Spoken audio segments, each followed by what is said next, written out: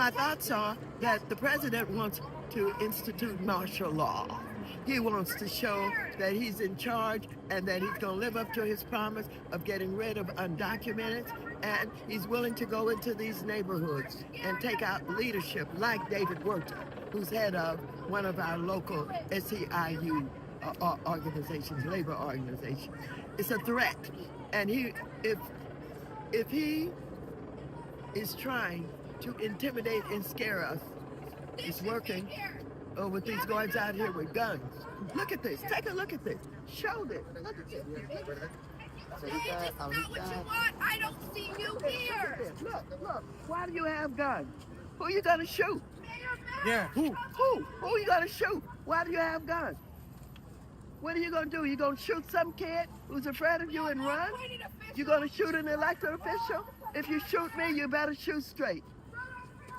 I don't know why you're in my city. You did Don't enslave the Afro people of this country. If we did not want to have this, you come to the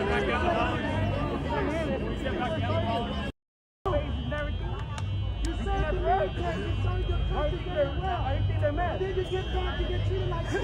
If you're like if you're a black soldier, you still get treated like shit. So why are we fighting their law?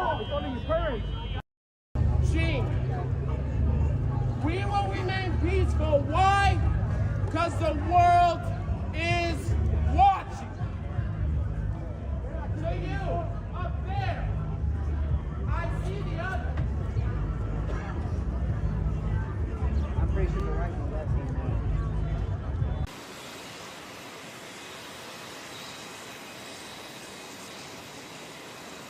On California, are you prepared to invoke the Insurrection Act? Depends on whether or not there's an insurrection. No, but you have violent people, and we're not going to let them get away with it.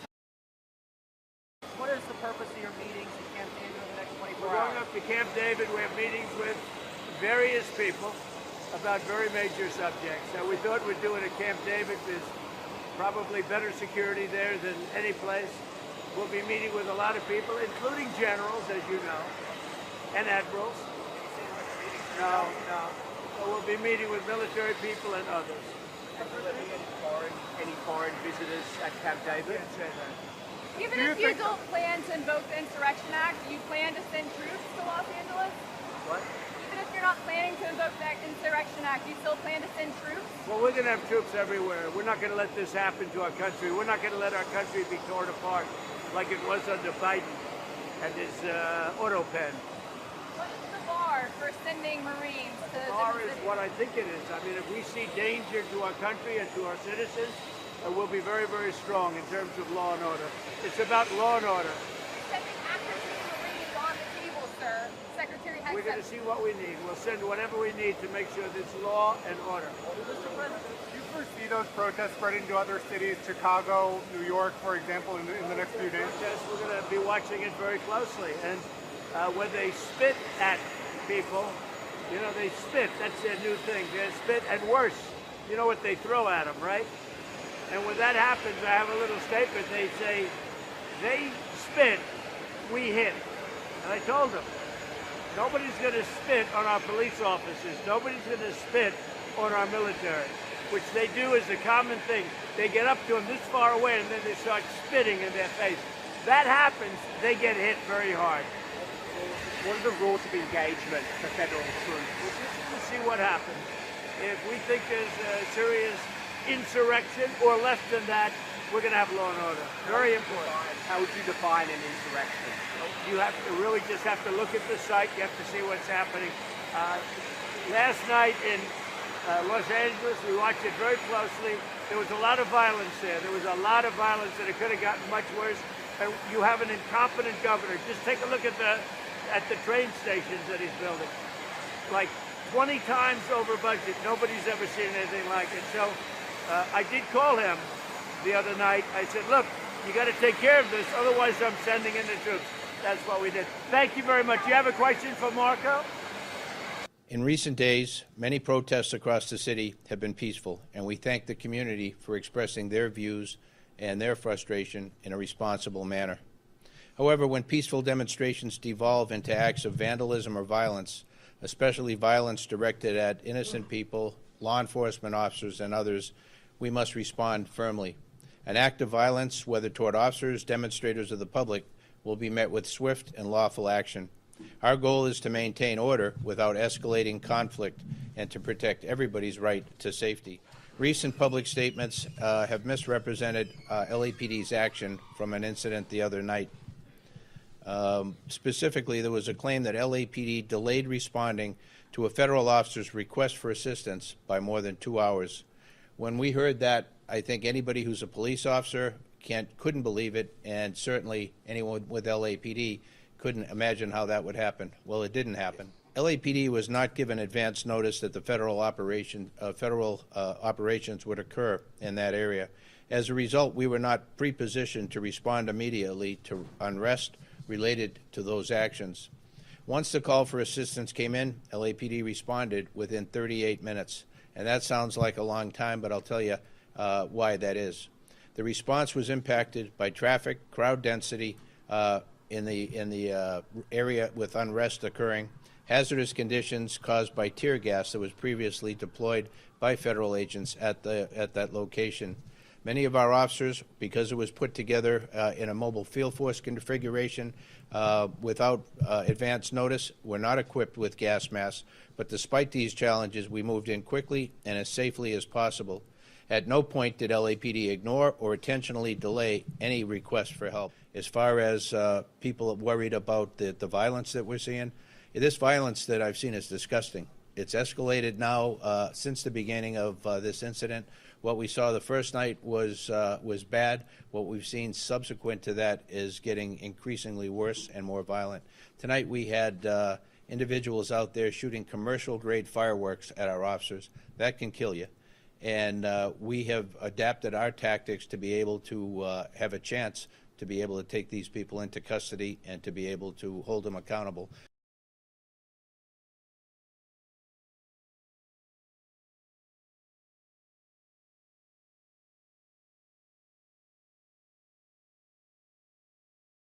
I can hear too live now from Fox. I'm Andy Mack. Just about 2:30 on the West Coast as we're following the latest with the protests and demonstrations against ICE, the immigration enforcement operations in Southern California. A live picture right now, as you can see, potentially some protesters dispersing, a line of police on the ground right now. Not exactly sure what's going on, but it looks like potentially Los Angeles police have just showed up, a show of force there. This might be a different vantage point, though, as anti-ICE protesters continue to clash with the National Guard members. They're blocking off this street. This might be a street close to them, but you can see them on the move right now. But plenty of police, plenty of black and white vehicles out now in full force. So I'm not exactly sure what's going on, but this was the other vantage point we were watching. The California National Guard, some 300 troops deployed to the ground. President Trump there ordering them to take place. So let's just continue on here on Live Now from Fox and bring into the conversation right now former sheriff's detective investigator working on a task force with the FBI, Jamie Copenhaver. Thank you so much for joining us here on Live Now from Fox. Obviously, what we're watching unfold in real time is taking place there in Southern California. Lots of law enforcement happening. When you see some of these vantage points, what are you looking at in particular? The first thing I'm going to look for, and versus yesterday, we certainly see enough law enforcement and National Guard on the street, and they want to kind of cordon off that area so that unruly crowd or protesters, there's some protesters mixed in there, don't get outside of that area so it spreads throughout the city. So they want to kind of keep it contained where they are currently at to keep everybody safe. Yeah, and of course, we were just kind of watching this, and before you jumped on, it was pretty stagnant shot as they were just at this detention area, different locations now taking place, and we're seeing different law enforcement. How much of a coordination is there between all of these different agencies and entities to make sure they know what's going on, because they don't want to get stranded or out of position? How much coordination is necessary for an event of this magnitude? you're going to have multiple command posts and command centers. And, despite the political rhetoric that we're seeing playing out between the governor and the president, those cops and men and women on the ground from law enforcement and the National Guard, they're communicating as a one unit, if you will. So, the National Guard is in contact with state and federal, and also the city or county cops that are there to support that effort. So, the rhetoric may be going on behind the scenes, but unfortunately, as we see, the men and women are also, they're trapped here, and they're going to obviously keep the peace the best they can, trying to keep everybody safe, Andy. And we see some of these buildings potentially right there, and we don't want anything bad to happen. How much are they making sure the peace is kept, but also some of this property, because that damage can add up very quickly depending on the scene. Are they protecting property as well? Absolutely. And, it's funny because just before we went there, I was Googling, and I came up with a number through some research. Just the unrest and civil unrest and riots that we saw out in Minneapolis a few years ago, that was worth about $500 million is what they're estimating to property damage. So, we don't want to see that replay in Los Angeles. Good gosh, they just went through that fire.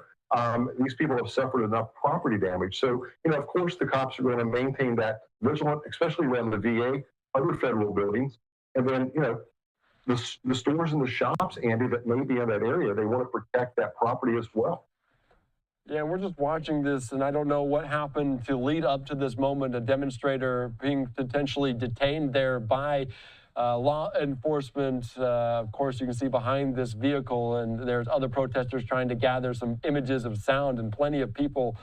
So again, viewer discretion is advised as we're watching this unfold on the streets of Los Angeles. These anti-ICE protests taking place right now, and we do not want it to lead to violence. I don't think really anyone does. We've heard from Governor Gavin Newsom that says, don't give President Trump what he... Man, I was Googling, and I came up with stores and the shops, Andy, that may be in that area. They want to protect that property as well.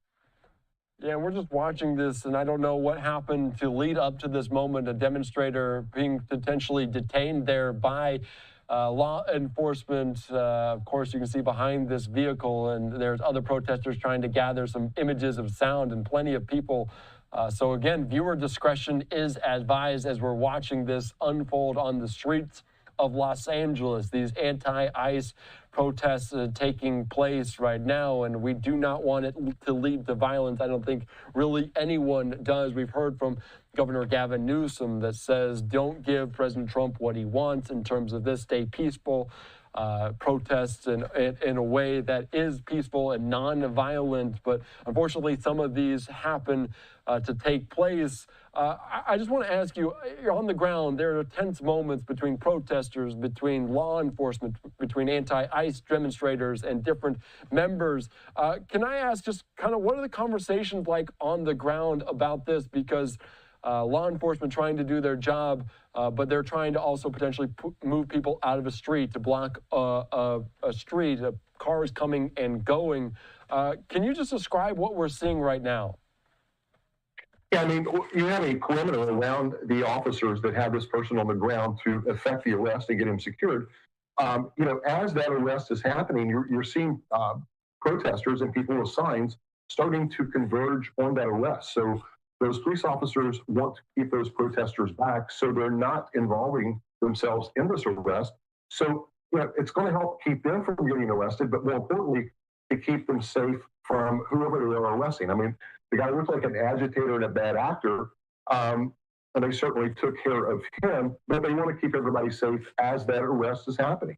And viewer discretion is advised because this is potentially escalating in a direction we don't want our viewers just to tune in and see something violent like this unfold. And we saw different gas canisters, tear gas, different non-lethal. Can you describe some of the tactical gear, what some of these individuals and law enforcement have at their disposal to disperse some of these crowds in a non-violent way? Absolutely, but before I get into that, if you take a look at the guy they just arrested, he had a motorcycle helmet on, some type of a helmet apparatus. So he went there for one reason, to get in trouble. But as far as law enforcement, they're going to be equipped with tasers, bean bags, paintball bullets, which really hurt. I mean, those things are hurling down the road when you shoot them out of those paintball guns.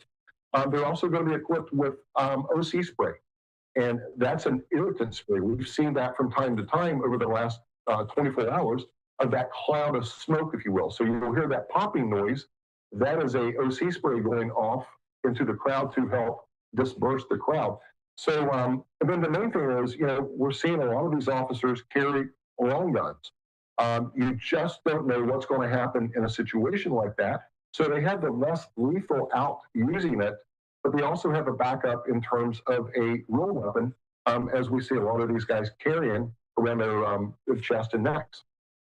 And I can't reiterate enough the viewer discretion aspect of this, because you see some of those different beanbags or paintball guns or the tear gas disposal units where they're just tossing them at these. I also want to ask you, because we see different people with cameras, and now in this day and age, everyone has a camera, whether you're on the phone or not, and we have different members of the media on there. How much of a balance is it as law enforcement, because you have to let the journalists do their job as well? What kind of balance do law enforcement have to do about that? Yeah, I was up in Minneapolis for a short time during that incursion up there. And I'm going to suggest to you that most of the cops that are out that we're seeing on this front line, they're okay with the journalists. They're okay with the cameras. And I'm going to tell you why. We've seen this over the past several years in the climate, defund the police, the brutality, the excessive use of force. So, these journalists, they're literally protecting both protesters and law enforcement to document exactly what's happening in real time. So, I don't think there are any cops or federal agents on the ground that has a problem with that, and it's probably encouraged because, like I said, it's protecting everyone involved. So there are no allegations later. Yeah, that makes sense. And I just wanted to ask that because there's just so many you can see on the right-hand portion of your screen. I believe that is all media. Potentially one of our cameras is down there on the ground as well. I believe you can see there. This is the vantage point that they are gathering as well. Just in terms of strategy or tactical measures by police, are they looking at areas to come together? They're obviously all back to back here trying to close off this street. How much of a game plan do they have, a blueprint of where they want to go or where they don't want protesters to go? Well, I'm certain that undercover agents may have been or in the crowd, so they're kind of listening to that internal chatter from the protesters to gather intelligence. You're going to have helicopters that are flying orbits to monitor the crowd to see where they're ingressing and digressing. And then here's the caveat of that. You're going to have a lot of National Guard soldiers that are on a standby situation, staging in case that crowd breaks loose from that perimeter so they can quickly respond and cordon it off again. And like I said earlier, they will contain this to one area so it's not spread amongst the entire city. Then you're going to have really serious chaos. Yeah, when we're looking at these images, we're talking about California National Guard members being deployed. Are these California Guard National members? Are these local law enforcement? Can you glean anything from what they're wearing, what they look like? Who are they associated with potentially? Yeah, if you look at the screen now, what we're watching the live shot, that line of law enforcement folks, those are going to be the emergency response team from the local police and sheriff's office. When you see the Guard members, they're going to be dressed in that brown, olive green camouflage that we saw earlier staging by the Veterans Administration building. So, there's a little bit of difference in terms of uniform. So, the police are going to look like SWAT, if you will, but those guardsmen and guards ladies, they're going to look like the Army. They're going to have the olive green camos. You'll be able to tell the difference. Of course, and it looks like they're kind of blocking off this overpass, and they don't want the highway below it anyone in danger because you can see traffic still moving along at a somewhat slow pace, albeit it is Los Angeles on a Sunday. I want to ask you, because you can see this, the line, it looks very uniform, it looks very strategic. How much training goes into it, and what would training for law enforcement look like to be prepared for a moment like this? Every agency in the United States has some type of an emergency response team, which is usually separate from the SWAT team. And those ERT members, they train on a quarterly basis, and they train for force multipliers. We keep talking about that, right? You want to show that command presence with a lot of personnel to sort of steer the protesters away from whatever area you don't want them to encroach on. So, in terms of that, they're always in training, Andy. They're always getting the updated equipment they need, such as we see here in paintballs. I've seen a bunch of officers have just regular paintball guns. I will say some of those paintball weapons are shooting OC spray. So, they're training on a quarterly basis. Here's something else is great. These local cops, state and local police officers that you're seeing on the front line today, they're also training with our Homeland Security agents, HSI. So, when we have a situation like that, it works like clockwork. It's like a machine, and it just starts crunching down, and, everybody's in sync and doing the same thing. And, at the end of the day, we want to keep the people safe. So that's what we're training for. Yeah, that is a very good point. Of course, training for some of this to make sure the peace is kept, make sure this doesn't get out of hand. I also want to put up just some other shots from the ground right now. We talked about the beanbags, the paintball guns, the tear gas that is dispersed, and it feels like there's a lot of different weaponry and different devices that these tactical gears use. Are they trained in all of them? Are all they similar to use in that regard as well? Because I think we see this potentially a beanbag gun right there pointing at different protesters. Are they all similar to use? All of those officers are going to be acquainted with those weapons or that material or tools, however you want to describe it. But here's the deal. Put my description for this, but you're going to have a gas person which is in charge of the gas. That's the officer's sole purpose is if they need to deploy gas, that's your gas guy. And then you're going to have the less lethal guys, such as beanbag and Can I ask you real paintball quick, shooters. was that a rubber bullet? What was that they were zooming in on the ground? That was a rubber bullet, yes. Okay. I just wanted to clarify. So Andy got been struck by those hurt, and it's a huge deterrent, and it's less lethal. Yeah, that is obviously, I just wanted to ask that because it's so very interesting. If you're never in these protests or haven't seen it or not a member of law enforcement, you might have not seen stuff like this. So you see these different locations right now. I'm not exactly sure what this building is right now, but law enforcement there on the ground. We're also talking about California National Guard. We saw the Los Angeles Police, and Pete Hegseth has hinted potentially positioned for Marines to step in. How different would they look? How different would military grade enforcement look on the ground compared to what we're seeing right now? Yeah, I think if the secretary actually activated the Marines to show up, you're going to know the Marines are there. The Marines will show up loud and strong, but they're going to be dressed similar. They're going to be dressed ready for a confrontation with these protesters, should it turn violent. So they'll be dressed in the same camouflage as you would as a guardsman. So not a lot difference in the uniform. The bigger question is, what are the Marines equipped with in terms of less lethal? Now, we've not seen the Marines activated in the U.S. in a very long time. So I don't know where they're standing in terms of what equipment they have accessible to them. And that's a big question that we don't know. That is a very good point. We don't know. And of course, to reiterate, they haven't been activated as of yet. I just wanted to kind of get your opinion on this, Jamie Copenhaver. What else are you thinking about right now? Because I also think about the police right now, and they don't want to get stuck. They don't want to get surrounded by protesters. Is that a thought that goes through law enforcement's mind? Without a question. And that's why the command center is so important in this. So, you have eyes in the skies, you'll see helicopters above, and they're monitoring what the crowd's doing. And that's a cops, or none of these men and women showed up wanting to get trapped behind the enemy lines, if you will. And we've seen the violence yesterday through a little bit last night. And, tempers are high. We've seen some spitting on law enforcement today. So, you don't want to get stuck out of place, if you will. And that's why we see when these law enforcement officials move, they move together in unison, almost in a choreographed way, if you will. So they're all together and they stick together. That is, that's just something you can see, one of those cars backing up there to try to get out of this area as you can see the protesters congregating here right now. I want to ask you, because I was also in Minneapolis following the death of George Floyd at some of those protests, and it's always interesting. Day turns the night, and you can sense just a difference in the tension. How much do they want to quell these before it gets night? It's still 2:30 there local time, but how much of the thought is that? I think it's a huge thought. And, the planners and the leaders and the commanders that are overseeing this operation from law enforcement, they want to stop this before nightfall. And, we saw yesterday as time progressed, it became a little bit more violent.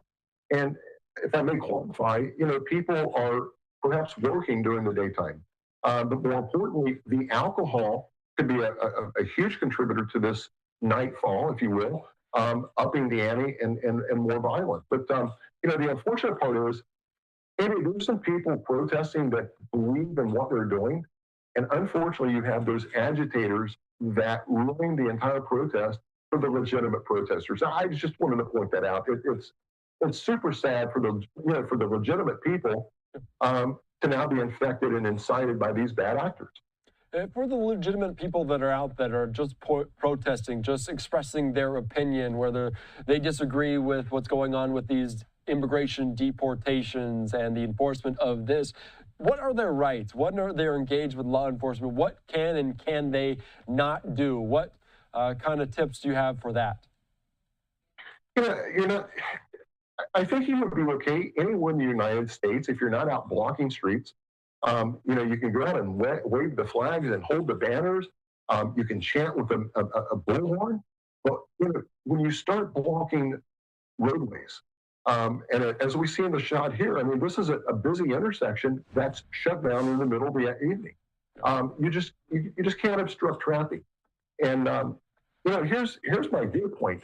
If you're going to come up with one of these protests, go seek a permit, do it legally so you'll know what to expect and what you're allowed and not allowed to do. But in this case, a lot of this, I saw a post on social media today wanting people to stage in a certain area to go protest. So, like I said, a lot of this is bad actors and influenced by those bad actors that turn this protest into potential violent behavior. Yeah, and that's a good point, talking about the impeding the flow of traffic. They're blocking off that street right there. I do want to ask you, because we're just getting into our newsroom, and this is a very fluid situation, day 3 of protests in Los Angeles, but you can see from the LAPD Central Division saying the city of Los Angeles is now on tactical alert. Jamie, what does tactical alert?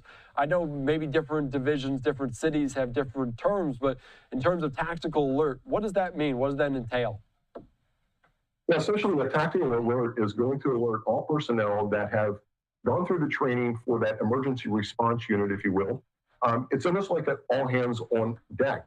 So, and that's funny that announcement came out because it's getting closer to dark, right? We just spoke about that. So, they're putting all personnel on alert to respond to whatever need they need to respond to at that location. So I find that, it's good planning by the commanders and the leaders, but what these people on the street, they have no clue what a tactical alert is about to happen. And I got to tell you, we've seen these cool down very quickly, but as night comes on, you're going to have other groups in other areas, Andy, is my huge concern, that may start these in different parts of the city. And I think that's what that statement was all about. In terms of the tactical alert from Los Angeles police, what level does that? Is there higher levels? Are there higher levels? Are there a multitude higher that they could reach depending on these protests? I mean, you have to get the use of force matrix. So, you just can't go out and use force unless you're greeted with that force, right? The same force. But I think what the tactical alert is, I think more than likely the commanders are in fear of nightfall. They're in fear of other pockets of protesters or insiders going to other locations in the city outside of from what we're seeing here and starting something in parts of the city where they're not prepared for. So that alert is going to put those men and women on basically on call as needed to potentially respond to areas of the city where this may flare up later tonight. Would be my guess. Of course. I also want to put up just a post from the LA Times saying the LAPD is now threatening arrest for disobeying lawful orders there on the ground in the intersection of Alameda and Temple. And that could be this intersection we're looking at right now. It's not super clear what the route of egress is for this. How do law enforcement arrest people? How do them, what level does it need to escalate to that they feel like they need to arrest people? you had that element of law enforcement out holding that line, if you will. We've seen that all afternoon. And what's going to occur is they're going to have an arrest team or multiple arrest teams come in, and that arrest team's going to be behind the main line, standing guard, if you will. And just as we've seen earlier, that agitator, and we don't know exactly what he did, but you saw a number of, I think it was 5 to 8 police officers go through that line and actually go hands-on with that person. So that was the arrest team. What would cause that? Something like we've seen earlier. If it's an agitator that's, perhaps spitting on one of the cops, throwing something, or just being that loud, obnoxious guy wanting to start trouble, that may be a guy they go in and grab for disorderly conduct charge, just separating from the protesters to get that agitator away from the crowd. And again, I'll reiterate, viewer discretion is advised, as some people potentially throwing things at law enforcement right now. They're trying to move through this street, but this street blocking the flow of traffic right now. I want to ask you, because we see different flags and different signs as well, and some of these flags, they are on poles, and that could be a threat to police. How do they view that? How do they view the different sorts of potential threats to law enforcement, different flags and different apparatus that these protesters could have? I mean, anything that's accessible to these protesters, such as the flagpole, can certainly be used as a weapon, not only against the police, but also other protesters. We've seen over the years where you have these protests, you'll have another faction that's against those protesters, and they start clashing amongst each other. So, those flagpoles, these motorcycle helmets, those helmets are heavy. That is considered a weapon. I mean, if you take that helmet off and punch somebody with it or hit them with it, it's going to be pretty lethal, right? So anything these protesters are carrying could be considered a weapon, Andy, and rightfully so. Yeah, that is a good point. I think that first person that we saw detained was wearing the motorcycle helmet, and that's a good point in terms of this. I also want to ask you, because we're seeing this in real time, more protesters coming to this point, and those law enforcement officials, those police on the ground, they are unaware. Do we believe there's a police helicopter? There has to be, right? Hey, absolutely. You're going to have some type of aerial surveillance. And here's the deal. I had mentioned earlier that perhaps some of these guardsmen and some of the ERT people that were put on alert, they're in the staging or holding area for what we're seeing playing out. You see a ton of people coming towards the main protest. It already looks like the cops are somewhat outnumbered from what I see. So you would want that other element, staging, to come in to assist the officers that are already on the scene, sort of holding the line, if you will, so they're not overran. You mentioned them being overwhelmed and outnumbered. Is there a certain ratio that law enforcement prefer when it comes to being around protesters? Is it 2 to 1? Is there a ratio out there? Andy, I don't think there's actually a scientific ratio, but what you'll see in each one of these pockets, you're going to see law enforcement grouped up in 20 to 50 to 60 officers in a group, depending on where they're at and what they're assigned to.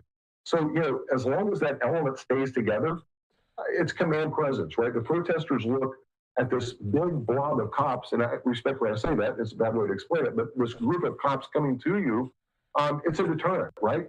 And then when you see the batons come out, that's a deterrent. So, that small element, which we would call small, based on what we're seeing, is pretty effective when they move together.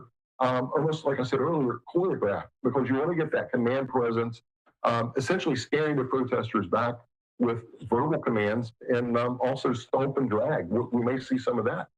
Is that white van, could that be potentially one of the arrest vehicles to try to detain people that are agitating, that are making the system worse, or what is that potentially used for?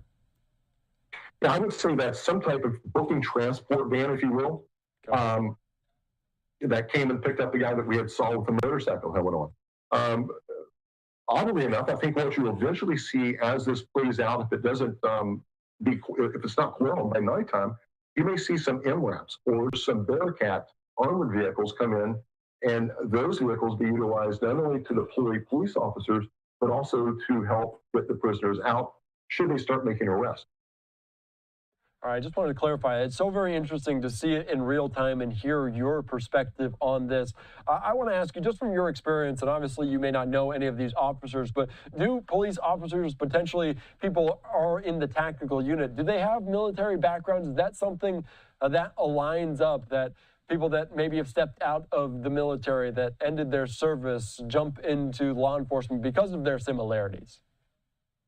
Yeah, I would say since post-Desert Storm, we've seen a lot of agencies go out and actively recruit veterans, former military people. So, I would venture to guess that a lot of these cops that we see on the screen right now, some of them probably have military experience. More importantly, some of these men and women may be National Guard members on duty, kind of pulling both duties, if you will. So I can assure you there are veterans and probably current Guard members that are involved in this from the law enforcement aspect. And I want to ask you, because you can see there potentially police in the middle right now. It looks like they did take a step back, the vehicles, to get out of there to make sure that they aren't damaged. You can see, I think that might be different pepper spray or different sorts of things. Anything else on your mind? I know I've been asking you and peppering you with questions. Anything else on your mind when you're watching these images unfold? Yeah, I mean, to look at this as a normal person sitting at home, it looks chaotic, right? Yeah. But as time has progressed over the last 10 to 15 years, our law enforcement community has adapted so very well in terms of addressing these protests properly. You don't see any of the cops out with their batons over their head, getting ready to strike people. What you may see is what we just saw earlier, was a squirt of gas or OC spray. And that's, like I said earlier, it's a deterrent. But law enforcement has adapted so much over the years. I mean, 20 years ago, especially just before Rodney King, you would always see these cops in the riots or the protests with the batons over their head. You don't see that today. And I get that goes to their training. I mean, they're much better trained and equipped to show that use of force. You led me to my next question, because I did want to ask you about Rodney King, because we saw that unfold back in 1992 in Los Angeles. The National Guard also deployed there for that. If you have any recollections of that, do these look similar? Do these images look different from what we saw back then? Because some $1 billion of damage we have not seen. It pales in comparison in a big way to that. But do these similar? Are they similar at all to you? In my opinion, it's not at the level that we saw during the Rodney King days. If you recall, there were, as you just mentioned, that there were $1 billion worth of damage, right? We're not seeing the significant damage that we saw during the Rodney King uprising. This sort of kind of resembles Minneapolis. You were on the ground. You have a large contingent of people. We had a car fire last night, but we're not seeing the building or property destruction that we saw in Minneapolis even. So, for the most part, the crowd is pretty calm. But unfortunately, as we see right here, you're always going to have that one agitator wanting to incite the peaceful people. And, of course, the cops have to go hands-on and take care of that and extract that agitator out of the crowd. But I don't think we're at the level of Rodney King yet. But like I said, if we don't quell this, it could happen. Yeah, I just wanted to ask you about that. Back in 1992, the LA riots, thousands of people were arrested, dozens of people were tragically killed during that. And you also saw that unfold in real time. The agitator that was pulled back by one of their own demonstrators as well. And you can see different law enforcement piling up, but marching down a certain path as well. When these marchers, when these people move in a direction, because as we watched in Minneapolis as well, they're going in a different direction, they stop traffic. How much are police and law enforcement aware of the traffic patterns, and if they get onto a highway, perhaps, that they can really congest and slow down a city? What are they watching in terms of traffic patterns and highways and blocking different major thoroughfares in Los Angeles? They have to be cognizant of that. I mean, we saw the line on the bridge just a few minutes ago on the live shot, where the police had formed a line on that bridge and wouldn't let those protesters basically get on the bridge and block the traffic. So, especially a bridge situation, if you allow these folks on a bridge and you have passing cars underneath, who's to say that they're going to throw something into a car, especially a moving car? But more importantly, the cops are looking out for the protesters. What if you have some wacko that's driving down the freeway and they see these protesters on the bridge? Who's to say he wouldn't take a shot at one of the protesters? So, as bad as a lot of people are condemning the police for this, but really truly, the cops are actually trying to contain these folks and allow them to peacefully protest. And that's the sad part about it. It's a lot of people, as we see here. But here's the bridge shot again. So, you see multiple police cars stopping that flow, and they're sort of guiding those people along the expressway rather than allowing them on the bridge. Yeah, that is exactly right. I believe that's the 10 there moving through downtown Los Angeles, yes. A major highway in that region. They don't want, like you mentioned, people to get on that overpass and cause any damage or destruction to cars underneath. We did see images yesterday of people throwing rocks at vehicles. I want to ask you, because we're watching this happen right now, but if a person is arrested, potentially charged with a crime, that might be difficult to look into. How difficult does that make an investigation in terms of a person that is arrested and then charged with a crime because potentially evidence or video, people asking for that? Is it difficult to go through that process of arresting someone and then subsequently charging them for something? Yeah. It's like this. You're going to pretty much have some type of pre-printed affidavit. Let's say the bad actor, they got out of the crowd just a minute ago in the motorcycle helmet. Disorderly conduct, unlawful assembly, whatever the charge would be. You're going to take that, arrest him at the scene. You're going to have a transport crew take him to a booking facility, which is the staging area. And then they're going to complete that charging affidavit to introduce that affidavit into the court system. In terms of evidence, this is so well documented. There's so many body cameras by not only the protesters, but the police. They all have body-worn cameras. So, the evidence, I think, is very condemning on that person they arrested earlier. All the attention was on him. Here's what we're not hearing, though. We're not hearing those awful commands from the police: stop, get back, stay back. Giving those awful commands that we've heard over the years in these other uprisings. We're not hearing it here, but I can assure you, someone is down there on a megaphone or a bullhorn, giving commands: stop, get back, and obviously giving those people warning before they make the arrest. And there's a guy with a top hat there also maybe directing traffic a little bit. It looks like a protester. So you'll never know what you'll see in terms of these protests. You mentioned the body-worn camera, and we know that's so prevalent with law enforcement.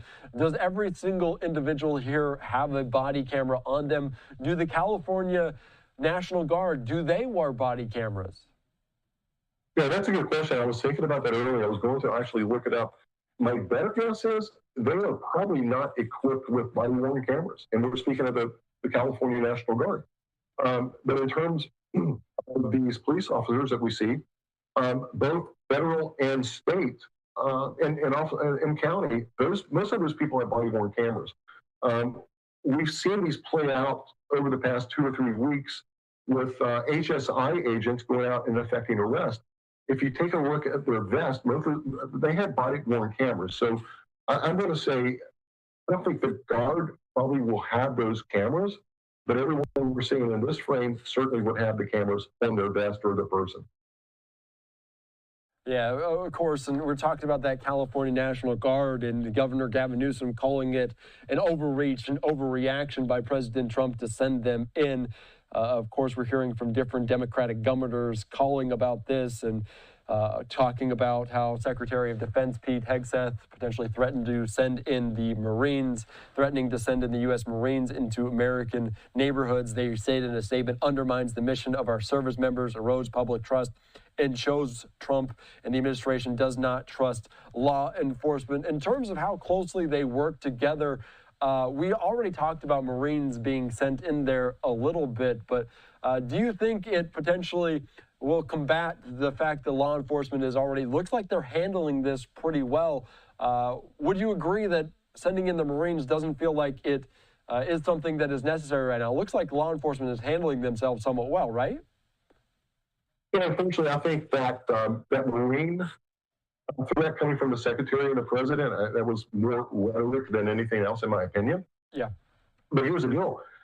If this gets out of hand, I can assure you the President will activate the Marines, and they'll come in there and quell us very quickly with a bunch of Marines. But I think it was more rhetoric and a shot over the bow to Newsom, if you will. But I agree with you. I mean, I think the cops, and there's some federal agents involved in this as well. I think they're doing an excellent job. Given what we're seeing, I mean, you don't see anyone in law enforcement dragging people out of the crowds or beating on people. They're trying to keep the peace at this point and not escalate it. Yeah, that's a very good point. And obviously that would be an unprecedented move to send in the Marines. It was decades ago that we've seen the National Guard being deployed without the advice of a state governor. Is there going to be potentially, if Marines are sent, a communication disruption? Because we've really never seen that. It's new to us, right? 1960s. I was born in '61. I reached myself a little bit, but that's certainly something we're unfamiliar with. We've not seen that on the homeland, so I'm not really sure what or how that would look. When the Secretary put that announcement out, I was kind of like, really? I mean, it took me by surprise. So I truly don't think it reaches to that level for the Marines to be involved in the homeland. But it's probably nice to have them on standby should this get worse. I mean, we just don't want to see buildings burning and certainly loss of lives. Yeah, that is a good point. You don't want to need them at a time of crisis and then not have them ready to go. That certainly makes sense in terms of this. If it does get out of hand, if it does escalate in this way. Jamie, anything else that you're watching? Anything else here on Live Now from Fox? I do just see a tweet right now posted here of this, and I just want to take it real quickly and get your opinion on this, because the LA Central Division, I'm reading it, and just like you are saying, the use of less lethal munitions has been authorized by the incident commander. Persons throwing items at officers will be detained and arrested. Any unlawful assembly has been declared by the incident commander. What is unlawful assembly at this point? Essentially what we're seeing, anytime you have a protest or protesters that are gathering like we see without a permit and the proper authorization by the county or state or the city, it's an unlawful assembly. And, if you look at the right side of the screen, you'll see a police officer with a megaphone or a bullhorn. He's giving those commands. And I'm going to just recite what he's saying. This is an unlawful assembly. You must leave now. Disperse, leave now. It's an unlawful assembly. And what we're doing is giving those verbal commands to actually be able to deploy some of these less lethal emissions that Central was talking about.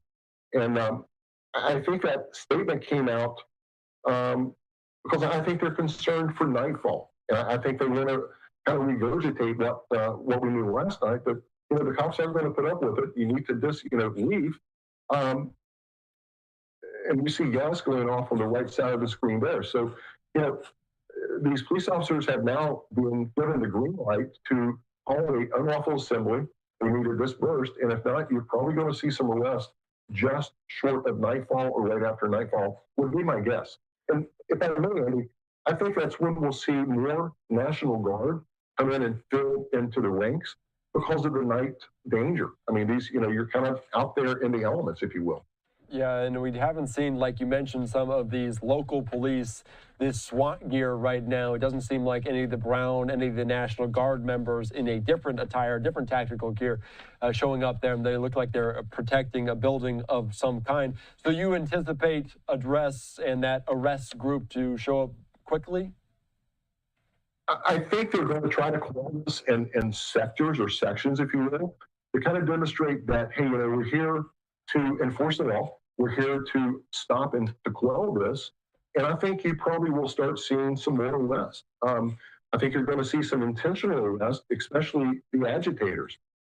We see a cop and a protester pushing one another, right? I'll have to get my hats off to the police. I mean, they're very well measured and they're not overreacting, which is great because we want to get these people home, right? And get them to disperse. And if you start during that pushing match, that's going to incite other people. And you'll see an arrest team coming up behind these men. They're walking up. That arrest team will go in and snatch that person out. So it doesn't look like that shoving match between the protester and the police. They just put a stop to it, if you will.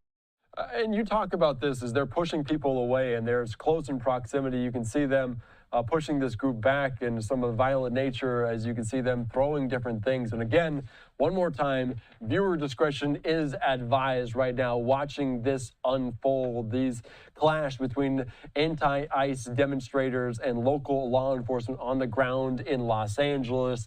Viewer discretion is advised for anyone tuning in right now. If you're just joining us, watching this in real time, live, raw, and unfiltered. We mentioned them trying to quell some of this violence before nightfall.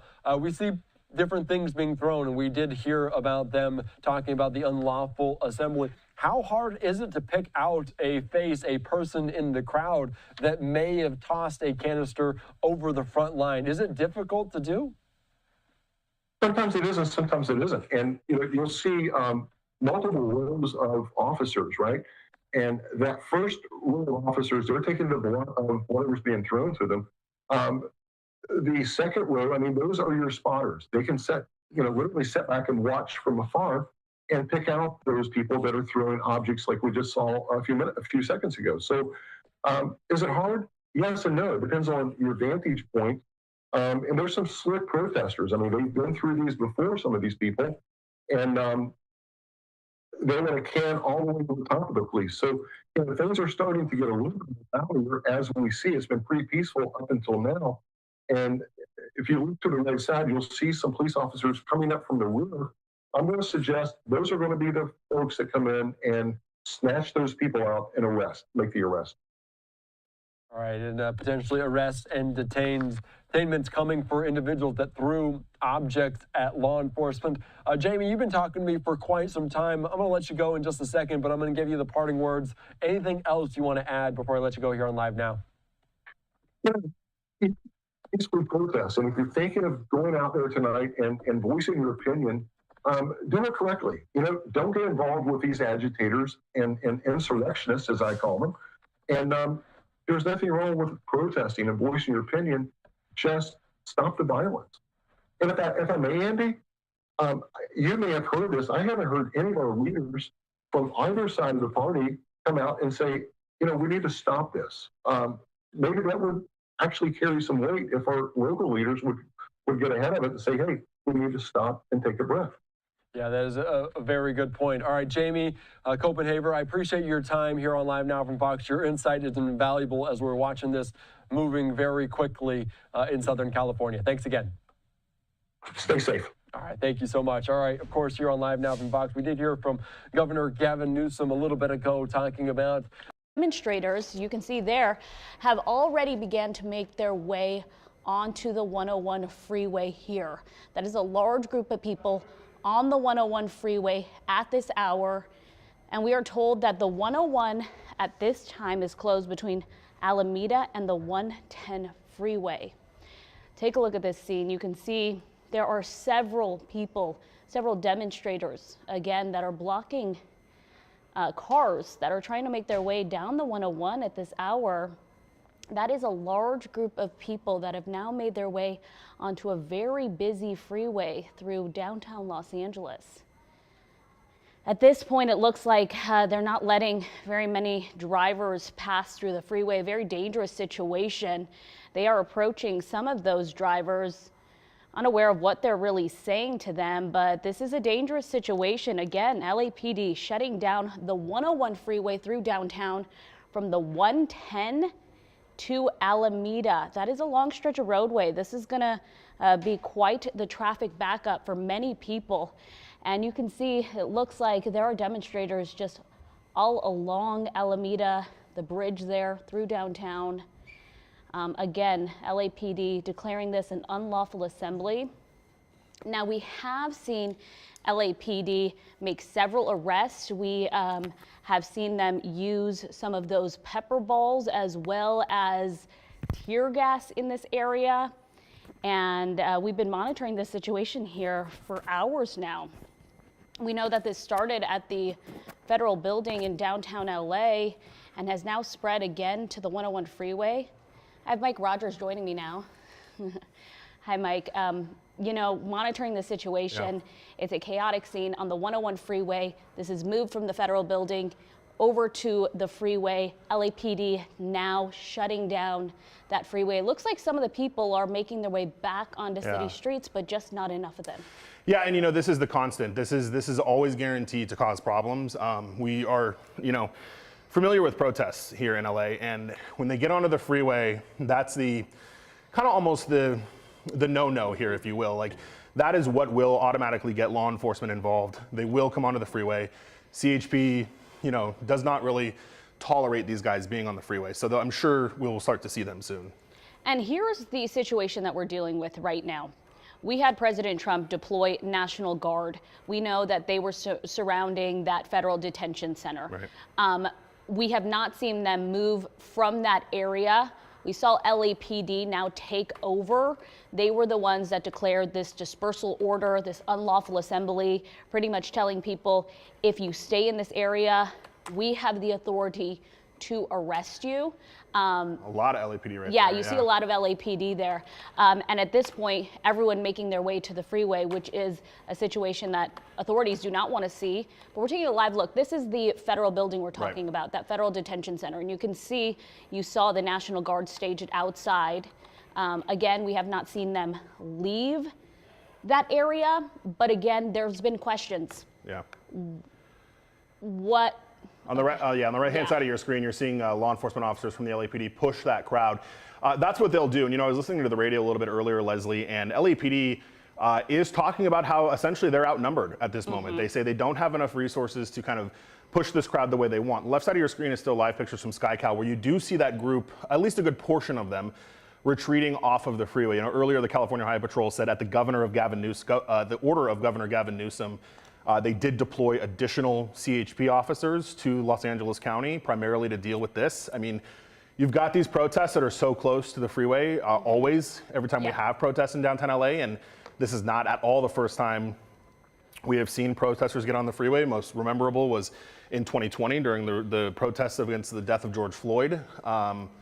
And I don't know, is that smoke there on the left? There's smoke. I want to see if we can take our chopper shot live, because it looks like, again, we're dealing with some smoke.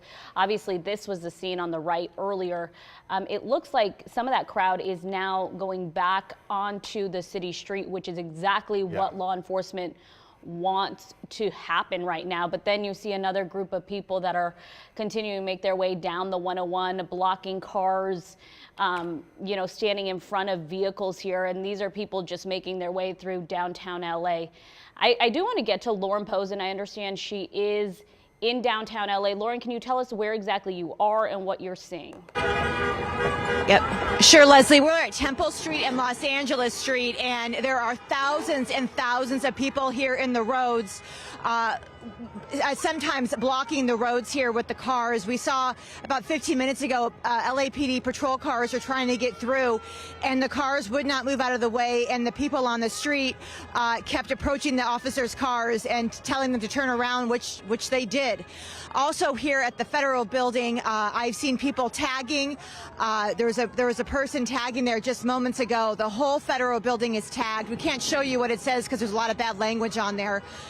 We're also hearing what it sounds like explosions going off too.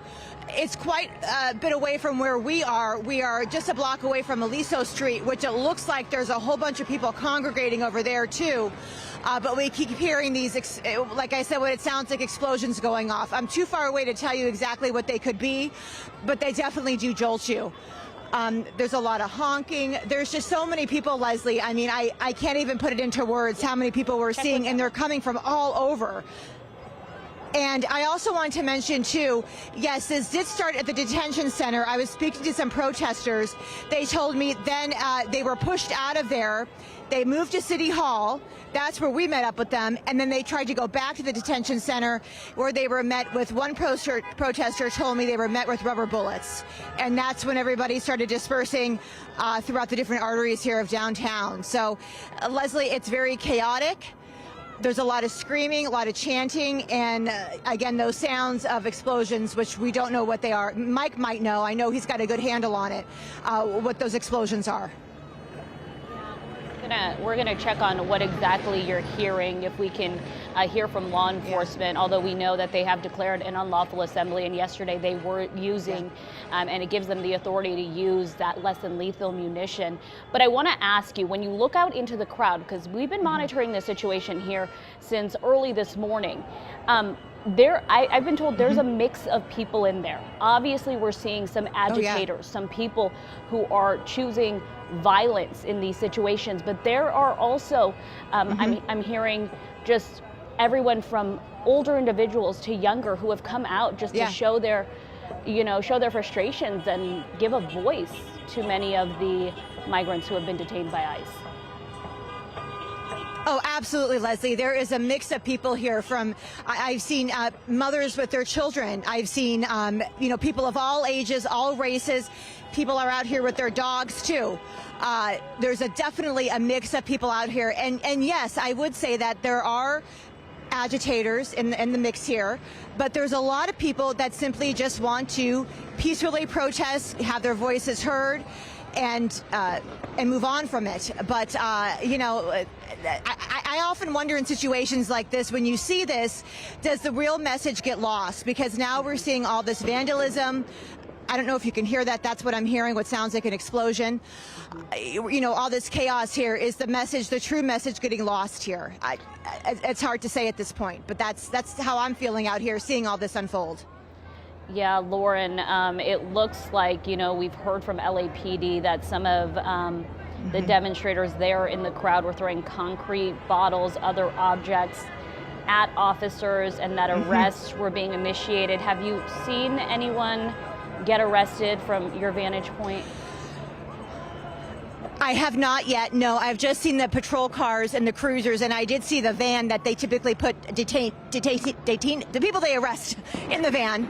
I've seen that, but I have not seen anyone be arrested. But Leslie, I mean, there's so many people here. It's just, I can't even, it's even bigger than I would say like what you'd see like at a sporting event, that amount of people. I mean, they're coming from all different angles here of downtown. A much larger crowd than yesterday, Short answer, right? no, I have not seen that.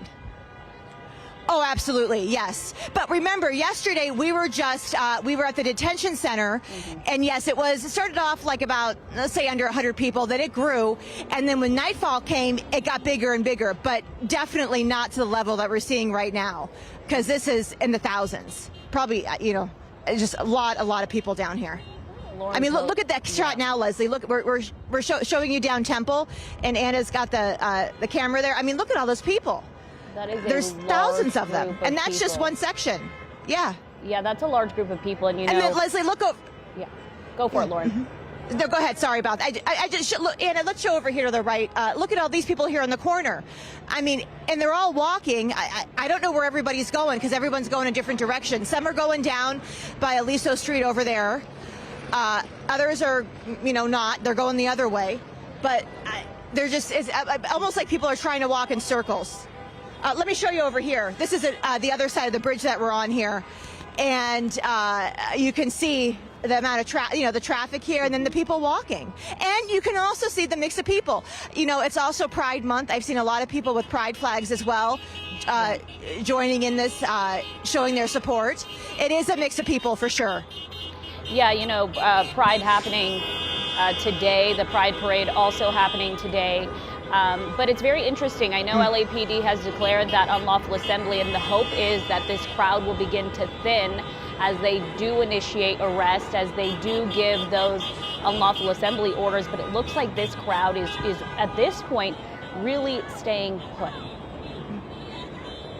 Oh, right. Yeah. And I did actually finally hear, because I know that was the question last night, I wasn't able to hear the dispersal order, but I did hear the dispersal order earlier this afternoon here, and I heard it from the helicopter above, and they said, leave the area. They said it numerous times, and no one left until, officers had to use tear gas, because I was seeing people come towards us. Some of them looked like they got sprayed. Other people also were in cars handing out masks and water and saying, be careful, they're spraying people. So word's getting out when that option is used. Okay, because again, people are not listening to the orders. Yeah. Lauren Posen from downtown LA. We want to keep you on standby here. I know you're monitoring that situation, but I want to get to the situation on the 101 freeway, because this is something we have not seen, but this is something in the last few days, I should say, but this is something we have seen in the past here, where some of the demonstrators have now staged on the freeway here. This is the 101. We know that LAPD has closed the 101, or I should say CHP has closed the 101 between Alameda and the 110 freeway. I saw CHP staged down there as well. Mike Rogers, you're monitoring the situation from the studio for us. What are we learning now? Yeah, you know, Leslie, right now there are officers underneath that bridge there, and that is probably a strategic positioning so that things cannot be thrown at them from the overpass, because you can see how many people have now gathered not only along the overpass, but on both sides of the 101 freeway as well. You know, Leslie, when you and I were talking a bit earlier, we had seen some of that group start to leave the freeway. That is clearly not the case anymore.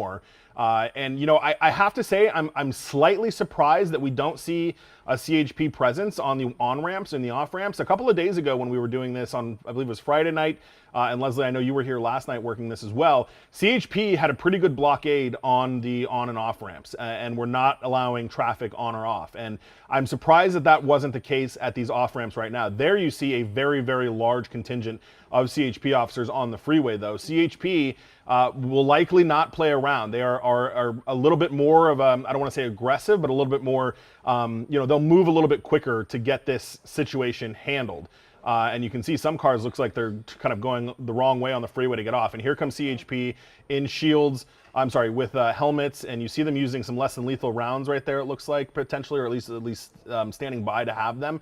And now you've got this other situation where you've got civilians trapped right there, and you'll see some of those guys start to try to, you know, turn around and get off the freeway up there. I can't tell if that's fireworks or if that's coming from any sort of law enforcement, though I don't see any right there. So this is a situation that's going to escalate. I mean, they need to get these people off the freeway, but importantly, they need to get control of those on and off ramps, because if they don't do that, then these protesters will continue to be able to push their way down. There's a huge officer safety concern because of all the people that have the high ground on these officers, both on that overpass right there, as well as on the sides of the freeway. So we've already heard, when I was listening to the radio a bit earlier, we have already heard that protesters were throwing rocks at LAPD officers. There was some sort of construction site that they were able to pick up a bunch of rocks from and start throwing it at law enforcement. So that's already been an issue, certainly is going to be an issue right now. So they are certainly outnumbered. I mean, yes, there are a lot of CHP officers. Yes, there are a lot of LAPD, but there is a very large number of protesters, certainly more than last night, certainly more than Friday night. So this is escalating significantly, and you see right now it's being handled by the LAPD, something that the mayor and the governor have both insisted is enough. They are wildly against the National Guard being federalized and brought in. Something, by the way, I spoke with the National Guard today. They have not been federalized since 1992. For a reminder for people, the National Guard is under the control of the governor, and only in extreme circumstances can the federal government and the president take over a National Guard. And tonight, the National Guard tells me the last time that happened was in 1992, and in fact, even then, it was done first by the governor, and then President George H.W. Bush federalized the National Guard. So it is a very rare situation for a president to federalize the National Guard, and it is something that both the governor and the mayor say is wildly unnecessary and only agitates the situation. They are claiming that their local law enforcement can handle this situation. We will see if that rings true right now, because as of this moment, it is local law enforcement that is handling the situation. You have CHP on the freeway, you have the sheriffs, and I'm sorry, not the sheriffs, but the LAPD on Surface Street. So we'll have to see, Leslie, kind of what the move is here, but they're not in a good spot at this moment. Yeah, and that's one of the major concerns, I think, Mike, is all the people standing above the officers that are down on the 101 freeway. You can see that they are turning some of those civilian vehicles around to just possibly go the other way. They've closed the 101 at this point all the way to the 110. So it's safe for these people to at least turn around. And you see, look, Leslie, things are being thrown at the officers. You saw that water bottle come off the overpass. So that's, I mean, at least it's at a spot right now where they can get under the overpass to have some protection for the officers. But see, look, there's more things. John, if you can pan left a little bit, there are things coming off the overpass of those officers. as they're going through. Yeah, and you can see some of the officers there on the 101. Yeah, you see it being thrown. Some Water of them bottle holding that less than lethal munition there, pointing it at the crowd. You can see they are definitely using it. Yeah. It was interesting, Mike, what you mentioned about the National Guard. We know that the president has asked for 2,000 National Guardsmen to make their way to Los Angeles. We believe only about 300, maybe a little more now, are there at that federal building, that federal detention center. But the big question tonight is, what authority do they have? What are their, commands? What are they being told to do? At this point, it looks like local law enforcement is still leading what's happening right now in downtown LA. Yeah, absolutely, Leslie. And that was kind of one of the questions: is if the National Guard is not reporting to the governor, which agency are they reporting to? I mean, we've talked about how this immigration enforcement has become the duty of basically all federal law enforcement agencies: the FBI, the ATF, the DEA. Everybody is involved. So which of those agencies is technically in command here, and who is the National Guard reporting to at this point? Those are answers we don't know. But at the moment, it seems that they are not venturing off of that federal building and are allowing, the CHP, LAPD to handle the crowd as it is. And you mentioned, Leslie, about 300 National Guards troops are here in LA. As you mentioned, up to 2,000 could be. Defense Secretary Pete Hegseth has also said that they will not hesitate to bring in active duty Marines from Camp Pendleton if that is a situation, which would be truly remarkable if we had active duty Marines on the streets of LA dealing with these protesters. So it's certainly a volatile situation that is growing more intensely as each day goes by. And we know that the National Guard, they're trained for situations like this, but it is our local law enforcement that maybe have the most experience here on the ground doing crowd control, riot control, and we're seeing them right now really take the lead on this. But Mike, that crowd on the 101 freeway is inching closer to that bridge there, and really not making their way back. No, not at all. And there's another projectile being thrown. It's hard to tell what it is, some type of liquid. But yeah, I mean, and that's the situation. Is then CHP has to get kind of tactical about how they're going to get them off the freeway. Are they going to try to do that? Are they going to try to push them, or are they just going to let them kind of be here and see if it fizzles itself out? I cannot imagine that will happen based on the sheer number of people that are here in downtown LA at the moment. So, CHP, if they got on the offer, but look at that. So, John, pan up to the left a little bit. You still have a truck that's going to come on the freeway right there. So they still don't even have control over the on-ramps. And that is a huge issue. And to be honest, it's an issue that surprises me because CHP is very, very good at blocking those on and off ramps when they know there are going to be protests. They've done it in past protests. They did it Friday night. It is surprising to me that they don't have those on and off ramps under control right now. The last thing you need is for protesters to have vehicles to be able to be used in this as well. So very interesting that they don't have control over the on and off ramps yet. And here you are, you still have more people coming down. Now you have a truck driving onto the freeway as well.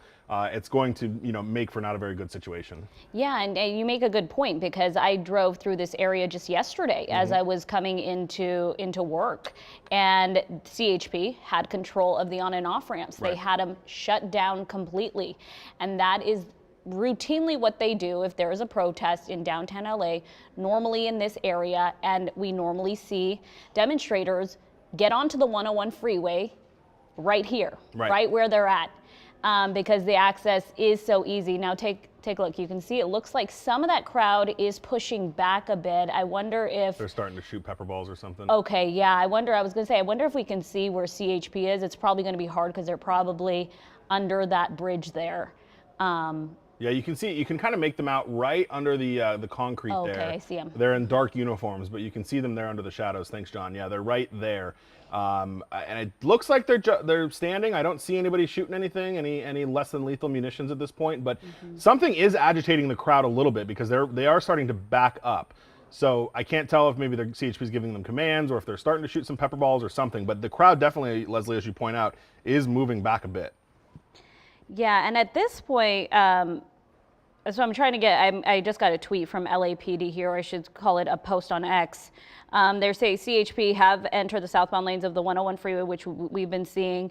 They're trying to disperse the demonstrators off the freeway. At this point, they're asking people to avoid the 101 freeway between the 110 and the 510 freeway interchange. So basically the 101 through downtown LA. Avoid that entire area. Yeah, right, Leslie. And I mean, that's going to be the situation there for quite some time, as you can imagine. I mean, even if CHP is able to get these people off the freeway, there are a lot of protesters down here. This is going to go on throughout the night. And look, so, you know, I'm surprised I still see traffic on the other side, on the northbound side of the 101. I would assume that they'll try to restrict that as well, because you already have protesters starting to cross over the median there to get on the northbound side too. So I would imagine at some point both sides will be closed. And look, well, it looks like they're cheering them on there. But I mean, it's going to cause a hectic mess. And, you know, we saw in 2020 there were issues with cars, specifically a CHP patrol car, that kind of really escalated things that night when CHP was trying to gain control of the freeway.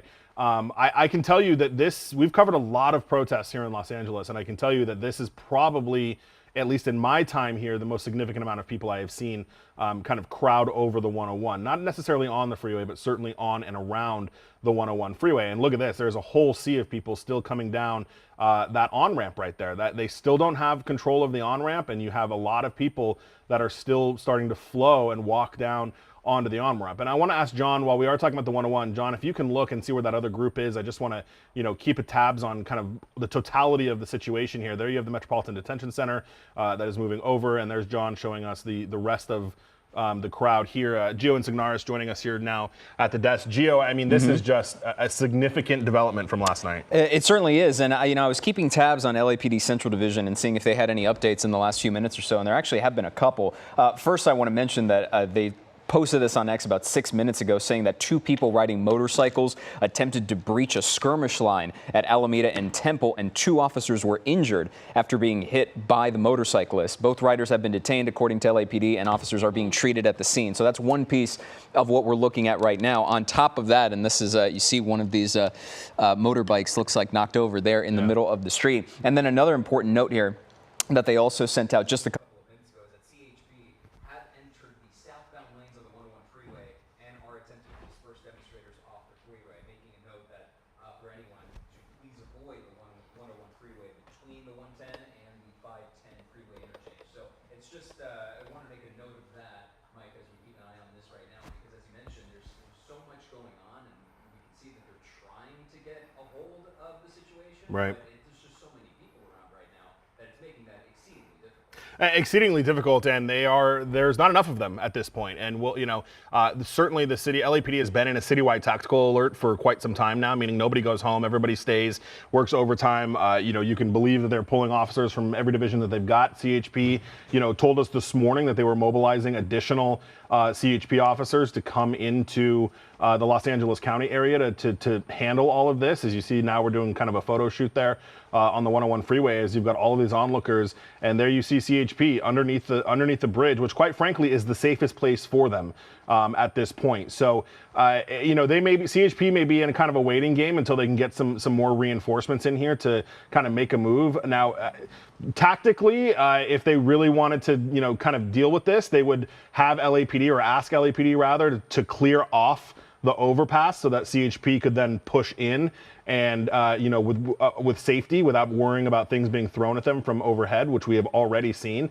But at this point, I don't see that happening. I mean, you've got all these CHP officers here, but above it, you have nobody. There is no LAPD. I mean, I see, I think, John, there's 2 CHP cars blocking that off-ramp right there, but that is not, you know, doing really much to solve any problems at this point. So CHP may just be kind of content to hold them there until maybe somebody can clear out the crowd above them to try to, you know, create some safety for those officers that are underneath the bridge. But right now, that seems to be kind of the safest spot for them as they get projectiles thrown at them from the people above. And we're talking about the number of law enforcement out there, right? We know that City of LA is now on a tactical alert, meaning that they can essentially, Mike, bring in as many resources as possible, right? Officers will be doing overtime. Yeah, nobody goes home. No one goes home, and try to get as many of those resources, many of those officers down to this scene to try to control this situation. Yeah, and I'm listening to some of the radio right now. They are going to try to stop the northbound traffic as well, just to totally secure this area of any vehicles or any cars that are coming through. And now you see the group has got a banner. I mean, this is until they control that on-ramp right there. I mean, the crowd is going to continue to get bigger. They're going to continue to walk down the freeway here, and the more people that come down here, the harder it's going to be for them to try to have to eventually clear this out. Now, you know, silver lining in this, if they're on the freeway, there's not businesses that can be damaged. They're, you know, it's a little bit more of a controlled, if you will, space down there. Certainly a huge impact to traffic, but at least they're kind of in one spot. There's no corners they can hide behind, you know, that kind of thing for law enforcement. Yeah, and you're seeing that large group there bring that large sign that is covering several lanes on the freeway. But Mike, you make mention now that they're able to stop traffic. It looks like traffic on the northbound lanes is slowing down as well. So it's giving me an idea that maybe CHP has shut down the 101 maybe a little bit farther back past the 5. But we will have to wait and see. You're still seeing several cars. Especially too, because in this situation, I'm thinking back to yesterday when we were in Paramount and in Compton, when you had vehicles and traffic that was still flowing, and yet it certainly looks like that has been closed down, and we're going to have a clear lanes of traffic here in just a second. But when you have, as Mike mentioned, other businesses, vehicles, things could be smashed, set on fire. We saw that car on fire in the middle of a road, in the middle of an intersection. So best to have all of that moved out of the way, and then we'll see how things progress as we get into the overnight hours, because hard to imagine that this is going to slow down anytime soon. This is not something I think law enforcement want to see go into nightfall, because that always makes things harder. They're hoping that they're able to at least disperse this crowd so quickly, which is possibly why LAPD called that dispersal order, that unlawful assembly, pretty quick. Yeah. You know, we saw a lot of activity earlier today near the federal detention center. And we saw, you know, the National Guard use some force, and also some of the demonstrators were throwing things at them. But then once LAPD moved in, took the lead on this, they really rather quickly said, hey, this is an unlawful assembly, which means we can arrest people. We can use non-lethal munition if we need to, because as you mentioned, Gio, 2 officers hurt. Yes, that was according to LAPD earlier. I mean, they put that post out at 4:06, so we're not even at 20 minutes since that was sent out. And it's worth repeating that they mentioned 2 people riding motorcycles attempted to breach a skirmish line that was at Alameda and Temple. 2 officers were injured after being hit by those motorcyclists. Both riders have since been detained, and the officers are being treated at the scene. So once again, that's according to LAPD Central Division just a few minutes ago. So things have been certainly happening in just the last few minutes. Yeah, LAPD also reporting that people in the crowd were throwing concrete at them, bottles, other objects. We did see several people being arrested as well. I mean, this is a large group that is made up of a lot of different people, you know, and it just takes a small group to begin to be violent. I mean, we saw that last night, right? When things got dark, and that speaks to your earlier point about officers don't want things to extend into the night hours because it makes things exceedingly difficult for them. But the moment that LAPD cleared out of the area, then we saw some of those moments of throwing rocks or throwing things at cruisers that were left behind. But take a look. You see that large group that's still staged by that federal detention center, and there is not much movement there. No. The demonstrators are standing there. So is law enforcement. But we are not seeing some aggressive action being taken here. A lot of these people are within their right to peacefully protest here. And LAPD did declare this an unlawful assembly, which means they could be making arrests. But I think they're a bit outnumbered here to begin making those arrests. So they're hoping people will just start to leave. Yeah, and it's doubtful that they would want to escalate tensions there, especially given the fact that they are certainly outnumbered. But as we've seen in a lot of cases, once things like tear gas, pepper balls, pepper spray, all of those non-lethal start getting used, then it starts agitating a group. And with a group of this size, I doubt that they want to start using that, despite the unlawful assembly. Well, and you start to deal with a massive logistical issue as well. If you start doing mass arrests, you have to have somewhere to put them. them, right? So we will see. And really quick, John, if you can go further up the freeway there, we're hearing the rocks are being thrown onto patrol cars back where they were kind of staged back on the other side there. So I just want to see if we can see any of that. But you know, when they do start making these arrests, they have to have somewhere to put them, and that's likely when we'll start to see those large sheriff transport buses come in, because every arrest that they make, they're now responsible for that person. So you've got to have somewhere to put them, and if they're already outnumbered, it's going to be difficult for them to. For them to continue to have officers to deal with the situation if you have to have officers in control of the people they've arrested. So they need to do a lot of logistical planning to begin making those large arrests. But now we hear CHP asking for LAPD to come help out with CHP apparently somewhere, and we're trying to find them right now, but CHP patrol cars are having rocks thrown at them. So they've requested the LAPD to come try to help them. I can't tell if they're being thrown from surface streets down onto the freeway. That's what John was just looking at for us, but we're trying to get some eyes on that. You got some smoke coming out of the crowd. I don't know if that's fireworks, but it looks like the northbound side is also starting to, you know, be closed down. There's less traffic. I was just pulling up the our traffic maps, our next traffic maps, and as we kind of predicted, it is gridlocked down there. Now, where are all these guys running to? That's what's kind of strange, too. All of a sudden, they just want to get off the freeway? That's interesting. Yeah, you have to wonder what action maybe law enforcement took CHP to begin pushing them back, because... see the smoke again there. Maybe the smoke, it could be coming from law enforcement, but seems rather it looks far like it's into coming the out crowd. of the crowd, yeah. It's interesting, but something definitely spooked them a little bit to have them start moving back off the freeway a little bit. Yeah, you know, you're seeing a lot of that smoke, It's and yesterday scattered, a lot of what we were seeing were fireworks. You can see There's CHP on the CHP northbound has side. now lined up on the northbound side.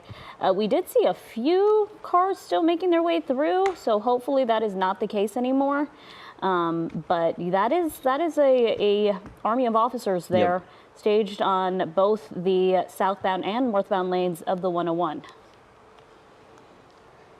And trying to, you see it on the other side there too, as you mentioned. I was trying to keep an eye out to see if there was any more smoke or fireworks, because again, that was something we saw last night, at least in certain spots, at a sort of frequent level. But right now, the smoke that we were seeing seemed kind of scattered. And Mike, as you mentioned, being underneath the overpass there is probably the best bet for them, given how much we've seen and the number of reports we've heard of things being thrown at officers from all over the place right now. Yeah, and we saw that when we saw those officers. I mean, they're very strategically underneath the freeway right now because they've at least got that protection. But we saw that earlier where those officers were trying to move towards, you know, the crowd right there, and and it looks like CHP is actually starting to push the crowd.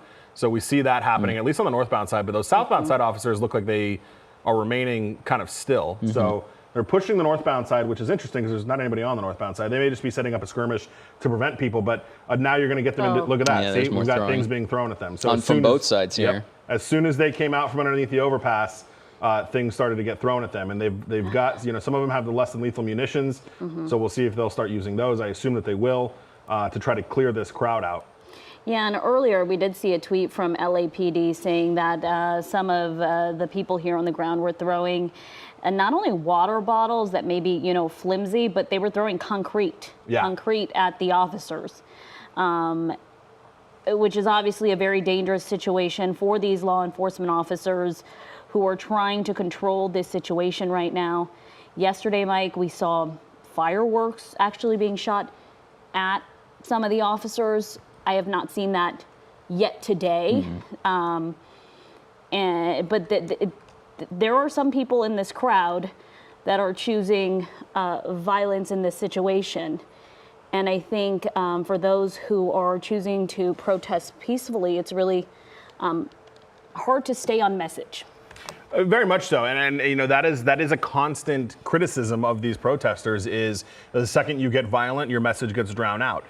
There are many people that disagree with that and say if you don't create havoc, then your message doesn't get across. So I mean, there's definitely varying opinions on both sides of you know, kind of that issue on whether protesting in such a way like this, where it does get violent, is the right thing to do.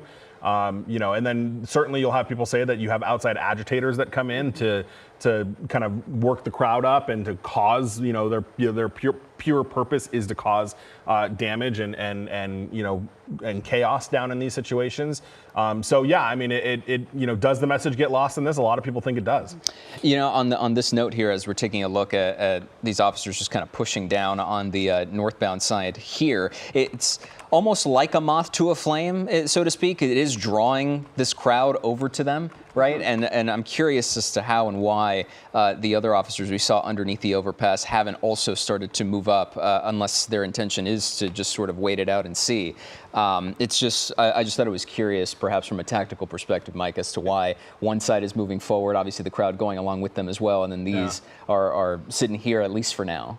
Yeah, it's interesting, but it worked. I mean, it did clear out a lot of that crowd. And I want to ask John, and it may take him a second to do it, but John, I just noticed that there's actually a Department of Homeland Security Black Hawk circling the area as well, which is unusual. I don't know that I have seen a federal aviation support in a situation over a city like this. They're doing kind of wide orbits, John. They're going to come over Union Station here in just a second, but and I believe we have some video of it that we can show here in just a second as well. But yeah, I mean, there's a full-fledged response from local, state, and federal law enforcement right now, including the California Highway Patrol. Obviously, the National Guard is down there. Department of Homeland Security is flying a Black Hawk over downtown LA, which is very interesting and very unusual in a protest situation. So I think these are some very kind of unusual circumstances and times that we're dealing with here in downtown LA. It's very interesting.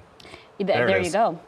And it could be mistaken here, but I believe maybe the Black Hawk had landed yesterday during the situation in Paramount. I don't know what they ended up doing. We did see one land in that area, possibly doing basically the same thing they're doing right now, with just surveillance of this area.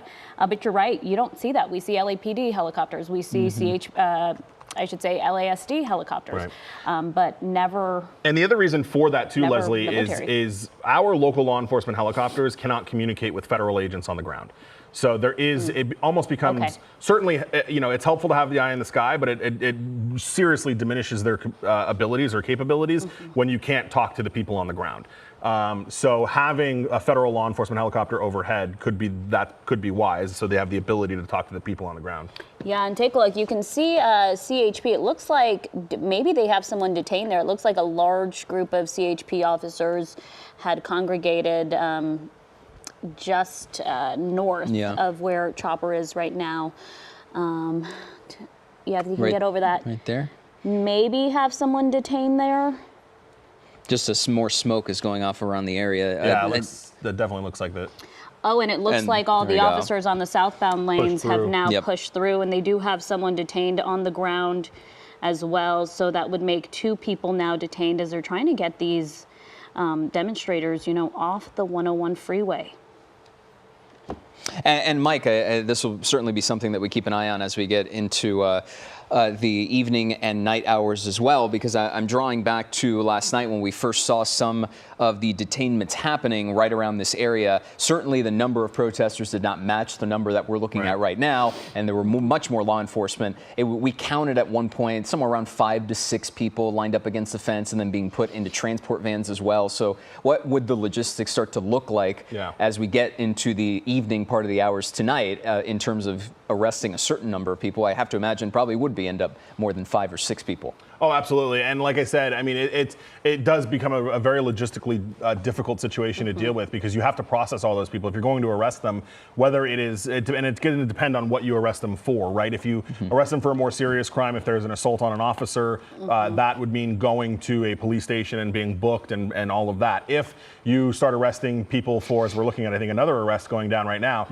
if you start arresting people for violating the dispersal order, that can be a cite and release type of situation. But regardless, you have to have a spot to do that. So the sheriff's department would likely be asked to bring in, as you see CHP officers shooting some less than lethal rounds to the crowd above.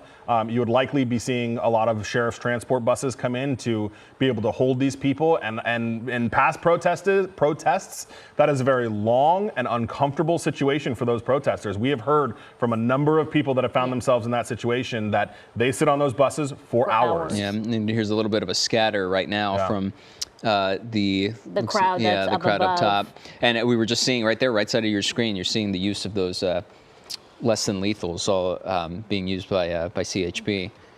And as they're detaining someone else here, continuing to try to push back this crowd, but as the crowd is moving back some, you are seeing, you know, them really not taking initiative to step back. You can see they're still trying to detain this gentleman here, who I think is not complying. They're now grabbing his feet. Look at John, go to the right. They're carrying him, Yeah, they're carrying him now.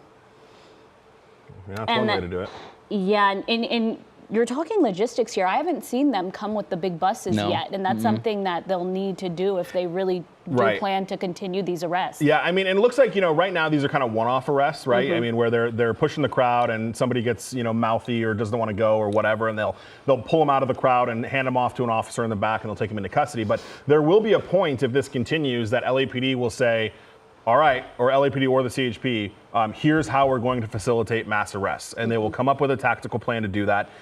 It'll likely involve, which LAPD really does not like doing, but it'll likely involve some type of kettling where they surround them from 3 to 4 sides. And if you're in it, and you're going to jail. And that's kind of how it goes. However, this is not a circumstance they can do that. There are far too many people in far too many places for them to be able to totally surround the crowd and start facilitating arrests. And not to mention, you have this crowd, and then we've got that whole second crowd that's back over on the other side of the detention center that John's going to move over to and show us right there. So, I mean, it is a logistical nightmare for these law enforcement officers to do anything. I mean, you hope that at some point, and you know, I know we've seen this in the last couple nights, that the people that are here to peacefully protest, which looks like a lot of this crowd, as night falls, they will probably start to dissipate. And then you'll be left with the group that, no matter what, they're ready to go to jail. That's the last 2 nights, that's what we have seen. The most activity has been around the federal building. The difference from what will happen tonight that didn't happen last night is now that National Guardsmen are in, and they're the ones carrying, you know, the heavy artillery, the weapons, and right now LAPD is equipped with their weapons, but they also are using that less than lethal. Right. That's what they're relying on right now. Right. Well, and LAPD is, you know, respectfully, not out here with rifles, right? And that is what the National Guard is out here with. Yes. That is a much more heavily armed group of federal agents at this point, or military at this point, than our local law enforcement. I mean, you don't, even CHP, you don't see any of that here. I mean, they certainly have their batons, they've got their sidearms, as you see them struggling here with another person in the crowd, and we'll see if this is another situation where they say, okay, and they pluck and pull and send them back to the back of the line and have somebody be taken into custody there. But certainly, I mean, this is a lot. This is a lot for law enforcement. This is a lot for the city. There's a lot going on right now. And it looks like some of the crowd, though, is starting to push back up the on-ramp, which is good news. Yeah. It's just as tension escalates, it de-escalates, and then it's kind of like a wave. It's the ebb and flow that maintains that sense of tension the entire night. I mean, it's every time you feel like things finally start to settle down, you can't help but worry about, then anything could happen on a moment's notice. And that we've heard that from us watching it from here, from our reporters on the streets, seeing it head on. And, you know, just when you think things have settled down for a little bit, it could change on a moment's notice. And right now, I mean, even just seeing protesters face to face with law enforcement right here, and seeing just a couple of detainments happen already, you don't know when the next one's going to happen or what could spark the next round of tensions heightening even more, because we've seen a collection of less than lethals being used, of tear gas in previous days, of pepper balls as well, and it looks like, there's another one there. Once again, arresting another individual here, have them pinned down to the ground there as they're trying to get them into those zip ties here. And, you know, and pulling off, you know, their backpacks because they don't know what's in them. Yeah. And, you know, oftentimes the behavior of the protesters is so predicated on how much force law enforcement wants to use. And, you know, that's when we talk about, you know, Pat and I were on the air, you know, 11:30 Friday night.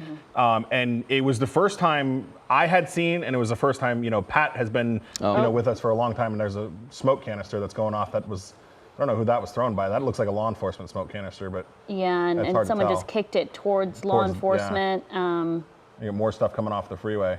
But my point was is that our local law enforcement knows generally how to deal with these protesters. We do it a lot, and they are very well trained and very well, I will say, disciplined into not create a situation with themselves and with the crowd where they're constantly amplifying the situation. Federal law enforcement, we don't know how they will handle situations like this. You're seeing them kick that canister back and forth and back and forth. Right.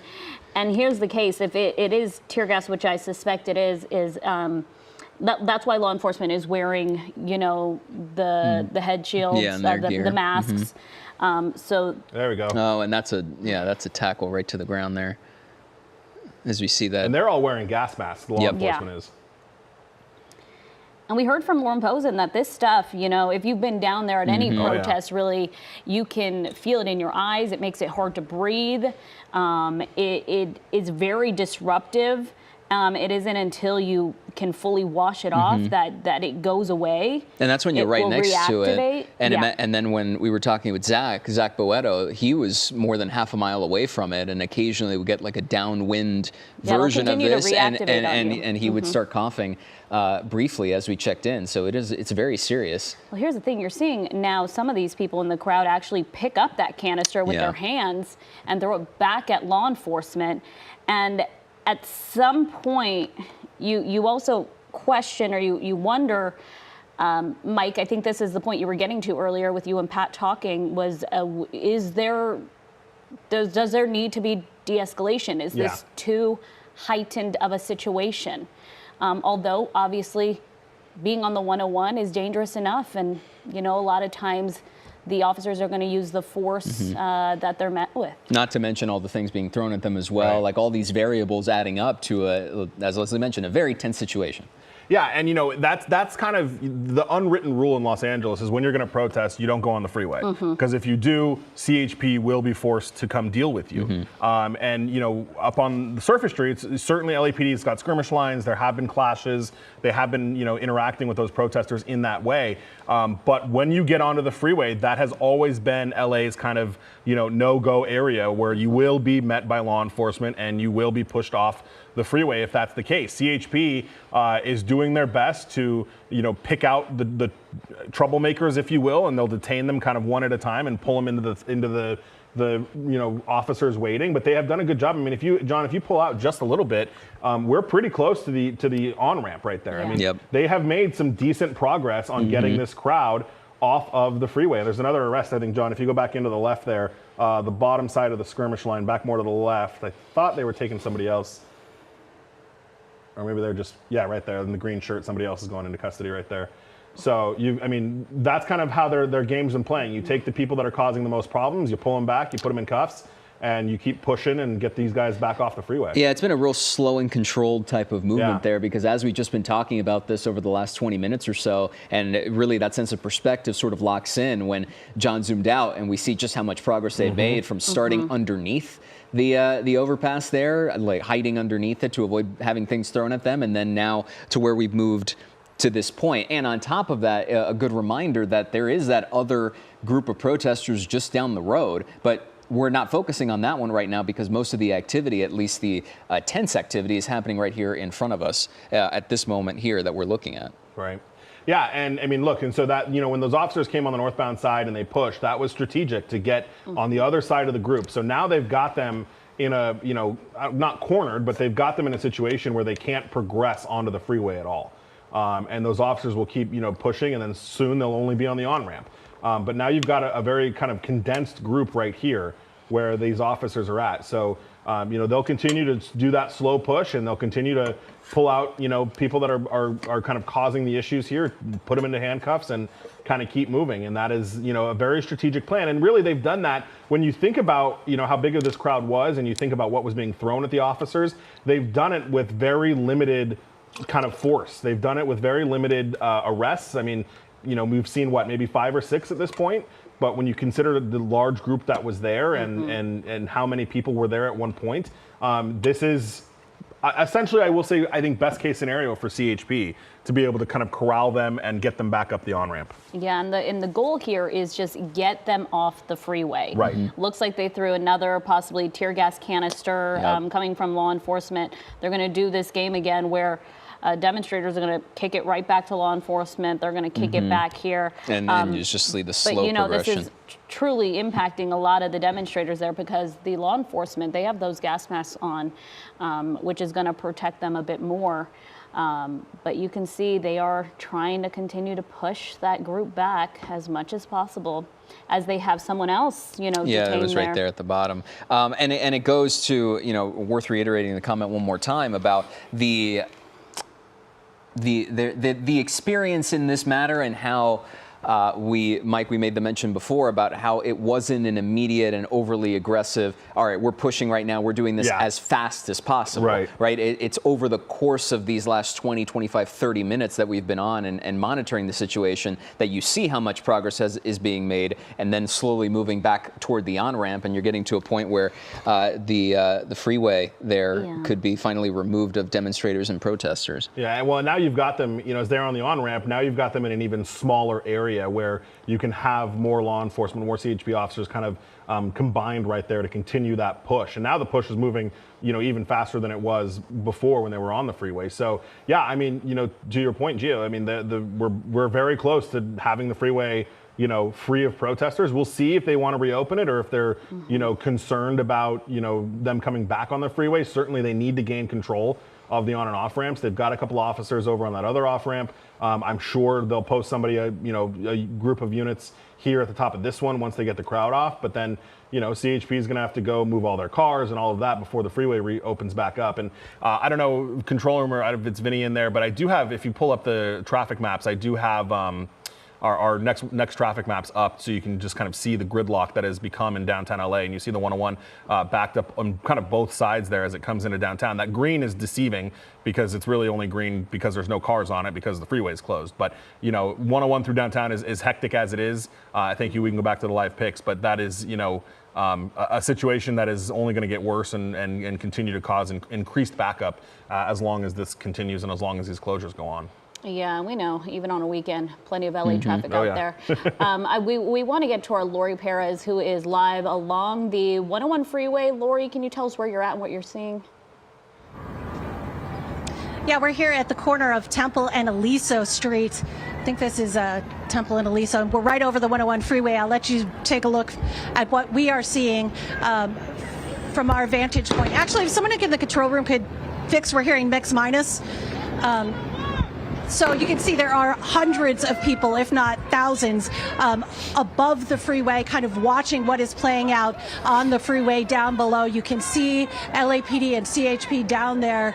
In fact, Mojo is probably showing you right now there is at least one person who appears to be in handcuffs who is being brought down the freeway. You might have heard that. That is tear gas that we have heard continuously since we've been here, going off some distance from us, but we can see the clouds kind of in the distance. But just a sea of people here who are protesting, who are watching this as it all goes down.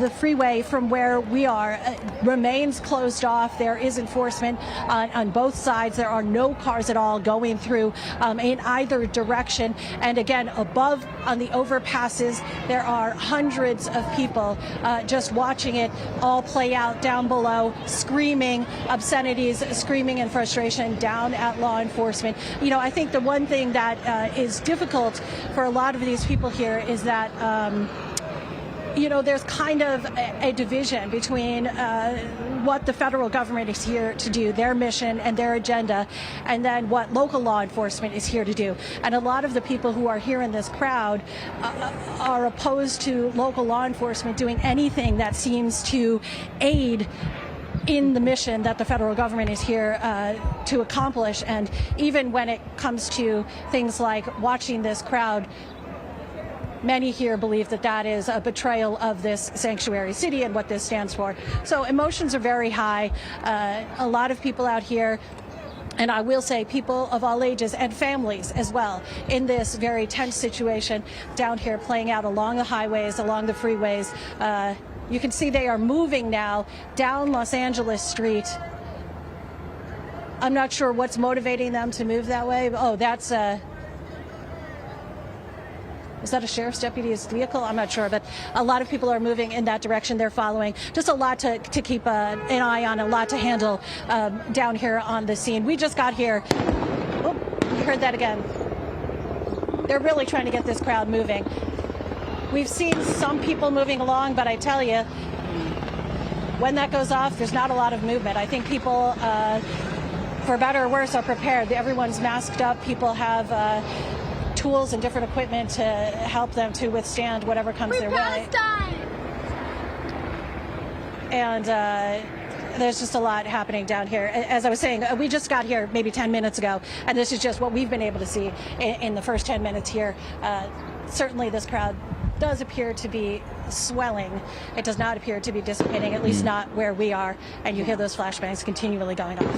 Guys, I'm going to send it back to you. You hear them continuously going off, Lori. Thank you. And we're looking at the scene of where they're possibly going off just down the street from you. And this entire area is now just smoky. It wasn't like this before, Gio. You could make out the crowd. You can make out the law enforcement officers. Now you can tell that they are ramping up the use of that tear gas, I believe. Yeah. Go ahead, Mike. No, I was just talking with my photographer John, who's in SkyCal, and we're actually thinking this may just be smoke bombs. Oh, okay. And not tear gas, because John makes a really good point. The crowd would be reacting significantly to that, and they're really not. I mean, it's irritating them, but they're not.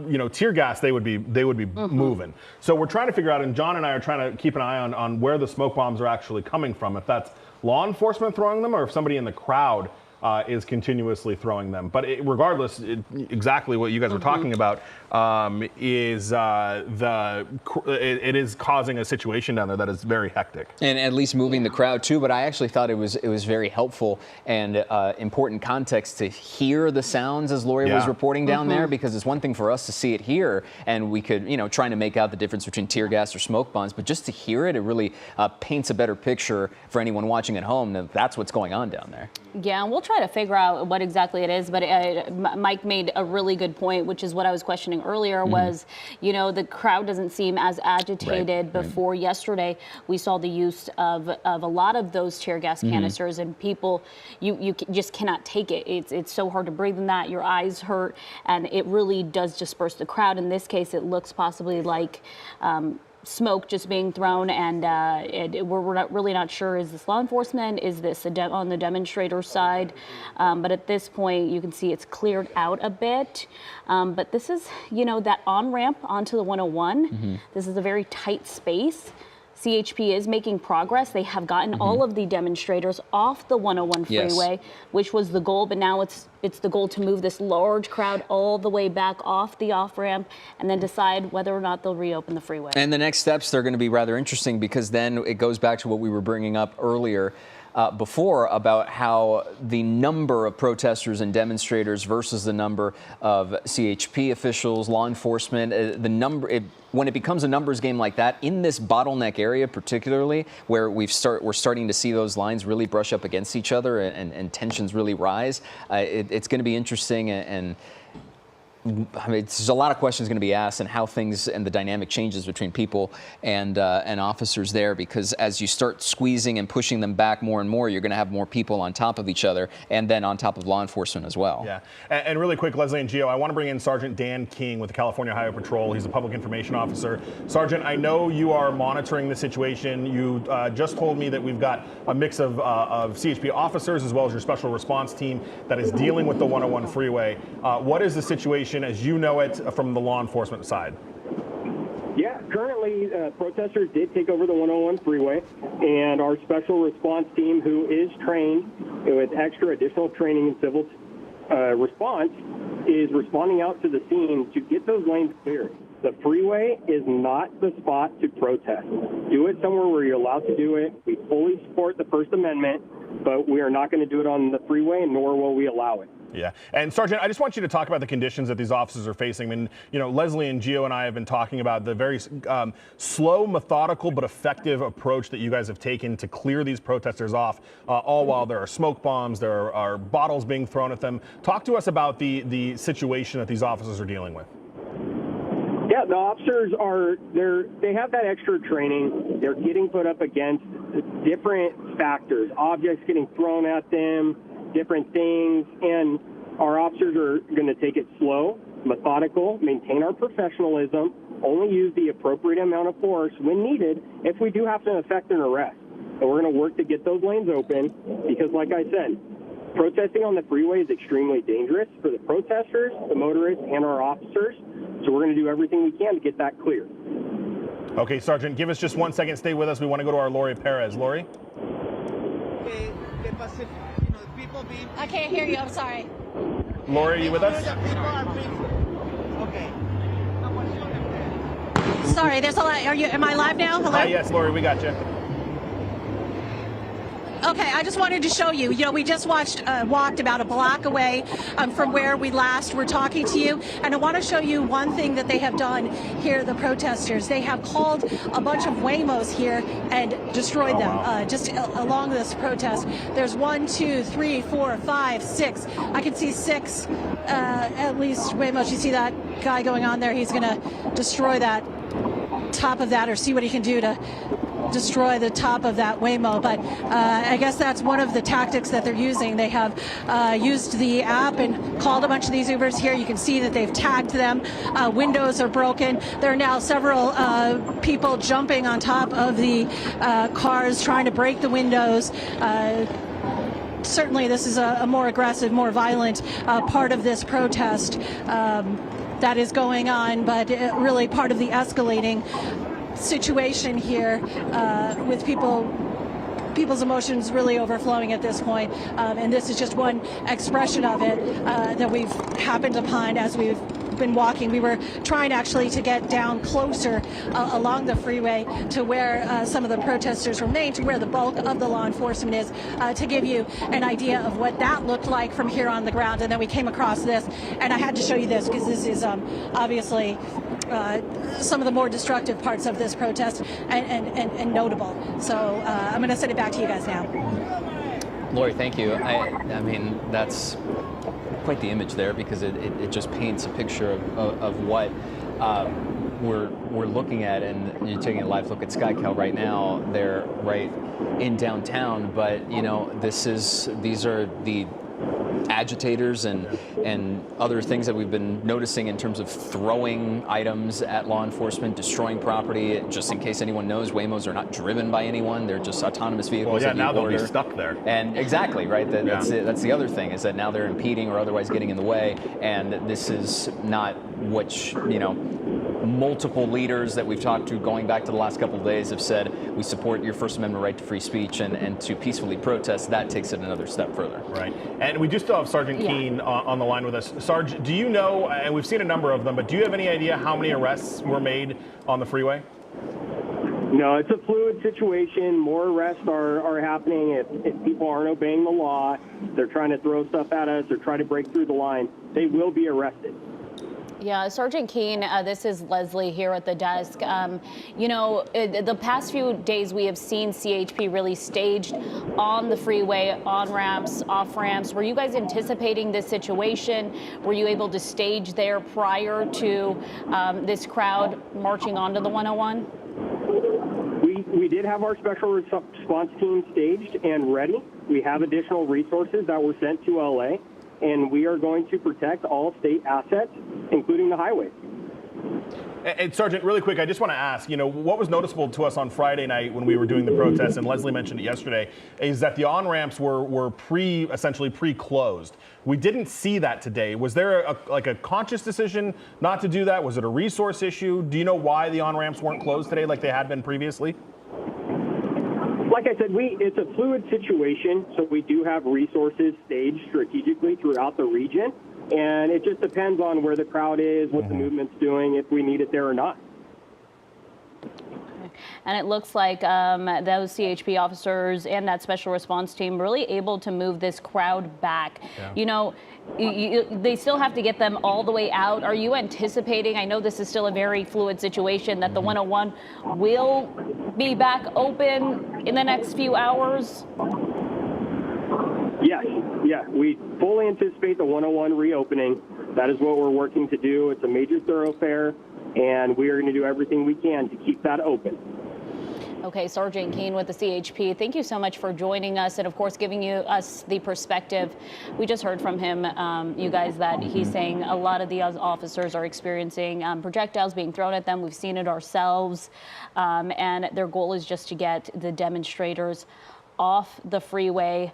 They're really making progress and pushing them back. We've seen a couple of people be arrested, really only a handful when you compare it to how large this crowd is and how many people were down on the 101 freeway. The biggest news, I think, for people not involved in this is that the 101 has been shut down between the 5 and the 110, which is pretty much that entire area of downtown LA. If you drive through this area, you know how busy it can get, even on a weekend. So that will be a big deal for people commuting to be able to get through here again, but they're going to have to stage and block off those on and off ramps. And even though the intent and the belief by the sergeant telling us the 101 will reopen, there's no clear indicator as to when exactly that's going to happen. So it could be a few more hours, could be a couple of hours, really don't know. So best to probably just avoid that area for now. But keeping an eye on the crowd down here in downtown LA. It is worth mentioning once again, I mean, that progress has steadily been made in this last hour in terms of pushing them back up the on-ramp. And we'll see where and how that progress will continue, because we're panning back up. And this is where the seemingly largest congregation of people, you see them just along the highway, the freeway there, and then just pushing, CHP keeps pushing up the on-ramp there. And once again, now there's a big coalition of people just sort of huddled together right here on the on-ramp. You know, what's interesting here, I just got a note from our producer, Governor Gavin Newsom, putting out on X more than an hour ago now, something that not only the governor, the mayor, all criticized President Trump for was deploying those National Guardsmen, pretty much federalizing the National Guard and taking over. They said it would heighten the situation here. Whether or not that's the case of what's happening right now, the governor did put out that he has formally requested the Trump administration rescind their unlawful deployment of troops in Los Angeles and return them to their command. He said rescind the order, return control to California. Yeah. You know, really quickly, I was just, Jessica Levinson, our CBS News legal correspondent, or legal contributor rather, talked about this last night on KNX, and there are legal remedies for the governor to take if he wholly disagrees with, I mean, which he does, but he thinks that there's a legal avenue. There's a couple of situations, according to Levinson, that have to be met in order for the president to federalize the National Guard, which, by the way, as I mentioned earlier, has not been to, Mayor Bass is speaking, we're going to listen to that. Caused by the administration. People should exercise their right to protest. That's their First Amendment right. But people should also exercise that right peacefully. We do not want to play into the administration's hands. We're working with officials, we're organizing resources, but what we're seeing in Los Angeles is chaos that is provoked by the administration. When you raid Home Depot and workplaces, when you tear parents and children apart, and when you run armored caravans through our streets, you cause fear and you cause panic. And deploying federalized troops is a dangerous escalation. But we need to be real about this. This is about another agenda. It's not about public safety. There's clearly no plan, and there is clearly no policy. I want the people of Los Angeles to know that we stand with all Angelenos, no matter where you were born. The First Amendment right gives you the ability, again, to protest peacefully. But it does not give you the right to be violent, to create chaos, or to vandalize property. And that will not be tolerated. So I call on all Angelenos to continue expressing your right, your anger, your outrage, but to do it peacefully. And I just have to say that all of you were there Friday. Everybody knows what happened Friday. A workplace, several workplaces were targeted and raids took place. Now, in the beginning, the administration said they were just looking for dangerous felons, violent people. It's hard to say that that's what they found at a workplace or in a Home Depot parking lot. When this happens, it terrifies people. It sends a sense of fear and chaos in our city. And you well remember a few years ago in the last administration that kids were afraid to go to school. Parents were afraid to go to work. This impacts all of our city. You can't terrify the workforce, and then expect for people to get the jobs done. So if you think about a father that went into a factory and now his family doesn't know where he is, the detainees have not been allowed to speak to legal counsel. That is a marked departure from what has happened in the past. When you think of a mother that might be working in a household, taking care of children on another side of town, that impacts that family as well as her family.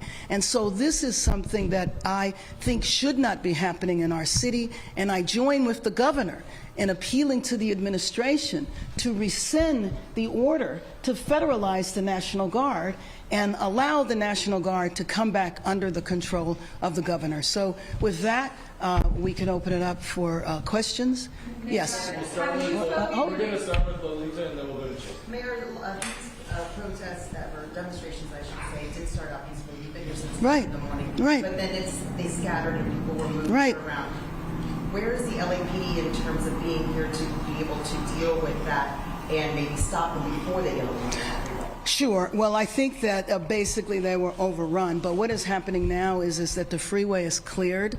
The California Highway Patrol, as you know, is in charge of the freeways. So they have moved all of the protesters back. They still might be there, but they are beginning to be dispersed. But LAPD is on the perimeter, so LAP is actively involved. You know that there were hundreds of protesters on the freeway and thousands of protesters off the freeway. So there is a joint collaboration going with the CHP, the LAPD, and then frankly the National Guard. But you also know that the National Guard is deployed to protect federal property. So there is a National Guard troops in Westwood at the federal building and also here downtown. Next question, Chase.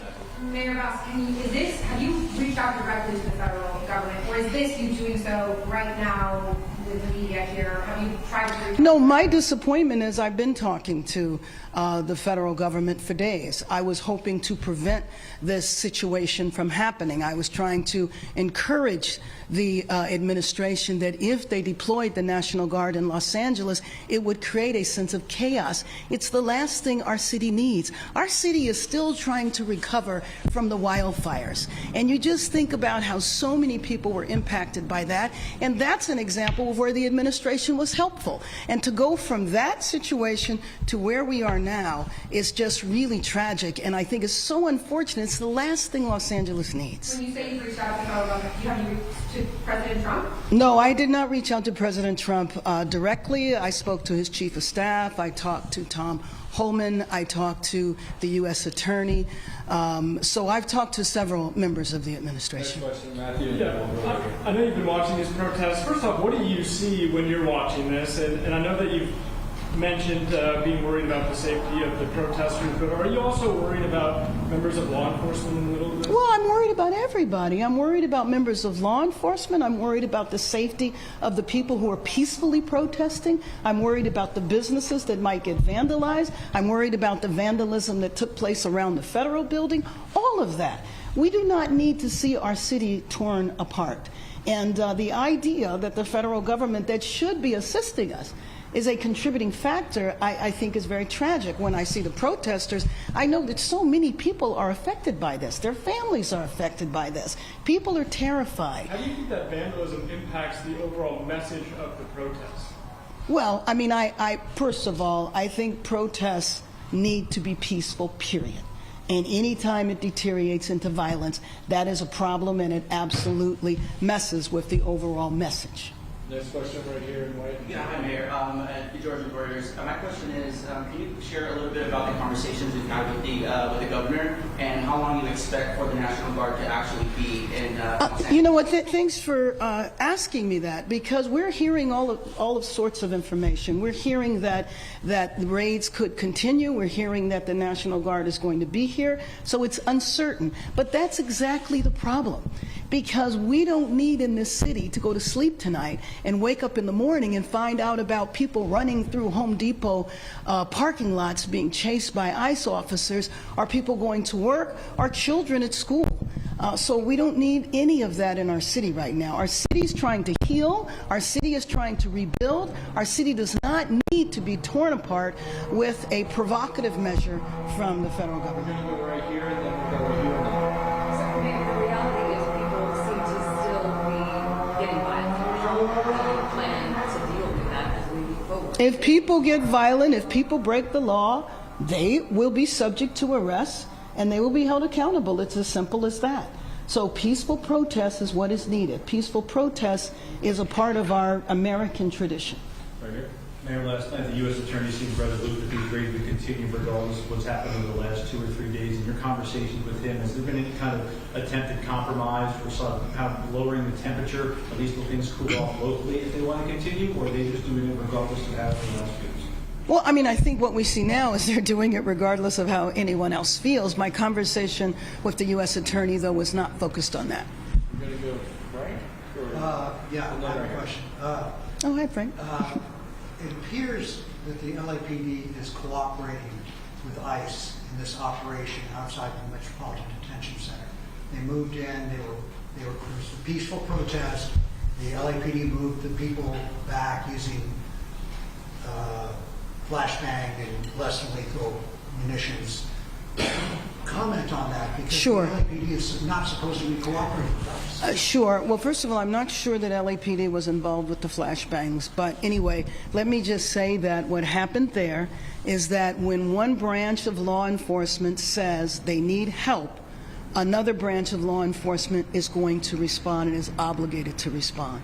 And so the minute that protest left the federal building, then that's when LAPD were involved. So the cooperation that you're referring to, I believe, is the cooperation around coordinating with ICE in terms of raiding workplaces or arresting people who are undocumented.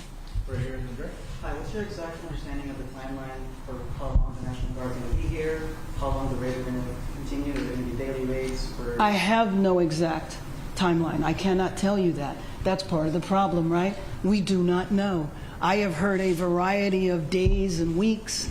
I certainly hope that this is over. The last thing this city needs is civil unrest, and the last thing this city needs is civil unrest that's provoked.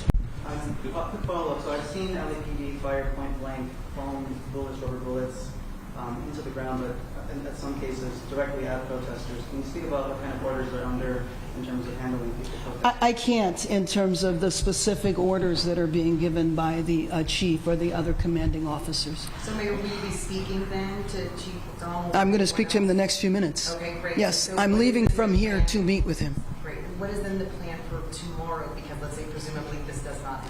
Right. Well, you know, I think one thing is that because our city has always had a very robust immigrant rights movement and infrastructure and institutions that have been around for several decades, there is a history of having peaceful protests here. Now, you know, like any crowd, if we're talking about after an athletic event, everybody celebrates. There's always a handful of people that tend to be at the end and tend to hang around and might get into mischief and violence. But that's not the people who are putting on the protests. I tell you that to say that when those protests have been organized, they've been organized in a proper way. The problem is what happens at the end, and that's one thing that is difficult with crowd control, whether it is a political protest or whether it is a football game. Did you say you talked to Tom Holman?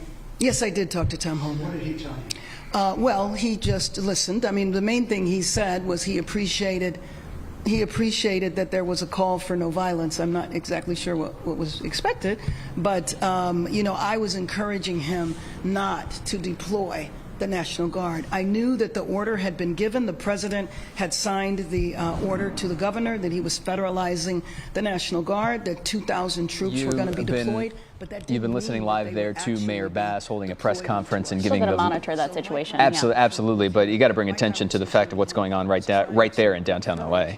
Yeah, we're watching the LAPD mounted unit. You know, they are on the streets there. Mike Rogers, I know you know exactly where they're at, but we're watching some fireworks being thrown in their direction. Ooh. And you can see that is obviously it looks like, I want to use the right words because they're trained, but it's definitely causing disruption to the horses there. Yeah, absolutely. It's causing disruption to the horses. They are dealing with, trying to make sure that they're safe. The other thing, we have to be careful with this shot. There is a fully nude person down there as well for who knows why. So we're trying to be careful of what we're showing you here. But yeah, the mounted unit did move in. This is at Temple in Los Angeles. And as they were moving in, you're right, they started to get fireworks thrown at them. I've seen bottles be thrown at them. These horses, they go through training to deal with crowd. I mean, LAPD primarily uses horses to deal with crowd situations, not necessarily civil unrest, but concerts, parks, things like that. So the crowd or the horses are used to being in crowds. Certainly, though, fireworks being thrown at them is unusual and could be obviously distressing to the horses. So they'll try to handle that as easily as they can. But you see another bottle being thrown right there as they are moving the horses down to continue to push the crowd.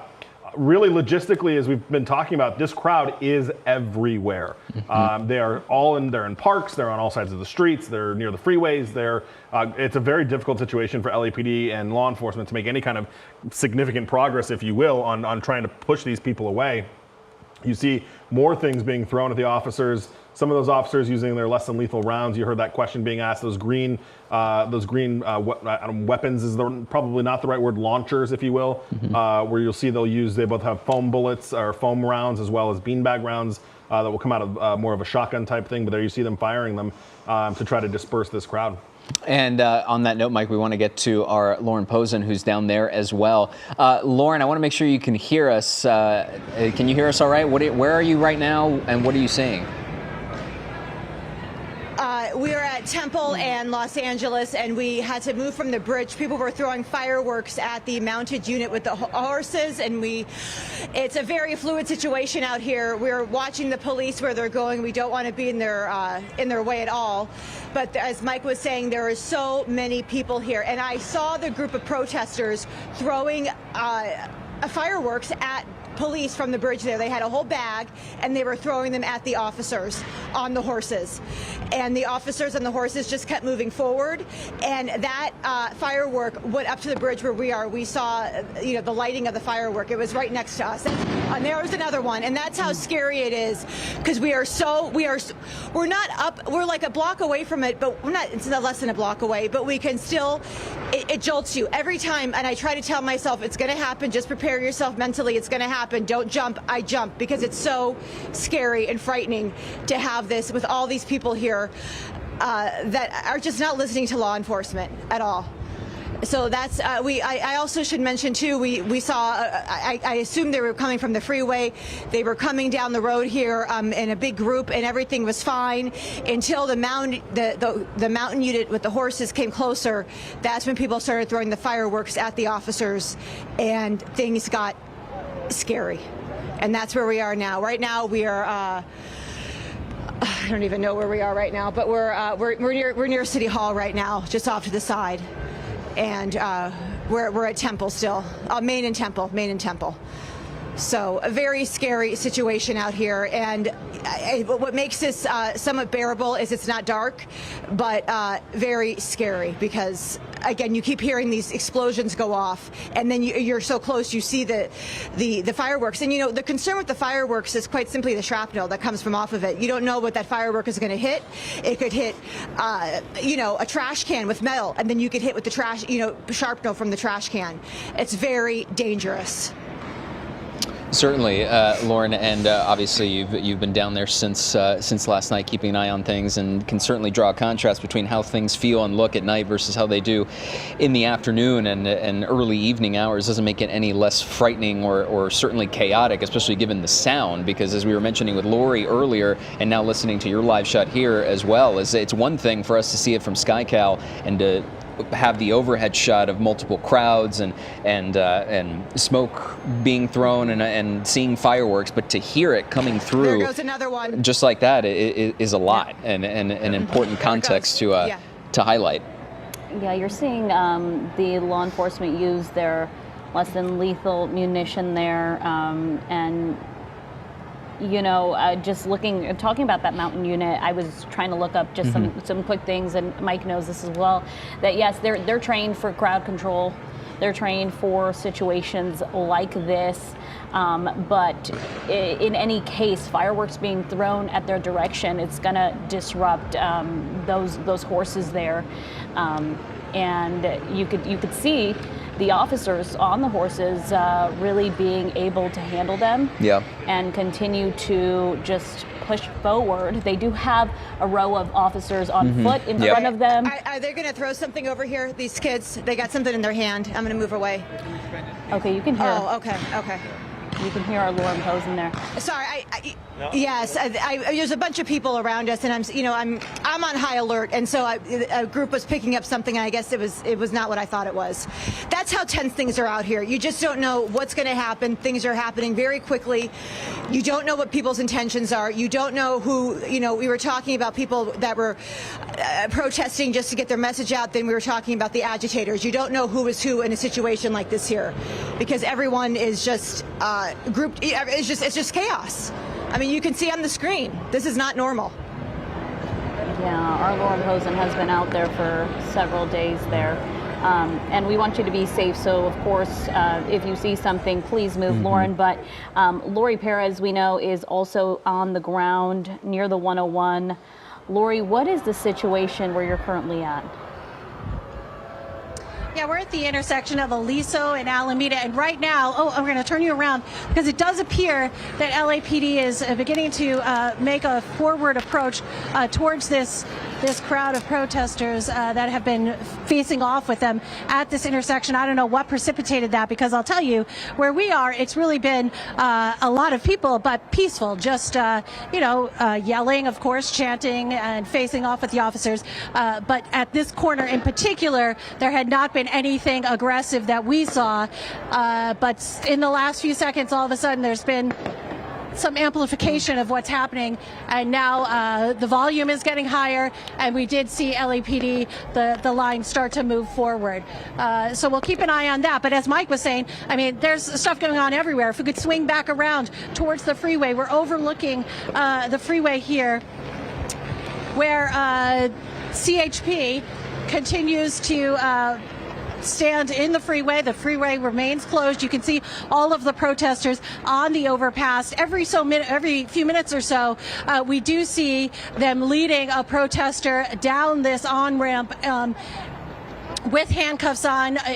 Probably due to, of course, some sort of escalation up on the top there. But other than that, a few minutes ago, we also did see some protesters throwing things down onto the freeway. You can see on the freeway there, things are littered around where those officers are. But you see on the other side, heading northbound, there is some traffic now being allowed to go through. So that's some progress that they have made in the last hour since we have been here. These southbound lanes, though, do remain closed off. For the time being. There are so many people at this on-ramp who could make their way down here should they be so inclined. And I want to also swing around, if I can, one more time to this building over here. This is the detention center where many of the people who are being taken into custody, the undocumented people, are being held, and they are knocking on the windows. You might be able to see a flashlight shaking in the window. They are continually knocking. There's knocking on the windows, waving to the crowd down here, and then the crowd down here in turn waving back at them, raising their hands in support. So that's just another, instance of things happening here all around us with this tremendous crowd here. As Lauren said, there's a lot of things going on. But I just wanted to give you a sense of what's happening here, and I think I hear someone talking, so I'm going to send it back to you. We're going to let you go. We want to go back to that Waymo situation you were at earlier. Mike Rogers, this Waymo's on fire now. Yeah, it is. And this is going to be a situation. These are electric vehicles. Yeah. So these are batteries that will burn and burn and burn and burn and burn and will burn in a toxic way. Yeah, they're very dangerous. This is not a good situation. And it's not just one either down there. Right. Now. You've got that one that's on fire. But look, I mean, they're still going at the other one. You've got a lot of very specific technology on there that will burn for a long time. These batteries when they burn, I mean, we've seen these situations. These lithium-ion batteries can burn for hours and hours and hours and hours, and it's not a good situation. It is a toxic burn as well. And I can't tell if it's gotten to that part of the car there. Well, it looks like it has. It's underneath, because the batteries are generally underneath of those cars. So that's going to burn for a long time. And I don't imagine a situation where the fire department comes in and tries to deal with this. This scene is way too chaotic and way too dangerous for fire department to come in here and deal with this. I hear LAPD trying to gain kind of control of this situation, but they don't have it right now. And this car is going to burn for a while. We'll see if they set the other one on fire too. But right now you've got this Waymo on fire. We did reach out to Waymo guys because I'm curious to see if they're going to restrict the app from sending cars into downtown LA. Certainly, that seems like it would be a good decision at this point. But now the situation escalating to cars on fire. I know we saw that yesterday as well. You see this person stomping on the windshield of that Waymo. So this is, again, escalating into a situation that is only going to get worse. This car is going to burn for a long time, and it's going to burn, be what's called a dirty burn. It's not good to have these things catch fire. No, we're talking about electric vehicles. These were the vehicles that the EPA had to go in and remove when the Homes Burned in Palisades and Eden fire, just because of how toxic it can be. But our Lori Perez actually alerted us to this situation a few moments ago when she had noticed maybe 6 Waymos being called to this area. And she immediately saw people begin to vandalize them, and now one set on fire. You've got some sort of chemical that's leaking from the Waymo that is also on fire. Yeah. So it's now streaming down the street on fire. And I'll ask John to pull out just a little bit. I don't imagine that LAFD is going to come into this situation right here and deal with this at all. I imagine this will just be this way. John counting for me 4 or 5 Waymos that are down there. I know we were talking to Lori about that earlier. The thing with these, and we talked about it when Lori was there, once they're there and once they've been disabled like this, they won't move. There's Waymo has made that programming that if there's an issue, it just stops and stays put. And so now that's where we're at. And so we'll see if they continue to light the rest of them on fire, if they're content with lighting this one on fire. But regardless, this fire is going to burn for a while. And that's the thing, the lithium-ion batteries, we know, as you keep mentioning, they can burn for a long, long time. Very hot. So LAFD, if they don't make their way down here, we're going to see this it's just going to be like that for a while. Well, and even if LAFD does make it down there, there's not a ton they can do. Yeah. No, and let's get to Lori Perez down there. She's the one who brought this to our attention first. Lori, it sounds like you're nearby, in front of. What's the situation look like near these Waymos right now? Right. So actually, we tried to get away from those Waymos because we could see that situation was escalating and getting very violent, very aggressive. So we wanted to get away from there. But we came, maybe a block away. And look, there's another Waymo here. It's going to be difficult for us to show because there is some profanity on it. But we'll just show you quickly. And I also want to explain, when I was last speaking with you, I talked about how the crowd seemed to be getting amped up. And now we know why. We could not see through the crowd. But the National Guard has now formed a line in front of LAPD. So that was what was precipitating kind of the escalation and the chanting and kind of the pushback, the movement that we saw in an otherwise peaceful crowd for the hour that we had been here. So now we understand, and you can see this is quite a visual, right? This is the National Guard lined up with LAPD, maybe 15 feet behind them. And this is, I think, also the division that people are grappling with at this protest. It's that, this is a sanctuary city. They are not wanting any kind of law enforcement, local law enforcement, to be doing anything that seems to support the federal agenda, and this is kind of a visual representation of what people have been concerned about. But you can see the protesters, they're sitting down in front of the line, so there is some space in between. People here are, for the most part, being peaceful, sitting and just making their presence known through chanting, etc. And we're hoping that it stays that way because there is a lot of emotion in this crowd. There is a lot going on corners all throughout downtown Los Angeles, and people of different ideas of what needs to be done and different ideas of how far they are willing to go. We are certainly hoping, of course, that things stay as peaceful as they can be. I'm going to send it back to you guys. Lori, thank you. And I think to her point there, it's really important to highlight once again in terms of the disparity between protesters, where her photographer pans around and you see a number of people seated with their signs and banners and protesting, and then the live view you're seeing from SkyCal right there. I mean, this is one of the Waymos. The one that's burning is right next to it. The windshield are smashed on this one, folks on top of it, climbing on top. And then it looked like there was another one where they somehow managed to jam the doors open or rip the doors open to some capacity. And it's just a level of chaos that is within feet of each other, really. It's all congregated here in downtown LA, and it's striking to see. Yeah, and that is quite the contrast, because you are seeing some of those people peacefully protest. We heard from Mayor Karen Bass moments ago, who says, please continue to have your voices heard, continue to protest. It is your First Amendment, but do not cause violence. Do it peacefully. If you're not doing it peacefully, we cannot help you. We cannot protect you. You will face consequences and you will be arrested.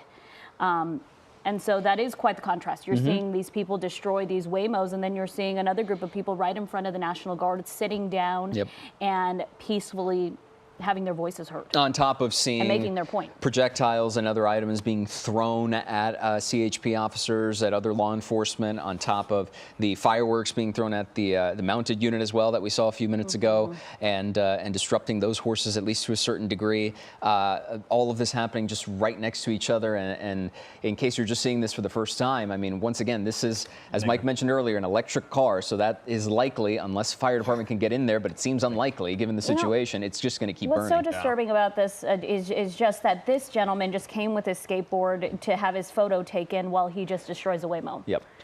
This Waymo has been destroyed. They have already shattered the windows here. They've opened the doors.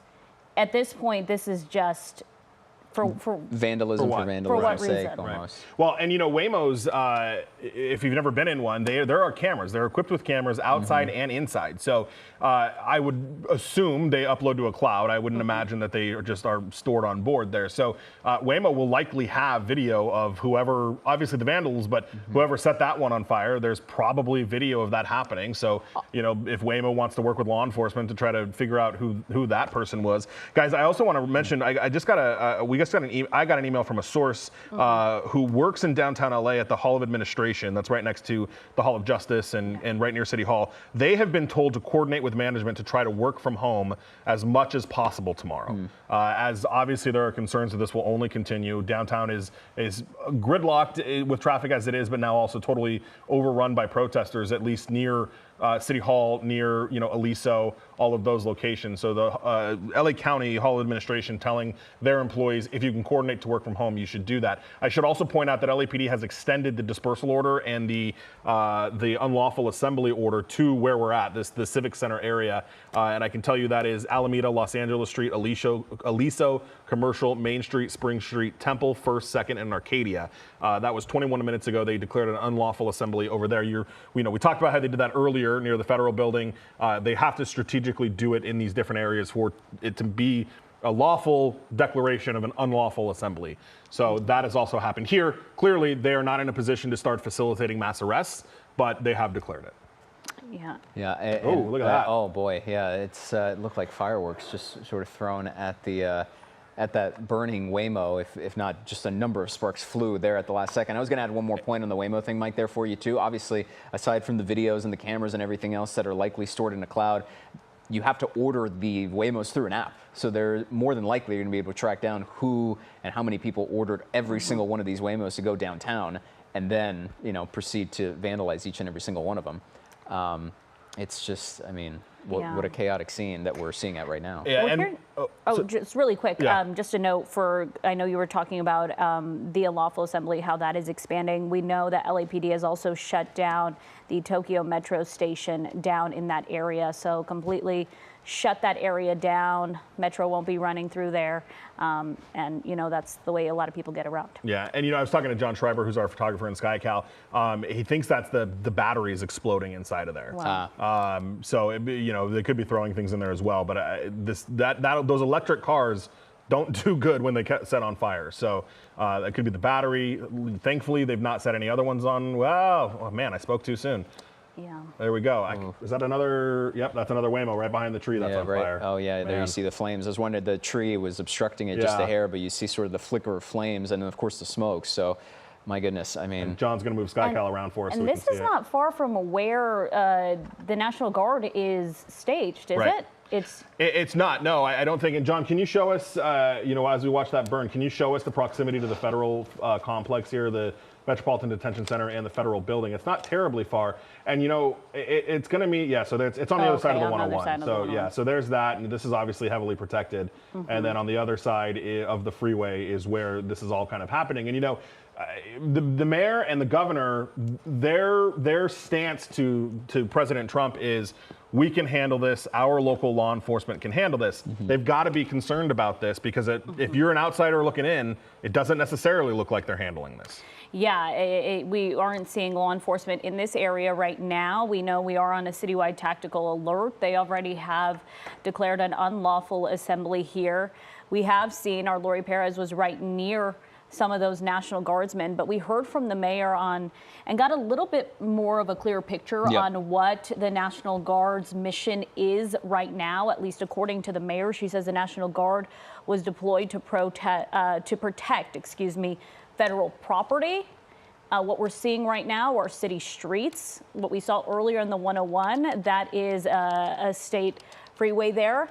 Which is why CHP handled that. LAPD has been handling a lot of what's happening outside of the federal property. The one thing she said is that we don't know how long the National Guard will be here. She doesn't have any sort of timeline. In fact, the mayor and the governor both asking and really demanding that the president rescind his order to bring in the National Guard. And a third Waymo is now on fire. No, and there's about 6 there. Yes. And adding on to Leslie's point about what the mayor's been saying, what the governor's been saying, both of them saying that the deployment of the National Guard was only going to sow chaos and escalate tension, that the reason they could handle this themselves is because we had more than enough local law enforcement to handle the situation, but that the federal government, again, the governor and the mayor and others accusing them of doing this in order to sow chaos and to escalate the situation, in order to, cause conflict, to intentionally cause a situation that would then make it look worse than it actually is, or at least drive it to become worse than it actually is. And not even just talking about the National Guard coming in. The mayor was saying the fact that the federal government did many of these immigration sweeps and detainments, that all was made to escalate the situation. She believes here in Los Angeles. Then you bring in the National Guard, and the governor and the mayor believe that has now heightened these tensions. And look, we've here long before the Trump administration, during the last Trump administration, we have covered immigration arrests. We have covered Homeland Security doing warrants. We've covered those things, and it is not frequent that we see them do it the way that they've done it, which is heavily armed, lots of personnel. Yeah. On that note, let's get back to Lori Perez down there in downtown LA. Lori, where are you right now, and what are you seeing?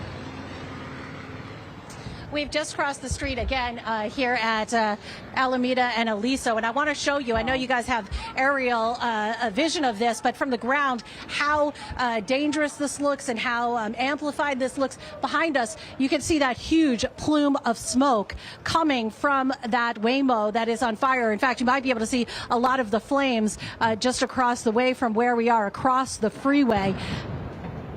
I mean, what a terrifying situation and scene that is to see from here. In contrast, in the foreground here, again, to these people who are sitting on the road here, peacefully protesting, holding up their signs. But just giving you an idea of the different temperatures throughout this city among the protesters. Lots of emotions, some people choosing to express them in peaceful ways, and others have taken it in a different direction. That is a really out of control situation. That's a very dangerous situation. You can see there are dozens of people, hundreds of people very close to those flames. That is nowhere that they need to be, but people are being drawn there. Some people are being drawn there who are interested in escalating things. And I can't tell you, it is stunning for me to see how close those people are to a really bad situation across the way here. And again, seeing it in contrast to where we are and these folks here. I can tell you there's a lot happening in downtown Los Angeles. It is a lot to take in and a lot to emotionally and intellectually kind of manage. But we're trying to do so and trying to bring you our perspective from here on the ground of just how much is happening. And it's quite chaotic, I will tell you that much, guys. Certainly, Lori, thank you. I mean, just to see it from behind you and sort of towering over your shoulders and knowing that that's just down the road, really. Taking you to live views from SkyCal once again. This is two Waymos you see on fire. One is perhaps still burning a little bit further behind all of them. And for anyone perhaps just joining us or maybe didn't catch the beginning of it, Lori was the one who first brought this to our attention, where a number of Waymos were ordered down to this area of downtown LA. And it wasn't one or two, it was 3, 4, 5, and potentially 6. But you see 1, 2, 3, 4, 5 there in the middle of your screen right now. And for anyone who is not familiar with how Waymo works, it is just like Uber, like Lyft. You order it through an app, but these are autonomous electric vehicles. So that's why these flames are so intense, because these are lithium-ion batteries, something that we've seen before burn with such intensity and toxicity, which of course then leads into the greater concern moving forward, because now you have these active flames and these billows of smoke going into very heavily crowded areas. And thinking back to what we saw yesterday, this is a much more heightened situation compared to when we saw a Kia being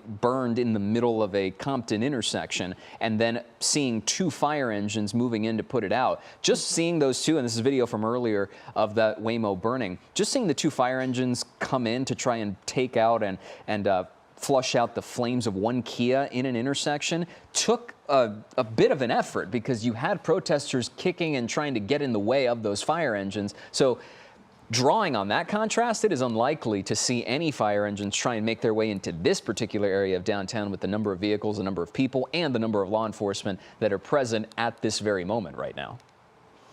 Yeah, this is, I would say, probably too dangerous of a situation for fire to right now move in and try to navigate through these crowds. But it is definitely a dangerous situation. As you mentioned, these Waymos, the lithium-ion batteries, very toxic. And we've been talking about it for a while. They burn for hours. Even if firefighters did come through, it would be hard for them to put this out at this point. And now 3 out of the 6 Waymos that we counted, right? There were about 6. Yeah. Have been set on fire. And that would look to be the original one. Yeah, so that was one of the first we saw. Yeah. The other thing here is, you know, sort of taking a wide view of what we've been tracking, and there goes again another explosion from that Waymo. Mike, from right around 4 o'clock, when we were keeping an eye on folks on the overpass, protesters getting down on the on-ramp to the 101, CHP huddling underneath the overpass, and then making their way and moving forward, it feels like the chapters of a book, right? In the sense of moving, pushing the line further, managing to get all protesters off of the 101, and then back off toward the on-ramp. And now we're looking at just sort of the opposite side, sort of a mirror reflection of downtown LA here, where now you have Waymos burning, and it's something else that's popping up. It's another situation that's evolving and adding to the chaos that we're keeping track of tonight. Yeah, you know, and unfortunately, like we talked about earlier, I think as the evening goes on, the peacefulness of it goes away. And, you know, you've got on the right-hand side of your screen, that's our shot from Lori Perez, where you do have those people that are protesting the way that our elected leaders have asked them to, essentially, where they're, you know, they're peaceful, they're sitting, they're not causing problems. And then just as Lori pointed out, right behind them, you have smoke billowing from the Waymos. And so it is quite the contrast there when you look at it. And, you know, we've got more people kind of walking up. And Gio, as you mentioned earlier, it's just vandalism for the sake of vandalism. You know, even those two kind of, you know, shaking hands and giving a little bit of a celebratory kind of hug, it seemed, as well. And so I hear, you know, LAPD is now talking about these burning Waymos. I don't know that there's much that they'll be able to come in here and do, certainly not the fire department, but it is making the situation worse. Yeah, and Mike, the other thing here, I was trying to see if there was any new updates from the governor or perhaps the mayor, because we were making a comment earlier about how, even going back to last night when we were talking with the U.S. Attorney, Bill Escalate, and someone you talked to as well, are keeping an eye on him going back to Friday, in that the federal government's response to all this, and Trump administration officials are adamant in saying that these are, quote, these are not raids, these are targeted enforcement operations, that they're taking care of criminals, and that, you know, law and order will be the law of the land, so to speak, and that they're just trying to arrest the bad people and trying to take care of the situation. That is how they and the U.S. Attorney were painting the picture for us and how they're operating. And then the contrast to the governor and the mayor saying that this is only going to escalate because you're militarizing the city or federalizing National Guardsmen, and that naturally this was almost going to happen because you're asking for a response from people. Right. And, you know, Gio, to your point, you know, the federal government, the Trump administration will say that they're coming after criminals. They will give us a list, and they did Saturday morning. They gave us a list of crimes that these people were alleged to have commit. But then every time they do that, they refuse to give us specific names, specific crimes, specific dates those crimes were alleged to have happened.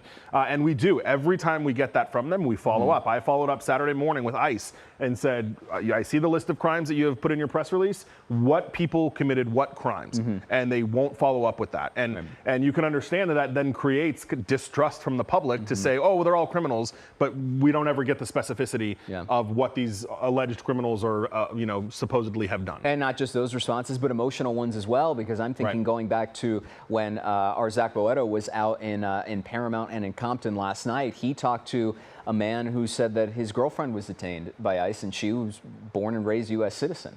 So he was very emotional about the situation, and then, you know, having to maneuver through tear gas, smoke, fireworks, and all this other chaos that, you know, but then proceeded throughout the rest of the night. It's almost understandable when you're on the ground talking to these people why, in that isolated vacuum, when you only see heavily armed federal officials and law enforcement going in and taking people away, wait, what's going on? What's happening here? So that's where the lines of communication and transparency become that much more important. And to you reaching out and trying to ask for a follow-up and not getting it, that's when then people have questions about what exactly is going on. And now we have this greater tapestry of all this chaos where I want to reiterate something that Lori mentioned earlier, because where she is right now, she was turning the camera, her photographer was turning the camera around, and you see people seated down, crisscross, and having their signs, their banners, and peacefully protesting, something the governor, something the mayor, and other elected officials have repeated constantly, that they support the right to peacefully protest. But then when it escalates, and that's something that I think, and forgive me for just going on and on here, is that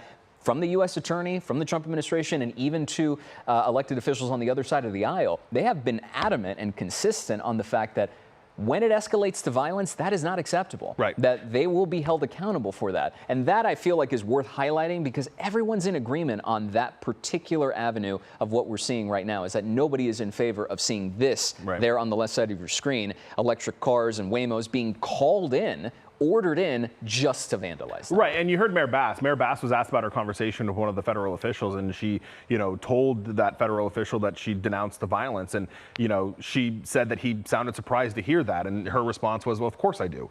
You know, of course I don't want, you know, violence. Mayor Bass reiterated at the press conference, she's concerned for protesters, she's concerned for the safety of law enforcement, she's concerned for everybody, and just repeating, you know, what you mentioned, Gio, is that what you're seeing on the right side of the screen is what the mayor, the governor, all of those people have called for and said is what they want. To your other point, Gio, about just the confusion surrounding the detentions and the policies of the Trump administration about how they're handling immigration. By the way, this Waymo also now catching fire as we're watching that as well. You know, we spoke with an attorney, or Lori Perez spoke with an attorney on Thursday night who alleges that her client was held in the basement of the federal building on concrete floors, inhumane conditions, they allege. But what was interesting out of that interaction, or out of that conversation with that attorney, her client has a stay order from the Ninth Circuit Court of Appeals. So she says that her client cannot be deported, but was still detained. And she said that she asked ICE agents, if you know you can't deport him, why are you detaining him? And according to the lawyer, the ICE agent said, because we can. And that is where you get this, you know, when the Trump administration says they're going after criminals, and then you have encounters like that or reactions like that, it creates a communication issue and a trust issue amongst how this is being handled as we watch this Waymo now fully go up. Fully go up, and we also saw an explosion on the one on the right side of your screen as well, adding to the context there of going back to some of the reporting we've done on immigration officials and ICE agents and everything else. Remember a month or two ago or so, we were talking to an immigration attorney who received a letter in her inbox, an email, that it seemed to be intended to either one of her clients or someone else, where it said, it's time for you to leave the United States. Yeah. Right. And that's sort of the Trump administration approach to immigration has been incredibly hardlined, and they're adamant in the way that they're approaching it, and that they believe this is the right way to do it. Right. But naturally, there is a lot of confusion and a lot of chaos, at least on how it's been described to us and how the folks we've been talking to are painting that picture, in that it's just led to a lot, which is why a lot of people are protesting and making their voices heard. But that's where the message gets muddled, and we've talked about this as well, in that the risk becomes that this image that you see on the left side of your screen becomes the message for everything, when in reality it's not that, right? Most of the people that we see protesting are doing it peacefully and know what they're doing, but then these... You have the other group that kind of comes in. And while we're talking about that, Gio, I want to ask John and SkyCal if we can go over and look at City Hall really quick. I did briefly hear a blip on the radio about it. We're also starting to get some more reports that City Hall East, John, there are some bricks and other things starting to be thrown there at City Hall. So we'll see. There is a group right here. There was reports of broken windows. I don't necessarily know that we'll see that from right here. And again, we apologize for the language on the spray painting. It is simply everywhere. It has been very difficult for us to avoid getting any of that on TV. So yeah, I don't know, John, it doesn't look too bad over here. I don't know if we maybe can do an orbit just to get a full scope of it. But I did hear LAPD try to deploy some people over to City Hall East to try to deal with the group over here. It looks like the main group, though, is kind of right there, Gio. Yeah, and you know, it's funny that I'm sort of reminding myself that, yes, there is law enforcement, right? Because we've been so keyed in on the Waymo stuff the last like 20 minutes or so, is that there isn't really law enforcement around that area right now. It's really primarily protesters. But yes, they are over here establishing their skirmish lines and sort of keeping the peace. It looks like both sides are essentially keeping the peace there. We haven't seen a lot ever since the mounted unit was getting hit with some fireworks and other items there for a brief moment. Was the last time we drew attention to protesters kind of throwing things their way. Otherwise, it's been a lot of the main activity and chaotic activity has been toward those Waymos. And right now, things are, you know, it goes back to the ebb and flows thing that we've been talking about, is that there are moments where we're on the upswing and all you're hearing is the sound of pops left and right from Lori and from Lauren and others who are in the field. And then there's a bit of a downswing and we're thinking, okay, have things, relatively speaking, calmed down for a little bit? And then no, it goes right back up. So that's sort of the line of tension that we're walking at the moment. And Gio, I just got a text from our Lauren Posen, who is in this area, and she says she can confirm that is what is happening, that these protesters are throwing rocks at the City Hall windows. So she's kind of in that area. We're trying to make sure she stays in a safe place right now. It looks like we do have Lauren. Lauren, are you with us? Yeah. Yes, Mike, Gio, Leslie, that is exactly what is happening. We were a little bit further up. We've been pushed back for safety. And I saw a group of people, they were smashing these planters, you know, that the trees are in, and they were grabbing those bricks, and they were putting them in their pockets, and then they were running over to the bridge where we initially were. And then a group of people started doing it too. And then another person came up to me and was like, did you see what was happening? And I said, yes. And they said that they saw someone with a hammer do the same thing. So yeah, we're also hearing, you know, it sounds like explosions. I'm being told it's the rubber bullets the non-lethal bullets being fired by police because, you know, no one's listening to them. They're telling them to back up, and you can see there's still a lot of people here on the ground congregated and just... And you know, that's what's happening. It's very intense, and at times can be really scary. I can see that huge cloud of smoke from the Waymo burning. So it's I don't think anyone's listening to the mayor or the governor and their plea to be nonviolent, because it's very violent out here. Yeah, and you know, Lauren, that was one thing that we had actually during the mayor's press conference we could hear all of the pops, all of the bangs, going off while she's in City Hall. So it was very interesting to hear, as she was calling for peaceful protests, we could hear the non-peaceful protests even from where she was inside of LA City Hall. And I also saw the mounted unit down there a couple seconds ago. SkyCal is going to go get fuel. We're going to switch to a different helicopter. But, a minute ago, Lauren, we also saw a group of protesters that got their own, barriers or barricade type situations, those kind of construction foldable signs there, and were kind of making their own situation where they were barricaded behind it. So that's, also, there's just so much going on, Lauren. I think you can attest to that as well, as it sounds like it's getting chaotic. Yeah. This is in all different areas of downtown LA right now. Right. Do you still have me? Yeah, we got you, Lauren. It's a little hard to hear you, Lauren, because we're hearing a lot of yelling in the background. Okay, I'm gonna send it back to you guys. It's getting too. I'll send it back to you. Yeah, get to safety, Lauren. Leslie, as we're looking at these live images of these Waymos continuing to burn from the chopper here, it's just, it's a really, really tough situation. We have tried to reach out to Waymo. Obviously, I'm sure they're trying to figure out how they want to handle this as well. Yeah, Mike, I'm hearing from LAPD. They did put out something on X where they've been pretty active this evening, saying they are aware of this situation, that demonstrators have halted vehicles here on Los Angeles north of Arcadia Street, ignited the vehicles. They say that LAFD is attempting to enter this area to hopefully extinguish the fire. But this is, at this point, we have not seen LAFD. Yeah. We're not seeing very much law enforcement in that area. But they're also saying this is a historic area of downtown LA, Olvera Street. It is, and it's going to be difficult for the LAPD to be able to get in there, and I hopefully they are, but I don't see that happening kind of anytime soon. And you see, when we look at the police, and Gio pointed this out a second ago, there obviously are still police down there, but there are so many protesters, and they are so scattered throughout the downtown area. It is definitely difficult for them to be in all of these places at once and dealing with these crowds in an effective way all at once. And you'd have to imagine, too, with all these flames going on. I mean, there's naturally, when we say it's a safety issue, this whole thing is a safety issue. So when you add fires from multiple vehicles on top of the fact that they're all electric vehicles, it just heightens that danger even more, because then you have smoke and you have people sort of surrounding you at all points, and it doesn't seem like it's worth the risk to try and get in there and really disperse people, at least not right now.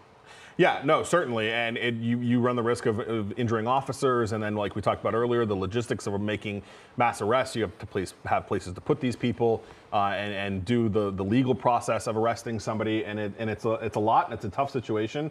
And right now, I think local law enforcement is just kind of doing what they can to do what they can, basically, for a lack of a better way to put it. But we don't see any law enforcement on this side of the 101 freeway. Their efforts have been really concentrated back over by City Hall and back, they're talking about Main and Temple, where they're dealing with that crowd. You saw the mounted unit over there. That's where Lauren Posen was, where even as we were talking to her on the air, things escalated to a point where she had to get out of there because, she was concerned for safety, and rightfully so. The safety of our crews is very important. We want them to not be in harm's way at all. But it just shows you how quickly, as Gio has mentioned, ebbs and flows, and how quickly things change.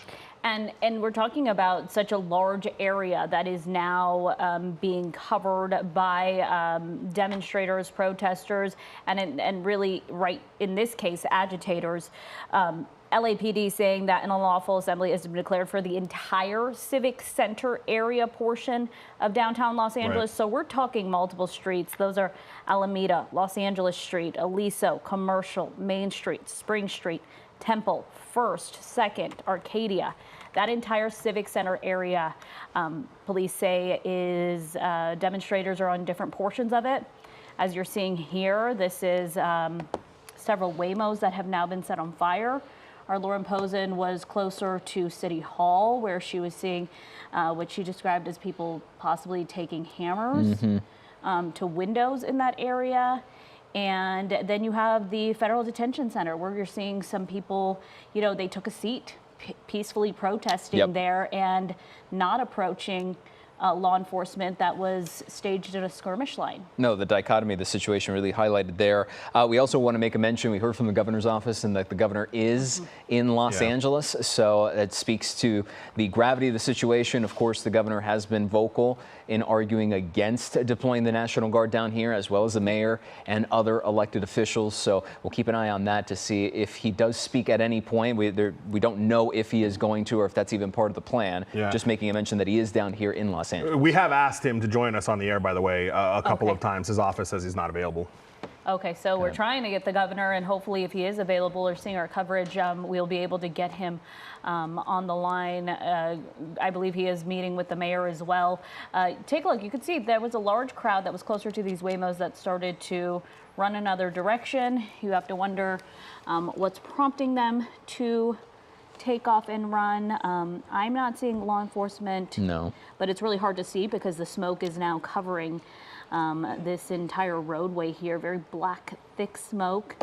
As we mentioned before, a dangerous situation. You also have to wonder how much all of these fires are even serving as their sort of own deterrent to other protesters and just people in general as well. So law enforcement not getting there, but then everybody else sort of dispersing just because of what's going on with all the flames and the explosions going in there. Let's get back to our Lori Perez, who is down in downtown LA. Lori, where are you? What are you seeing right now? How's the situation playing out?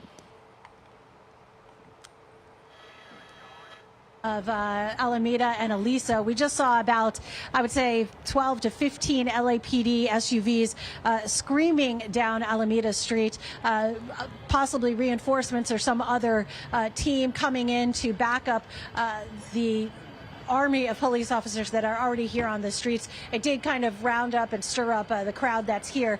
And I did want to make a distinction, just listening to our coverage. You know, I mean, these protesters here who are sitting on the street, kind of facing off with the line of LAPD, I mean, they are especially peaceful. But a peaceful protest does not literally have to be, you know, people quietly sitting. It can be, in fact, people assembled and loud and boisterous and moving. You know, a protest is meant to be disruptive, and they are trying to disrupt a situation that they are not pleased with. They are trying to make a statement in that way. Where it goes south, where it, you know, turns into a not peaceful situation, of course, is like as we're seeing across the way here, when they light those Waymos on fire, when they tag them, when they destroy them, when they're throwing rocks at City Hall, and et cetera, et cetera. But even this large assembly of people around us who you know, some have been very loud and chanting and moving and in the faces of the law enforcement. You know, that's still, you know, along the definition of peaceful, as long as they don't escalate things to violence, as long as they don't escalate things to damage. And that is kind of, you know, the many different facets of this protest that we're seeing, and the many different faces of this protest that we are seeing throughout downtown Los Angeles, is that, you know, it's happening in so many different pockets around the city and in so many different ways that it is, I can imagine, very difficult for law enforcement to kind of get a handle on all of the different situations. First of all, they are far outnumbered. There are thousands of people down here in downtown Los Angeles, and law enforcement, while out in force, is surely outmatched by mere numbers. And then again, just dealing with the many different ways that people are choosing to express themselves has to be a challenge as they are trying to figure out their strategy. And also, I would say, trying to manage the many different teams that are down here, CHP and LAPD and sheriff's deputies and the National Guard. I mean, there are many different teams here, and whether or not they are coordinating or speaking to each other, I don't know. I mean, I can imagine the sheriff's deputies and LAPD, certainly along with CHP, is, but you know, there's just a lot to handle here, and a lot that they have to keep an eye on, not the least of which is that flaming fire across the way. That really, again, is just stunning to me. And the number of people who remain so close to that situation. I mean, those people need to get out of there. You saw it. Yeah, just another boom right there, right? Another one. I mean, those people need to get the heck out of there. All those people need to be as far away from that situation as they can get. And yet, you know, I think that certain rabble-rousers are attracted, you know, to the chaos over there, and so they're over there. But that is no place that where anybody should be, and I hope that everybody stays safe around there, and is not hurt, because that's a very dangerous situation continuing, and as we saw, even growing in these last few minutes. Guys, back to you. Yeah, Lori, we're seeing those explosions coming from those electric vehicles, those Waymos there, as LAPD telling us that firefighters are trying to get to this area to try to address the situation, but we just have not seen them make their way over there or be able to make their way over there. Be able to get there. One of the things I'm listening to LAPD deal with is somebody down there has Molotov cocktails. We want to go to Lauren Posen right now, where there appears to be some smoke bombs going off there, Lauren.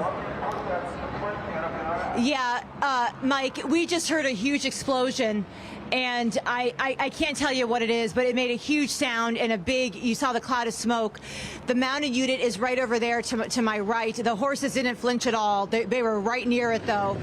The helicopters are going right over our heads here. It's getting more violent out here. It's just getting more violent. I don't see a lot of people from where I'm at right now, so maybe that was the point to have everyone get away. But I don't know who caused that explosion. I can tell you. I was trying to tell you earlier, but we had another protester. She had a megaphone and she was voicing her right to speak, but it was interfering with what I was trying to tell you at home. Is that I did see people come and pick up these rocks here, bricks, and throw them at officers. I saw people with bags and then throwing firecrackers at the officers as they were coming by. So, things have it's continued to escalate here on the ground. People running by here. At one point, I saw a girl. She had a spray paint can, and she was trying to spray paint on the ground here, and then someone stopped her, but she tried it again. There's graffiti all over downtown, by City Hall here, by the detention center, by all the federal buildings. It is just covered in graffiti, which really is the least of everyone's problems tonight. But just to give you an idea of the scope of the damage that's happening here, it's quite extensive. Mike? Yeah, and Leslie and Gio, and I think Lauren is near here too, but Main and Temple, LAPD is having a really hard time dealing with what this crowd is, and they're still taking rocks, bottles, everything that is being thrown at those officers. And right there in Lauren's shot, you see some of those LAPD officers that are using less than lethal to try to, use against the crowd there. And to Lauren's point, you hear the helicopters above her, and she said it. There's a lot. There's a CHP fixed wing. There's a Department of Homeland Security helicopter. There's an LAPD helicopter, and that's just law enforcement. And of course, there's all of the television helicopters as well. So it just adds kind of to the loudness of the scene. Obviously, the law enforcement helicopters flying much lower than SkyCal and the other helicopters, the other TV helicopters that are up there. But there's the mounted unit kind of at the end of Lauren's shot there that are really having a tough time. I'm listening to LAPD saying that projectiles are still being thrown at those officers, especially Main and Temple. I think Lauren, can you tell us what that intersection is where you're at? Yeah, absolutely. I'm at Temple and I want to say it's Main. Okay, yeah. Temple and Main, yes. Yeah. Temple and Main. And Mike, I want to add to it, I may have said this earlier, but one of the things that's so dangerous about when people throw off fireworks is that shrapnel from them, because whatever those, the firework hits, it can hit you, it can hit people, and that's what makes it so dangerous. Not only could you get hit by the firework, because again, these are being thrown in very close proximity to people, it could hit a trash can, a piece of metal could hit you in the face. I mean, it's so incredibly dangerous, and we don't have protective shields out here, I mean, this is, we're not protected like that. So, and the police, of course, they're prepared for this, but the everyday person is not. And that's what makes it so dangerous when you're trying to figure out, who's here for the right reasons and who's here for other reasons. And it just puts everyone in danger when it gets to this. Lauren, Lori Perez, she did bring up a good point. As we're seeing a chaotic situation unfold in different parts of LA, for the most of the morning, we were seeing people peacefully protest. And when we say peacefully protest, we don't mean quietly protest. Of course, as Lori did mention, protests are meant to be disruptive. The mayor says, please, I encourage you to get out there, protest, have your voices heard. That may mean waving, a flag, a sign, and shouting, but it does not mean throwing Molotov cocktails. We're seeing the mountain unit now make their way across the street here rather quickly. It does not mean throwing fireworks, burning these Waymos. This is what the mayor has condemned. She has said violent protests will not be tolerated in Los Angeles. Destroying our streets will not be tolerated.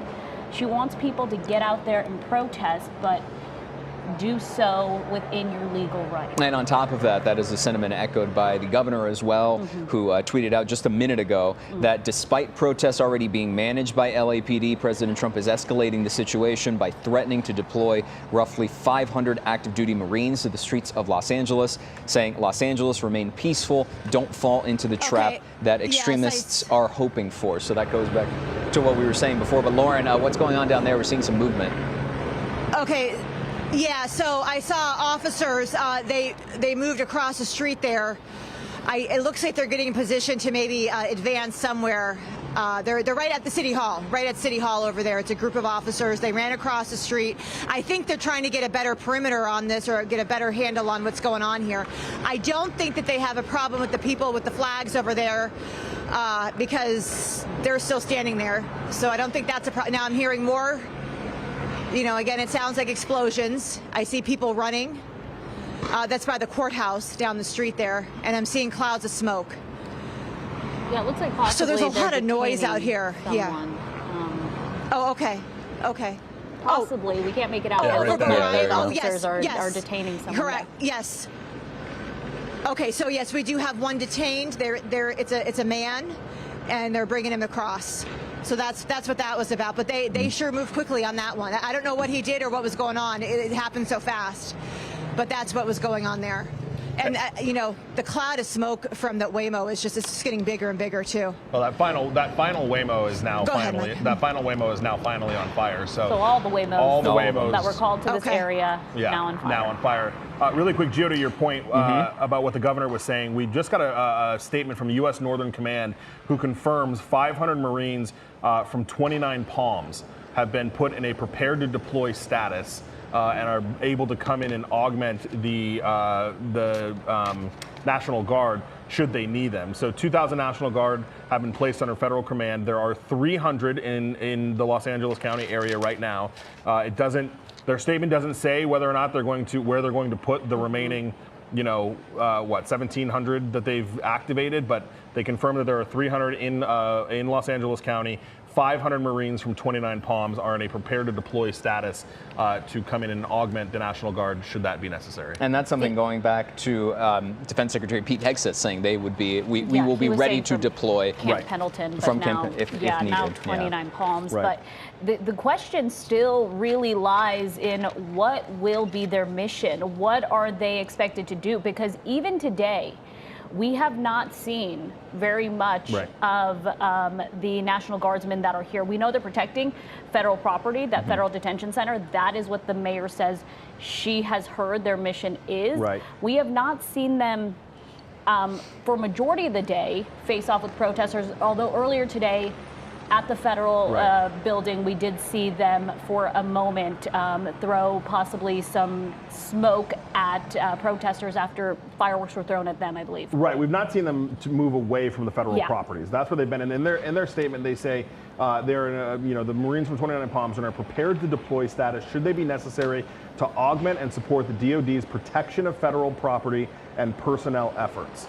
So a little vague, but it sounds like, for now, that there is not necessarily the intent to use the federal, military or the National Guard to do more than protect federal property. Now we will see if that changes.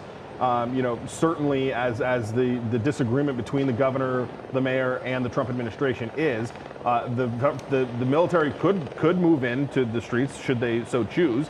But at least from this statement, they say that the DoD's support the DoD's protection of federal property and personnel efforts.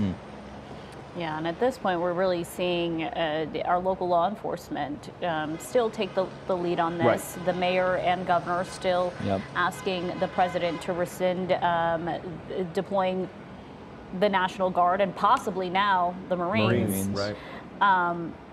But we haven't seen them again move away from the federal building that they've been protecting. We know they're not only downtown, we also know that they're at the federal building in Westwood as well. They also say that they are in Paramount and Compton. And Okay. those are the two spots, obviously, we were keeping an eye on yesterday. So, and there's the man there on the right side of your screen that was just detained that Lauren drew our attention to.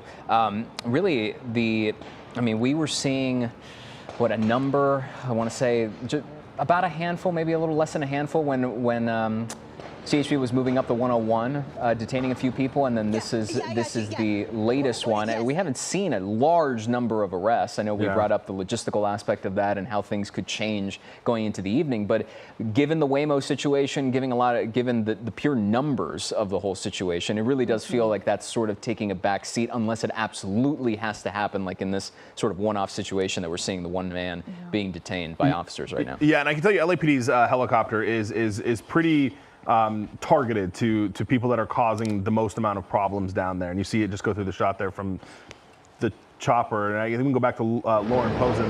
You hear the explosions behind you, Lauren.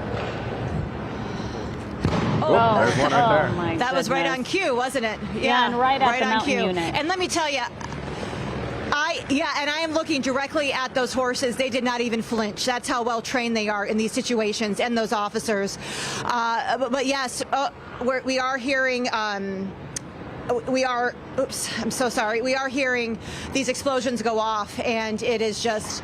I guess all that activity is happening over there by that courthouse. We are, about a block back, right in front of City Hall. But still, I mean, it's almost as if we were right there, because that's how powerful these sounds are that you're hearing. And I'm just trying to get a sense. I'm going to move over here so I can give you a little bit better of a description. You can hear the helicopters above me. Now, from where I am at right here at City Hall, I do not see the amount of people I saw earlier. But again, I'm in a very small little corner. I don't know what we can see from above. And I do see people by the horses and the officers, the mountain unit over there. We got people honking. I just don't understand the purpose of still being here at this point, given what's going on. So I don't know what the people's intentions are. I mean, it's a very dangerous situation. Police are having to use non-lethal force. Okay, I'm being told to move this way. I'm going to move this way. We got helicopters above us. I think the message is getting lost in here with all this, what we're seeing here on the ground. Yeah, in my opinion. I also want to point out, though, that while we are hearing what sounds like, loud explosions, we are still seeing plenty of people walking around here. They're not, running off. They look like they're staying put. Some carrying, American flags, other carrying, Mexican flags, and some people are just, they don't necessarily look fearful for their safety here. Watch and take videos, photos, things like that. Yeah, and then on the other hand, we are hearing these explosions still go off. You're seeing the horses there, the mountain unit, and at times those horses will start to back up or move just a little bit, but as Lauren said, they are trained to be in these scenarios. And what sounds like a lot of chaos, sometimes when you look at the crowd, you are seeing people just, stand around, be still, and at some point, some of these people are still out here to have their voices heard. Especially, and Mike made this point earlier that I think is important to highlight, because it's 6:13 right now. As we've been on for a little more than 2 hours right now, but as we get closer and closer to the evening, right, that the dynamics can change on a dime. As the sun starts to set, it gets darker. That's when the concern starts to heighten. That's when the crowds, at least the main crowds, start to dissipate. Those who had been out there looking to peacefully protest, have their voices heard, and then you start getting into one where you have folks that are lingering, or these groups that just don't really go home, and then moments like last night when we saw LAPD sort of reverse back all their cars and sort of move out of the area, and then one stayed behind, and that's when we saw the windshield getting smashed and things taking another groups, turn. Right? Yes. Once nightfall comes, yesterday we saw maybe about 36 people that just wanted to create chaos. They were throwing rocks into LAPD vehicles. They were purposely throwing fireworks at the Federal Detention Center. Yeah. And in this case, you're right. As night falls, we wonder if the people that came out to protest will then leave and then you get another situation. Mike, I know you want to bring something up here. Yeah, I just am pointing out on the left side of your screen where you see the chopper, that group is now starting to get their own items to barricade themselves with. They've got a bunch of chairs and a bunch of other things. I saw a trash can down there that they are now using to then kind of sit behind as these LAPD officers, are deploying, foam rounds at them, all of those other things. Now, I did see in the last time the chopper got wide, and Lauren pointed this out too, it does seem a smaller crowd, at least from where we're at. So I wonder if we're starting to see that where the people who were here to demonstrate peacefully or whatever are starting to leave, and now we've got these agitators and these people that now are here to create problems or just not go along with the program. Right here you can see a couple of people just standing behind the barricades, as you mentioned, and moving barricades forward that now. I didn't realize. I thought for a second law enforcement put those up, Right. but they've taken, what looks like chairs, Yeah. possibly from Grand Park. Right. They're pink. If you can hear me, I'm you gonna guys, guess. I just want to point out, I've heard at least 5 explosions go off here. They're going even, now we're at probably 7. Are you hearing these pops? Oh, yeah. Yes. Yeah, Yes. this pops along with you. Yeah. Okay, I'll just let you listen. Okay, I just wanted to point out that it's, I just wanted to point that out. Back to you guys. No, and we're seeing in this area, that law enforcement is still deploying those less than lethals very quickly. Very quickly as this line of people Keeps is moving inching forward. towards them with what looks like chairs. There's a trash can there. A couple of those street signs as well. Did you mention a table, Mike? Yeah, it's flipped Okay. up on its side right next to the trash can. Right Oh, to the yeah, I left see there. it. And you'll see when the chopper goes back and looks at the police, I want you to look and see all of those cylinders that are on the ground. Those are all of the less lethal munitions. And watch right here, you'll see it. All of that on the ground, all of those, that debris right there are all of the empty canisters from the less than lethal that the officers have been shooting at these protesters. So you can imagine just how significant of a battle this has kind of been. And there they go. They're moving forward again right now. Yeah, now you've got this car in the middle too. Yeah, I was going to draw attention to that too because I was curious as to what that car, if it's either involved with these protesters or otherwise, or if it's just been sitting there. But then you see someone reaching out through the sunroof and seemingly taking a video. So you'd have to assume at least in tandem to some degree with these protesters. But it's almost like the skirmish line from officers and then this other line being established and move forward. I just wonder what the goal is here. It doesn't really make much sense as to, grabbing chairs from the park and trash cans and everything else, like what the ultimate goal is. And it's just, again, muddles the message of what, a lot of people are out there and what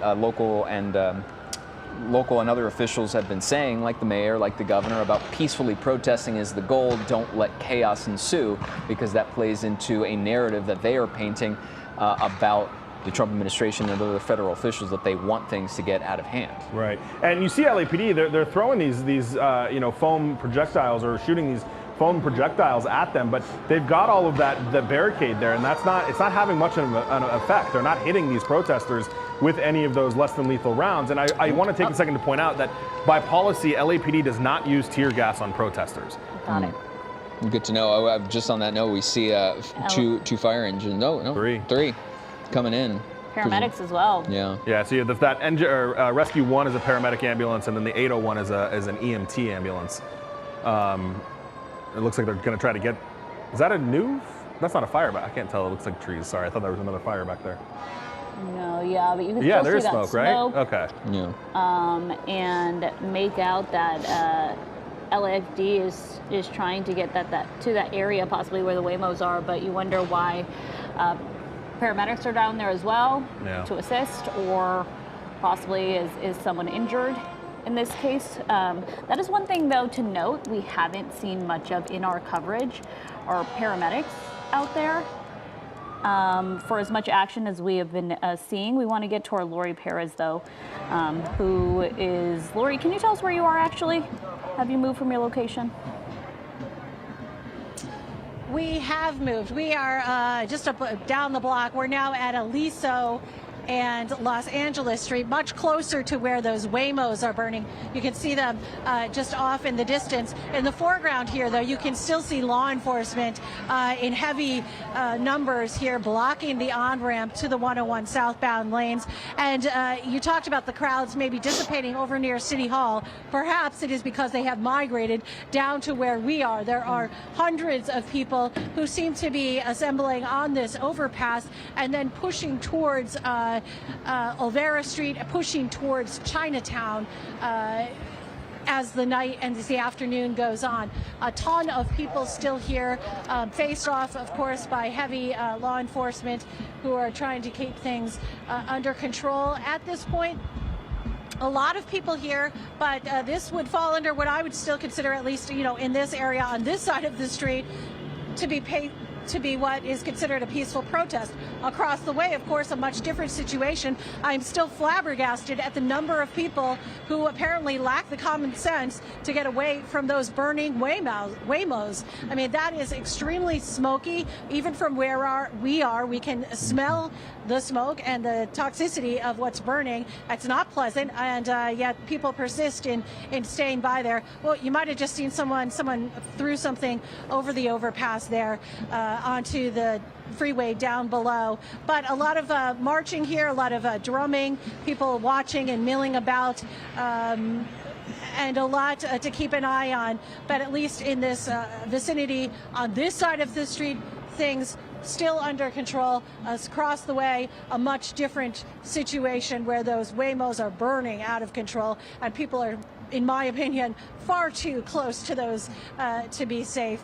And people continuing to cross over the overpass and head in that direction towards Chinatown again and towards Olvera Street, just off of downtown Los Angeles. Yeah, a lot going on down there. Lori, thank you. You know, just taking a look at the live footage from SkyCal on the left side where you see all these vehicles burning, and to her point, not as many people, obviously, as it was before, but still a few stragglers there just getting really dangerously close to that situation. I was going to piggyback off of Leslie's comment before we went to Lori about we haven't seen a lot of injuries. I mean, even going back to last night, there weren't an exceptional amount by any means. Really, the only ones we draw attention to so far since we've been on air was when LAPD made a mention a couple of hours ago about 2 officers injured after being hit by motorcyclists and that they were being treated on scene. But otherwise, given the scope and the size of everything that we've been monitoring, it is a little surprising, and in a good way, that not that many people or not that many injuries we've seen reported, at least so far. Yeah, we haven't seen, you know, paramedics or ambulances rushing through this area. Also, it would be very hard to get around such a large crowd, which is also a concern, and why they want to declare this an unlawful assembly, get people out of the area, because if people do need help, they need to get those ambulances through these areas. It's just impossible with such a large crowd. We saw the LAFD come through here, waiting to see if they're able to make it to this area. If that's where they were going, that's where we suspected possibly they were headed. But yeah, you're seeing a large group of people on bikes now, you know, crossing this area. Yeah. Oftentimes, I don't know if you guys are familiar with the downtown LA area, there are a lot of bike crews that make their way through the downtown LA streets. Yeah. But yeah, you're seeing a lot of people. They're on bikes, making their way through the street, and still plenty of people out there, but not really congregated. Right, and I don't know if we can talk to Lauren or see Lauren's pictures, but she just told me that they were giving a dispersal order over a PA system. Okay, they're working on getting their picture up, but Lauren is telling me right now that they just issued a dispersal order where she was at Main and Temple. She says she saw a lot more police cars coming through. Yeah. So that is, as soon as they start making those announcements and they're bringing in so I'm listening to the radio right now as well. They are likely in a situation where they're going to maybe try to start making some of those arrests. At least that group, you know, that group that had the essentially self-barricades, right? That wasn't a terribly large group. That is something that if they wanted to move in and take them, they probably could. So we'll see if that's what they're going to do. Yeah, and LAPD Central Division, just really quick tweet, put on X 3 minutes ago that they did issue that dispersal order for Temple and Main. They're again saying less lethal munitions have been authorized. They could cause pain, discomfort. And they mentioned those demonstrators are using chairs, garbage bins, and other items to block the street.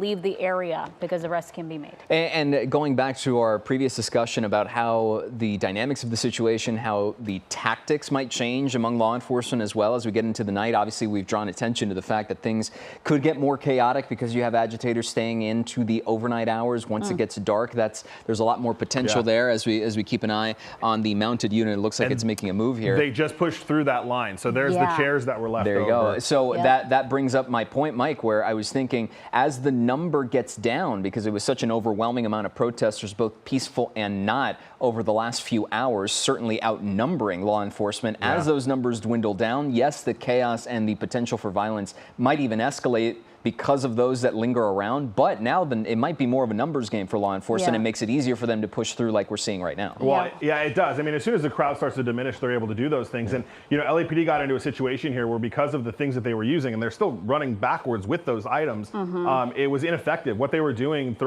shooting the less than lethal rounds at them was ineffective because it was being blocked by those things that the chairs, the construction signs, the tables. So in order to make that stop, they had to effectuate a push and push them out of the way. And you've got the mounted unit doing there. They brought in some more police cars to do that as well. And look, now you've got this whole group walking between City Hall. I think it's between East and West City Hall now on this street. So the crowd is getting smaller, I would say, you guys, if you agree with that. But Nick, did you tell me we have Lauren? Lauren, you're back with us now. What are you seeing? Yeah. Well, Mike, I just wanted to tell you that we saw, now as I'm talking, I see more officers. They're on motorcycle bikes. You're going to be seeing them come by us shortly here, I think, unless they just made a U-turn. Anyway, we saw a whole row of patrol cars drive by here, and I saw officers in their tactical gear driving through here, this area, and we did hear more explosions go off. I can't tell you well, there's another one too. It's very hard to make out what those are at this point from where I am, but you can hear them. And I'm going to move up a little bit and just get a view at Temple and Main here. And I see officers are in the road here as well, along with people too. The crowd is definitely smaller, but they're still here. Right. And that's not what officers want. They want everybody out of this area. And I have to reiterate again that, there's been the message from the mayor and the governor not to be violent, and quite frankly, that's all I've seen here this afternoon. Since it started, earlier it was peaceful. People were protesting peacefully. That was fine, but then it took a turn, I think, when people went on the freeway, and that's what we're seeing here. Yeah, what we're looking at in your shot, Lauren, are those motor officers that you were talking about, who have now lined themselves up there, blocking that street. It was quite the image to see that mountain unit just be able to push that crowd back. That's especially what they're used for. The horses run rather quickly, and when they do, for the most part, people will move. They will not try to put themselves in danger. So that was quite an image. You really did see the mountain unit at work there, and they were able to quickly move those people back, get them to stop blocking the street. And you can see now they're on one side of the street, there's cars passing, and people are on the other side. And taking a look at things right now, as we'll check back in with Lauren a little bit later on, trying to get a handle on what we're looking at here. Looking at a Grand Park there, Molina Grand Park, and I believe that's where a lot of those chairs came from. You know, the pink chairs that you normally see there. We saw some people try to use them as a way to block the streets and possibly protect themselves. But there's not too many people out here from where we can see. But Lori was mentioning where she is, closer to Olvera Street, which is right here. Yeah, there are. There's a much larger group. I know we have Lori that we can get in touch with here. Lori, are you still seeing a large group out there? We're seeing the fireworks. Yeah, there's still a substantial crowd out here, and we're hearing a lot more bangs and explosives in just the last few minutes. Not sure what's precipitating that. The crowd is chanting once again. They are gathering once again, again facing off with this significant force of law enforcement that continues to guard and protect the on-ramp to the 101 South lanes. 101 northbound is open, but 101 South remains closed. Across the way, of course, just that dystopian scene of the Waymos on fire, billowing smoke behind this crowd of protesters. Again, in my opinion, people far too close to that. I will say on the other overpass just down the way here, maybe about 5 minutes ago, we saw 4 or 5 fire trucks heading towards Chinatown, and I thought, oh, they must be going across and then they're going to swing around and get over to those Waymos. We have not seen them get here yet, but hopefully that is where they're headed. It's probably just tough getting over here because of the number of people who continue to take over the streets in this area, but hopefully they are headed in that direction. Again, the chanting has just again started up again. People starting to gather in front of the law enforcement that is here. And a lot of people now setting off fireworks every few seconds, which is just adding to kind of the chaotic situation out here. But other than that, as you said, you know, thankfully, we have not seen people getting hurt. We have not seen any physical clashing yet at this point, which is always good in these kinds of situations because that's what you're worried about as tempers and frustrations and emotions rise. You just never know what's going to happen. And while people here where we are certainly amped up, we have not seen any physical confrontations at this point, which is always good to know. But we are keeping an eye on this situation, wanting to make sure that we know what's going on here and staying alert, of course, from our vantage point. Guys, back to you. Lori, thank you. And yeah, certainly seeing it from your point of view down there, you can get a good sense of just how many people there are and what a large number it is. And then you take a look at this overhead from SkyCal, and that first vehicle with the smallest amount of flames, that was the first one, I believe, that we saw burning, and then the rest of them started picking up right on after that and seeing a number of explosions and elsewhere. Yeah, I mean, I'm glad Lori brought up the point about the fire engines and how we saw them come through. I wonder just how long, presuming that they are coming to that direction, how long it's going to take, but it is certainly a complicated factor with all the roads blocked off, law enforcement, and of course, a number of protesters all over the area. And LAPD once again reminding people how dangerous it is that these electric vehicles are burning, telling people stay out of that area at Los Angeles Street, north of Arcadia, south of Alameda. Burning lithium-ion batteries release toxic gases. We've been saying this, we know that, but LAPD putting out that it includes hydrogen fluoride, which poses risks to responders and those nearby. So they want people to avoid this area. That's something we mentioned rather quickly because the lithium-ion batteries there, once they burn, they can burn for a long time, and it does pose a health risk to many people. So all the people in that area, that is a very toxic situation right now. Yeah, absolutely. And, you know, it's not going to die down right in the next few minutes or so. It's just why Lori brought up the point that it seemed odd so many people would still be hanging around that area and being so close to not just one but multiple burning vehicles, given the danger that it is that is present. And keeping an eye on here in downtown LA in the situation, nothing. Okay, I thought I saw something there for a second, but no, otherwise you just see the crowds of people walking around and protesting. Slowly dispersing now. Yeah. I know, yeah, and I like. So I know Lauren's still out there. We're taking a look at Lauren's shot on the right. You have what looks like a Metro bus that was also tagged there. I believe they're trying to make a U-turn here. Someone trying to help this Metro bus out to get out of the way. Well, and hopefully they do that because we've seen that go south quickly too in protests. We've seen it, but we saw a bus get tagged just last night and get kicked and otherwise targeted by a group of people just last night. So yeah, your thoughts certainly go in that direction right away, but to see it just having to take a U-turn and get out of there, hopefully safely, is a good sign. Although someone tagged it, there are also people in that area that are helping to get it to reverse and go the other direction at this point. Although you wonder I know you want to follow your route and whatnot, but it's been a chaotic situation for a couple hours now. We even heard that the Metro Tokyo station was shut down by LAPD just to avoid, any situation on the Metro line. Well, and those buses are very dangerous. We've seen in past protests where buses get set on fire, and those are compressed natural gas. So that is also a very, very dangerous thing to have be set on fire. The right side of your screen are those live pictures you see at Aliso Street there, where LAPD has formed a skirmish line. You've got those officers wearing shields. They've got their less than lethal munitions, and now still trying to deal with this crowd, which, as we've talked about, has thinned out. And it does appear that we are kind of left with the non-peaceful version of this protest. You see some people standing there still with flags and hats. So there are still people that are just standing around, but I think the majority of the people that were trying to do this the right way have probably gone home. You see the sign of the federal courthouse there is totally tagged as well.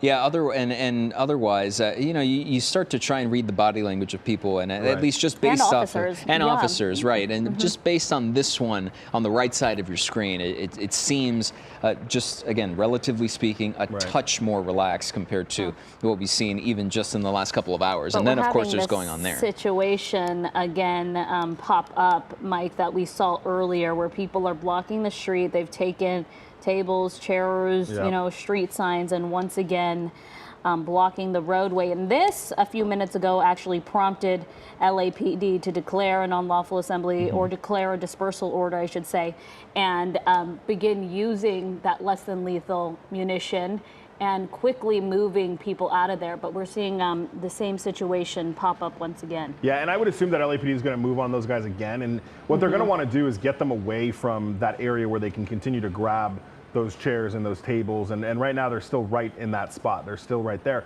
This time, though, there are significantly more people. Certainly not as many as we've seen, but there are definitely more people behind that little makeshift line than there were earlier when it was down the street. So they've kind of combined some of this area here. I will say, though, a lot, when we look at the totality of the people that are here, it is a lot less than it was when we first came on the air, around 3:30, 4 o'clock, when there were probably thousands of people down there. It does seem like you're starting to kind of boil it down to the group right here in front of City Hall, and then the group over on Aliso where Lori Perez is. And you have been able to see officers start to, make more of those movements, right? You have batches of them, staying on their established lines, and then others moving around, whether that be the mounted unit or something else, some other group, and then being able to move and disperse certain batches of protesters and demonstrators that are in the area.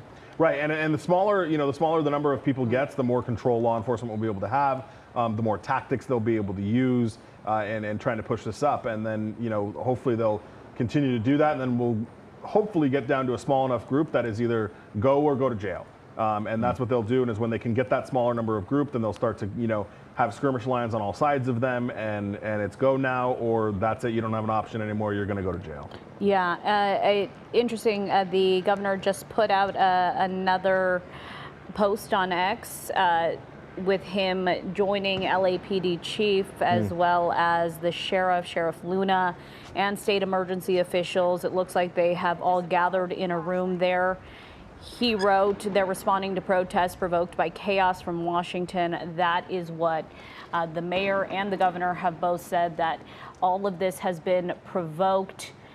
They believe, and what started it was intentional ICE detainments, ICE raids by the Trump administration, who they are saying wanted to provoke this sense of violence on our streets. We know that, of course, the president has not only deployed the National Guard, we believe maybe 300 out of 2,000 are already here.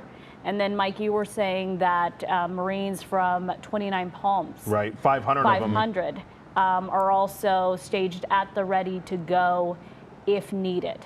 Right, and they are put in a ready to deploy position. And Pete Hegseth, the Secretary of Defense, had tweeted that it was going to come from Camp Pendleton, now Northern Command, U.S. Northern Command, saying that those would come from 29 Palms. It's the distance is probably just about the same, but that would be if they need the additional past the 2,000 California National Guard troops that have already been activated.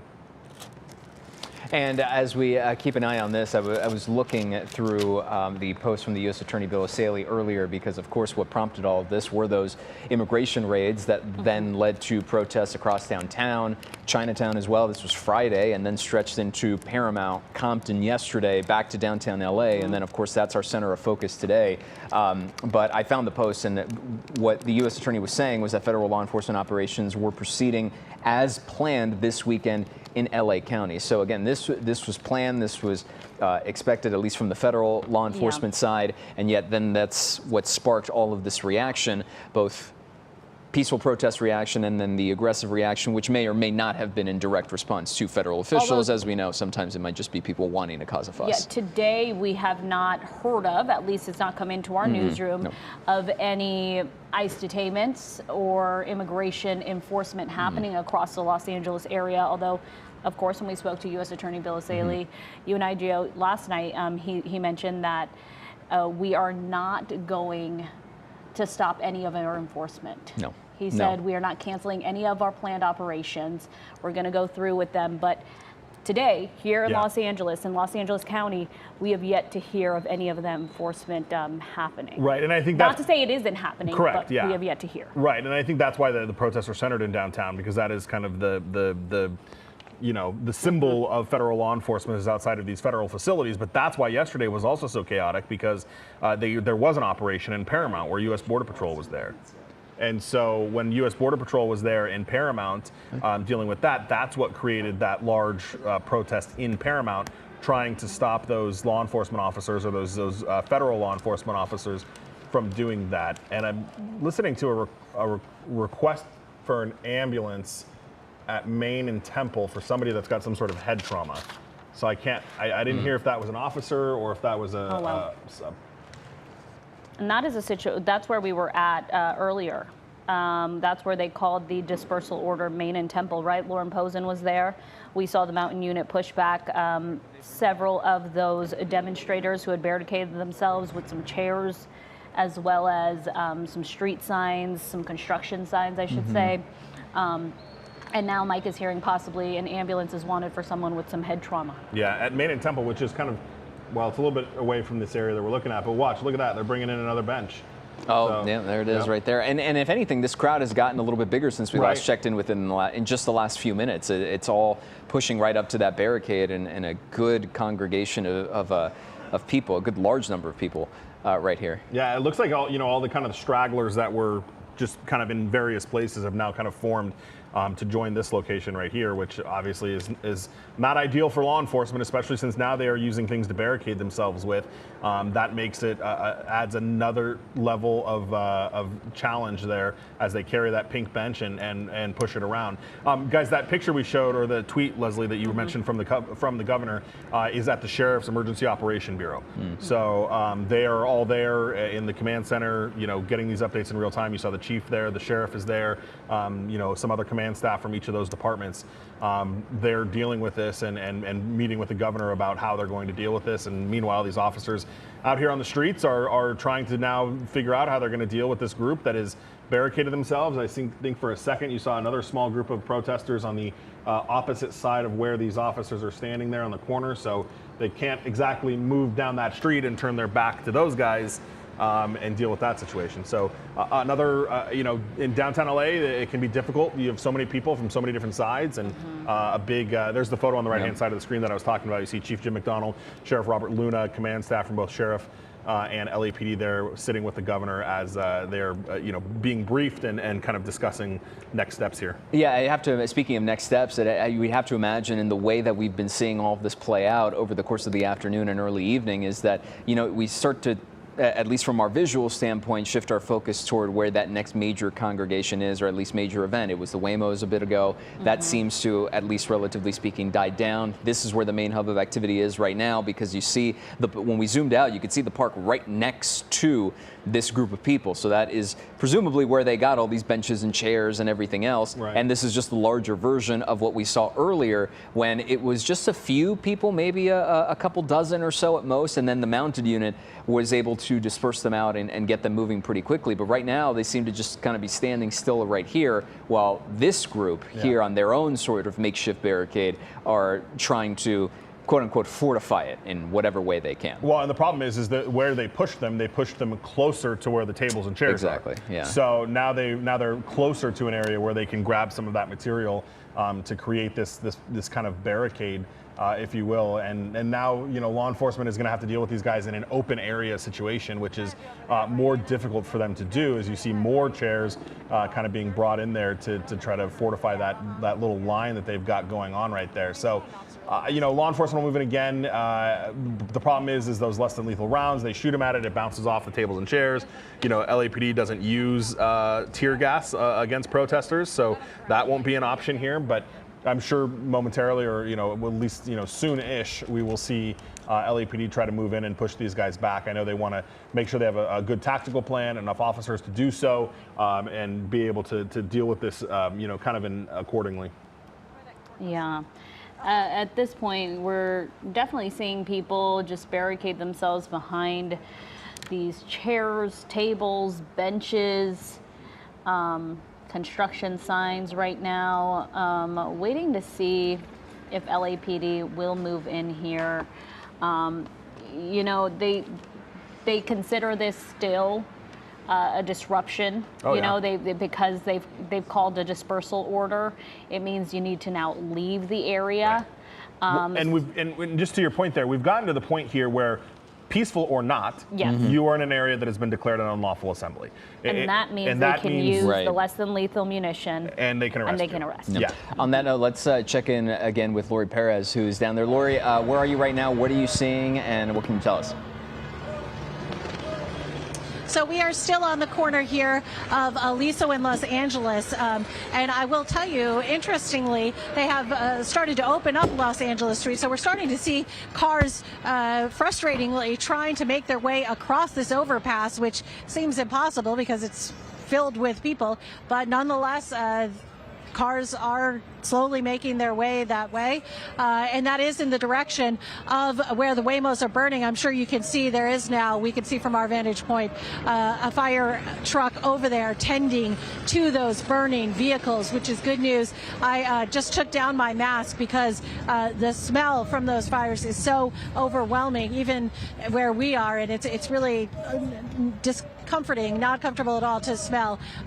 It's really strong, so we're trying to handle with that. The fire department seems to be on top of that situation, and a lot of the people do seem to have moved away from that area, which is good news. They are assembling more, though, I would say, in the last couple of minutes along the freeway overpasses on all sides of it. Again, we have seen them launching in the last couple of minutes fireworks down onto the freeway, which of course is a very dangerous and not a smart situation, dangerous for the cars and the drivers, and also dangerous because, you know, CHP is down there in heavy force, and they will respond if they are getting things thrown at them. And in fact, we have seen them do that in just the last few minutes. But it remains a standoff here along the on-ramp to the 101 South. Law enforcement remains in heavy force here. You can see they are protecting the on-ramp, faced off by a crowd of protesters. The crowd does seem to be moving a bit north of where we are. I'm not sure why that is, but they are again moving north and taking up the spaces along the freeway. Still lots of chanting, of course, and still lots of emotion spilling out onto the streets of downtown Los Angeles as this protest continues. But the good news, again, of course, is that we have not seen any physical confrontations, at least in our time here yet, and that remains the goal, of course, for everyone to stay safe as this night continues. Guys, back to you. Lori, thank you. And of course, on that good news front, at least a little bit, firefighters are on scene there with those burning Waymos. So you see some work getting done in that regard. We were, of course, concerned over the long-term impact of just seeing not one, not two, but multiple Waymos that were ordered down there earlier. It has to have been at least an hour, if not two, when Lori first brought that to our attention, that those autonomous vehicles were ordered down to the area and just to be vandalized, where you saw people ripping the doors open, smashing the windshields, and then before you knew it, then each one was on fire almost in sequence rather, where now finally water's being poured on and getting the situation taken care of. And mind you, we were talking about how toxic this situation is. These have been burning, Joe, would you say for more than an hour, maybe close to 2 hours now? Probably closer to 2 hours. Okay. It's kind of hard to tell when we're just continuously watching this, but not for a short amount of time at all. No, but LAPD reminding people, and we've been reminding people, that in these situations, these lithium-ion batteries in these electric vehicles are very toxic and dangerous for people. In fact, LAPD putting out a statement saying they're releasing toxic gases, including hydrogen fluoride, and it was simply just too dangerous of a situation for LA Fire to get in here. They couldn't make their way through these crowds. Now, finally, it's a good sign, as you were mentioning, that they are able to get here. This may take a while, but these cars are completely disintegrated at this point. We were there, though, watching as people, you know, we believe someone called them to this area. They then started vandalizing them, but then even after they were vandalized, people kept, you know, breaking the windows. Yep. Taking photos of themselves, standing on top of the vehicles. You can see a crowd now gathering around LAFD as they're working. We know that LAPD also down there because they want to make sure that they protect the firefighters and make sure they get in there, get out of there as safe as possible. And if anything, too, I mean, you're seeing now at least a little bit more of a congregation of people, at least, you know, hovering around here to either take videos, photos of firefighters doing their job and putting out the flames on these Waymos. Just while the fires were burning, before the engines got there, it was the smallest number of people we've seen around there, maybe a few here or there, but now you see a bit more of a congregation of folks trying to get a close look at this, but some good work being done to put out the flames on those vehicles right now. And guys, I played back our chopper feed. 5:20 was the first time we saw one of these on fire. So hour and a half. It's about an hour and a half. And I think, I don't know if we have Lauren Posen, but she just sent me a message. We were talking about that, somebody that was hurt, and she says it appears to be a protester that somehow got hurt. Lauren, is that you with us? Yes, I'm back here. Yes, it looks, we're using our camera and we're zooming in. It appears to be a protester that got hurt.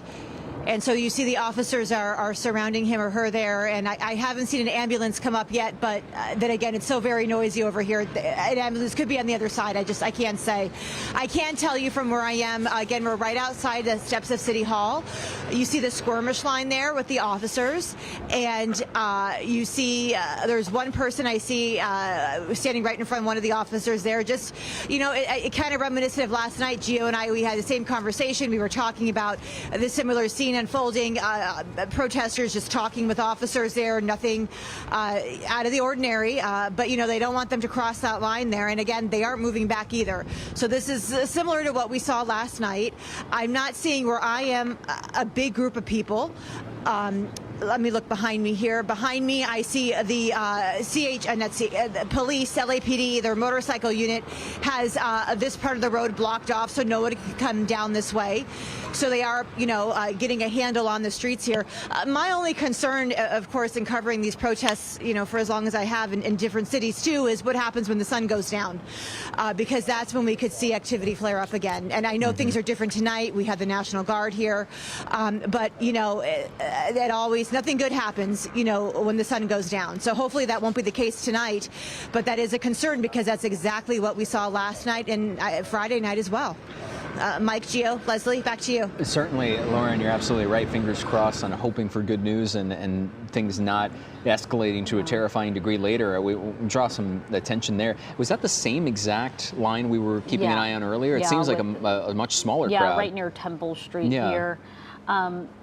You're seeing now LAPD using those less lethal projectiles there.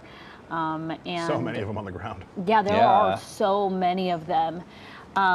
Mike, you were saying those are the foam? Yeah, they're the when you see them in those launcher type things, like the one on the right side of your screen, those are usually the hard foam projectiles. They've got a couple different types of less than lethal rounds that they can use. Some of them are beanbags. The beanbags they generally shoot out of what it looks like a shotgun. Okay. These out of those launchers are usually the hard foam projectiles that they'll shoot at you, and it hurts. It doesn't feel good at all. I mean, I remember during 2020, the protests in downtown during 2020, people come out with significant bruises. I mean, it doesn't feel good. Yeah, especially the closer you are. I remember seeing some of those injuries, and LAPD did put that out there. They're authorized to use these once they call a dispersal order, and that they are very painful. Right, and I think it was Lauren who mentioned it earlier, but in general, you'll see them try to shoot them at the ground. And not directly at a person. I mean, certainly there are circumstances where they will do that. We have seen that. But when you're just trying to get the crowd's attention to, hey, start backing up, that's when they'll shoot them off the ground. And it can ricochet and hit you, but it does take off, obviously, some of the momentum if you shoot it at the ground first and it's a ricochet. But they've done both. They've shot them directly at people and on the ground to just try to get people's attention. Yeah, and it looks like they're trying to push that crowd that's barricading themselves back. There's plenty of people walking in front of the law enforcement officers, LAPD officers there, and they're not making any motion towards them. They're not bothering them. People are walking freely, but it's that group that's causing a blockade on the street that they want to get rid of. They want to disperse. They want those people to go. Using items from the park just right next to them, and that's what Mike was bringing attention to earlier, which is the fact that what makes it a little more difficult than normal is because it's an open area and you're able to grab quote-unquote supplies from the park right next to it. So it's curious to see how things will change if and when they start pushing through. But even some folks moving just a little bit, and then up to those sort of barricade items, not as many people as there were before when they were initially establishing that line. Yeah. And really quickly, guys, and I don't know, Kelly, if we can swap out one of the boxes, but I want to show you our other SkyCal is over the federal building. On the left side of your screen, thank you, Kelly, is that in Westwood. We don't see any activity, any protest activity, but that's a DEA trailer that is there. The National Guard is there as well. They've even put up minimal K-rails in front of the entrances of the federal building, and there you see one of the National Guard Humvees. This is one of the locations where U.S. Northern Command has said they are going to deploy. So they've got them here in Westwood, they've got them in downtown LA outside of the federal building, and then Compton and Paramount. No protest activity here, but we just wanted to show you this, that there is the National Guard as well as federal agencies staging at that location. Meanwhile, you are seeing on the right-hand side of your screen is LAPD, again, just consistently shooting off those projectiles there. People barricading themselves with these chairs they got from the nearby park, as well as construction signs. Pretty much anything that they were able to grab there. You can see them just crouching behind excuse me, trying to protect themselves from getting hit from those projectiles. But at this point, LAPD said your best move right now is to just leave this area, because they will continue to do that until they're not blocking the street there. Right. And right now, getting a closer look here at what's left, really, of this Waymo, now that a few lingering flames are there. But I mean, what a striking image to see a number of these destroyed and then set on fire just in the middle of all of these protests, unrelated seemingly to everything else that was going on. It was just one of these moments where we were drawing attention to it, and it just really highlighted the chaos of what was going on in some of these brief snippets in between all of the other demonstrating, protesting that we've been keeping an eye on. And then on the left side of your screen, you see that continued barricade that's sort of disrupted a bit. Let's get back to Lori Perez down there in downtown LA. Lori, it looks like you're right by the firefighters doing their work there on the Waymos. We are, and I'm trying to find that picture of the Waymos when we first got here. What was it, an hour and a half ago? And I was first pointing out how they were tagged and how people were jumping on top of them, trying to break the windows. And then shortly after, they were on fire, and now look at them. They are gone. I mean, it's just remarkable how quickly this happened. It took a while for firefighters to get here, but they arrived, and the smoke has really dissipated, though you notice I am wearing my mask because the smell is quite overwhelming, and it's not pleasant. So I'm doing that just for our own safety. But firefighters on the scene here really just, handling these wrecks, just destroyed Waymos. Everybody is over here taking video and pictures of them. This, of course, is the more destructive, more violent side of what is happening here in downtown Los Angeles, and certainly not what anyone supports, what city leaders or national leaders, state leaders do not support this. They support people's right to peacefully protest, but this is way over the line, obviously. Very dangerous and very destructive. Otherwise, the crowd around here does seem to be lightening, I will say. In the last couple of minutes, it's been a long day. Perhaps people are heading home, but it does seem to be thinning out, which perhaps predicts a calmer night, or maybe a new wave will show up. We don't know. But still a lot to handle here in downtown Los Angeles, even though it does seem to be lightening up. Traffic seems to be resuming on some of these surface streets, which is good news, of course, as well. Whoops, don't want to get too close to this. Oh, no, right. no, yeah, step away there for a second. Yeah, Lori, we've been seeing that for at least an hour and a half or so. That goes to the, these are EVs, right? There's explosions coming from within after these fires, and adds to the danger of an already dangerous situation.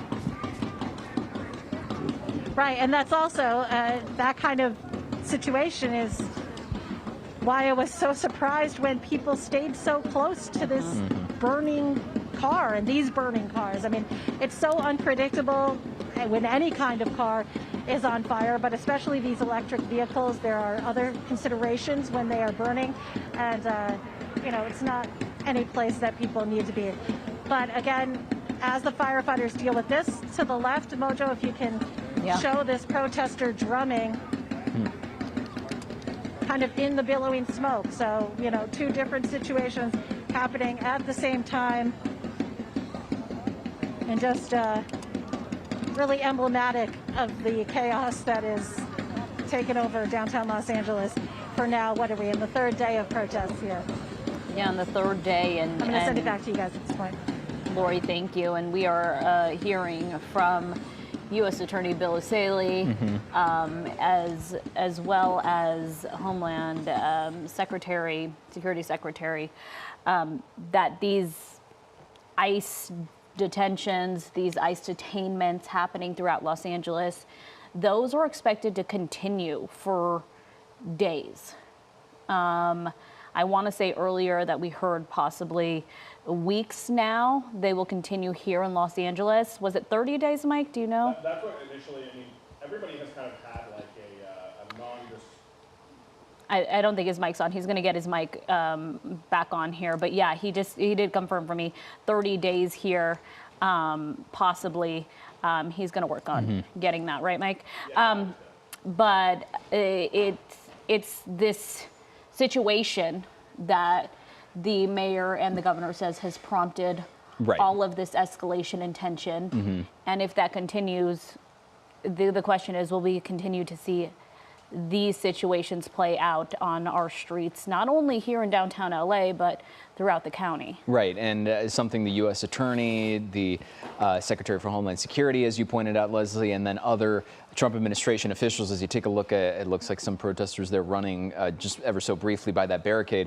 Those officials have painted the picture of, we are getting criminals off the streets and deported out of the country, that this is targeted enforcement and trying to clean up the streets and get dangerous criminals off of out of our neighborhoods and out of our areas. Whereas, of course, the governor and the mayor and everybody else and other elected officials we've talked to are countering that narrative and saying, no, this is escalating tensions by deploying the National Guard, and even having Marines on standby on top of that is only going to make matters worse, that there are more than enough local law enforcement officials to handle the situation here, and that the primary focus is on peacefully protesting and having your voice heard that way. Yeah, the mayor saying this is ramping up, fear among, students. LASD, I believe, is holding a press conference tomorrow early to address, how they're handling possible immigration enforcement, not only possibly at their schools, but surrounding their schools as families are making their way to school. So we're expected to hear from LAUSD Superintendent Carvalho tomorrow on this. And we're expecting that these immigration sweeps, or as you know, the president has called them, targeted enforcement, among other words, but along those lines. They will continue for at least 30 days here in Los Angeles. And it'll be interesting to see how those federal immigration authorities do those in the days forward, right? We have seen them be able to do immigration enforcement operations in a much more low-key, kind of covert way than they did Friday and Saturday. The incidents on Friday and Saturday were highly visible. There was a lot of personnel. They were heavily armed. Home Depot parking lots. Right. We've seen them carry out operations in a much more, I don't want to say discreet is the right word, but in a less visible way than they did on Friday and Saturday, which makes you wonder if it was intentional that they were that visible, right? There's another bench that is being taken, two benches taken out of the park and being walked over there. A couple people with hard hats and shoulder pads from a football team. That's interesting. Yeah. Lots going on down there as the night goes on. But it'll be interesting to see, to your point, those immigration enforcement operations that are supposed to go on for 30 days. How will they conduct them? Do they want to continue to make a big show where it draws the attention of protesters and it draws the attention of the community? Or are they going to try to do it in a more discreet way where they carry out their operations, but it draws less attention? Yeah, and at this point you wonder, will any enforcement draw less attention because tensions are so heightened at this point here they are in our community? And to that point, you know, we got emails from viewers this morning saying, oh my gosh, they're in Pasadena, and we checked with Pasadena and like they were having coffee. You know what I mean? So it's the same thing in Long Beach. I think there are organizations out there who monitor where ICE and immigration enforcement is staging throughout our location so that they can be there to give people the correct information. Many times they yell out to those being detained, hey, these are your rights. This is a reminder. Even those groups are saying, hey, we don't want false information out there. We are following up on where they're at, but sometimes they're just grabbing coffee. They're just doing that. You're looking at video, though. What you're looking at right now, not to change the subject so quickly here, but is a video from earlier of those Waymos. You can see them exploding. 6 of them all caught fire here. Yeah, the one all put, you know, someone intentionally put them on fire there. Yeah, a lot to keep track of right now as you take the look at the video from earlier and then the live view on the left side of your screen. But on this note, we want to get to LA County Supervisor Janice Hahn, who I believe we have on the line here. Okay, I don't think we have her. Looks like we're going to get that situated there. In the meantime, we'll just keep an eye on this situation here where the number of protesters, and it's interesting because it really speaks to how you have the park there on the left side. You have City Hall on the other side. And then City Hall on the other side. And even the barricade that they've sort of tried to establish here is half makeshift, right? It's the pink benches going across, but only up to a certain point, and then a couple of other stands, devices everywhere, however you want to characterize them, over to the right side. And it doesn't seem like there's a strong coalescing of people. We're hearing that we have Supervisor Janice Hahn on the line right now. Can you hear us? Yes, I can. Okay. Supervisor Hahn, thank you so much for joining us. As you're watching what's unfolding right now in downtown, can you give us your thoughts? Well, first of all, I think I'm echoing what everybody is calling for at this point, and that's, of course, for a peaceful protest. And I know people are being asked to go home, and we're hoping that that happens in a calm way. But what I'm really angry about is that, this was all provoked by the overreach by our federal government to come into our communities. The ICE agents and now the National Guard really causing fear and anxiety among our people. I was in Paramount yesterday, and people were so worried and afraid, and elected officials were trying to stand up for their communities and getting shot with rubber bullets. So my call tonight is for a retreat If we want this to really de-escalate, the federal government needs to retreat. Just step away. Let's take a breath. Come back, meet with our sheriffs, meet with our LAPD, meet with our governor, and let's decide how you're going to do these raids, because the way you're doing them is just to continue to upset people, and rightly so. I'm kind of calling on Kristi Noem, our Homeland Security Secretary, who I served in Congress with, to show some compassion and kindness in how they're doing this. If they're going to continue doing this, then we are going to keep having this kind of crowd reaction. So the only way to de-escalate this is for them to step back, remove themselves from Los Angeles, and we need to start this process over. Supervisor Hahn, I want to go off of your comment there quickly. I want to draw attention to folks at home who are watching. More barricades are going up down here, coming from the park in downtown L.A. I know you mentioned and are calling for a de-escalation by the federal government, but when we were talking to the U.S. Attorney last night, Bill Escalate, and just given the response from the president, from Secretary Noem and other Trump administration officials, it feels as if they are very adamant that this is, quote, targeted enforcement, that they're getting criminals off the streets, that they are going to approach this in the way that they deem is appropriate for the administration and how to address what they call the issues that are going on around here. So while you're calling for this de-escalation, if that doesn't happen, then what's the approach and how does this get de-escalated in the coming days? Yeah, and I'm just going to keep calling on them because we know, in fact, they are not targeting criminals. We know that they are going to, the Home Depot and targeting the day laborers, which we know most of our friends hire to help out with chores at home. They're not going after criminals. They're going after, they consider everybody to be a criminal if they're in this country and they're undocumented. And I just want to push back on that. And if they continue to do this, this is the reaction they're going to get, because people in Los Angeles feel very strongly. We are a city and county of immigrants.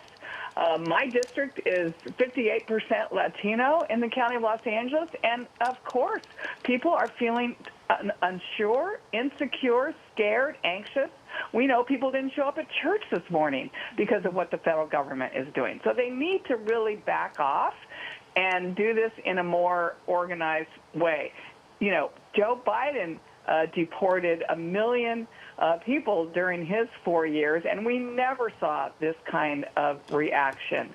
We know in our jails, if they come with a federal warrant, our sheriff is going to be required to turn a convicted criminal who's in our jail over to them. But these kinds of chaotic sweeps and raids into workplaces and Home Depots, these are people who are going to work and earning a living, and may I add, are a huge part of our economy here in Los Angeles County.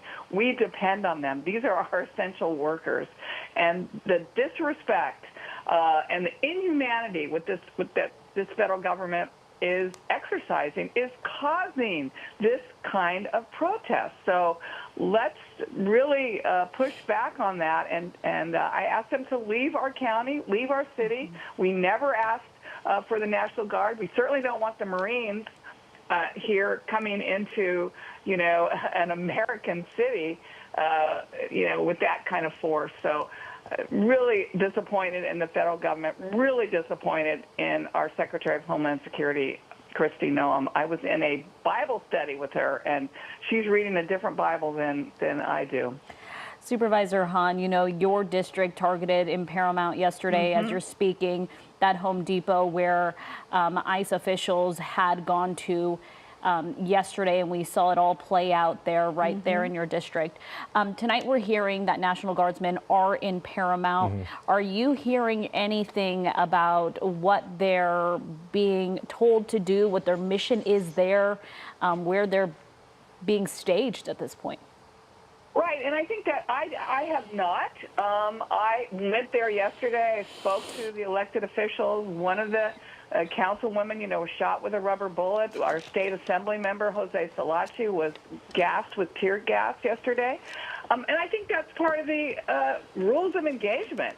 I don't know what the National Guard has been asked to do. They've never talked to the mayor or the city council of Paramount. They don't know what they're doing, and it's their responsibility to talk to their residents and at least inform them or educate them or try to calm them down. This is an impossible situation when the federal government is not talking to us. And to deploy our own California National Guard against us is so just upsetting to me. I can't remember another time when I've been this upset seeing our own California National Guard being weaponized against us. Look, I lived through the 65 Watts riots. I lived through the 92 uprising. This is not even close to what that was. We didn't ask for them. We don't need them. The LA County Sheriff's Department as well as LAPD are perfectly able to handle this situation. Yes, I'm calling on the protesters to be peaceful. Please don't be throwing rocks and bottles. Please go home for the evening.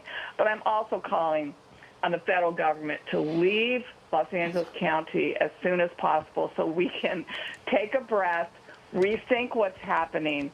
Look, County of LA has gone through the worst natural disaster in our history just 5 months ago. We're just now healing from the devastating fires, and to have our city and county upended like this in such a chaotic fashion, which was started by them. I feel like a mother with children, but he started it. You know what? They did start it.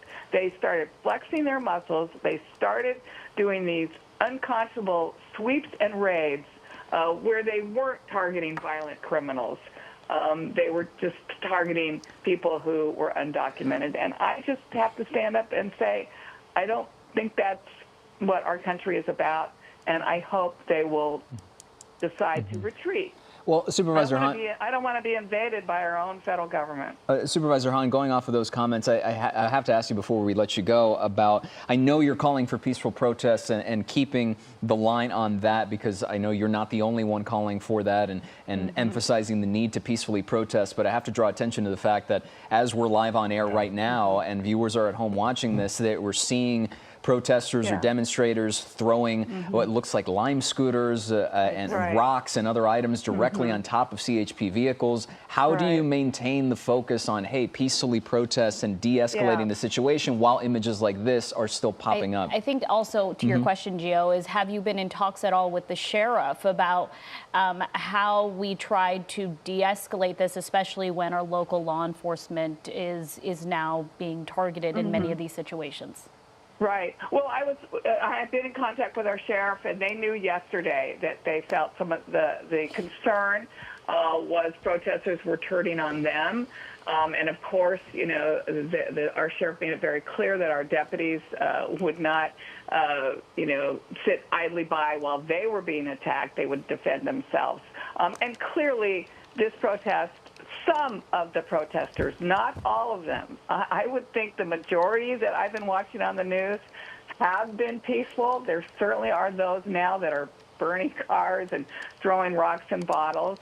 And that is why LAPD and the county sheriff a couple hours ago declared it unlawful assembly. That's their first step in then asking the crowd to disperse. So it looks like the crowds are getting thinner from what I'm watching your news feed. It looks like they're thinning out.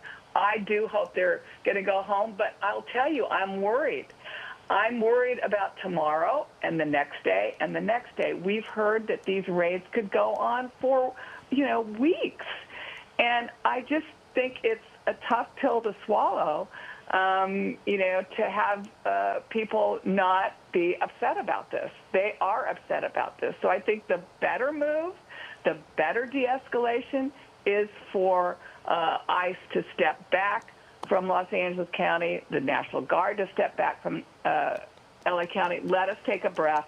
Let us heal ourselves. Let us do what our LA County Sheriff and LAPD know how to do and figure out how we're going to go forward and work with this federal government. Because right now, I feel like we're under assault. I feel like, again, we've been invaded. when we did not ask for it, nor do we want it. Hey, Supervisor Hahn, Mike Rogers here at the desk. I just have one quick question for you. You mentioned it a bit earlier. Has there been any communication between the county and the federal government? I know, we hear you say you're calling on them, but has there been any at all line of communication between elected leaders here in Los Angeles County and the federal government? That's a good question. I have not talked to all the elected officials. I don't know if any of the other supervisors have had any conversation. I do know that being in Paramount yesterday, where there was an active, ICE were staging at their office building in Paramount, the mayor and the city council said they absolutely had no interaction or no discussion with them. They had no idea what they were doing yesterday. So I haven't been in contact with them, and I don't know if any other elected official has been. I do think I heard our governor had reached out to the Trump administration, and I think Karen Bass has reached out to the Trump administration saying that could we just de-escalate this? But they haven't called me. Supervisor Janice Hahn, thank you so much for joining us and giving us your perspective tonight and taking, a few minutes to do that. We do appreciate your time. Thank you. It's very, very disturbing. This is one of the worst things I've seen for a very long time. I'm very disappointed. Thank you so much, Supervisor Hahn. I do want to get to a post on Truth Social by President Trump calling on Governor Gavin Newsom and Mayor Bass. He says they should apologize to the people of Los Angeles for the absolutely horrible job that they have done, and this now includes the ongoing LA riots, as he calls them. These are not protesters, they are troublemakers and insurrectionists. Remember, no masks. And that's something going back to the president said earlier today as well about not allowing masks at protests, despite, of course, not having technically the authority to do something like that. Well, and Kristi Noem was pressed on that this morning on Face the Nation with Margaret Brennan. Margaret Brennan straight, pointedly asked Kristi Noem, how would you enforce that? And, the secretary wouldn't answer that question. But a very interesting component of that as we watch these CHP cars get destroyed. On that note, let's get to Lori Perez down in downtown LA. Lori, what are you seeing? Yeah, we're still here on the overpass over the 101, where the 101 southbound lanes continue to be closed off. You hear the bangs, you hear the explosions continuing, even though the crowd has significantly thinned out. There is still a lot to keep a handle on. You can see the force of law enforcement still on the lanes, down there on the freeway, along the freeway, on the overpasses. Still dozens of people continue. Just a few minutes ago, we saw them throw a scooter down. Mojo, can you show them? They actually launched a scooter over the side. So obviously so dangerous. Can you imagine how to carve it in that area when that came down? That's just really a bad situation. Cars have reopened and they are coming here along Los Angeles, but you can see right here there's a line of protesters who continue to stand. So drivers are having to navigate very carefully throughout downtown Los Angeles, things that continue to play out on the streets even as drivers are trying to make their way through the city. There are protesters and people on skateboards and scooters, etc., all over in pockets all throughout the city. As we look this way, you can see the remains there of the Waymos that were set on fire and burned. The fire department has now left. They put out those fires. They continue, obviously, to smoke a little bit, but the most immediate danger is over with those. But we'll see how these next few hours play out, right? Because the sun is going to go down, so things sometimes do tend to escalate once the sun goes down. But the crowd's much, much lighter than they were even just an hour ago. So that seems to speak to some good news, hopefully, for what we'll see tonight. Guys, back to you. Lori, thank you. Crowds much lighter. We're seeing that visibly for ourselves, but we are seeing this disruptive crowd here. They have thrown countless Lime scooters down on CHP vehicles One's carrying, that looks were like parked on the 101. Looks like someone has moved. Have they moved that sign? Yeah, it looks like they picked up that they were picking up and moving that sign. Okay, it looks like a parking sign that is normally, you know, cemented to the ground. I wonder if they're going to throw it down. And if you throw that, that is just another object. We don't believe any CHP officers are in their vehicles, obviously, because this has been occurring for several minutes now. They've thrown several scooters. You can see they're throwing what looks like other objects down on the vehicles. There's a bike down there that you can make out. E-bike, yeah. And the windows of these CHP cars just shattered. And you see that back Tahoe with the 552 on the back. It looks like the airbags went off when they dropped that scooter on there. So, you know, any hope of getting the southbound lanes of the 101 back open are now pretty diminished, because even, you know, once they can get in here and probably tow some of these cars or at least move them, they're going to have to come up and clean the freeway. I would imagine they'll want Caltrans to come out and make sure the structural integrity of it is okay. And for, you know, a second ago, John and I were talking to our photographer in SkyCal. It looked like at least one of them was smoking. I'm glad to see that that's not the situation anymore, but they're still, you know, throwing these rocks off the top of the freeway. And we're taking a look at, you know, that one person that's picked up that parking sign. Now, you know, putting it over the overpass there, and you just, hopefully they'll put it down is what we're hoping here, but they have thrown, and there it goes. It's just the concern here, obviously, aside from the obvious danger of the situation, is the fact that, you know, in these moments we see a lot of cameras and phones, and what amounts to a photo shoot or a video shoot, right, in so many of these circumstances. It's crazy. Take a look down on the ground there. You can see some of the officers now on the move, the CHP officers now making their way back to their vehicles there, and they are still on alert. You can imagine they want to move these vehicles. Well, we're going to see if they're going to even attempt to move them out, because there are so many things still being thrown at the cars. And as you mentioned, Mike, one had its airbags deploy, so that's not, they're you're gonna not have to going tow to be able to that. move that. And I'm trying to tell, and John in SkyCal, I don't know if you can tell me too, where they're continuing to get these rocks from. I can't tell if they're breaking off parts of the concrete and that's what they're throwing, but there's, I mean, well, there's a firework. But they seem to have kind of a never-ending flow of, John, I'm looking at you on a monitor over here, but they seem to have like a never-ending flow of concrete or rocks that they're able to get and throw down there. It's funny, you see, I don't know if we can look at the other SkyCal shot really quick, but you've got a line of what I believe to be his National Guard Humvees sitting there, and just steps away, you've got these protesters that are right there. And then you've got these protesters that are throwing this concrete or whatever they're able to get their hands on, and throwing it down on top of these CHP cars. And now you've got the CHP officers obviously understanding that if they walk out from underneath of that overpass, they'll most likely be hit with these very large rocks that are being thrown. Yeah, we hadn't seen them for a while there, but you know that. Here comes another scooter. No. There you go, another scooter getting thrown just off this overpass down onto the CHP vehicles that were staged there originally because a group of protesters had walked onto the 101 and completely blocked it. CHP was able to, you know, in less than an hour, I would say, push the protesters back, but the southbound lanes of the 101 through downtown have remained shut down. And this is clearly why, because in the last few minutes, we saw things continue to take a turn with the small group of protesters here. You see really quickly, guys, you see that group leaving. It's because they're shooting less than lethal rounds at the protesters now, hopefully to, you know, push them off of the overpass there. It's hard to tell. John, are they shooting out from under the freeway, or where are they shooting less than lethal at? Can you tell?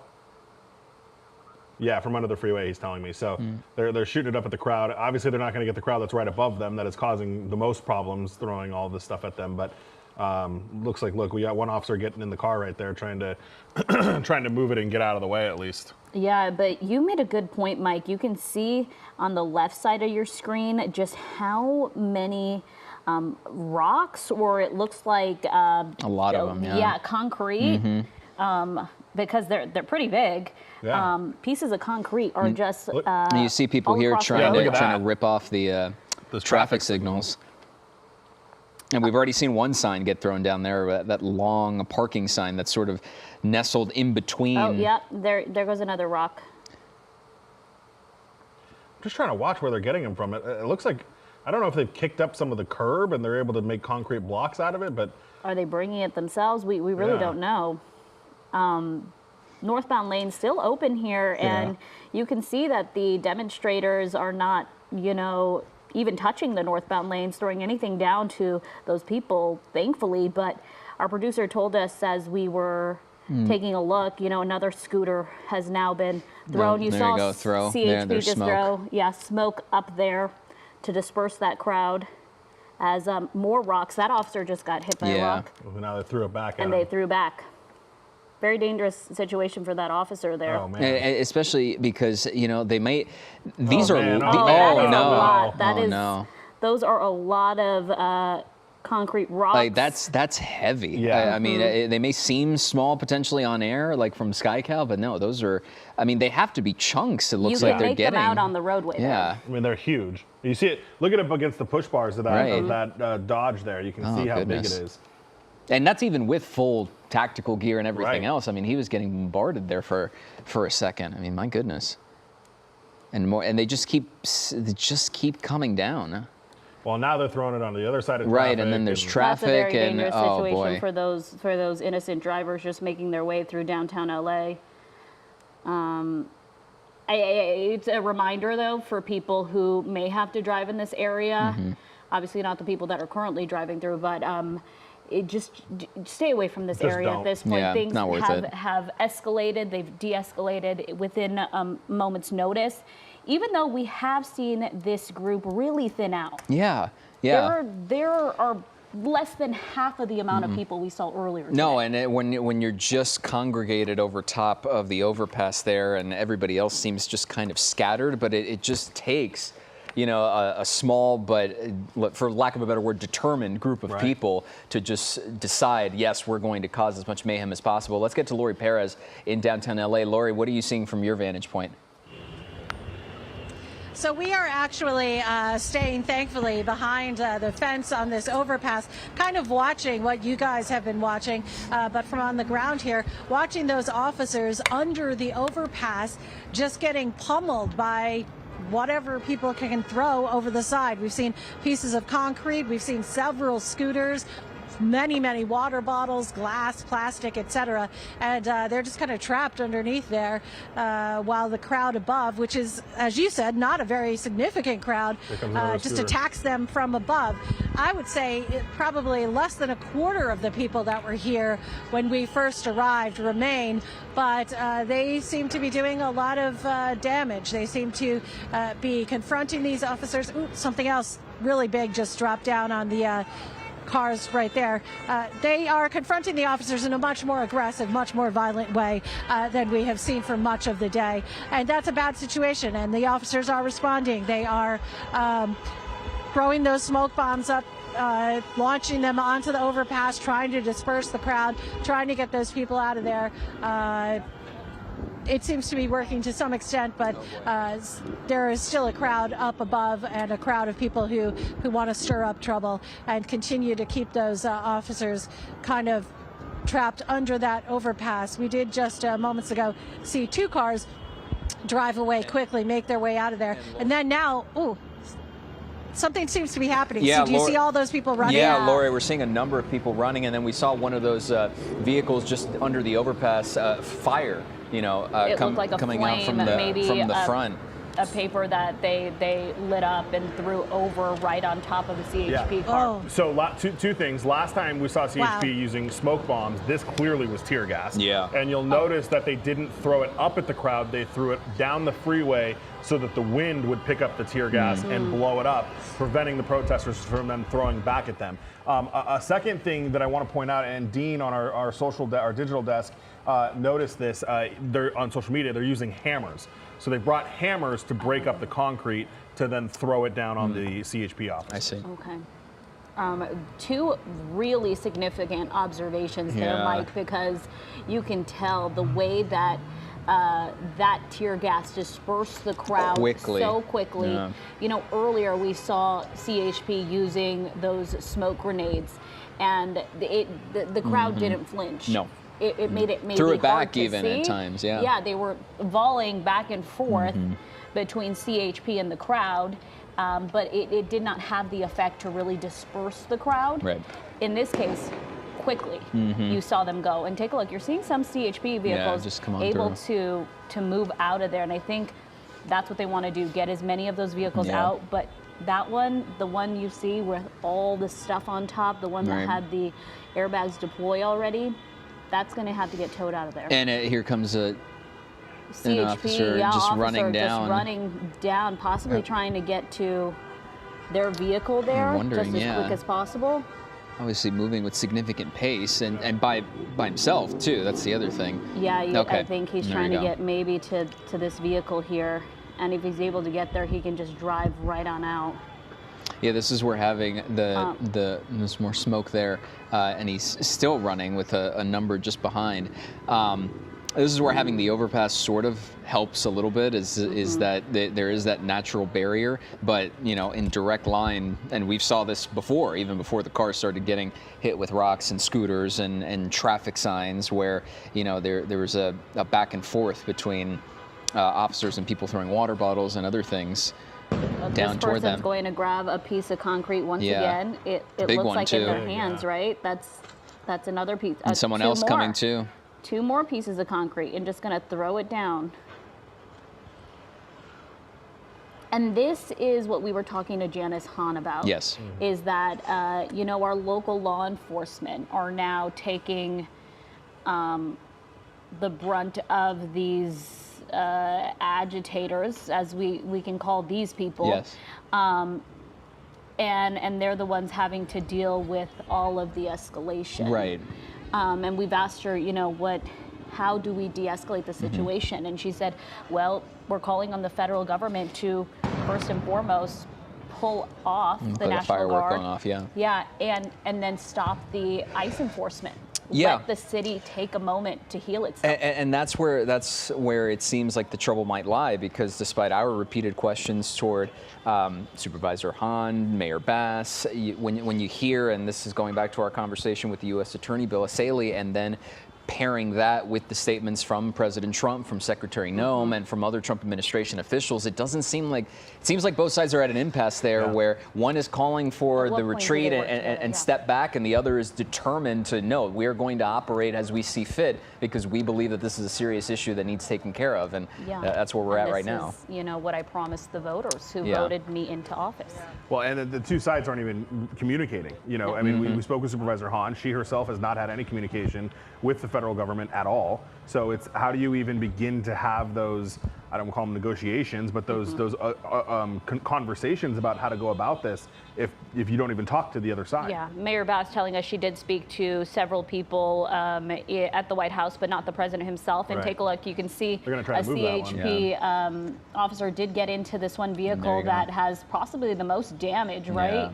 And they're going to try to move it, but it's going to be interesting if this vehicle is even able to get out of here or move with the airbag. They had to try to move the airbag out of the way just to get into the driver's seat. They tried, but at this point, probably unsuccessful. Another officer is going to try there as well. And you see more people continue to throw these large, heavy concrete rocks down at officers. There you see another one. Another concrete slab trying to directly hit that officer. Trying to directly hit that officer. You saw how effective that tear gas was, though. I mean, that cleared the crowd to the fast. point where only the at least one person we saw come back had a gas mask of their own to try and just sift through all that gas and then throw some more rocks and everything else down below. But that one got really close to hitting the officer who was trying to get in and out of that vehicle. It is interesting too, because you wonder, CHP certainly would have communication with LAPD. You would think that LAPD would come help them out on top of the bridge, while these officers are clearly in a position of distress here as these people are throwing these rocks and scooters and signs and everything they can at them. So it's interesting that LAPD hasn't come in. Certainly they have their hands full in other parts of downtown, but it is an interesting kind of point here. Also, just I want to make a quick housekeeping note. We are starting to deal with the marine layer here, so we may lose SkyCal. Not terribly soon, I don't think, but it is becoming a bit of an issue up there. Okay, that's always a good note for our viewers, as we have been on since about 4 p.m. now, monitoring this situation for you happening in downtown Los Angeles. You could see we are near the 101, where CHP vehicles have been pelted with, you know, concrete objects, concrete rocks, several scooters, electric scooters, even a parking sign. Someone was able to pick up a parking sign and throw it over onto that CHP car there. No, there's fireworks going off right there. On that note really quickly, because we've been talking about the 101 throughout the afternoon, LAPD Central Division 10 minutes ago saying because of demonstrators throwing objects onto the southbound lanes of the 101 and damaging multiple vehicles, as we've been showing you live here, the 101 southbound is going to remain closed until further notice. That obviously not a surprise to us, but given everything that's going on down there, having to eventually move and perhaps tow these cars out of the way, then clean it up. And Mike, you pointed out Caltrans has to, you know, check structural integrity and everything else. It might be a while before that opens back up. Yeah, it would be a significant amount of time. I mean, they like you just mentioned, Gio, they may want Caltrans to come look at the integrity of the roadway, though it looks like most of the pieces of you know, concrete were coming from obviously from the bridge above. But yeah, I mean, all these cars are going to have to get towed. Then the freeway is going to have to get cleaned up, and none of that is going to happen until things like this stop happening, which is people. I think he's got a leaf blower. That's an interesting choice, but. And look, you see how that cop, they keep trying to get into that car. And, good point. John, our photographer in SkyCal, mentioned that they use the leaf blower to blow away the tear gas. Yeah, so you look at things like this and you have to say these are professional people. They're bringing in hammers to break up that concrete. Yeah. They have leaf blowers. To push away the tear gas. To push away the tear gas. Some of them actually have the gas mask. Right, and that's when you start to say, these are not people here protesting the issue of immigration enforcement. They're here to cause problems and here to cause damage. They're taking advantage of the situation there. Is this CHP vehicle smoking, or is that another? No. I think it's a tear gas canister. Okay. Yeah. Yeah. Let's see here. They got an umbrella up there as they're hammering away, and you know they put that umbrella up so that when the CHP shoots pepper balls at them, it doesn't hit them. And there's the leaf blower. You see it right over the edge, right next to the exit sign. I mean, it's just wow. I mean, that goes to your point, Leslie, about how this was thought out. You know, to that degree. And this is a very small group. Yeah. We say we are not characterizing this entire group of protesters that started early this morning that were protesting. They were protesting the issue of immigration enforcement here in our city. This right here, this is a small group of people who came here for what seems like violence. And Mike, you're pointing out someone was trying to light that cardboard on fire. Yeah, so if you look, and John's doubling in right next to the guy in the blue, they brought some cardboard over, and they were trying to light it on fire. And it looks like, he's got like some brush kindling, in his hand. Yeah, there you go, there's the lighter. And he's trying to light it. So they're going to light the cardboard, and then try to throw it on top of the CHP car to get that set on fire. Look at how many phones are out there, too. And if for a second they don't think that CHP is going to be scouring social media to charge these people. Yes, I mean, the FBI has posted the gentleman earlier who was on top of the Waymo that came with a skateboard. Right. He was wearing a mask, but they've already found photos of these people. And what they're saying is, yeah, we will, if not arrest you today, we will eventually arrest you. And we've seen that happen. Yeah, now I can't tell why everyone's running. I don't know if the tear gas is getting to them, but. Yeah, everyone's, well. Oh. Looks like another fireworks. And another. They're really trying to work on that cardboard, it looks like, to catch that on fire. Yeah. I think he's even using the leaf blower to kind of fan it. And it just gets to this point where we've got this is not a large group of people compared to what we were dealing with earlier, but look how much chaos and damage this small number of people is able to do here.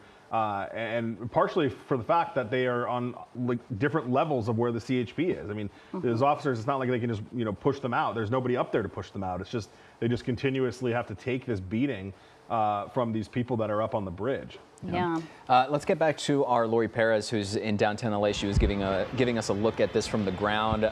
Lori, it sounds like you moved vantage points. What are you seeing now? Yeah, we just got a little bit closer to where the action is happening. And as you all have been saying, I mean, it's really remarkable to kind of watch this play out because it is a really small group of people who are causing all of this chaos. Maybe, 20 guys over on the overpass across from us, and they are the ones who are continuing to engage with the law enforcement that is huddled under the overpass. They have thrown any number of items, as you guys have been watching and noting, but they are really continuing to wreak a lot of havoc and to cause a lot of trouble here, which is not a good situation. When you see those people running, that's because law enforcement is responding by deploying tear gas, and that's when the crowd really runs and disperses. And we've even felt the effects of that as far away as we are, as the wind has brought it over here. But this group of people, this group of agitators, as you called them, really creating a lot of tension and frustration for also some of the other protesters who are continuing to try and stay on point, at least over where we are. They continue to stand in front of the road, on the road, continuing to chant, continuing to hold up their signs and kind of keep their mission of being out here rather, a front of mind instead of some of this other stuff that we're watching play out down below. So again, a lot of pockets of action throughout downtown Los Angeles. Again, Leslie, go ahead. Sorry, we want to get to Mike. You just noticed they tried to light one of those CHP cars on fire. Yeah, so CHP, and John, if you can zoom in on that car right there for me. So they had been using that kindling. They put it, they threw it down onto the CHP car, and then they used the cardboard to throw it on top of it. And those CHP units underneath of the bridge had a fire extinguisher, and one of them even pulled out a can of pepper spray and started pepper spraying the fire to put the flames out. So they clearly saw that coming, and were able to use that fire extinguisher to get that out. You see it right on top. John, if you can show us that Tahoe there that was that they tried to light on fire, you see the remnants of the fire extinguisher, the dry chem on top of the car there, and luckily it was not able to catch fire. Someone else just tried to drop another piece of kindling. I saw them light it up with a lighter and just drop it down moments ago, and doesn't seem to have worked. But there's another piece of cardboard going down there. I mean, my goodness, you even just see just looking at the scooters. I mean, the number of Lime scooters and others just littering the ground there, along with all of these rocks and concrete that were chipped away with hammers, is quite the sight to see. Oh yeah, and it's relentless almost. I mean, there is the same thing when we talk about the Waymos. It's vandalism for the sake of vandalism. And what is the goal here? I mean, are they that intent on trying to light these cars on fire that they're just going to keep at it until that happens, or what's and then what? The goal? Right. I mean, it doesn't seem like there is one, but what is what's the plan here with these guys? What was really difficult to see was the fact that at one point they just started picking up. Someone's hurt, you said? Yeah, look at that on the ground. John, stay on that shot right there. They're crowding around her, or I assume it's a her because I see the long hair, but you see her, you see they're laying on the ground right there. I don't know how that happened, but I just noticed that. And this is following at least one other demonstrator that we saw that was hurt. It looked like the other person we saw had injuries to their head. Several hours ago, maybe an hour ago, we saw that person had injuries to their head. They were still able to speak with the people that were helping them, including LAPD officers that were also helping them. But you can see it does look like someone's down there as people continue to throw stuff at officers down below on the 101 southbound lanes. That are still closed, by the way, worth repeating that, and they're going to be closed likely for a long time. You see some more smoke, and there's another round there with more rocks and items being thrown down.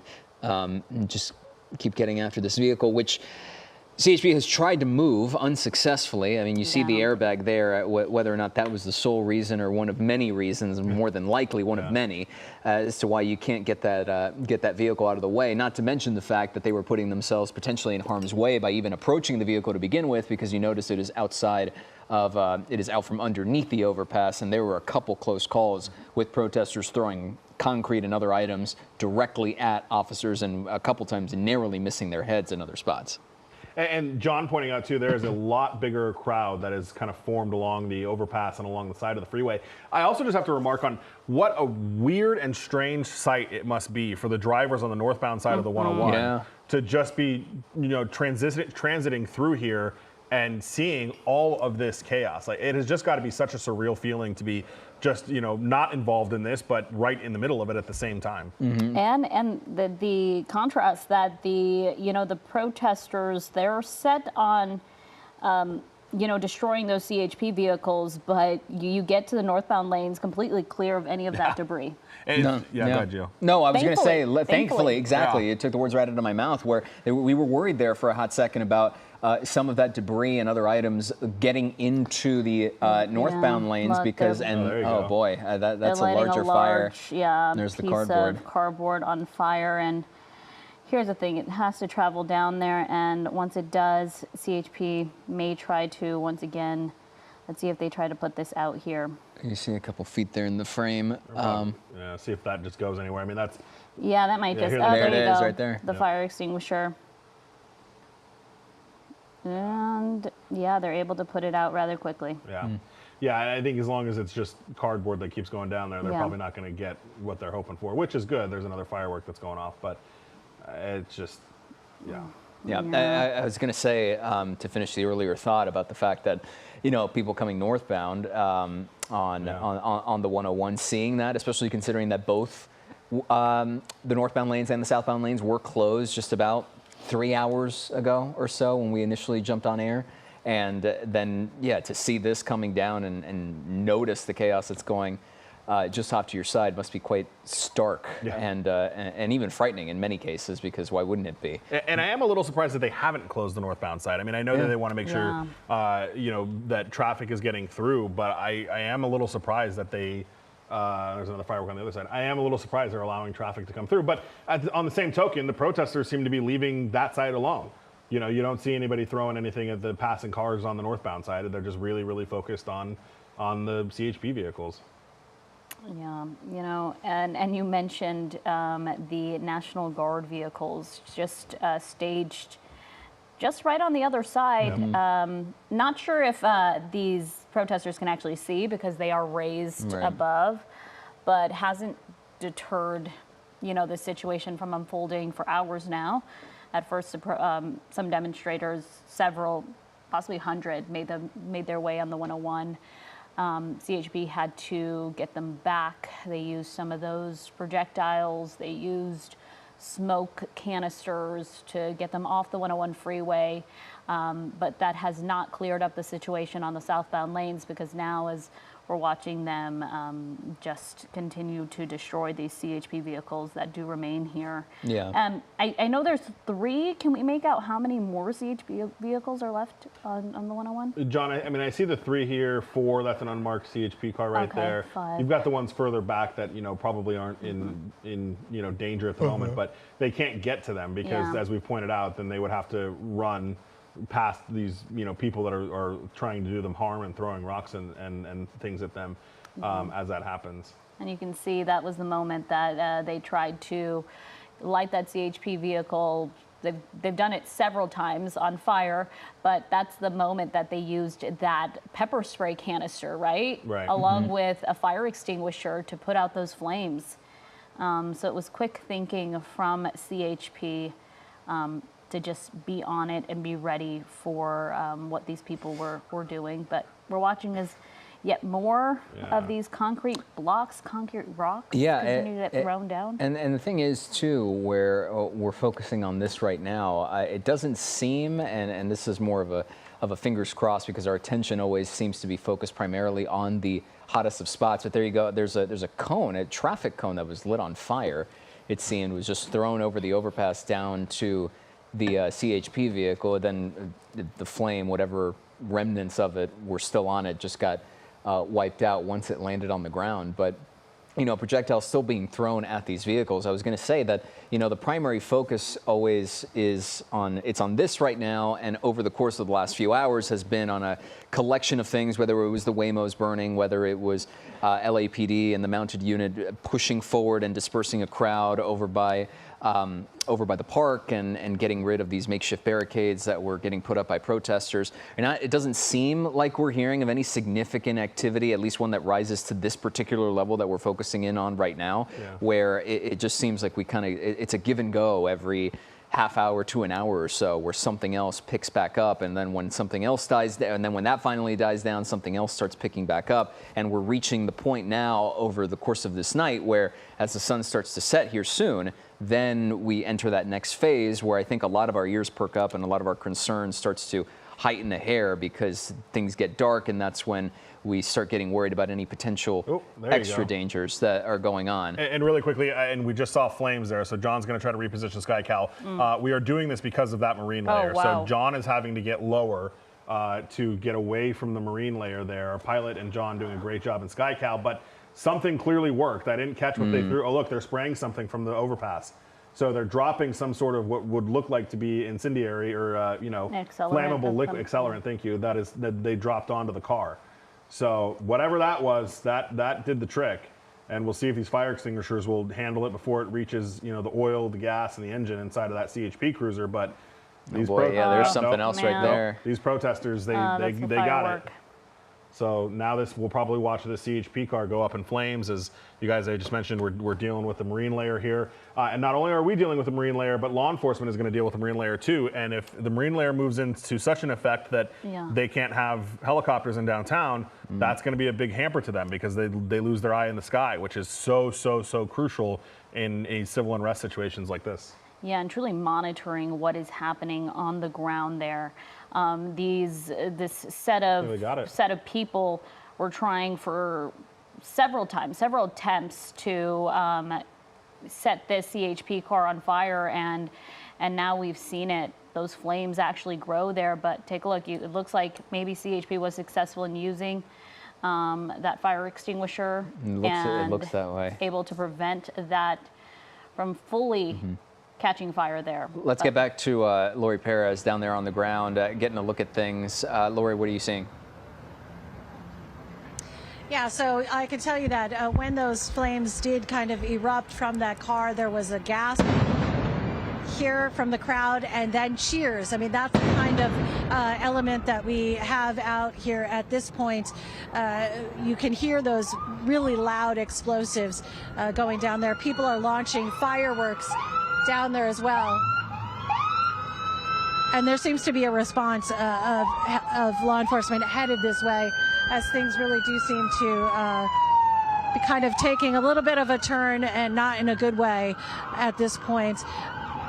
The only good thing that I can tell you we are seeing here on the ground is, again, this crowd is just a fraction of what it was when we arrived. I mean, when we first got here, there were thousands of people. Now, you know, a couple hundred, which is certainly much more manageable, even though they do seem to be much more aggressive. But hopefully law enforcement can try and get a hold of what's happening here, kind of disperse. It was huge tonight. I give him a lot of credit. Okay, excuse us there.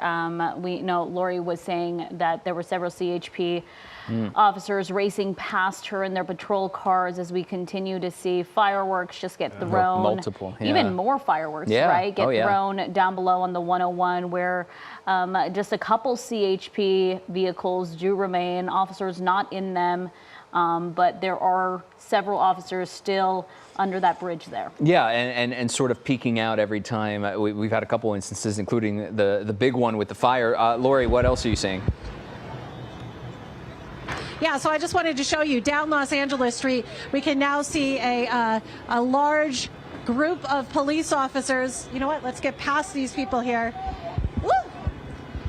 You can see a large group of police officers marching this way, perhaps to try and, on the ground at least, push back the few people who are here.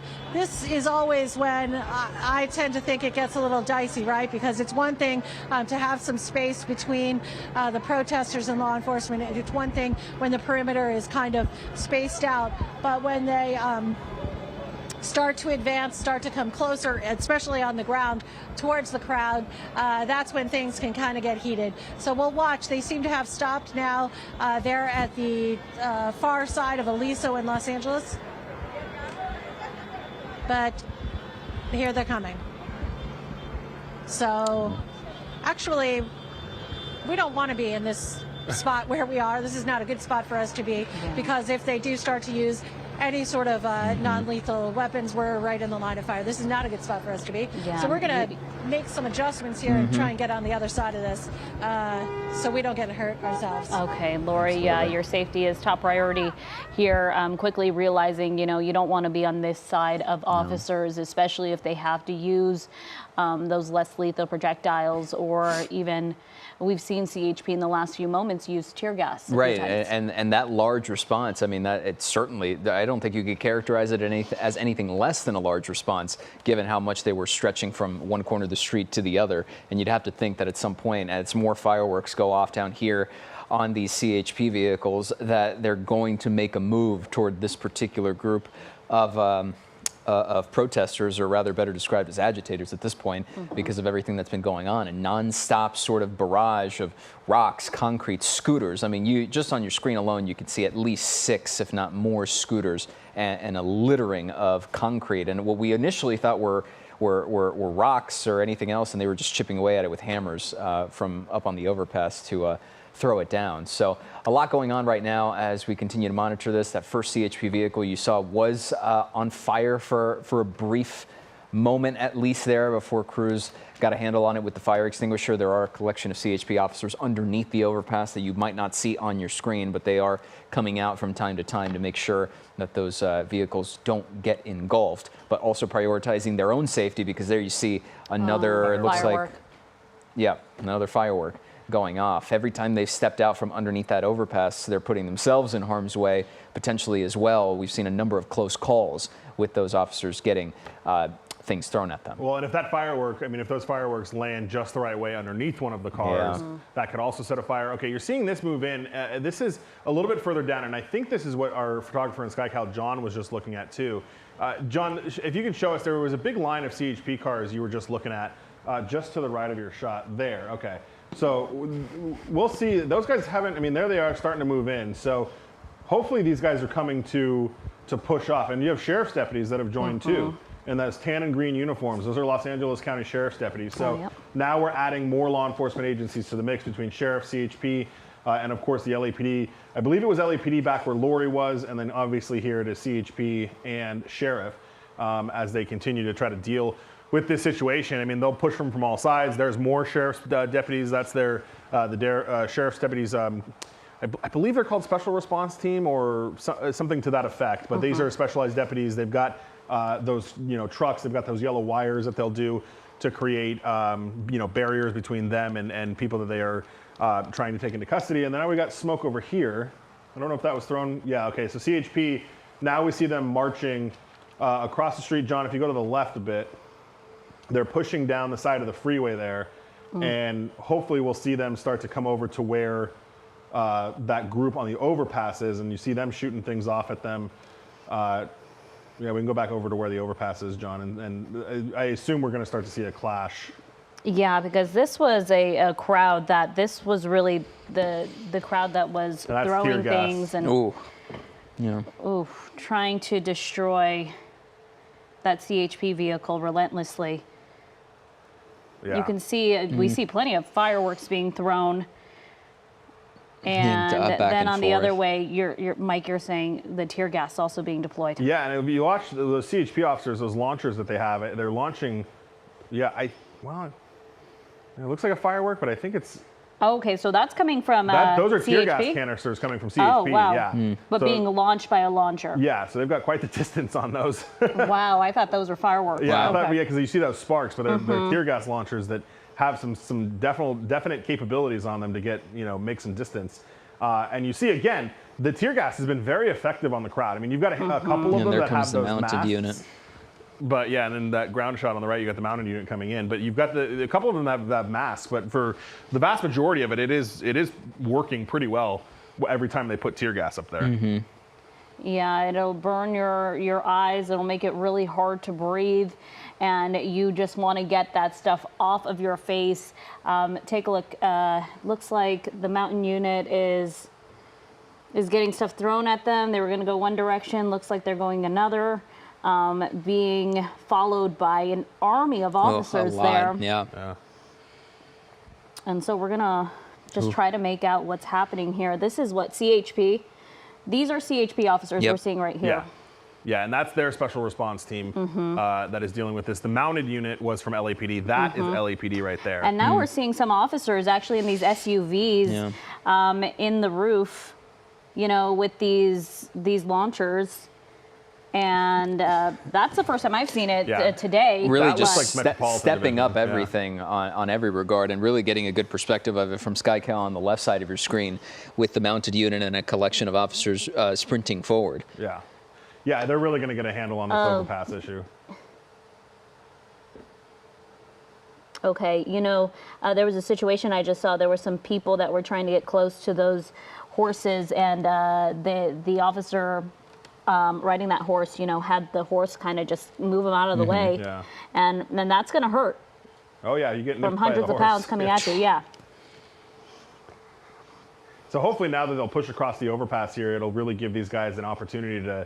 I mean, you know, they tried to move that CHP car once. Maybe if they have some peace for a second, they can get in there and try to move it again. Well, now that there's not much of a, actually really any of a crowd over top that overpass, as they're really making an effort to get rid of everybody there, it looks like you might finally have a window to get those vehicles out of the way. We're just watching this situation unfold. They were able to get that crowd moved back. Look at just, you can see how much graffiti is on the roadway there. Someone is waving an American-Mexican flag. Yeah, I mean, still keeping distance. The amount of damage and cleanup that will have to take place after all this is said and done is extreme. From, you know, physical damage to the freeways, the patrol cars, the graffiti. I mean, there's graffiti everywhere. We're going to show you video here in just a second of the chaos from earlier when we get a second. In the meantime, you take a look at this live shot as one of those vehicles finally is getting moved, pardon me, from out of the basically line of fire that was right here on the southbound lanes. That's the video we're talking about as officers were making their way and pushing forward, and they're just a back and forth. They're fireworks, gas, it's everything happening at once. And what we thought were fireworks, but Mike telling us that that was possibly just tear gas being launched by a launcher. So what we're seeing are those sparks, but all of it coming from the officers' direction into the crowd to get them to disperse, and they have since done that. They've been able to disperse that crowd that was relentlessly destroying these CHP vehicles, trying to light them on fire, almost successfly lighting one on fire before CHP officers had to come in, and they were able to douse it with a fire extinguisher there. But yeah, they were successful in pushing them back. You have LAPD's mountain unit, you have the Sheriff's Department also out there at this point, and then you have CHP Special Response. All three agencies now working together to, you know, get what seems like a small crowd that's left in downtown LA to try to get them to just go home. Okay. And see now they're able to take a look at this vehicle and get through the airbag and everything else and find a way to move it out of the situation, but it is certainly the most damaged out of all of them. I mean, this is the one that was caught on fire at least once. They're trying to push it.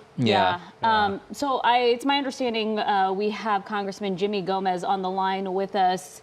Congressman Gomez, can you hear me? I can. Okay, perfect, and we can see you here. Congressman Gomez, how have you made out the current situation happening in downtown LA right now? Well, one of the things is that I think you've seen an escalation over the last several days just because of a lot of the actions I believe that the Trump administration has taken. Everything from just kind of coming in a very militarized way and going after people in sensitive locations. But now, one of the things that we want to see is if you're going to protest, you have to do it peacefully. Nonviolence, civil disobedience, if you really want to Congressman Gomez, send a message. I am so sorry to interrupt you here. We're being told that we have an LAPD news conference getting ready to start in just a second. We have to go to that, but we'd love to keep you on the line or at least circle back to this conversation because we do have a number of questions we want to ask you and get your perspective on as the night continues. Okay. Thank you. Let's get to Chief McDonald there. Very, very busy time. Thank you all for coming here tonight and allowing us the opportunity to be able to brief the public a little bit about what's going on and what we've been doing. and truly an ask for peace throughout our city. I'm joined here by Gerald Woodyard, Deputy Chief from Operations West Bureau, Herman Hurtado, Commander from Professional Standards Bureau, and from Operations Central Bureau, Raul Jovel, who's also the Incident Commander for Central Bureau and for this incident. So I want to just take an opportunity to speak directly to the people of Los Angeles, clarify LAPD's roles and the events that have been playing out over these past couple of days. This includes our response to protests, our public safety responsibilities, and recent claims that you've seen made by some federal officials. Today I met with Governor Newsom, Mayor Bass, U.S. Attorney General of the Central District of California, Bill Escalate, and ICE Acting Director Todd Lyons. Let me begin by reaffirming a core principle. The LAPD supports and protects the First Amendment right to free speech. In recent days, many protests across the city have been peaceful, and we thank the community for expressing their views and their frustration in a responsible manner.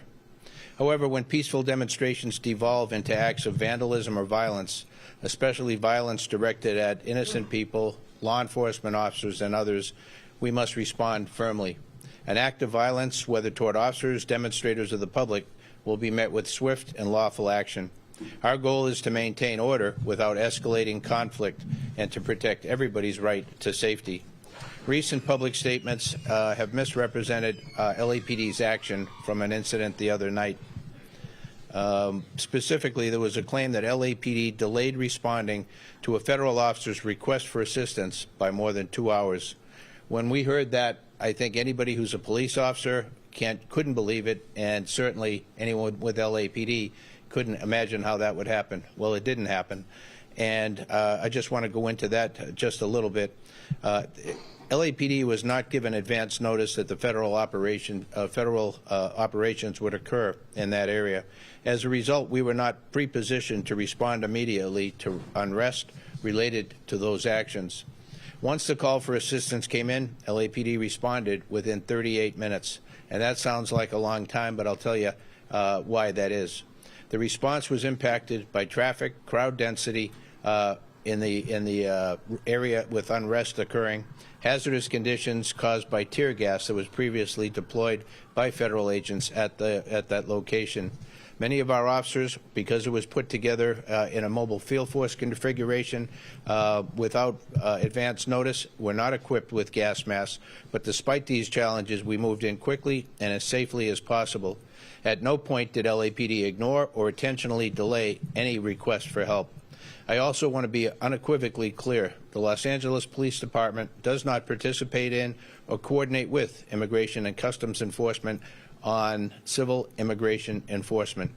We've said this over and over again, and I can't stress it enough for the people in our community who have high levels of anxiety about this issue, that we want everybody to believe and be able to call the LAPD in time of need if they've been a victim of a crime or a witness to a crime. We need that. Otherwise, the system does not work. That has been our policy and remains our policy, and it went into effect in 1979. So 46 years ago, that's been the way we do business. On the other hand, however, when a law enforcement agency, any agency, requests emergency assistance to protect lives, we are obligated to respond, and we do. Public safety is our duty, and we will answer every legitimate call for help from anyone. We recognize that immigration enforcement operations can cause a deep fear and anxiety, particularly in immigrant communities. That's why we're committed to transparency, accountability, and treating every Angelino with respect, regardless of their immigration status. Our job is not to divide communities or politicize law enforcement. Our job is simply to keep everyone safe. I want to express my sincere appreciation to all of our officers and partner agencies for their dedication and professionalism during these very challenging times. Their commitment to upholding the law, even in the face of hostility, is a reflection of the values that we stand for. We're working together to keep everyone safe, our officers and the public alike, and this remains our top priority. We'll continue to support peaceful protests and enforce the law when criminal acts occur. The LAPD remains focused on its core mission, to protect lives, safeguard constitutional rights, and serve every neighborhood in Los Angeles with integrity. Let me open it up now for any questions you might have or any points that we can clarify. Chief, the governor made a very strong statement that he didn't believe the Trump administration needed to activate those National Guard troops and take control of those National Guard troops in the settlement area because he felt we had adequate safety protections officers here. How do you feel about that? Yeah, if I don't know what basis they used to make that decision, but if that was based on our what I delineated here about the perceived lack of response to a help call by an outside agency, that did not happen. We did respond with mobile field force configuration, and just to explain that, a mobile field force is a configuration of people or officers within the organization that we bring in from around the city. We declare a tactical alert so we can break them away from their primary duties of answering radio calls to be able to come in, form up. They're trained in this tactic into a configuration of 4 squads or a platoon that are led by a mobile field force leader. They then go 4 deep in the car and they drive into the impacted area, and that way they can safely go in a large group of officers and able to handle whatever they come across. If we were to send in a single unit or a couple of units into a riotous scene, certainly they'd be surrounded and the outcome would probably not be good. And so this is a configuration that has worked for us, developed here, worked for us for many years, but it doesn't happen instantaneously. So we have to call in units. We have to meet at a certain location. They get the information they need to operate in the environment, and then they go and they take care of business. And so that takes a little bit of time. For us to be able to get in there in about 35 minutes is pretty much textbook. So while we'd love to be able to say we can get there in seconds or minutes, in the reality of a situation of civil unrest, we got to do it right. We got to do it safely for everybody involved. Hold on. So go one at a time, please, and let's identify name and outlet. Victor with Univision. Chief, we have seen 2 kinds of groups, at least from Friday, Saturday, and today that have been working. The community that is enraged and they're not happy with the actions of ICE, and then the community that loots and attacks and destroys our city. What would be your direct message to both groups?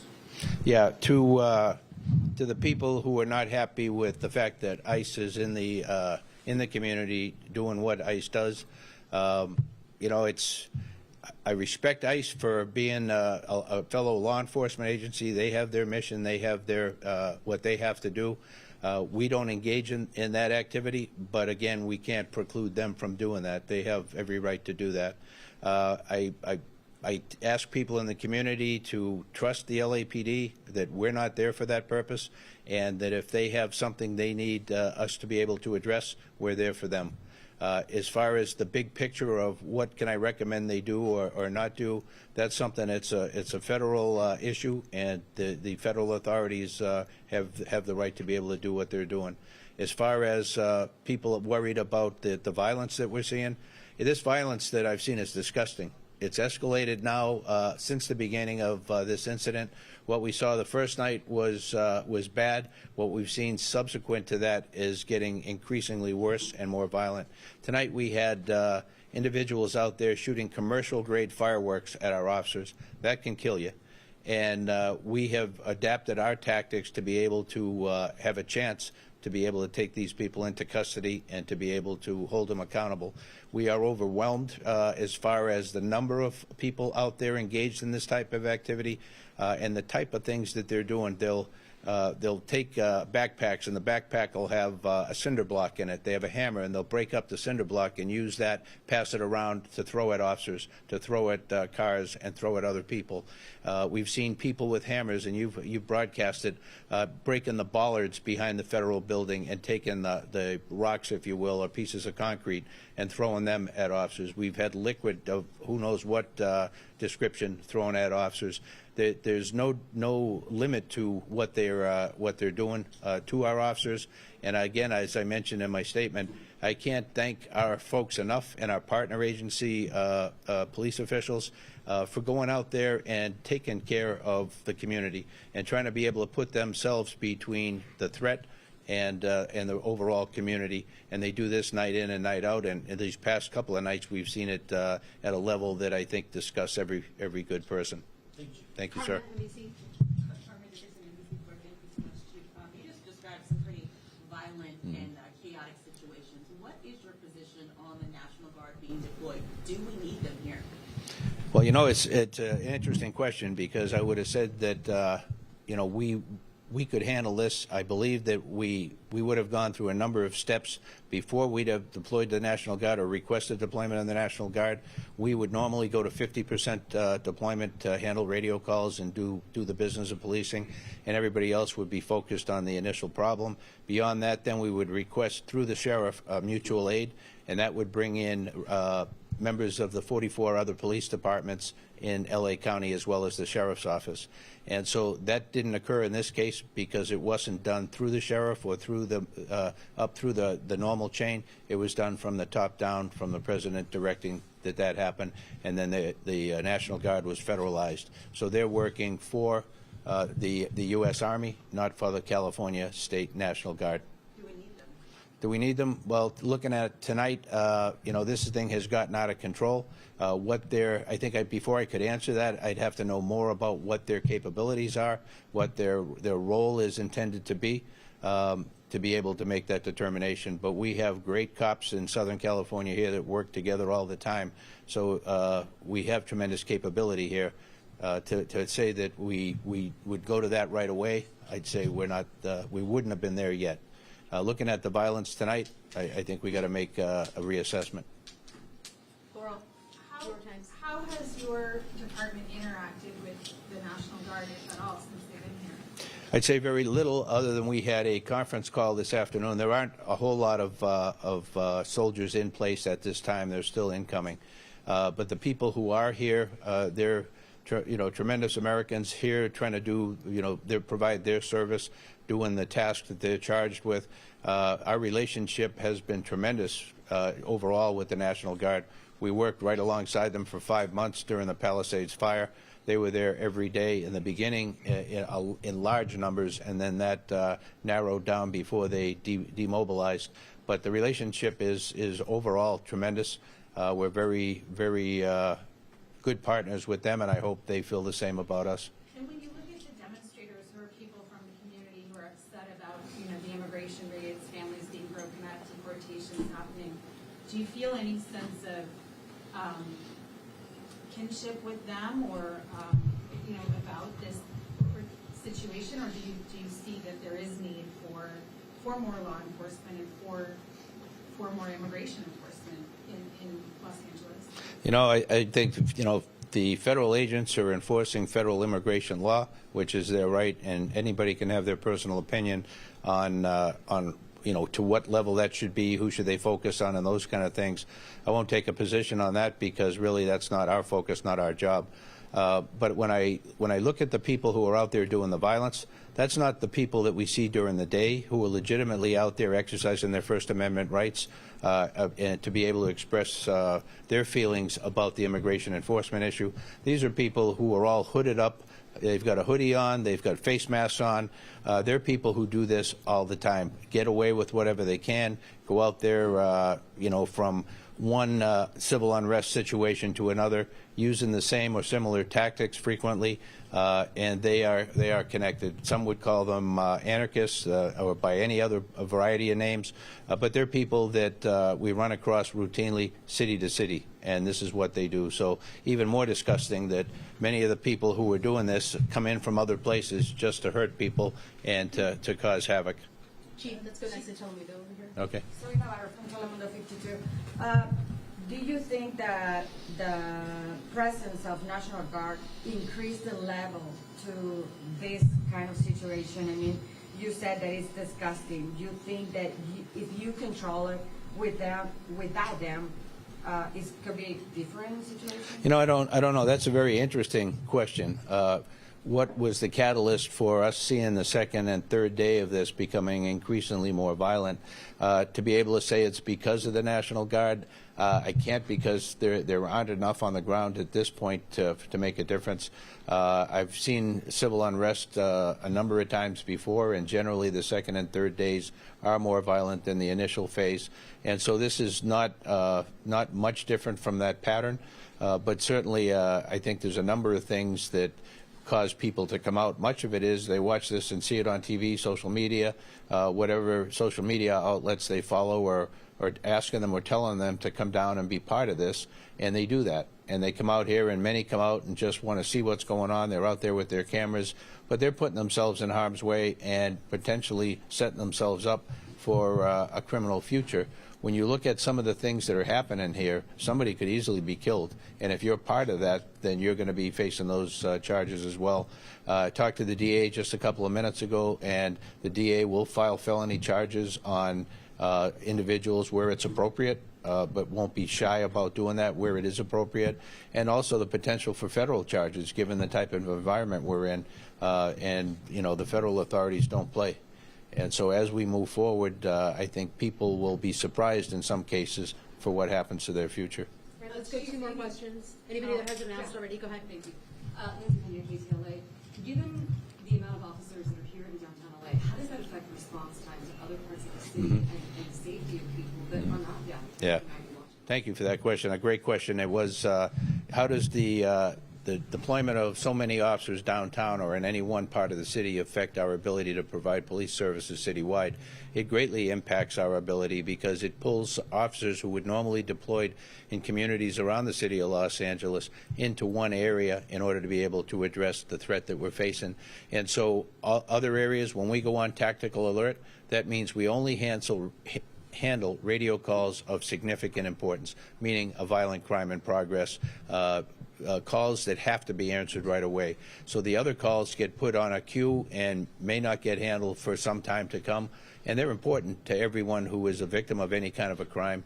And so when we go to tactical alert, we don't do it lightly, but in this case we did it very quickly, because we needed additional resources right away to be able to help quell the violence. And that situation, as you can see tonight, has only gotten worse.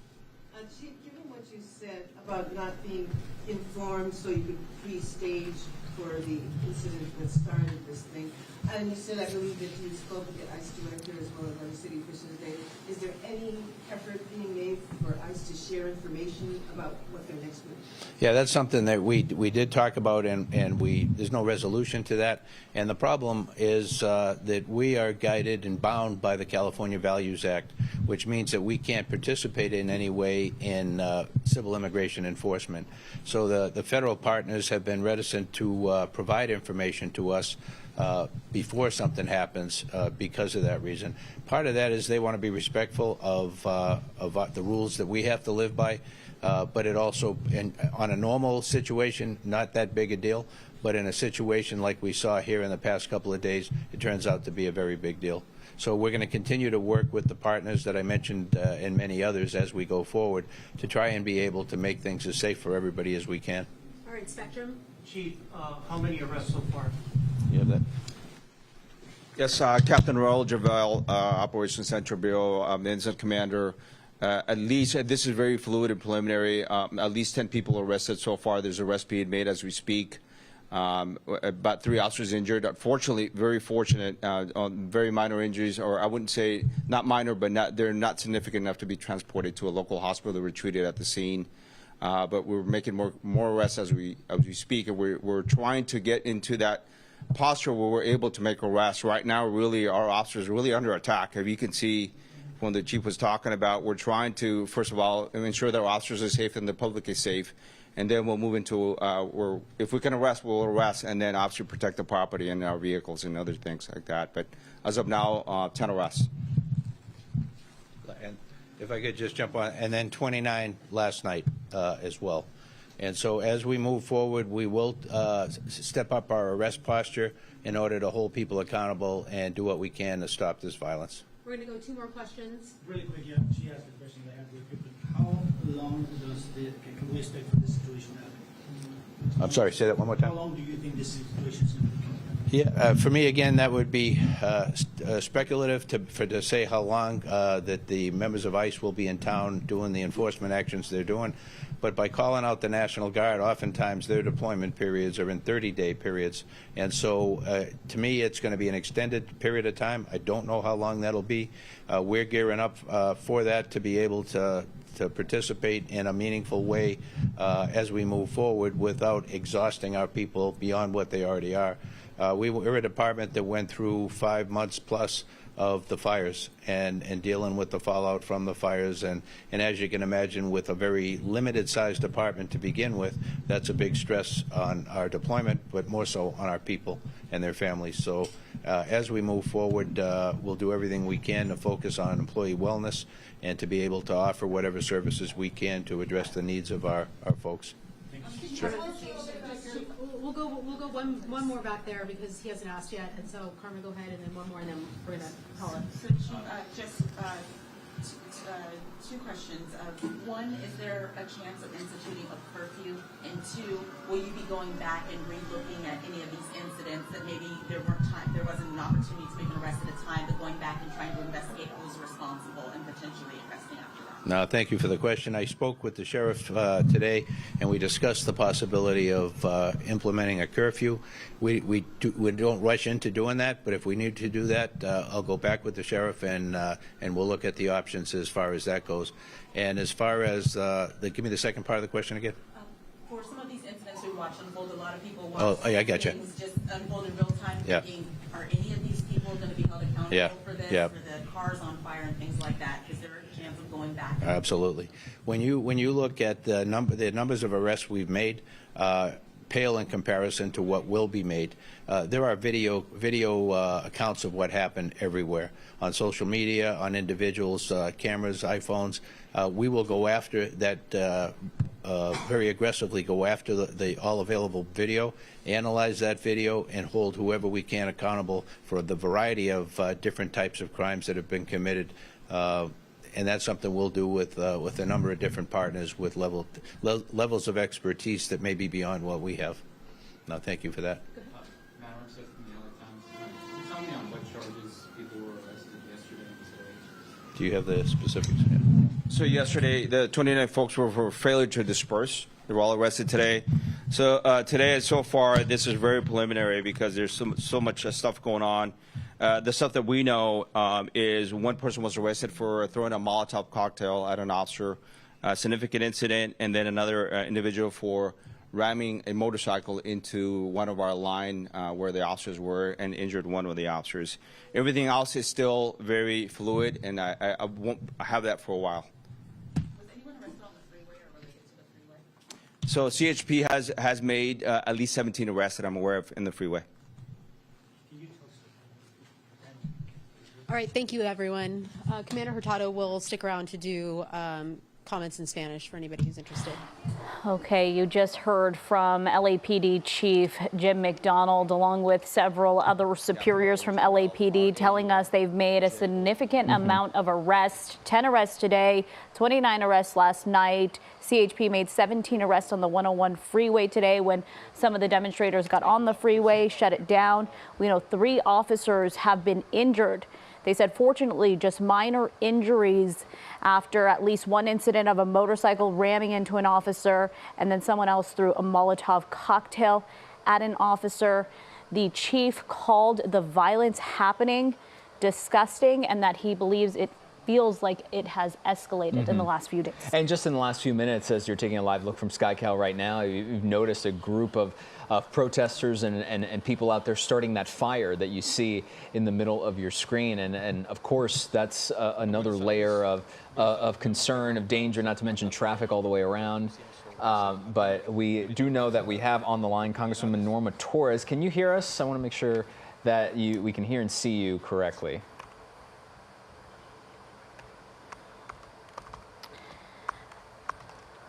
Okay, we're going to work on getting Congresswoman Norma Torres up here.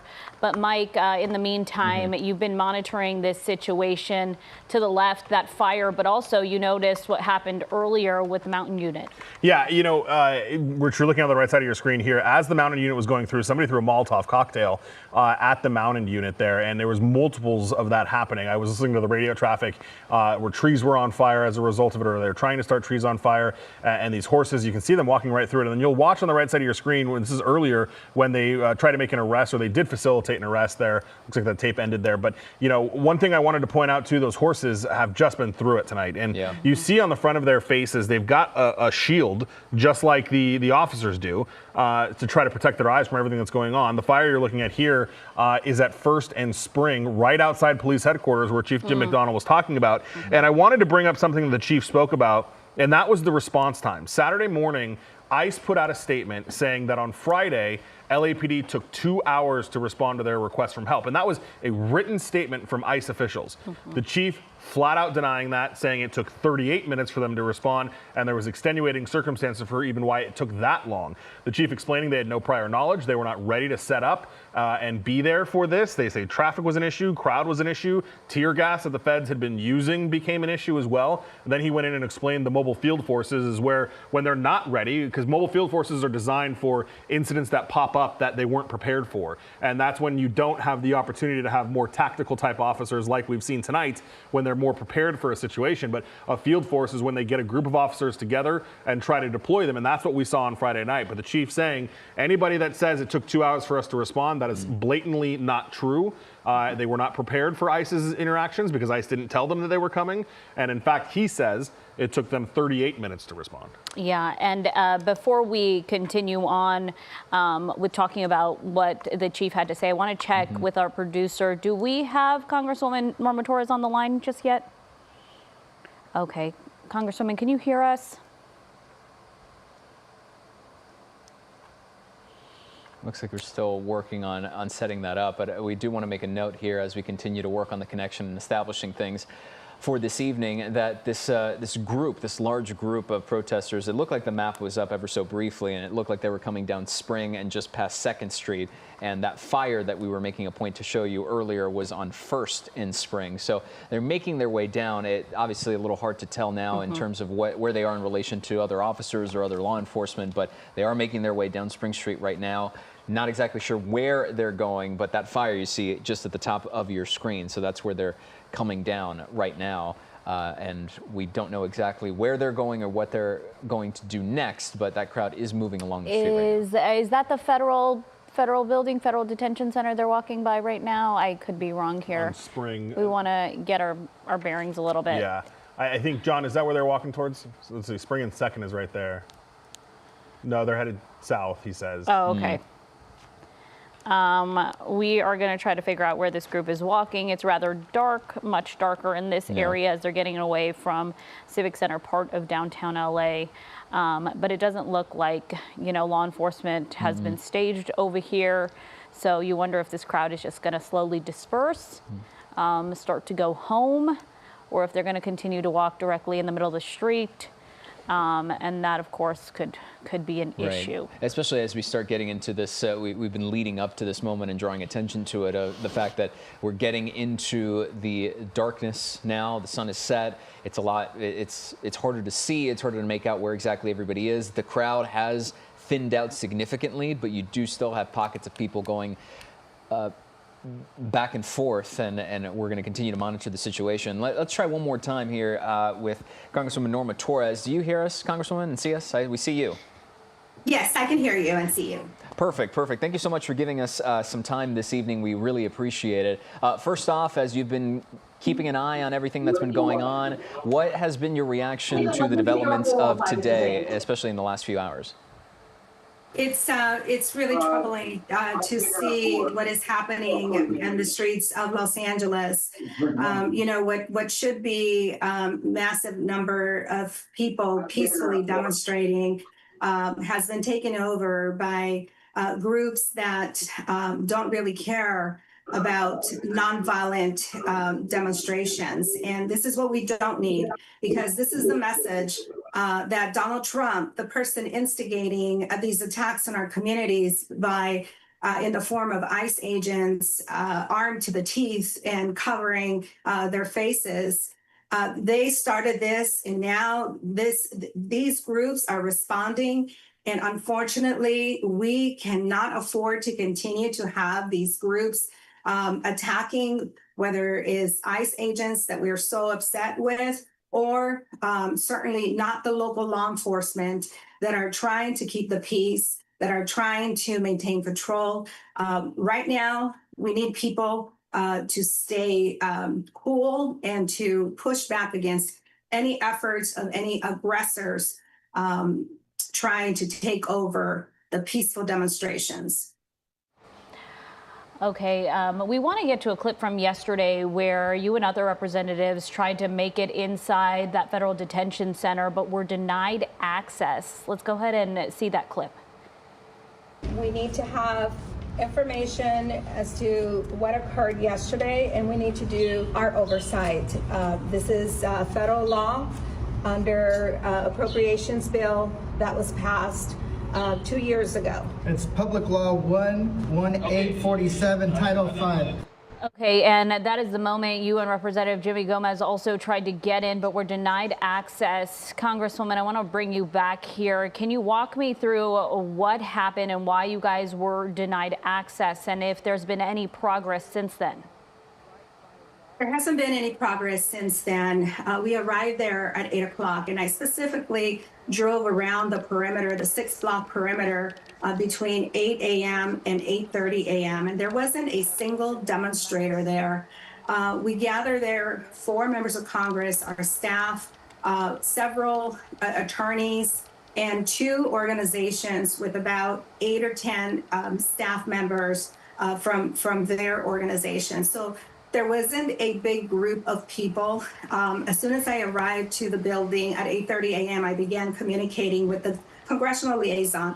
And I told her that we wanted to be invited in. We wanted to get a briefing as to the violent engagement that ICE agents had with peaceful protesters in the community the day prior.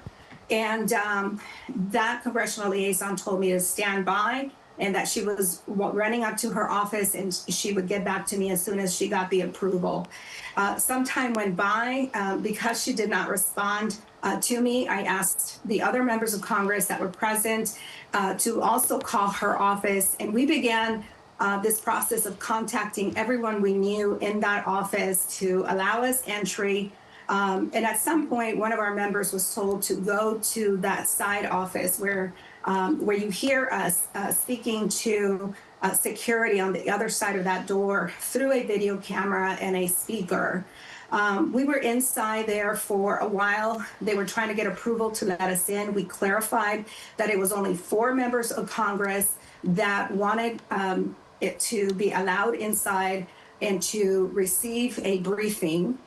So I don't know why the director is lying, saying that there were 1,000 people protesting outside. Certainly, if there would have been 1,000 people protesting, I would have heard them, I would have seen them, and certainly all of the press. There were more reporters, by the way, present, and there were more cameras than members of Congress and the attorneys and the 2 organizations combined. So for them to say that there were, 1,000 people surrounding the building, that is incorrect information. And if that is the lie that they are utilizing to justify the chemical attack against us, they deployed, by the way, twice a chemical agent that ultimately sent me to the hospital for 4 hours to get oxygen treatment and a new inhaler and other medications that now I need to take. Wow. Congresswoman Norma Torres, thank you so much for giving us a few minutes of your time this evening. Thank you. All right, on that note, let's check back in with our very own Lori Perez, who's been down in downtown LA all day and keeping an eye on things for us. Lori, I know it's dark now. This is the moment where we've been talking about throughout the evening that things sort of start to tense up a bit more. How's it looking from your perspective right now? I can tell you where we are on the overpass over the 101. It's completely empty now. It was while the chief was talking that a wave of police officers really moved in, both on foot and the mounted police officers, and just pushed with no hesitation those troublemakers who were standing over the freeway.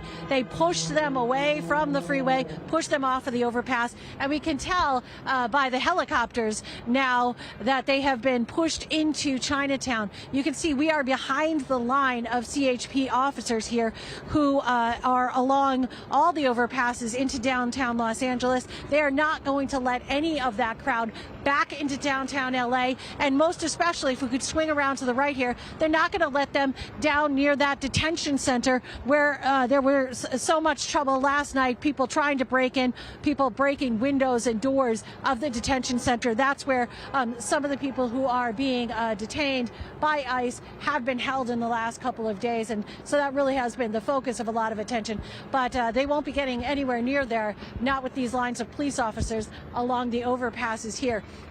A lot still going on. As you said, it is now dark, and you know, the bulk of the protesters, demonstrators have gone home. What has remained, really, aside from a few stragglers who are peacefully protesting here, the most of the people who have remained are those troublemakers who are really aggressively attacking the law enforcement who were down on the lanes of the freeway, throwing, we saw scooters and parts of the sidewalk and concrete and signs and just bottles and glasses and so many fireworks. I mean, it was really shocking to see, and just an assault on those officers under there. A really dangerous situation. Again, you can probably hear the helicopters. The bulk of that crowd has now been pushed back down towards past Olvera Street into Chinatown. We can only hope that they are not causing a lot of trouble down there, not causing as much damage as they have caused throughout downtown Los Angeles. I should note that everything around here, the sidewalks, you know, the posts, building sides, everything has been tagged with profanity and with other messages opposing ICE's agenda. And it is, there's been a lot of destruction. So hopefully they're not continuing to do that tonight. Again, not nearly the number of people who were here when we first arrived on the scene, just a fraction of people. Unfortunately, that fraction of people does seem to be the most aggressive and the most violent. So LAPD and CHP and sheriff's deputies really keeping an eye on what they are continuing to do as we head into the evening hours. Guys, back to you. Lori, thank you so much. And yeah, certainly right, getting a look from SkyCal in terms of trying to piece out where the collection of protesters and groups of people are. You see one there in the center of your screen. Not a lot, though. And then you see toward the back there a collection of them sort of scattering a little bit, too. And Mike, if I can bring you back in here whenever you're ready. Yeah.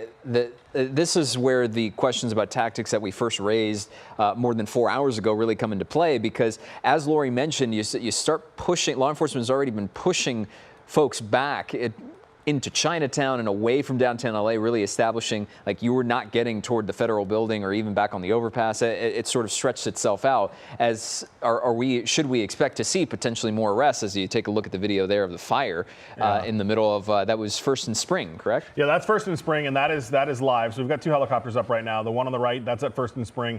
The one on the left was a little bit further down, and I'm trying to figure out what that smoke was, if somebody set off a smoke canister or what exactly happened. But to your point, Gio, oh, it's LAPD, they're there. To your point, Gio, though, I mean, at this point, things are going to start to just kind of splinter off. Mm-hmm. So if you have these concentrated groups, which we don't really have right now, I mean, there are certainly some that are right around this fire that we're looking at, but you know, and then they can certainly move in and make those arrests there. But they're going to hope to get to a point where there's so few people and people have splintered so much that hopefully they'll just kind of dissipate and be done and kind of move along here. It may happen, it may not. They may reorganize. I mean, you know, Friday night we were pretty done with this, and then all of a sudden there was a huge group that, you know, reformed near where some federal agents were staging. So, you know, it'll see how the night plays out. But you know, LAPD is probably in a situation where they're more comfortable with as we look at this group right here. This is definitely the largest concentrated group that we're seeing. And John, can you tell me where this is? So Alameda and 8th is where they're at. And they're really, I mean, if you look at the totality of the group, it's really not that much compared to what we saw earlier. So, and there's not even a law enforcement presence here. So it really kind of depends on what this group wants to do. If they're going to start creating problems, Maine and Alameda, thanks, John. If they want to start creating problems here, you know, certainly LAPD will come in and try to push them along. You know, LAPD's goal here is not to do mass arrests. They are to get them out of the area and move them out. But it's all going to depend on how those protesters want to act. And here we are. Look, Gio, we're pushing trash bins out into the street, dumpsters out into the street, and trying to create those makeshift barriers that they were earlier. So. Yeah, when we saw it right by the park, and then those got dispersed pretty quickly as well, because it's certainly now a numbers game in favor of LAPD, of CHP, of all law enforcement that have been deployed across the area. In a moment, we're going to circle back to our Lauren Posen, who's also been in downtown LA and keeping an eye on things, because as Mike mentioned, things have been splintered off quite a bit. We're just sort of keeping an eye on the situation and these groups that are a bit scattered all over the place right now. We're going into a phase where we're not congregated necessarily around yep, there it was, and there's another one right there. Not congregated around the 101 or congregated around that collection of Waymos less than a mile away, and et cetera, et cetera. Now we're sort of taking a look at different pockets everywhere else, and yeah, there's law enforcement just sort of keeping an eye on things as well. It's hard to make out exactly how many there are, but as we mentioned, it is a numbers game in their favor right now, because they are establishing these lines wherever they go, and then a collection of protesters and other stragglers are sort of winding themselves around. That Chevron gas station there. Is that right across the street from Olvera Street? I believe so. It looks like we have Lauren Posen on the ground for us right now. Lauren, where are you? What are you seeing? So, Leslie, we just moved up on Main Street. We're at Main and First. We're with the officers with the motorcycles, and we saw some smoke a little bit further, like the next block down. It looks like the fire is out now, but there does seem to be a cluster of people over there. And I'm seeing, what am I seeing over here? I just see more of the smoke again like that. We also saw a whole bunch of patrol cars coming through here with their sirens on as well. It's a lot of activity over here. On Los Angeles, there's another, I think I heard Mike say something about people maybe splintering off into clusters. That's what I'm seeing here. That's Los Angeles, and I see a cluster group over there. I don't think they're doing any, it looks normal and calm over there, but it's really chaotic out here. We've been hearing a lot of flash bombs go off. A lot of sirens, a lot of fireworks. There's just a lot happening. It's really noisy. It's loud, and you can't tell kind of where the sounds are coming from until you see those sparks. Now, traffic is moving, though. I mean, you see the cars here, so traffic hasn't been impacted totally over here, considering the freeway shut down. But that's what we have. I should also mention, too, that police do have blocked off Main at First, and then down where we were earlier, and forgive me, I forget where it was. It's Main, over by City Hall. Temple, there we go, Temple, Main and Temple. So police do have both. There's police in a skirmish line down by Main and Temple. So that's what's out here, and I this is really minimal at this point, but I have to say, because I'm looking right at it, the destruction to downtown LA is unbelievable. Every single building in downtown I see has graffiti all over it. There's trash all over. It's just it's a mess down here. It's a complete mess. Yeah, Lauren, you were staged outside of pretty much LAPD headquarters there. And yeah, and I should say too, they do have barricades up by LAPD, so no one can get through the barricades there. That's something we see normally in these situations. But yes, I didn't mean to cut you off. Go ahead, Leslie. No, I was saying we're seeing obviously action where you are, or at least police enforcement there. But we're also seeing a large LAPD presence all the way stretching down to Olvera Street. Alameda, I believe, as LAPD has mass amounts of patrol cars over in this area. And this moments ago, we did see several people start to put, I saw one person put a garbage can in the middle of the roadway, right? Yeah, it was a garbage can, and a couple other sort of makeshift barricades. You also hear all the honking too, you know, because traffic is still flowing in the area, but it sounds like there's as much agitation from some drivers as there is, you know, elsewhere. And I hear even more. Lauren, is that more of the flash bombs and other things that you were making note of? Yes, there's more. It's probably flash bombs, or maybe I'm going to firecrackers. I see over here. Okay, so there's a group on the LAPD building side on the corner there, and they seem to be lighting off something. It's probably those fireworks again. They just keep throwing them on the ground. And, you know, I can't say it enough here. It's incredibly dangerous. You have cars driving right by. They haven't closed down these streets over here on this main street on where we are here. So you have cars driving by, people lighting off fireworks. I'm not sure who they're directing it at. I don't know if they're just throwing it in the ground or what their purpose is, but they're creating a really dangerous... Oh, here comes another one right here. Oh. It's like a sparkler at that. It wasn't as loud as the other ones I've heard. And, you know, I think, too, another thing that amplifies all the noise is because we are in downtown, the buildings really can make it sound really loud. And that's always what jolts me. Here's another one, a sparkler. Not as intense as we've seen throughout the night, but definitely, you know... But that's what's happening. Somehow they're getting hold of these. And going off of that, Lauren, I mean, the fact that the fireworks, I mean, even if it doesn't look, there's sparklers or there's just the occasional one there, but we've seen multiple times how if it just catches on the wrong side of a car or underneath the wrong portion of a car, that's going to light something on fire, or it can hit somebody. You made this point specifically too, where it can hit a wall or something else, and you're hit with trash and shrapnel and of the like. So there's almost like a layer of an onion to this in that there's a lot going on, and the danger of it might not seem obvious, but of course it can feel relatively calm compared to what we were showing hours ago, but right now there's still a lot that you're keeping an eye on and a lot to still be sort of worried about because anything could change on a moment's notice. Yeah. And I want to get to this situation that we're looking at from SkyCal. Sorry, Lauren, not to get you off here, but we're seeing a bit bigger group closer to Cesar Chavez and Alameda that is staged right near this Chevron station. And you can see, you know, just down the way from them is a group of LAPD vehicles. They have also placed those garbage cans, those large garbage cans in the middle of the roadway to block it off. And so you're seeing LAPD now come to this area and address the situation closer to Placita Olvera, or Olvera Street there.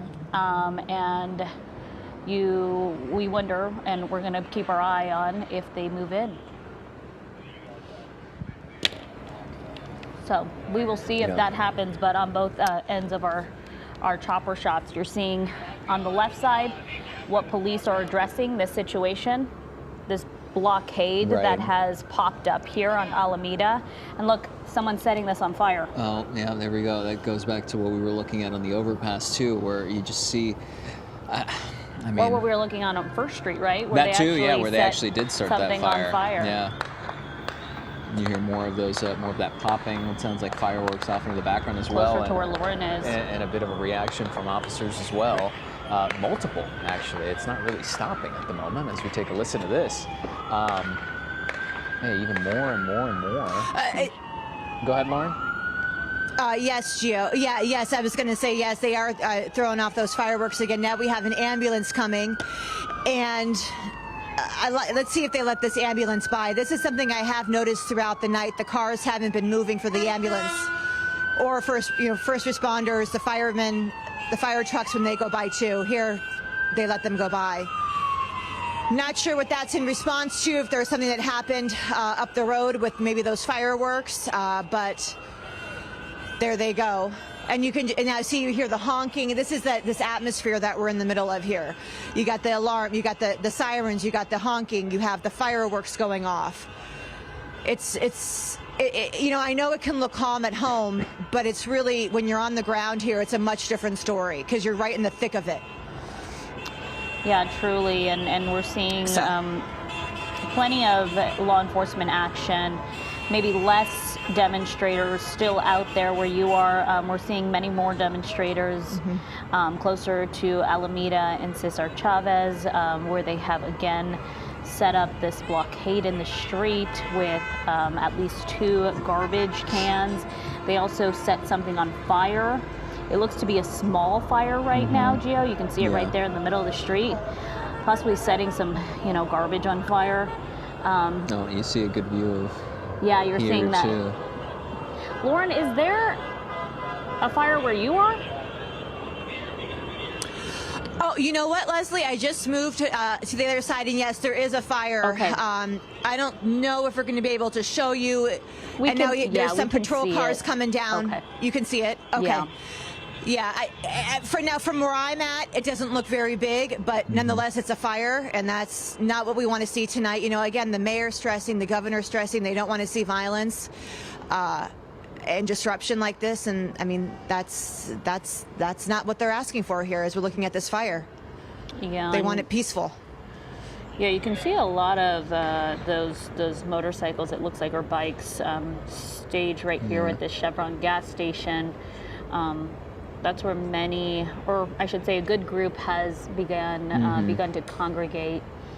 Plenty of law enforcement still out there, plenty of LAPD. We saw maybe 24 of them who are behind this building here on the left side of your screen.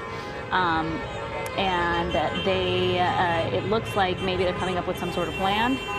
But at this point, they're kind of just staged behind that building right now. Yeah, it's sort of at that point of the day and night where I know we constantly refer and go back to the ebbs and flows of a situation. There was a quick flash there, very briefly, and some smoke, from a firework. Let's get back to Lori Perez and check in with her on what she's seeing. Lori, where are you right now?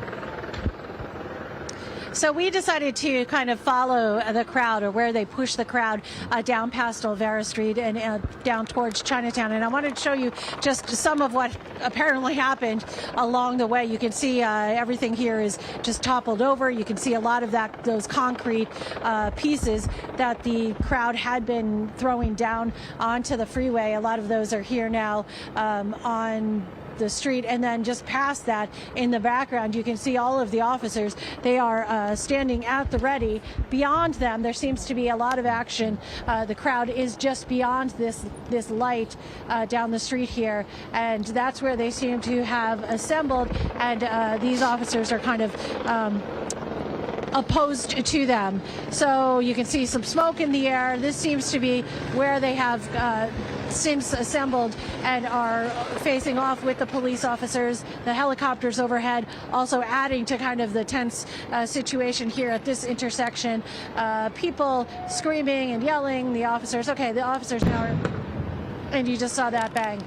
Officers making a move away from it, so perhaps they feel that they have gotten a good enough handle on it, and they can kind of retreat a bit. We're going to head down, continue to head in that direction, just to keep an eye on where the crowd has gone. We did see a tremendous amount of damage along the way, unfortunately, past Olvera Street, on some of the new buildings along Olvera Street that had recently undergone some redevelopment. All of the windows, all of the building sides have been tagged, broken windows, etc., which is, of course, a shame, especially in this part of town. And now that they have cleared out, you can see the traffic does seem to be continuing. So, a lot going on. We're just going to keep an eye on it for you. Guys, back to you. Lori, thank you. Let's get back to Lauren. We were just making a note of that fire that Lauren Posen could see from her vantage point. Lauren, has that gotten bigger? It looks like it's getting bigger, yeah, and it looks like it may have be on the street. So we're about a block away from it, and I see there's a crowd of people over there. Chopper might be able to get a better vantage point, because I don't want to walk over there. I like to stay back from where that's happening, but I don't know if it's a trash can on fire or what, but it does look like it's getting bigger. I don't know if they're putting more things into it to make that happen. But again, this is happening right as traffic is going right by, and I can't stress enough just how dangerous this can be here. You have people, there's people all over here in downtown, and this fire could very easily get out of control. I'm sure that, the fire department's watching it closely, or they're going to be here soon, but this again just does not speak to what the governor and the mayor are saying that they want to see happen here. They don't want to see this type of activity. Yeah, Lauren. And this also is what we were... No, go for it. Go. Yeah, I was just going to say, Les, I was just going to say real quickly, this also was something I mentioned, and one of my concerns in covering protests like this, and from St. Louis to Atlanta, and here in LA, is when the sun goes down, that's when things can really take a turn. That's what we saw last night. That's what we saw Friday.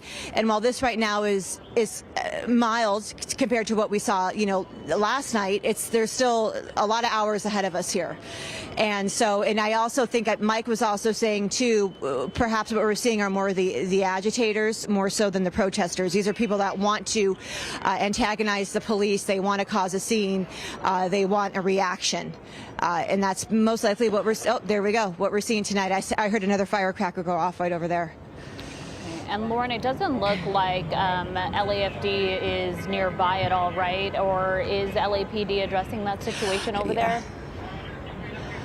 I have not seen any fire. I just saw that paramedic go by, the paramedic truck. I have not seen the fire department yet. No, I'm scanning as I can here. I don't see the trucks. I most importantly, I don't hear the sirens, so I don't hear that. But hopefully it will just stay contained there. But I don't see. I know, of course, the police are here with us. They are, as I said, they're blocking off Main and First, but they're focused on something else right now. They're not focused on the fire. They're watching it, but they're not. They're focused on other priorities right now. Got it. So I'm sure they'll And just kind of monitor the situation as it continues to unfold. It's just really concerning, of course, Lauren, because of all the traffic, right? I mean, it's earlier when the Waymos were burning, everything else is sort of cleared out and moved out of the way, even people. But right now, and this is one of the striking images, really, is that as your live shot has been standing there, a number of people have just sort of walked on by as if they're just carrying on with the night, which I'm sure many people are.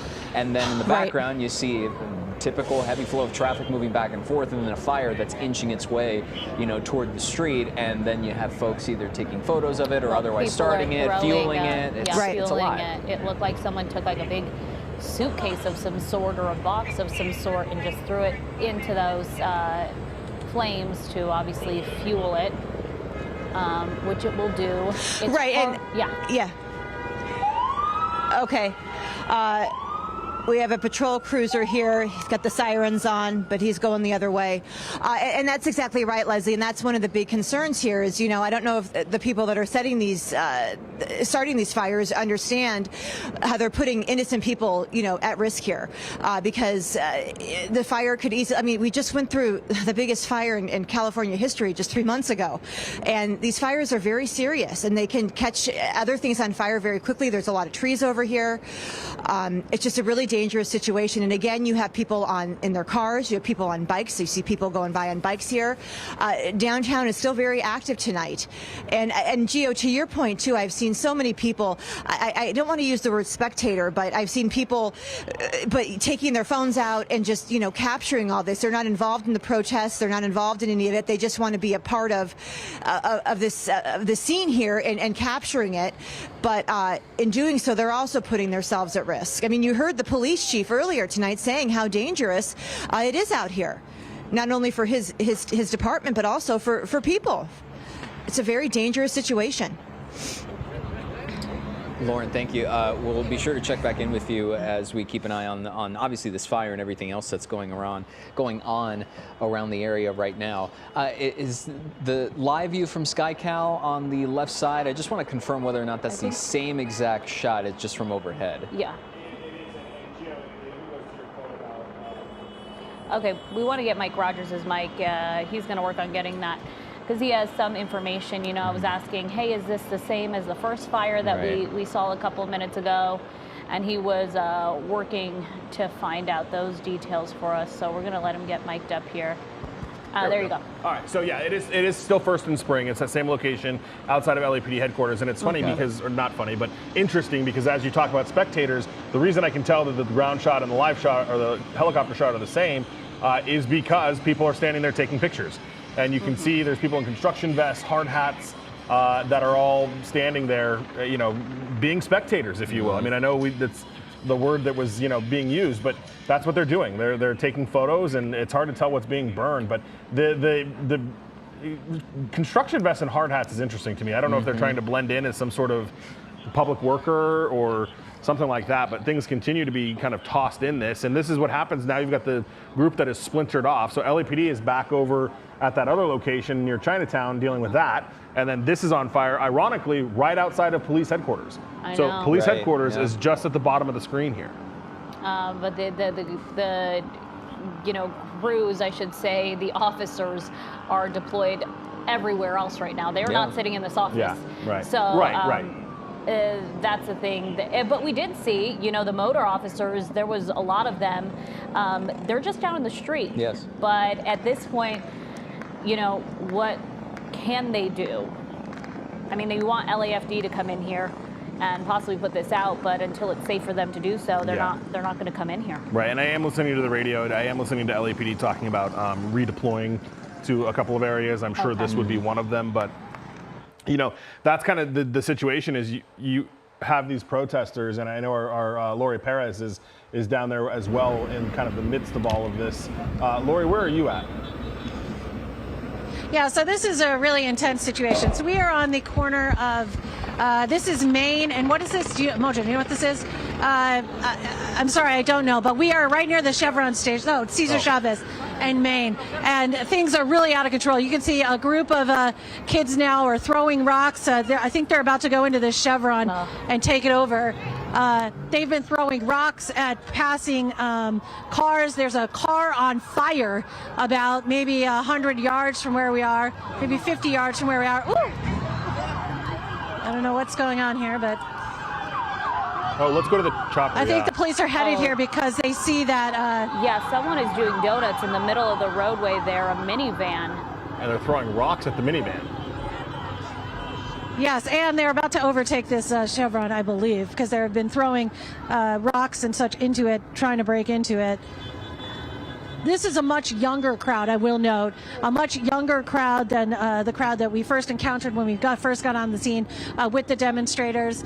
A lot of amped up young teenagers around here and young men. There is a minivan, Lori, that we're keeping our eye on that was doing donuts in reverse and now is driving very erratically. That person also throwing things out of the window. Take a look. They're trying to make their way into the Placita Olvera Street area. And this could be a very dangerous situation. We don't know who is behind the wheel of this minivan here or what their intentions are. Oh, you know what? That is yeah, can you go back? Can you guys? Right. Can you guys see? Can you see the fire? Can you see the car on fire in the middle of the road? It's a trash. Oh, it's a trash can. bin. I'm sorry, it's a trash can. Yeah, we can see that trash can on fire. We do want to keep our eye on this minivan that's driving through sidewalks right now.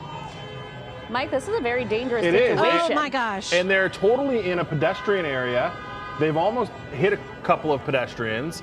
You've got the fire on the right-hand side of the street. I mean, this is very, very quickly transitioned into chaos in multiple parts of downtown. You've got the fire at First and Spring. You've got this really hectic location where Lori is at. And now you've got this minivan that is driving through pedestrian areas with absolutely no regard to anybody. The right side of your picture is now Lauren Posen's live shot where that fire is growing in size as well. My concern is this minivan that's just ran towards the crowd. Yeah, Lori, you're right by this minivan, right? You see that minivan? Yes, he just came right at us. Lori should probably get away from that area. Yeah. Driving in reverse right now down the street. This person was throwing something out of the minivan, and we don't know who they are, how many people are in that minivan. But look, this crowd is now going towards it. Looks like a gentleman or a person without a shirt on. Yeah, shirtless for sure. This is insane. I mean, this person is out to cause harm. Yeah, and that can be a very scary situation here. You can see now the people. Yeah, I mean, if you guys want to. Lori, be careful because that minivan's coming back your direction. Back towards you. Woo! Oh! Oh! Oh my God! And the crowd is now chasing the van. This is a bad situation, guys. This is. Oh man. Oh my God. Lori, we want you to Lori should, yeah. Look at this. I mean, you got people chasing just straight up to the driver's side. I mean, I'm throwing things at the van. This person is was driving, you know, through the park right by Olvera Street. They were throwing stuff out of their vehicle, doing donuts in the middle of the roadway. And you know, I don't know if law enforcement even has an eye on this person, but this is Union Station now. And I will tell you, you know, Mojo just mentioned, we had seen that same minivan up over near the overpass. It was, the guy was leaning out of the window. He was, you know, jawing at the police officers, jawing at CHP, and they kept trying to tell him to get out of there, get out of there. He just kept yapping and yapping. That's the same guy. So obviously something's happening with him. This, I mean, this is insanity. I don't even know what's happening now. I mean, look at this behind me. This is... He clipped the back end of that bicyclist, and the bicycle went flying. Yeah, he's just zooming through here right yeah, now. Just that parked guy, at Union I think he's Station. on something, I don't know, but... He parked at Union Station briefly and then just fired the van back up and just kept driving and clearly going incredibly fast. I mean, my goodness. This person doesn't have a shirt on. No. They look highly agitated, and now you can see making their way through the back end of Union Station. They're going to hit a dead end here, I think. No, they're not. They're going to keep going. Or train tracks right there. There is a lot happening right now. Yeah. Almost hitting that law enforcement vehicle, that metro vehicle, and take a look, going into the parking lot here. I think he's in the backside of Union Station now because there's an Amtrak train right there. Yeah, meanwhile, the dumpster fire is getting bigger right now. I mean, you almost want to say it's incredibly fortunate and lucky that nobody was hit head on by this minivan. I can't believe they weren't. Yeah, it's just terrifying to look at right now in a multitude of ways. Well, obviously all this on the right side of your screen still going on as well. Yeah, the right side is closer to where Lori was, closer to that Chevron station there on Alameda and Cesar Chavez. And we try to keep our eye on that minivan and that driver who was, you know, looked like driving very erratically, and we were afraid they were going to hit someone because at times they were driving on the sidewalk. So we'll keep our eye on this situation if we can find that driver again. But we want to get to our Lauren Posen because we know she's near Metro headquarters where this fire is now getting larger and larger, and the crowd is as well. Yeah, Leslie, that's right. As soon as you guys left us, I don't know how to describe them, but there's those little motorcycle bikes that people are not supposed to ride in the streets, but they do. They went in like circles. They were doing donuts right in front of where that fire is, and setting off more fireworks. And it looks like from where I'm at, that fire is getting bigger. I see someone. Oh, there we go, another firework. And I'm telling you, I've been out here now for 2 days, and I have heard these flash bombs go off and these fireworks go off, and it still startles me every single time. That's how loud it is. Even though we're a block away, it is so loud, you just get jolted. What else can I tell you? I see there's patrol cars making their way around, but I see smoke. That's probably from that firebomb that just went off, the fireworks there. And that fire is just it looks like it's getting bigger. I have not seen any fire trucks come by yet. I'm not quite sure why. They probably have other priorities tonight they're working on within this area, but I'm sure they're aware of it happening. And it is seemed to be just condensed in that one little area there in the corner by that bus stop. Another firework going off there. And now I hear patrol cars coming down. We'll see what happens here. A lot of people just walking by, kind of taking this all in. Here come the patrol cars. I'll let you take a listen. You can see. Big man. Let's see. 1, 2, 3, 4. Four patrol cars.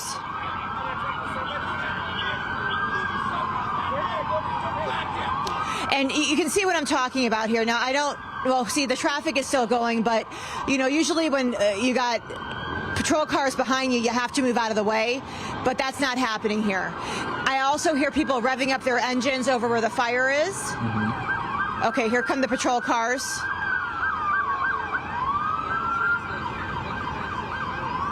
They might be going to address the situation by the fire over here. Not put it out, but address whoever's throwing things into it. You know, one thing I want to mention, too, when I was out here last night, I was talking to one of the organizers of a protest that was happening yesterday. And I had asked, I said, are the people here, are they being flown in from other states? Because that's something that can happen. You know, in past protests I've covered, that's when I was in Atlanta.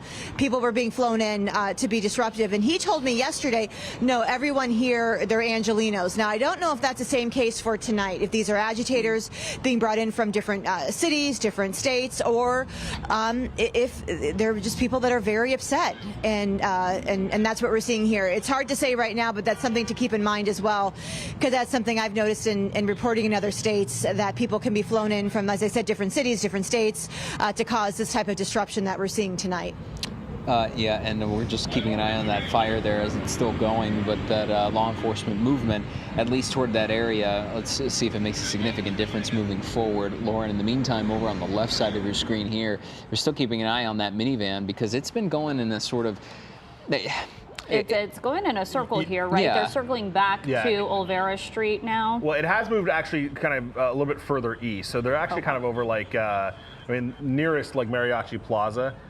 So we did get away from where the rest of the protesters were, but look at this, man. Yeah. I mean, This this is person nuts. driving incredibly erratic, and you know, law enforcement already has their hands full in this area. So at this point, we're just hoping they stay away from people. But blowing through intersections here, you can see front end damage almost hitting that vehicle, and you know, we're gonna keep our eye on that. We don't know who this person is, but we did see them head over towards Olvera Street, where they then went into the park. They're now in the East LA area. And so that was a very dangerous situation. Some of those demonstrators even tried to chase after that minivan. Throwing items at the minivan as well. I mean, that's what a few... I mean, that was really intense. Yeah, yeah, and then clipped a bike at one point too, right? Yeah, right, Mike? the back tire of it. I mean, it looked like the person on the bike was okay, but I definitely saw the bicycle fall after that ordeal, and that was at Union Station. Like that was in the drop-off area of Union Station. Now, yeah, we're in like the Boyle Heights area here at Savannah and First Street. You see that school, I believe that's Roosevelt High School, that is right beneath it. Now, we had seen the van come down this street right here and then stop around that tree. So I don't know where it went now, but hopefully it's stopped and not continuing to drive the way it was. Yeah, and that is the hope, you know, because LAPD is not pursuing this vehicle, but I don't think they're even aware of that situation. Did they park plank? Yeah, they're back. It's that last car right there on the side of the street. You can tell because it's got such significant front-end damage there. Yeah, this is either the second or third time now that we've seen it just come to a full stop before. We'll see what it does here, but the last couple there's the times. guy. So he's walking back. He'd gotten out. He was shirtless, or he still is shirtless. And there he goes getting back in it. Yeah, that's a really dangerous situation because he was throwing things at some of the people, and you don't know, is he angry, you know, with the protest? Under the influence. Is he under the influence? Is he just not, you know, is he having a mental health episode? We don't know. We're keeping an eye on that, but then on the other side, you're seeing sparks come from that large fire there outside LAPD headquarters. We saw a massive amount of patrol cars make their way down there, but I don't know if Lauren can hear me. Lauren, are officers making their way to that area, or did they go ahead and stage somewhere else?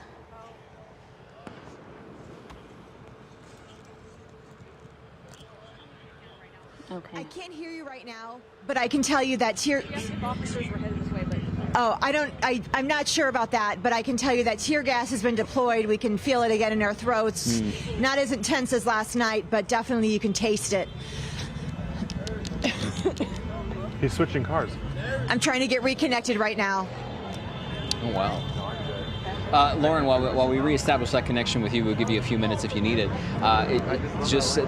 This keeps getting stranger and stranger, really, with on the left side of your screen with this minivan. Mike, were you saying he was switching cars? Is that what we're looking at right now? So the van, and I don't know what he's doing, but so you got the van. Oh, here comes law enforcement. Oh, so this is sheriff. Okay. Well, that's the best thing that could have happened. Yeah. It truly is. He was talking to some gentlemen there, and they have come to or put him under arrest here, or at least detain him. Mike, for a moment there, he did turn the lights on a different SUV, and we thought he was going to get in that one. And it looked like, I mean, he got in the back of the van, he took out what looked like a coat or something that he was kind of waving off, and then he walked over to what looked like a white SUV and started to get into that one and turn the headlights on like he was about to go, you know, get into that car. Thank goodness this is sheriff's deputies that came in here and are able to take him into custody now.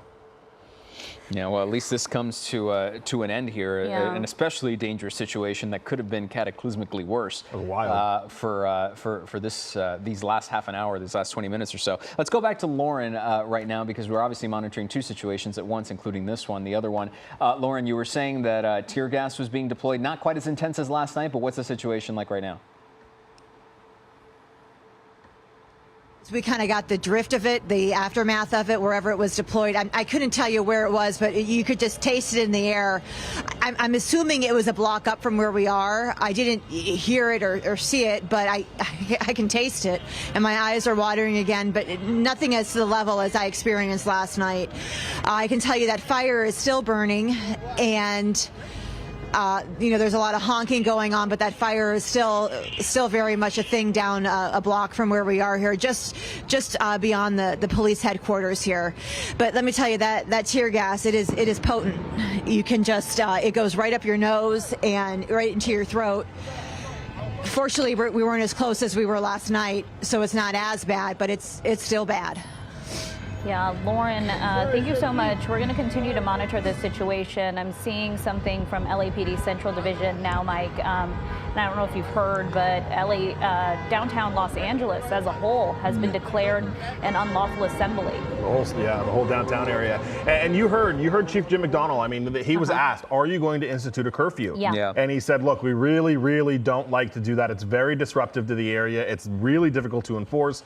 So, you know, these are the steps they're taking. But I mean, the downtown Los Angeles as a whole being declared an unlawful assembly we're getting closer, I think, kind of to that move. I mean, curfew, and the reason they're doing that is because as soon as they kind of get one area under control, very quickly they move and they're in a different area of downtown or, you know, Chinatown or wherever, and then all of a sudden you have to redeploy all those officers to get and deal with that area. I mean, so declaring the whole area an unlawful assembly, I mean, obviously the officers are not going to, you know, pick up people that are just minding their business and walking down the street, but it allows them the flexibility to say, anybody involved, this is your warning. If we get you, we're arresting you. Yeah, we're seeing fireworks. You're seeing that fire definitely grow, at least the smoke in that area. We want to get to Lori Perez. Lori, are you still near that Chevron station? That was a pretty scary situation with that minivan coming through there and nearly coming onto the sidewalk where you were standing. Yeah, unfortunately, we still are here because there's so much going on. It seems that this is the corner of Cesar Chavez in Maine where most of the demonstrators who remained have started to gather. There are now many people in their cars. You can hear the honking coming by, expressing support. But then crowds of aggressive agitators seem to be centered around that Chevron station. They lit that garbage can on fire, and LAFD has just moments ago arrived on the scene. They're going to try and take care of that. LAPD responding now in force to this area because there's just a lot going on. People starting to do donuts, and people on mini bikes, and people throwing rocks into the windows of the local businesses and tagging all of the walls around here as they move about the city. A lot of young people, I will say, compared to the crowd that we saw when we first arrived. Helicopters above, keeping an eye on this still developing situation. But this is really, really chaotic down here. Much different than the scene, even over there when they were on the overpass, as destructive and as dangerous as that was. This is really taking things to a new level, a new heightened state of, I would say, just a terror and panic over here, and not a good place to be. But the good thing is we are seeing LAPD arriving, so hopefully they'll be able to tamp things down a bit and get things under control, because it is not in control at the moment. guys, back to you. No, especially not. Lori, thank you. Yeah, when you see that dumpster in the middle of the street on fire right now,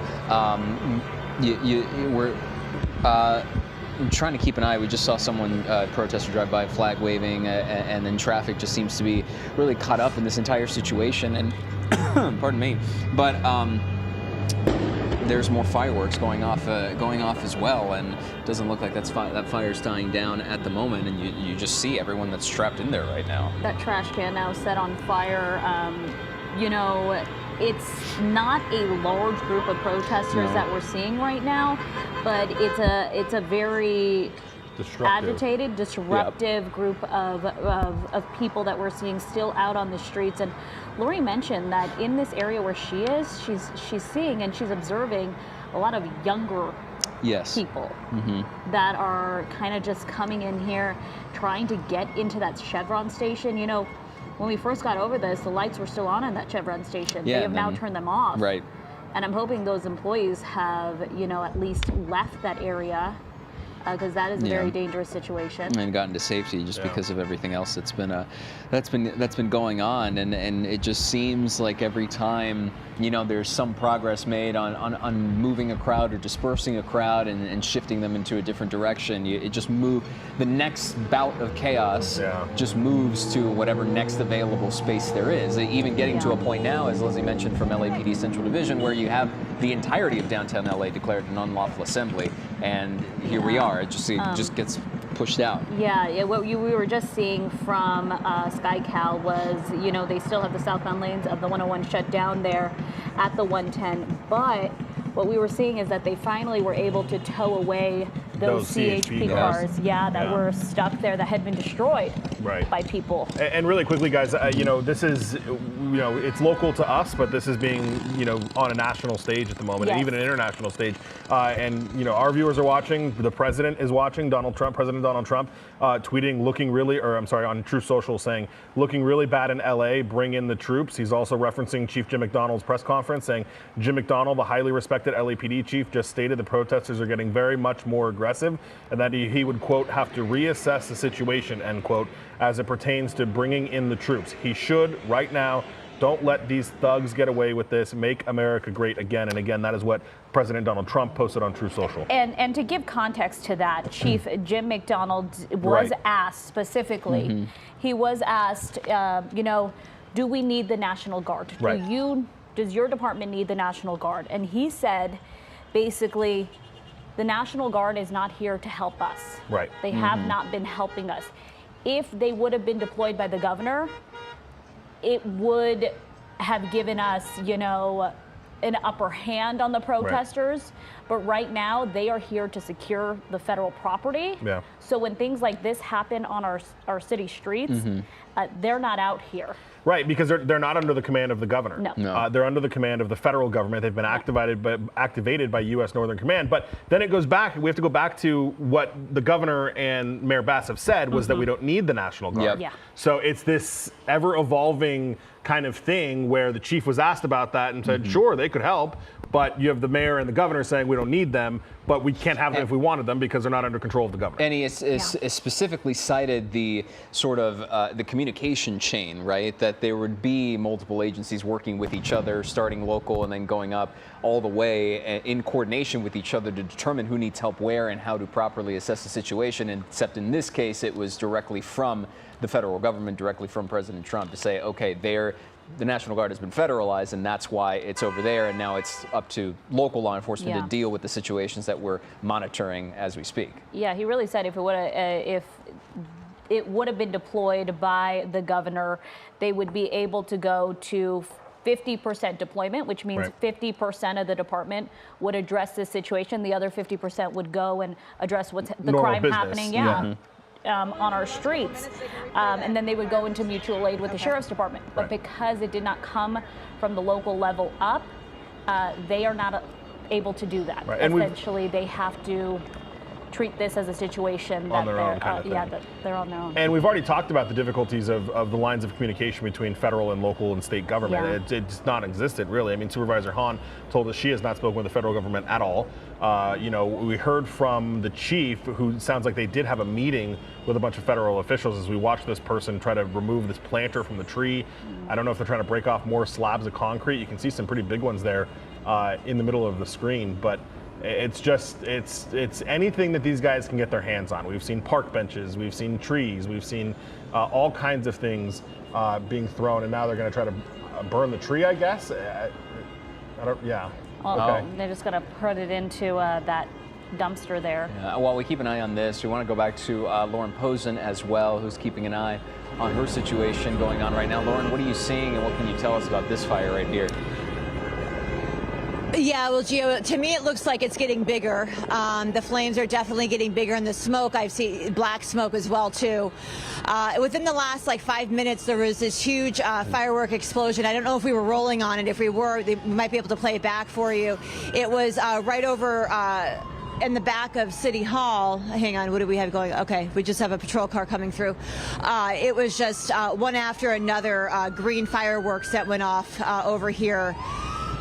And here comes a patrol car going through. Assume he's going that way where the fire is. My executive producer wanted me to paint a little bit of a picture in terms of the graffiti down here. Unfortunately, we can't show it to you because there's a lot of bad language, but I can tell you that nearly every single, well, here goes some more patrol cars here. 1, 2, 3, 4 of them. And they're going the opposite direction. But back to the graffiti, nearly every single building downtown is coated in graffiti. From City Hall, the side we were on is okay, but leading up to City Hall, the federal buildings down there, of course, the detention center, there's a lot of profanity being used. The sidewalks also have graffiti on them as well. It is a mess downtown. It is a mess. There's trash all over. There's glass. There's it looks like a hurricane came through and just kind of lifted everything up off the ground and then dumped it on the ground. That's how messy it looks. And then you add the graffiti. It looks like Graffiti Row when you look at the federal buildings. And there we go. Another. I'm going to call that a firework again. Another firework. Another flash mob. There we go. Flash mob or fireworks going off over there. Do you guys want to wrap me? I don't know if you want to say something, or that's what it's like down here. No, because Lauren, the other thing too I noticed there with and there's another one that's going off right in your live shot. It's just, you see, and just across the screen there, it's one person just walking about, going about their night, and then a group of people really congregated toward that fire, just seemingly scattering for a moment before then coming back. It just sort of seems like it's chaos for chaos' sake, as opposed to, and we sort of expected this because as it got darker and later into the evening, who knows what was going to happen, and then we've seen multiple fires and a lot of different pockets of chaos happen around the area, even as an unlawful assembly has been declared in all of downtown LA, and we'll see what law enforcement starts to do here over the course of the rest of the evening and the next couple of hours as well. Yeah, and really quick, and we're going to try to get eyes on it here from Sky Cal in a second, but apparently the protesters have now moved into LA Live. So LAPD Central Division posting on X a minute ago, demonstrators have marched to the LA Live area and are blocking all lanes of traffic at Figueroa and 11th. And then reminding everybody, the entirety of downtown Los Angeles has been declared an unlawful assembly, and you are to leave the area immediately or risk arrests or less than lethal enforcement against you. So, but now, I mean, that's going to create a significant problem for the Los Angeles Police Department, because that is a very, geographically, that is a big distance from LA Live to where we are here on the border of, Civic Center, Chinatown, that kind of area. Yeah. I mean, that's the whole other side of downtown. So, I mean, that's going to be a whole additional challenge for these guys to deal with. Which is what they were saying, that this group that started, through the Civic Center area has now splintered off into tiny little groups, but very disruptive individuals. And, we're seeing some of these mini bikes. We weren't seeing them earlier. So you wonder if this is a new group of people just coming down here to, be a part of what they see as a chaotic situation. Earlier we heard from Chief Jim McDonald with LAPD saying, you know, a lot of these people that they're seeing at night especially are people that are being told on social media by different groups, hey, come down here, come down and join the chaos, and essentially just to incite this and inflame this situation here. And take a look, you can see some of the people walking by. I was trying to make out what this person was holding, but it looks like just a sign. Yeah, just a sign. Yeah, a lot going on in that situation. Thanks again to Lauren. We'll check back in with her in a second. We want to get back to Lori Perez because we've also been chatting with her here over the course of the evening and the afternoon. Lori, what are you seeing right now?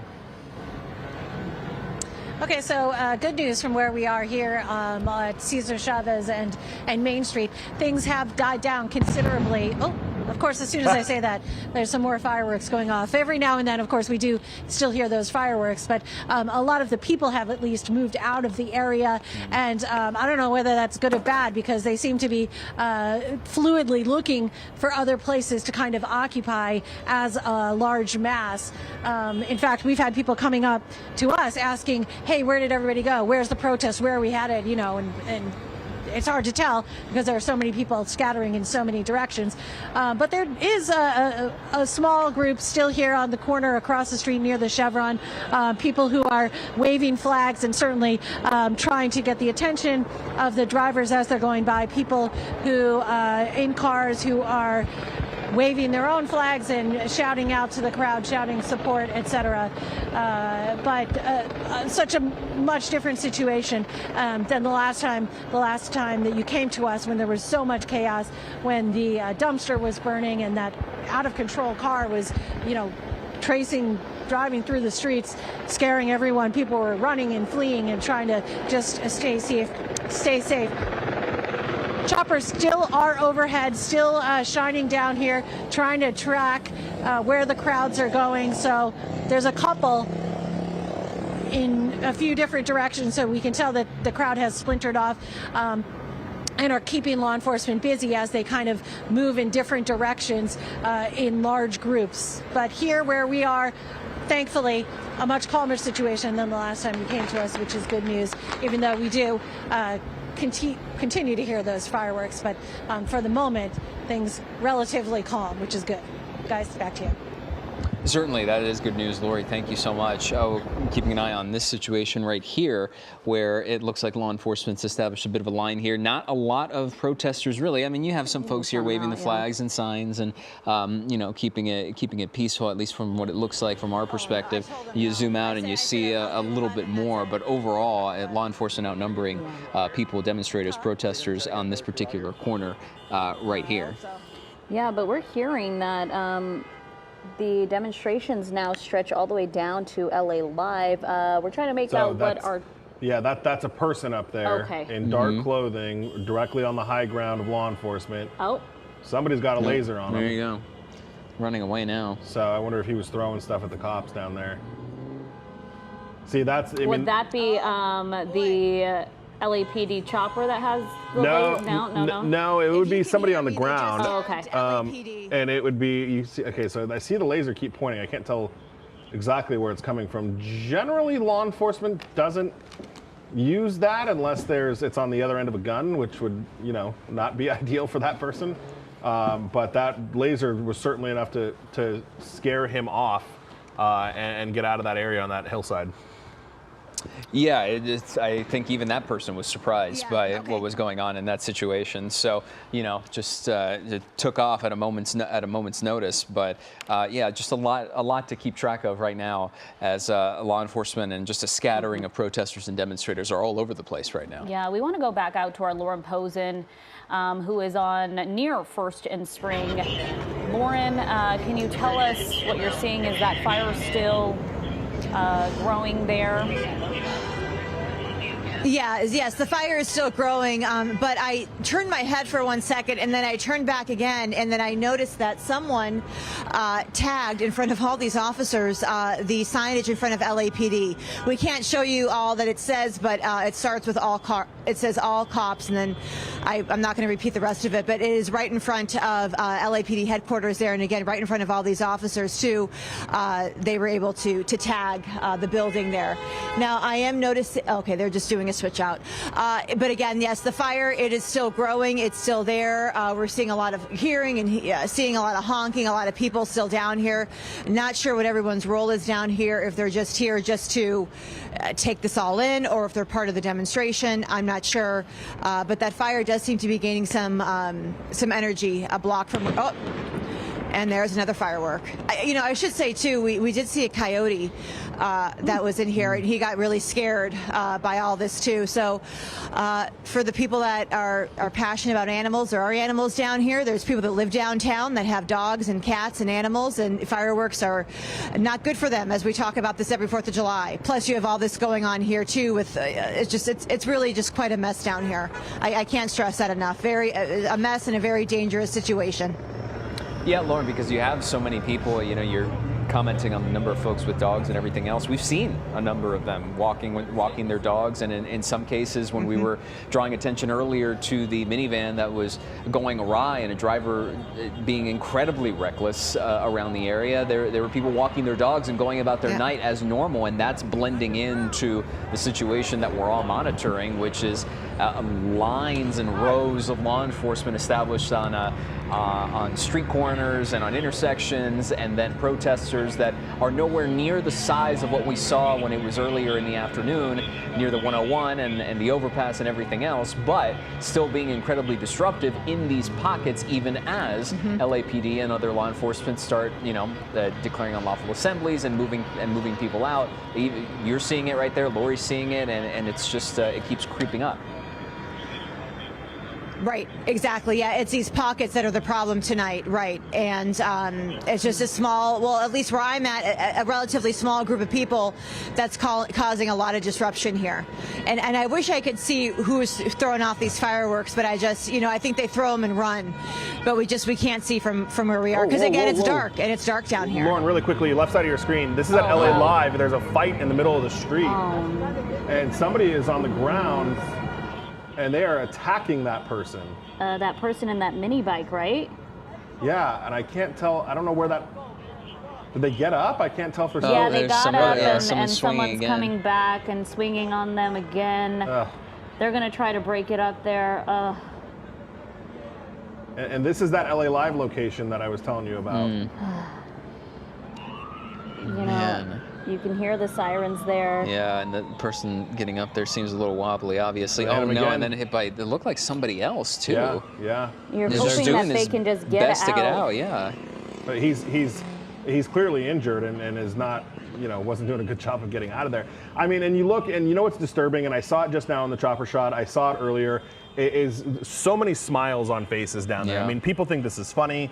They think that they're having a great time down there as they pummel that person in the middle of the road, start fires in the street. It's just really, it's not, whatever message anybody was trying to convey earlier is certainly not being conveyed now.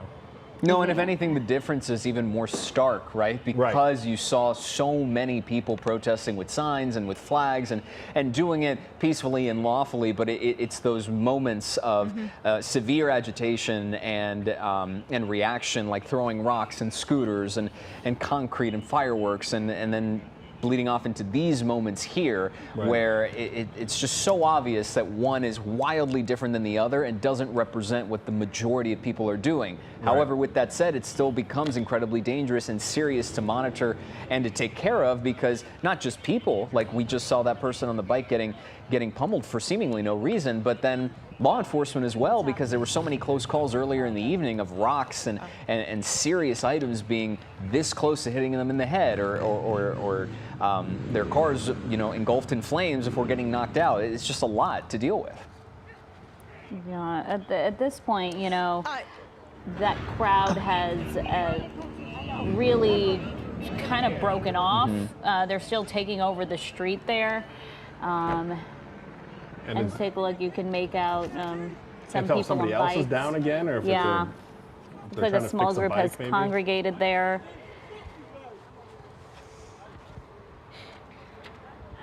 Yeah, it's hard to make out what's going on there, but obviously some yelling. Yeah, I think that's in Lauren's shot, so we you might guys want to have be my shot careful. Yeah, we want to be careful with Lauren's shot just because we could hear people's profanity there. And you also have traffic here. Like there were some cars that were stuck in those groups, and we know how dangerous that can be, especially if you're not really moving all that often. Here's more of it right now, and they're just kind of drifting along. Really, this group. There are a few people holding signs. There are several people waving flags there, and then you have people that you wonder if they are a part of the protest, or if they're there just to, disrupt. But at this point, it looks like they're turning around and walking back. Yeah. It doesn't look like, I was just looking at crypto.com arena. I don't think there was any events there tonight. Okay. So that's, good, because the last thing we would need is a stadium full of people funneling out into downtown right now, especially where this group is. And, this is why they declared that unlawful assembly for the entirety of downtown, is because these guys are moving all over the place. And now, as we mentioned, geographically, you're pretty far from where LAPD has the vast majority of their resources. You'd have to imagine at this point, given the fact that all of downtown has been declared an unlawful assembly, if folks just keep slowly spreading out and further away, you would think that law enforcement would prefer that and hope that just means everybody's just trying to call it a night. LAPD. Yeah. Go ahead, sorry. No, I was just going to say, that's 9 times out of 10 when we see these protests, or I don't even know what this is anymore, not a protest, but when we see these things start to diminish, it's because they slowly splinter, and the smaller the groups get, the less damage they start to do. Look at that, throwing bikes at the police car. And that's what you're worried about, obviously. Objects and bikes at this LAPD vehicle that's coming by here. Got out of there pretty quickly, though. Oh, yeah. And that's what you heard the chief talk about earlier when they try to form what are called mobile field forces. That's where they get a group of officers to go all in at once, because you have that situation where you have one officer or one patrol car with 2 officers inside, and they were very, very quickly, attacked by these people in the street.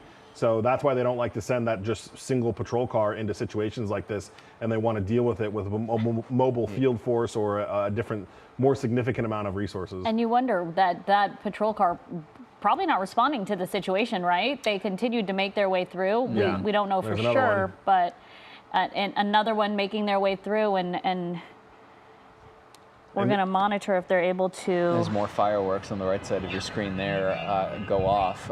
It's a reminder of what we saw just about 24 hours ago, just last night, when there was one single law enforcement vehicle left alone after they started to clear out in front of the federal detention center, at least in that part of downtown LA, and one was left by itself and tried to make a right onto traffic as opposed to reversing out with the rest of them. And then we saw a large group of people surround that vehicle, try to open doors, throw things at the back windshield, at the front windshield. They were able to. A large object at the back windshield, shattered it. And it just became incredibly dangerous for that one single vehicle. And this is what this moment reminded me of just now. Yeah, you hope that this officer is prepared to leave this area.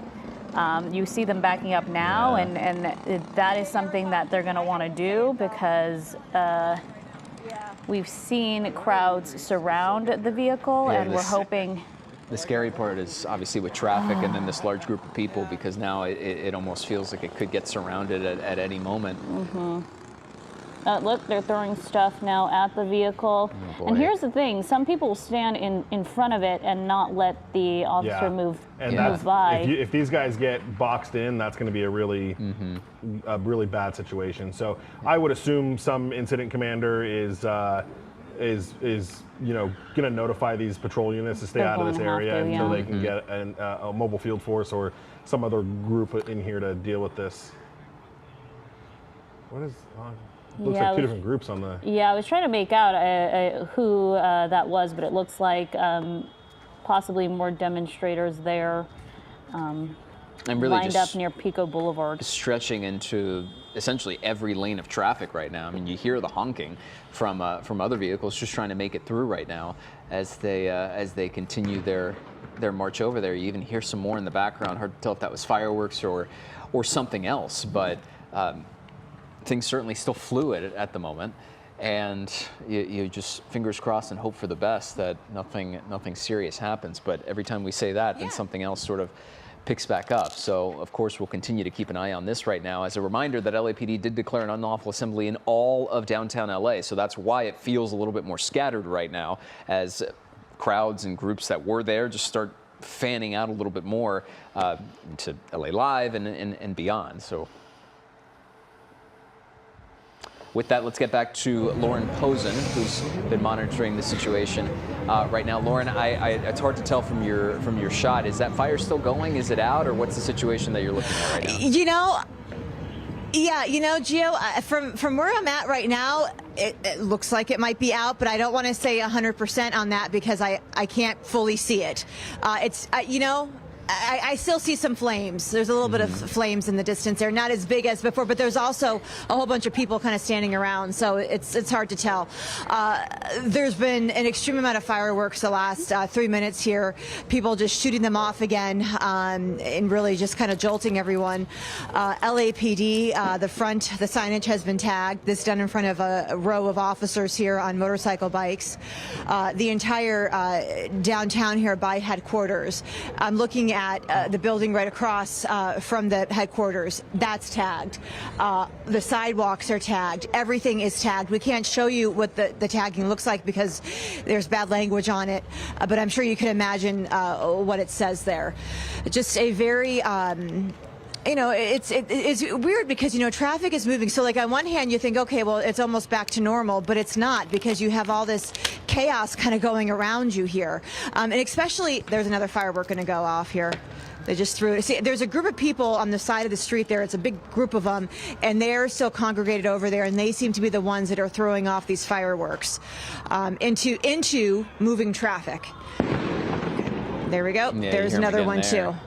Again, it's hard to tell what's being amplified. If it's because we're downtown, that's what making it sound louder, or what. But I mean, it's very, very loud. And then you have, on top of that, you have the sirens going off too. We have choppers still above us. And then there's also, like right now, it's almost like eerie moments of quiet.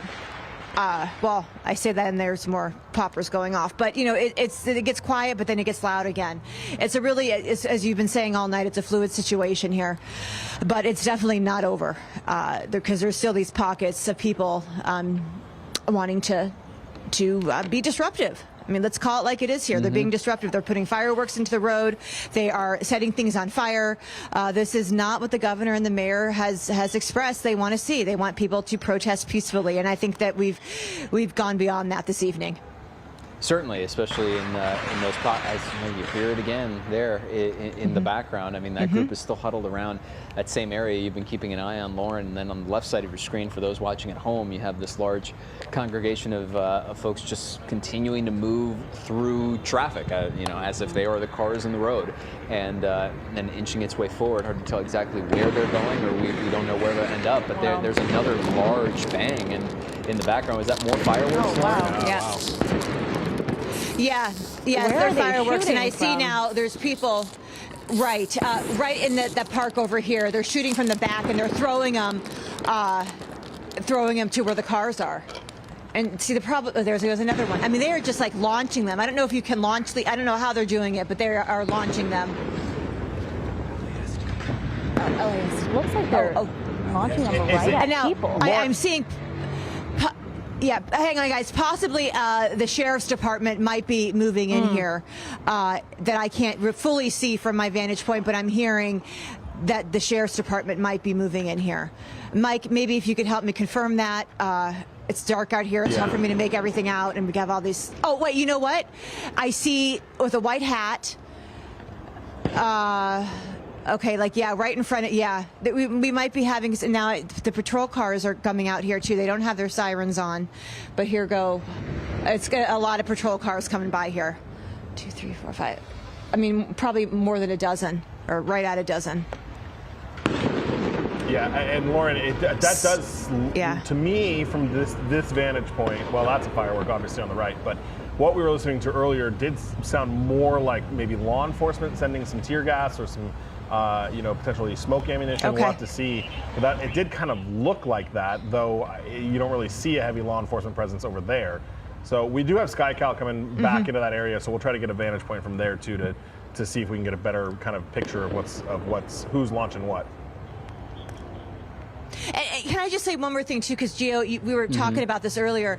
I'm looking at this park here, and I see so many people walking their animals as if, like, nothing is going on tonight. And I know the dogs have to go out. I understand that. But I don't know. I mean, I wouldn't be walking when there's fireworks going off. You just don't know what's going to happen. I don't know if they're just out here because they want to see what's going on or if the dogs need to go out. But, I mean, it's just there are people just walking around as if it's any other Sunday night.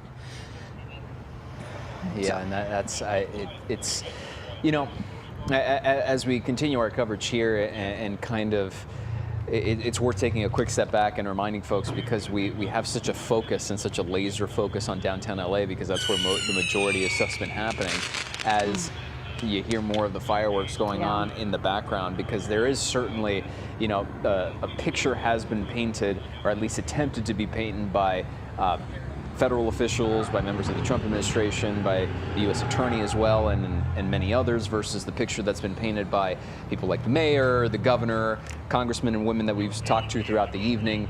And this is just this is not all of Los Angeles. This is not all of Southern California. It is a sliver that we are focusing on right now. That doesn't make it any less significant, and that's, of course, why we're focusing on it. But the intensity level of what we're seeing here starts to get isolated toward certain corners, and that goes back to when we came on air at 4 o'clock and noticing things right on the 101, on the northbound and southbound lanes right there at the overpass, to the federal detention building, to just up the street, and you see those Waymos that were called in and set on fire, to now, crowds moving and dispersing even up toward Chinatown and beyond, because now an unlawful assembly has been declared, and things tend to evolve as we keep getting deeper and deeper into the night.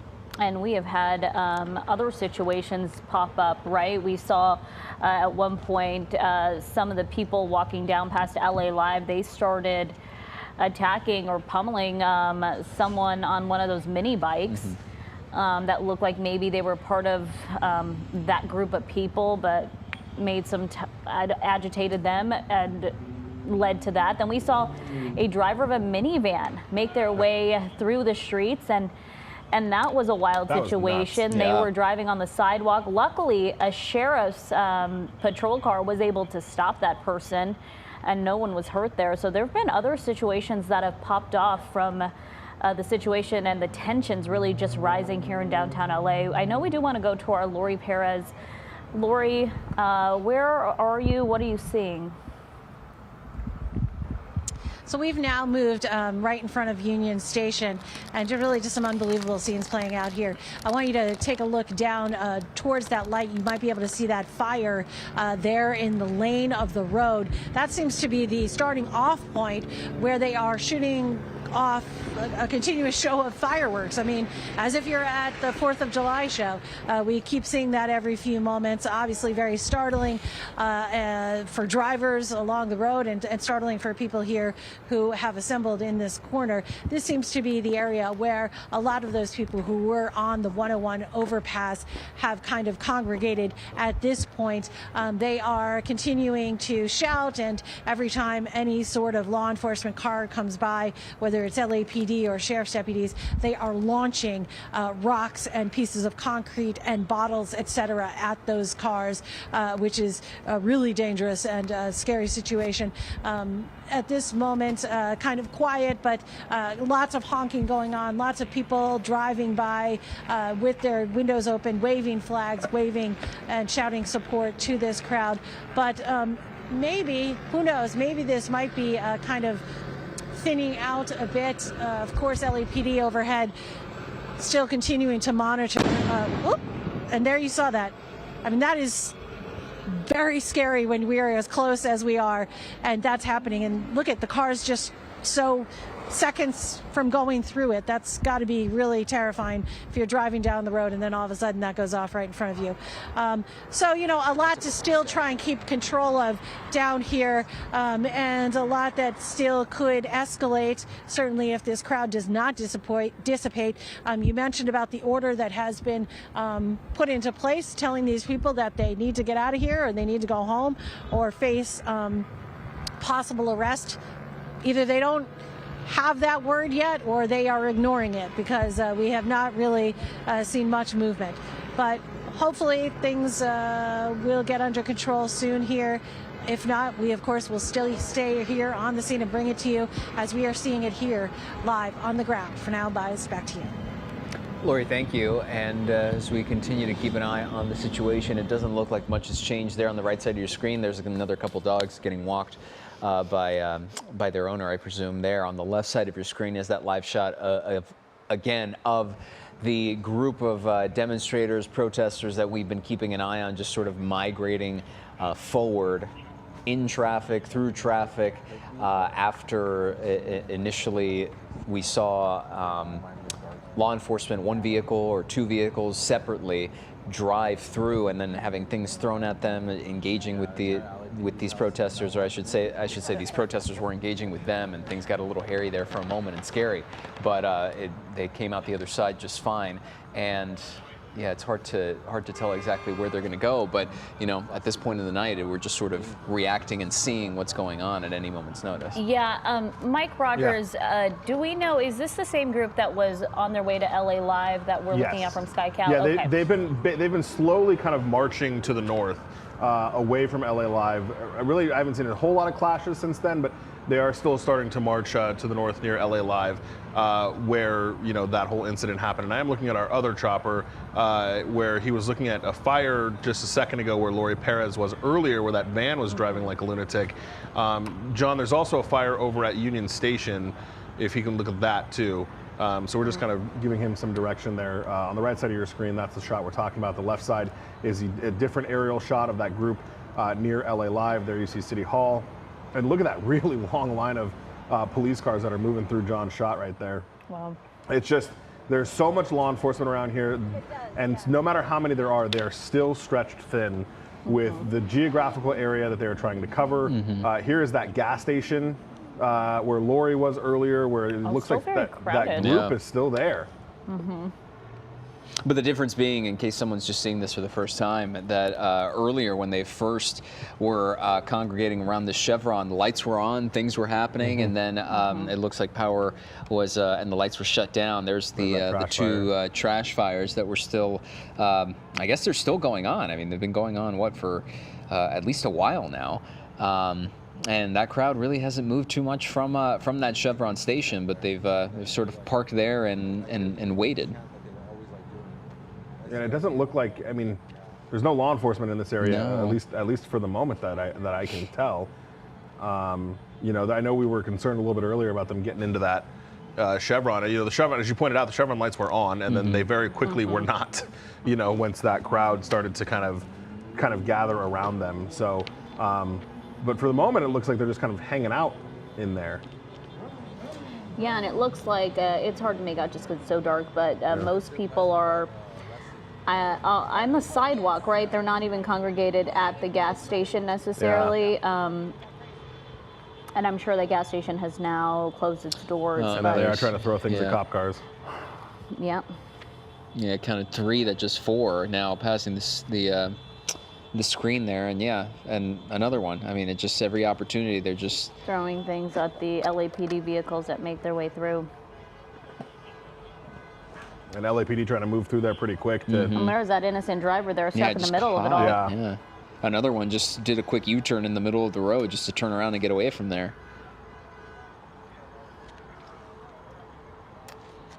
Such a chaotic situation all over the place, all over downtown. LAPD a while ago declaring that unlawful assembly for the entirety of downtown LA. Though obviously, that doesn't mean much to these people. It does give the LAPD the authority to arrest them should they need to, or have the ability to, really, is I think kind of more a little bit what's going on here is LAPD and these officers, not only from the LAPD, the Sheriff's Department, CHP has been down there as well, just trying to coordinate how to do all of this and how to get and be in all of these different places at once has been certainly a challenge for those law enforcement officers. Yeah, and right now, I mean, that was sort of a picture of what really everyone that we've been talking to has highlighted as what is obviously not okay and not endorsed in any shape, form, or fashion. That's just one sliver of obviously a lot of we've seen all day. But when you have LAPD just driving through and trying to get to another situation, then seeing items being thrown at them, no one's in support of that in any shape, form, or fashion. We want to get to Lauren Posen. Lauren, what's the situation where you're at? We know that there has been a fire there for some time. LAPD motors still staged near you. We're hearing some pretty loud music, but it may just be cars driving by. That's right, Leslie. Yeah, it's a low rider. You're going to see it probably shortly here. He's got a Dodgers flag out. There he goes in the red Cadillac there. But yes, the fire appears to be out, which is a good thing. Fireworks are still going off. We've kind of had a little bit of a break, but I wouldn't hold your breath. I'm sure it's going to happen shortly here again. They keep throwing them out in the road. The PD, they have the motorcycle units blocking off Main here, Main and keep forgetting where I am. I've been here all night. Main, right by City Hall. They've got that blocked off, and then they also have it blocked off. Oh, Temple, and also down by Main and Temple over there as well. So they have this section kind of blocked off here. They're not allowing traffic to go through. People on foot have been able to go through, but there hasn't been that many people because, as we've heard, this has been declared an unlawful assembly. So hopefully we're seeing people kind of listen to that, at least in this little section here, except for the block up where you see people waving the flags. And there's still a group of people. They look to be in the road right now. I don't know if they're going to be blocking traffic because the light's red, but we'll see what happens here. Or they could just be crossing. But, see? Like I said, I wasn't going to hold my breath that we were not going to see any more fireworks tonight, and they keep getting bigger and bigger too. Now I am seeing, looking at the headquarters here, I'm seeing a group of law enforcement walking. I don't know where they're going, but they're walking out.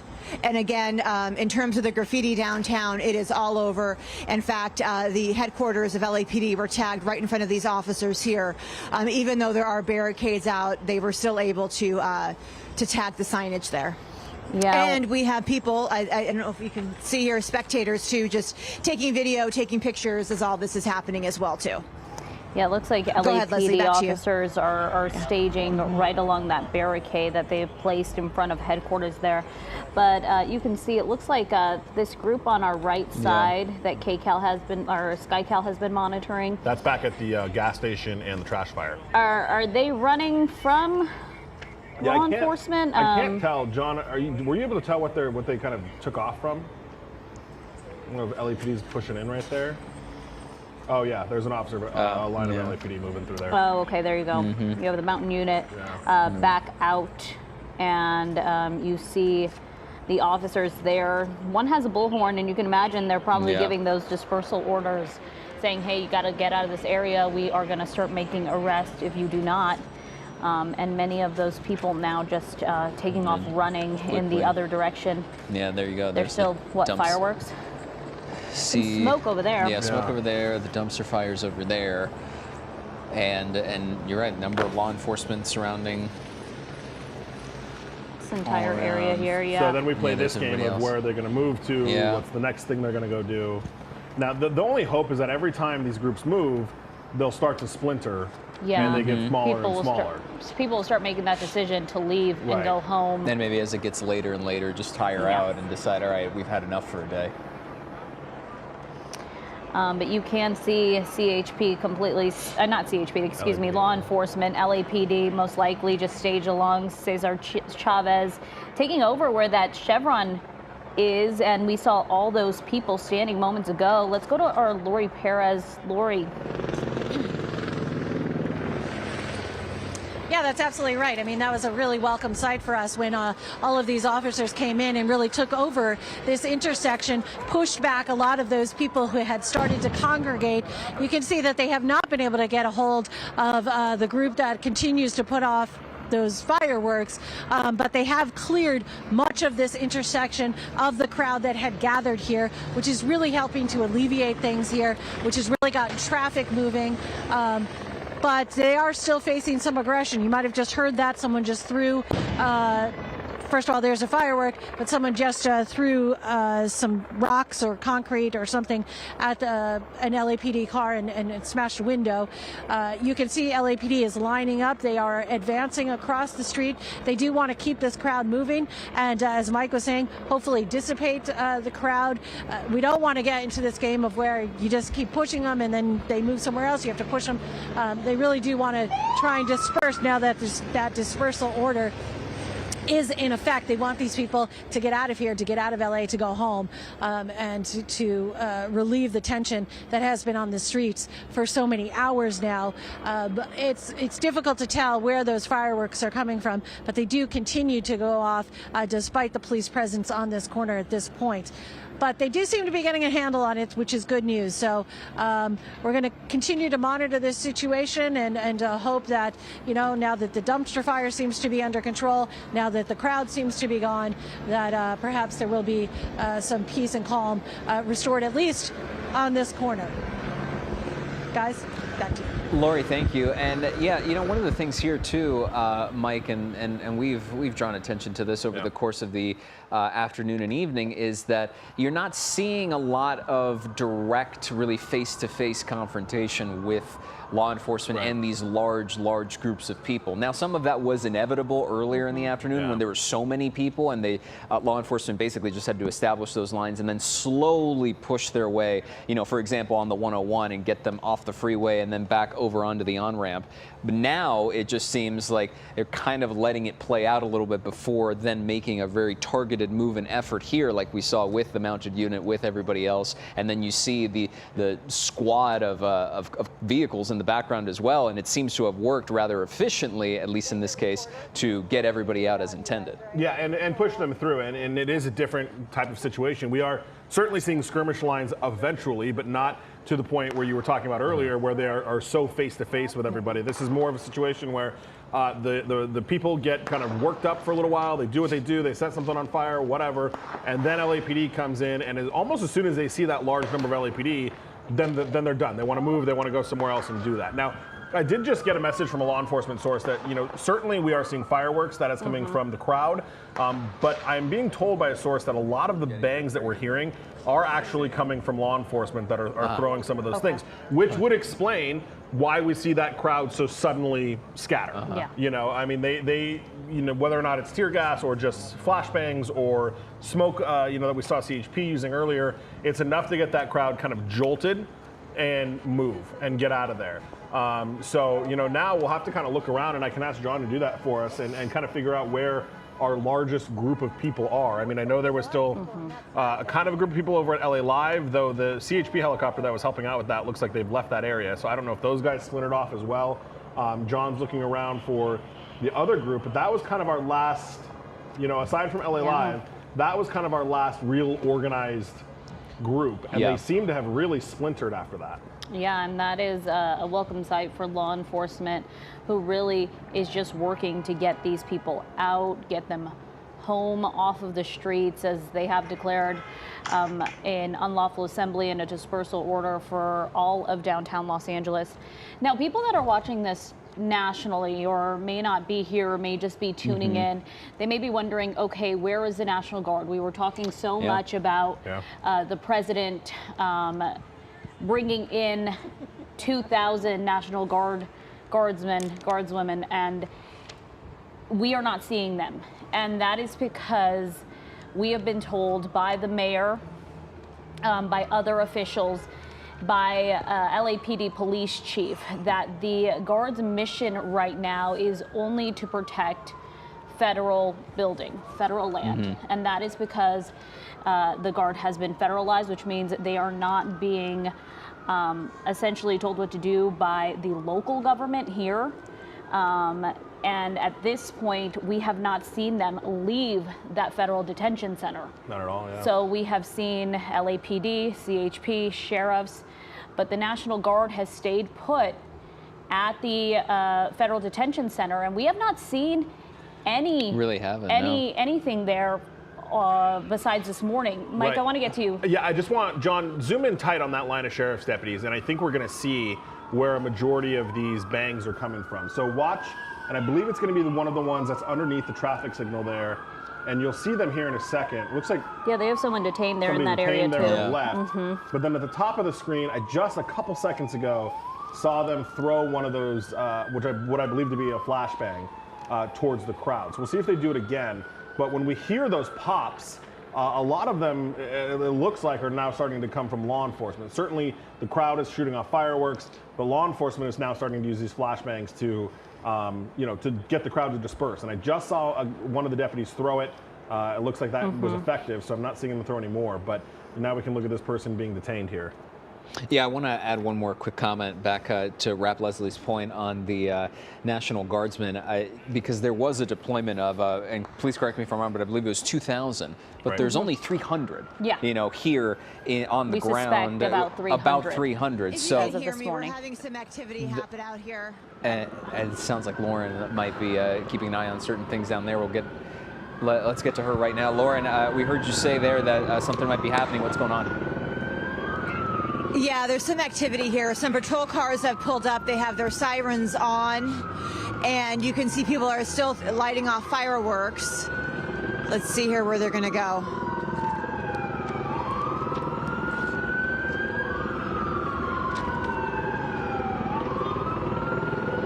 Okay, well, as I'm looking in the distance here, I see there is still a handful of people at that building right across from the police station. And I've been hearing that they possibly have been trying to set that building on fire. And that's why they're all congregated over there. And that's something that law enforcement is watching very closely. And I'm also been observing here that it looks like we have a chopper right above us too. It's not a news chopper. It's a PD chopper. I don't think it's the Black Hawk we saw earlier today. But, we got this Marine layer. It's hard to see exactly. That the Sheriff's Department has formed a skirmish line right behind City Hall here, and they were making advances on that crowd that had that trash can fire, and then would move back as well. And they did, as Mike said, deploy that tear gas that we caught a whiff of. But, we have a lot of helicopters above us now. It's getting really noisy. Looks like they may have their eye on something or someone, that being police, but it's hard to say right now. Because it's really, got a lot of things going on. We got traffic moving. We have the police in front of us here. And then, of course, we have that, looks to me like somewhat of a large group in front of that building there as well, right across the street from where we are. Mike, I'll send, and Leslie and Gio, I'll send it back to you guys. Maybe, Mike, maybe you have some more information as to what's going on. It's hard for me here on the ground with what's going on here to kind of get answers. Yeah, and we're going to move, John, I'm going to have you go over to kind of Lauren Posen's location, and I believe it's still in the area. Lauren, are you still in the area, Main and Temple, or where are you? Is that First and Spring still? Right.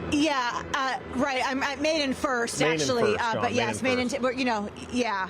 So he's swinging the camera around right now, and we'll kind of look and see what that situation is. Yeah. And I think it's going to be right under him, so they may have to adjust a little bit here. But yeah, so we'll check that out here in just a second as he maneuvers SkyCal around. But again, this is back where that original fire was. This is kind of in the area. There's all the motorcycles, and I think, John, maybe just up the street, right there on the corner, John, over to your right, near police headquarters. Yeah.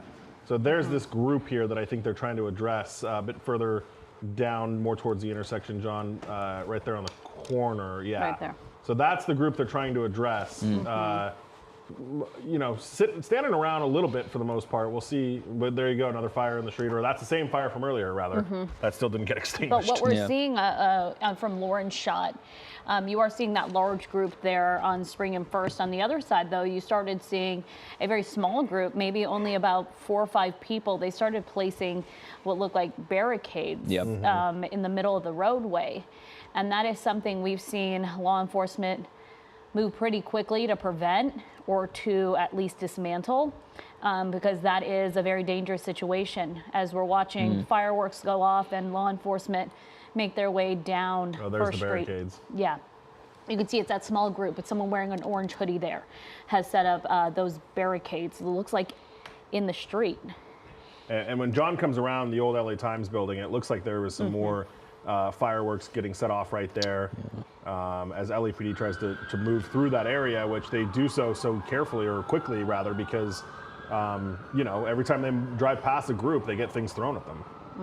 Yeah, there's a lot going on right now because and we mentioned this earlier about how it's every time one large group seems to be dispersed, another one seems to crop up at a slightly different location or somewhere around the area. Once again, worth repeating that LAPD has declared an unlawful assembly, so they are working to clear the area, or at least warn people, hey, we have the right to arrest you if you're still in this area and have not left. So that's really trying to sort of clean up the edges and get people out and go home, or at least go away and remove themselves from this area. But then every few minutes or so, we tend to see another gathering, another group, and then the fireworks go off. Or just when you think, I just saw another flash there we go again on the left side of your screen. You can't let your guard down, and certainly law enforcement is not doing that, but I just mean in the general sense of watching what's going on. Yes, the crowd has thinned out compared to what we saw earlier, and every hour that passes, it almost seems like it keeps getting a little bit smaller, on top of the fact when you start dispersing the crowds, Mike, like you mentioned, they get scattered and perhaps they just start to dissipate, but then again, you see another one start to form, and you have to be wary and be careful because you don't know what's going to happen. Yeah. I know we were working to get Mayor Bass here sometime soon, so I want to check in with our producer to see if we are possibly going to hear from the mayor. Okay, we're waiting for her to call into our newsroom, but we are expecting to hear from Mayor Bass here in any moment. But until then, we're continuing to monitor the situation. A lot of activity at Spring and First Street near... Something's happening, I don't know what, but yes. Okay, you can hear Lauren. You can hear Lauren saying that something's happening in her location. Just finishing my thought here, a lot of activity at Spring and First Street. That's where she is. Lauren, what are you hearing? I know you're saying there's some sort of activity picking up. Right, we have a fire truck here. The officers are going to let them go by. And then behind the fire truck, there's 4 patrol cars. And let's see where they're going to go. Hopefully they're going to where that fire was. Now, see, I see there's another fire being started right by that building, and I think Mike said that was the old LA Times, the old LA Times building. It's right in front of there. It's okay, we got the. And also, these fireworks, they're putting them off right as cars drive by. It is so incredibly dangerous. And Lauren, not only are they doing it in front of patrol cars. Yeah, that's a trash sorry, can. go ahead. No, that's okay. That's a trash can they're trying to set on fire in front of the old Times building. We see it right there on the corner. Unsuccessfully, thankfully, but they are trying. Right. Yeah, it looks like that. Right, but you know, these fireworks. Yeah. Yep, go ahead, sorry. No, it looked like that fire truck was, it stopped moving there. Does it look like they're staged in that location, or are they just stuck? Oh, no, they're gonna keep going. Okay, they're turning around. Oh, what are they doing? Okay. All right, I think they, you know what it is? They can't get around those cars. That's what the problem was. Those cars didn't move over. And so that's what they're trying to do. So, let me get back over here so I can get a better view here of what's happening.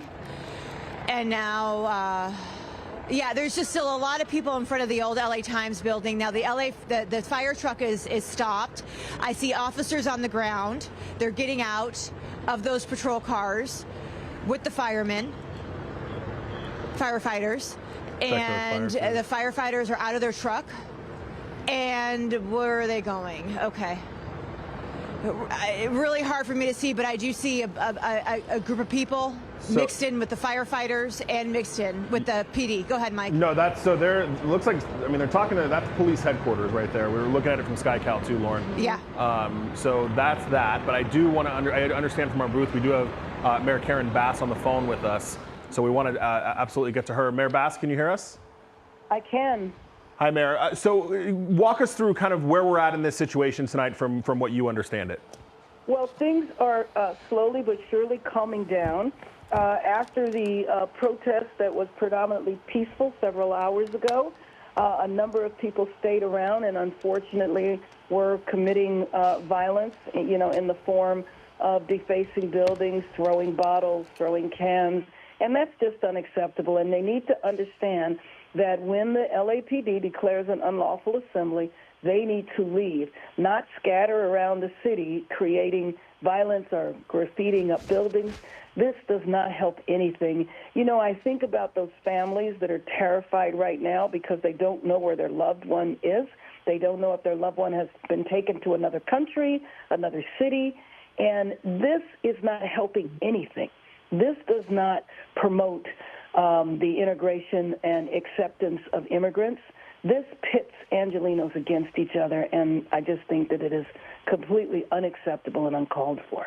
Mayor Bass, you know, earlier today you tweeted that you met with the governor, the police chief, LAPD, the sheriff, as well as other law enforcement partners about how to keep Angelenos safe. What is the answer here tonight? Because as you mentioned, we've been monitoring this situation for hours. We've seen CHP cars get destroyed, officers get pelted with concrete objects.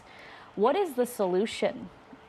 Well, you know, when you have a protest and everybody has the right to use their First Amendment ability to speak freely, to protest peacefully. That is the American way. And this is just unacceptable. And you know, in these situations, the vast majority, I would even go so far as to say 95% of the people that attend these protests are attending them peacefully. And that 5% that lingers after is the ones that get involved in trouble, get involved in the vandalism. And that just has to be made very clear that there will be consequences. So if you stand around and you graffiti a building or you conduct some other act of violence, you are going to be held accountable, and you should not think that just because you don't get arrested tonight that you won't be arrested. There's videotape of just about everything that happens in our city. Mayor Bass, I want to ask about communication because obviously there's the National Guard component. When the president deployed 2,000 National Guardsmen, it's our understanding only about 300 are down here in the LA area. They have essentially not been really visible in terms of our live coverage that we've been keeping on all afternoon and all evening. There's a CHP component as well when it came to the 101 entrance and the on-ramp and getting people off of that. Then, of course, there's LAPD, and we've seen law enforcement skirmish lines established all across the downtown area. What have been the difficulties when it comes to communication between all these different layers of law enforcement and everything else that's going on? I actually don't think there has been a difficulty. I mean, in terms of the federalized National Guard, they are stationed at the federal building. The CHP takes care of the highway. So when the protesters went on the highway, it was CHP. Even in front of the federal building, you have the Federal Protective Services. So federal officers. And then, you know, of course, you have LAPD. So I think actually the communication and collaboration has been good. I was at the command center most of the day today, and, you know, people are literally working in the same room together. The CHP is there, the Federal Protective Services are there, the National Guard wasn't there, but everybody is in communication. And I think that that's why things have gone well. I mean, you haven't seen massive violence take place. You haven't seen, you know, police officers engaging in a violent manner with people. There have definitely been some isolated incidences. But, you know, someone had made a comparison to what had happened in L.A. in the past. It's just very important to realize that this is happening on a few streets in downtown L.A.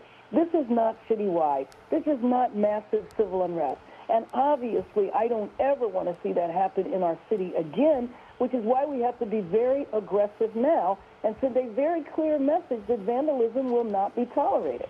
And a quick follow-up to that communication point, I want to extend it to the federal government as well, because I know you mentioned you've been staying in communication with a lot of folks, including the president, or at least attempting to talk to the president and other federal officials. How do you maintain that message to de-escalate the situation? Because that's not just coming from you, that's coming from other folks we talked to tonight, including LA County Supervisor Janice Hahn, in that there's a repeated attempt to try and talk to Secretary Nome, to the U.S. Attorney, to President Trump, and saying we all need to take a step back here in order to calm things down. You know, you should know I have not reached out specifically to the president. I am attempting to reach out to Secretary Nome. You know, we knew each other. We served in Congress together for 10 years. And there's other officials that are in the administration that I have been in contact with, including Tom Homan, as well as the new U.S. Attorney, Bill Saley? Yeah. Bill Saley, yes. Yes. Mayor Bass, Leslie here. We're hearing tonight the California Lieutenant Governor has announced that the state government will file a lawsuit against the federal government for deploying the National Guard. Have you been in contact with the Lieutenant Governor at all? No, I have not spoken to the Lieutenant Governor today. I met with the governor for quite a while, but I've not spoken to the Lieutenant Governor. We're just getting a post from LAPD right now, Mayor Bass. Business owners are now reporting stores being looted in the area of 6th Street and Broadway. My God. And that's just another layer. As we've mentioned, only a small group of people still on the streets of downtown Los Angeles. This is not the larger protesting group we've seen throughout the day. But what is the solution to de-escalation? Are there any talks about bringing in possibly more law enforcement, maybe some other city agencies, mutual aid? I know that the police chief, LAPD police chief, said that they were, quote, overwhelmed. Well, I will say, but I don't think he meant that they were overwhelmed to the point of needing mutual aid. I know that, you know, our chief has great relations with other departments all through the region, and if mutual aid is needed, I know that he wouldn't hesitate to call on it. But in my conversations with him, he did not indicate that they were overwhelmed and they couldn't manage the situation at all. Mayor Karen Bass live with us tonight. Mayor, thank you so much for your time this evening. We certainly appreciate it. You're very welcome. We want to get to Mike Rogers. Mike, we had spoken about possible looting. Yeah, and that's what we're looking at on the right side of your screen. This is in the area, I believe we said 6th and Broadway. Let me just double check that. But yeah, 6th and Broadway. You see LAPD down there. Business owners had reported that their stores were being looted. Now, it's hard because there's an overhang. We're also dealing with a lot of helicopter traffic, marine layers, what have you. So I don't know if John can tell us if he sees any broken windows, anything like that on any of these storefronts. I do see, you know, those officers standing there, sees a guy on a phone who looks to be, you know, upset about something. I just can't tell, John, I don't know if you can, if there's any damage to any of the storefronts there. So we'll look for that. But yeah, we don't know the extent of it, but we do know that the officers were responding. Oh yeah, look, actually, I'm so sorry. They're standing right in front of a broken window. It looks like that shattered on the floor or something like that. I can't tell if that was the door. As John kind of moves around a little bit, we'll try to get a better idea on that. But you know, this is obviously another escalation in this. You know, we had graffiti, we've had clashes with officers, and now if businesses are being looted, that is just another, you know, terrible escalation in what has gone on in downtown Los Angeles tonight. And again, to the mayor's point, to, you know, everyone's point that has brought it up, it totally dilutes whatever message was trying to be spread. And it looks like it's a shoe store, I believe. I see the Jordan logo there on top. So that is common. I mean, those shoe stores are the ones that, you know, kind of get hit frequently. They've got some very high priced items in there that go in, and yeah, it does look like that door is actually super just flat out on the front. So I don't know if they got in there and then kicked it forward or what exactly happened. And as John comes around further, I can't tell if that's what's on the floor right there, but that definitely looks like some damage was done here. Now as these officers have to investigate this, and yeah, you can see shoes kind of all about. I can't tell if that's bags or exactly what that is laying down there on the floor, but definitely something that went on. And when you look, you know, I just happened to notice, you look at the police cars that are out front, and I can tell by the numbers on top of them just how far away from different parts of the city these officers are coming from. That one right there, that black and white, is from Pacific Station. I saw a Van Nuys Station officer there. I mean, so this is truly like from all over the city are now in downtown LA having to deal with this mess. Yeah, we know that they've called a tactical alert but earlier in the day, much earlier in the day, just trying to get as many LAPD resources down here. But I just asked the mayor, you know, is there any chance of now calling in mutual aid, which means that the LAPD could call upon the sheriffs, who could call upon other local city agencies? And she says that the chief, if he needed to do that for LAPD, he would. He has not. And she does not feel, in their conversation earlier today, that the department or officers were overwhelmed by the situation. Yeah, and we've seen situations where, like, the quote-unquote bad actors, right? They'll take advantage of the chaos of a situation and then do this exact thing that we're now seeing here, which is get into stores and loot stores and, you know, just try and sow even more chaos or try to take advantage for themselves, given how chaotic a lot is going on, because you have so much law enforcement focused elsewhere, or perhaps having their attention shifted to a different direction, and now you have to focus in on this while still maintaining, you know, a presence elsewhere because of a number of protesters there on the left side of your screen. That collection there on the corner seems to, I'm wondering if that's the same one we were taking a look at before, but regardless, it's still, you know, it's past 10:30 and you have a large group still congregated there, though it doesn't seem, based on this vantage point, that they're doing anything at the moment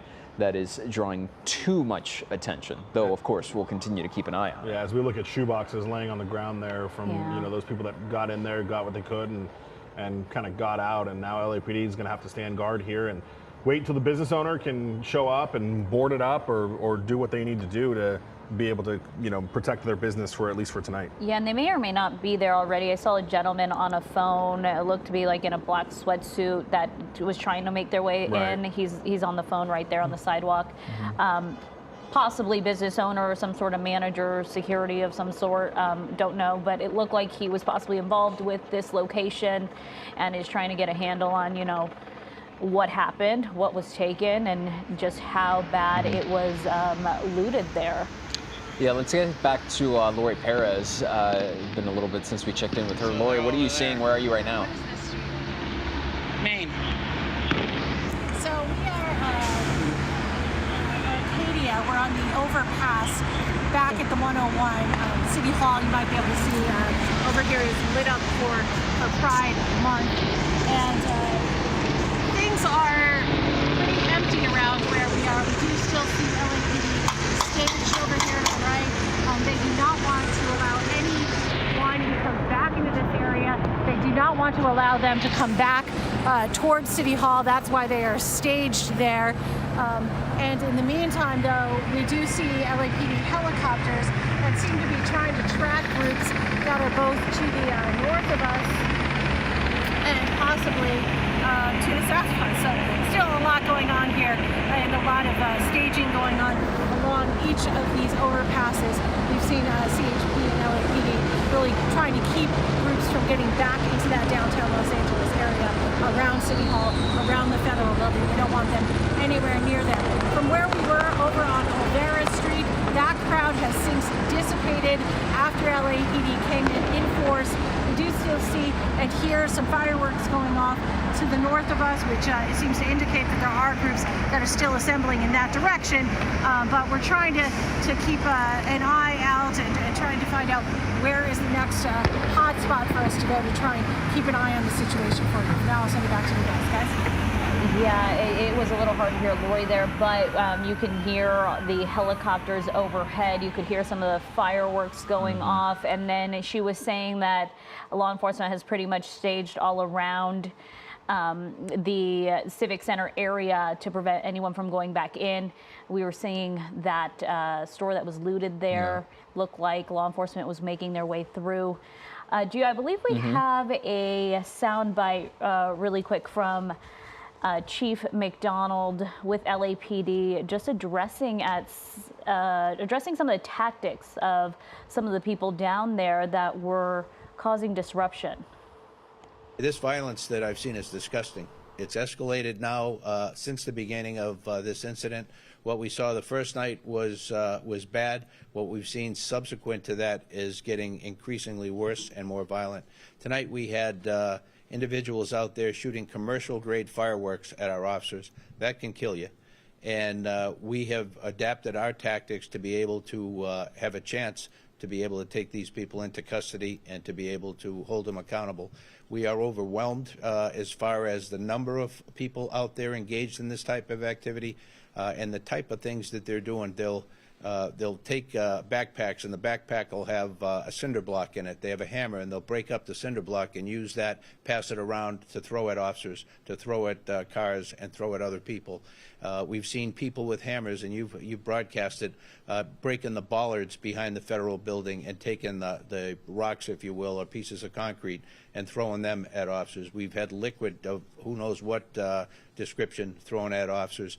There's no limit to what they're doing to our officers.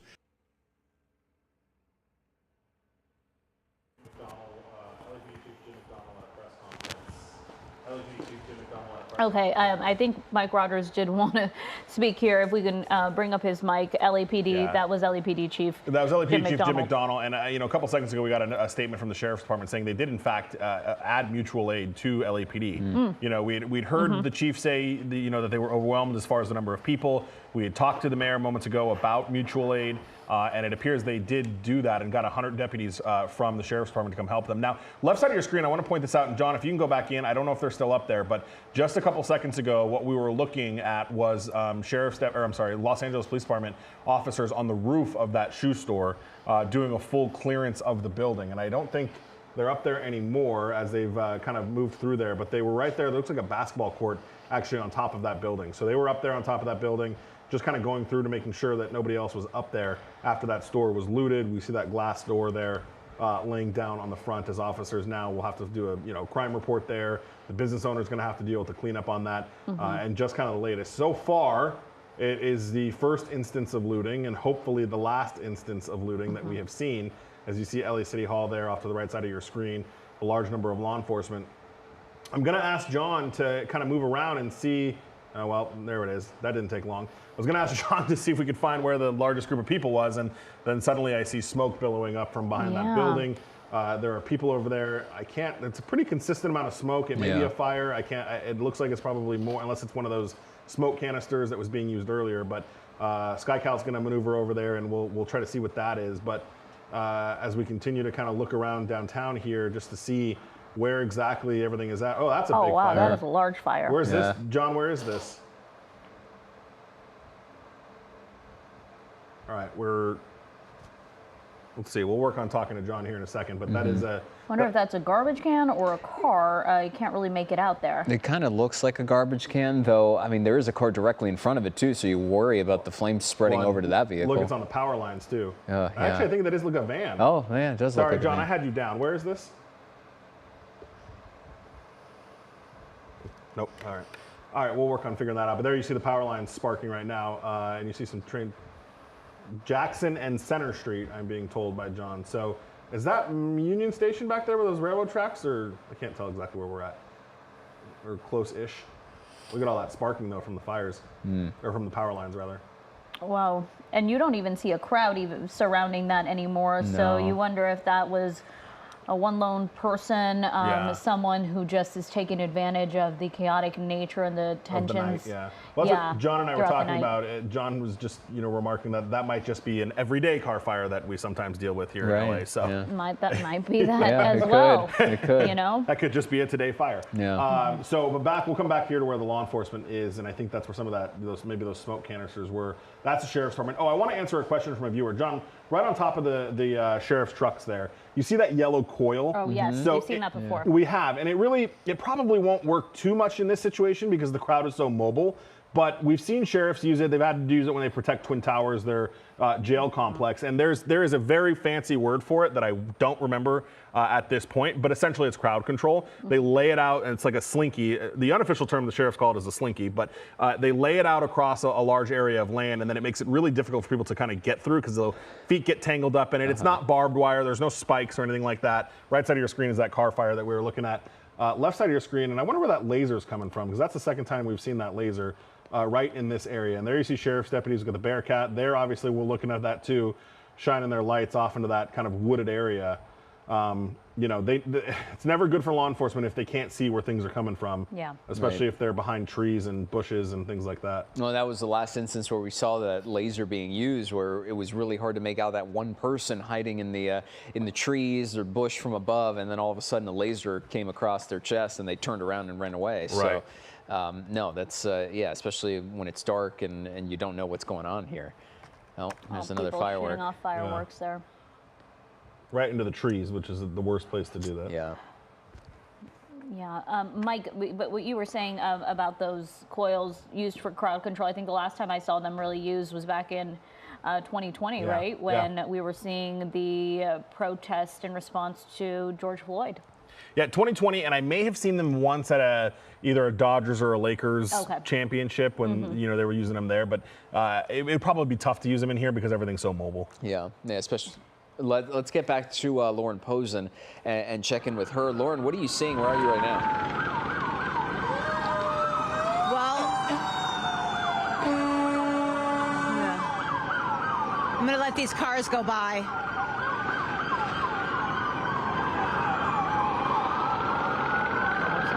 Okay, so it's so it's been an interesting situation. We had people are still throwing fireworks into the trees. There is another fire that's being started right where it originally started, by that trash can about a block away from where we are. There's a group of people in the road there that are just grouping together. They're just in the middle of the road starting a fire.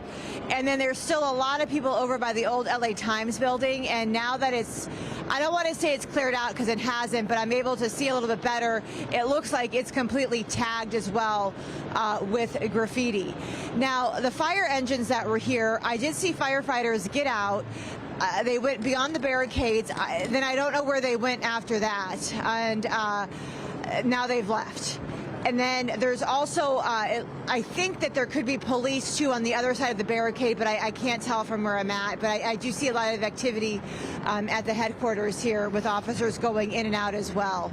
And again, the LAPD headquarters has also been tagged, happening right in front of these officers that are right in front of me here too, as people are making their way back and forth here. But there's something going on at the LA Times, the old LA Times building. I'm not sure what the interest is in that area and why people are still congregated over there, but there's definitely still seems to be a big group of people over there. And again, starting a fire. Now I'm looking at our camera, and I'm trying to describe here what I'm seeing. I see a guy there, and it looks like, okay, now I have an idea of what's going on. So the protesters they have like barricades up from the street. They're using those as barricades, and they're moving, and they're walking there. I don't know what they're using that as like shields, those street signs, you know, not street signs, those street blocks.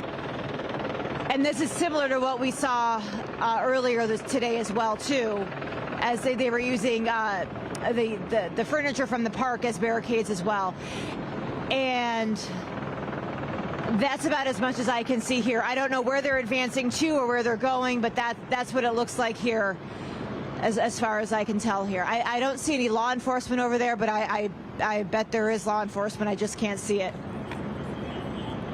Lauren, and again, all this happening as traffic is still moving. Go ahead, Leslie. Yeah, plenty of people still in this area, in the downtown area. Lauren, we want to get to Assemblymember Mark Gonzalez here with us. Assemblymember, can you hear us?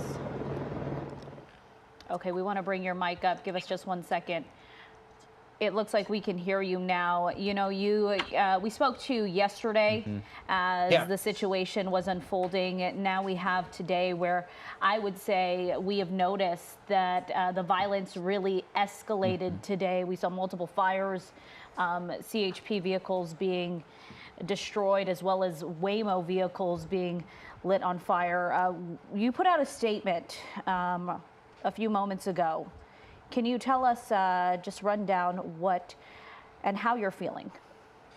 I live here in downtown, between downtown and Chinatown. As a resident in this area, I'm watching my streets, my community get completely destroyed by people who are here to just sabotage our community. This is not a protest. This is a sabotage, and that's what they're doing. They're feeding right into the Trump administration's hands about what they said they were going to do. These are reckless opportunists who are here to destroy our community, and they're setting us back on the progress that we need to make here as Angelenos to be peaceful. This is not peaceful.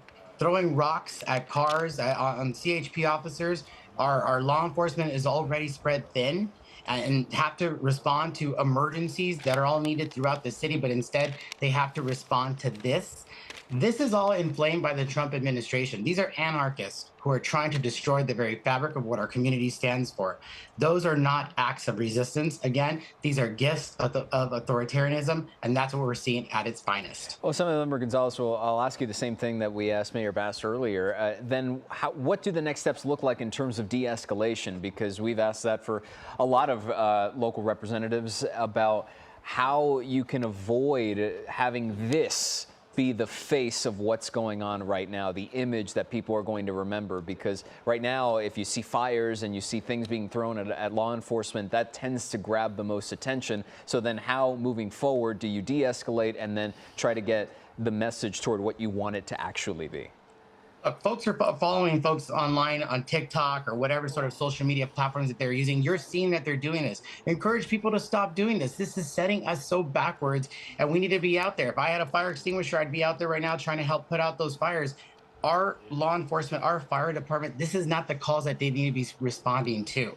Again, this is giving into that. So if you know people are out there, you have friends that are out there, you see that they're doing it, take a second thought, give them a call, tell them to come back home. This is not what we need to be showcased what Los Angeles is about. The Olympics are going to be coming here in just a few years. The world is watching us, and we are setting this kind of a precedent that this is what our city of Angels stands for. We have to pull back, and as much as we want to say that there's peace, these officers are trying to protect. And what we are seeing here tonight is a complete destruction of the fabric of our community. These are not protesters. These are anarchists, and they're trying to destroy our city. And so as much as we can, be online, tell people, get there, pull them back. As community members, we have to do our own community policing on that. If we see that, we got to say something. It's disappointing, and it's heartbreaking to see our city have to go through this. And our mayor is doing everything she can. Our governor is doing everything she can. Law enforcement is out there, as we can see. I can hear them out of my window right now. There is destruction, and people are driving there. Stay home. You have no need to be here in downtown. You are not protesting. You're just creating violence. Yeah, as we're speaking with you, it looks like we're watching possible smoke bombs, smoke canisters being shot off, but I'm not even sure by who, if it's law enforcement or people that are still out on the streets. But you know, yesterday our focus really was President Trump had ordered National Guard to come in. About 300 came in, and we were hearing from a lot of local officials, including yourself, that this was going to escalate things. The reality today is, earlier today we did see the National Guard for a brief moment interact with the crowd, I should say face off with the crowd. But since then, we have not seen them leave the federal building. And in fact, many of these people now facing off with our local law enforcement. So what action really needs to be taken to de-escalate this situation?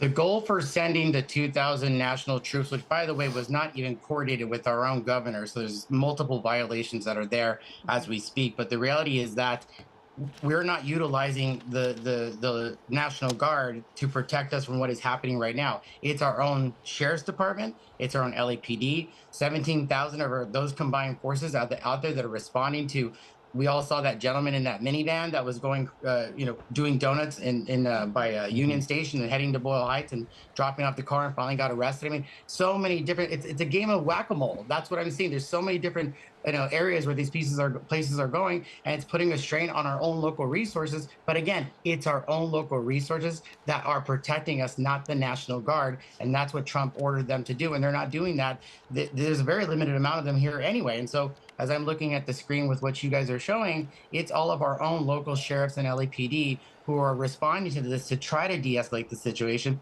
not the federal administration. And they are trying to hurt us and showcase the fact that we can't necessarily cover our own backyard, and we are. But our own community members, the own folks out there, the anarchists who are creating this violence, who are out there to create stress, they are not here for the cause, they are here for themselves.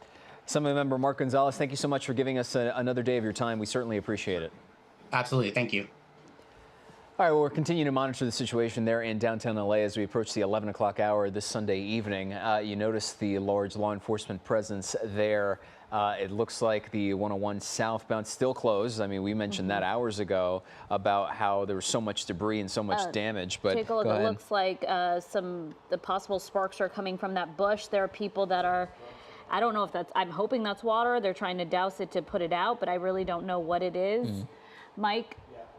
Well, we were just talking about that, John and I, where we can't tell if somebody from the crowd started the fire or if it happened when sheriffs were launching, they're doing flashbangs and some other things over there. So it's hard to tell, and I hope that person is using water. But, we saw earlier with the CHP car, they absolutely were not using water. So hopefully that's the situation here, and it is water, and, well, there it goes. So that's not off to a good start, but we'll see how that goes. The good news is it's like the pretty green vegetation here, so hopefully it doesn't burn as thickly as some of the dry stuff. But that person, if he was trying to put on water on it, well, now he's walking away from it. So that lends you to kind of believe that maybe that wasn't the case. So we'll see. And there you've got that green laser again.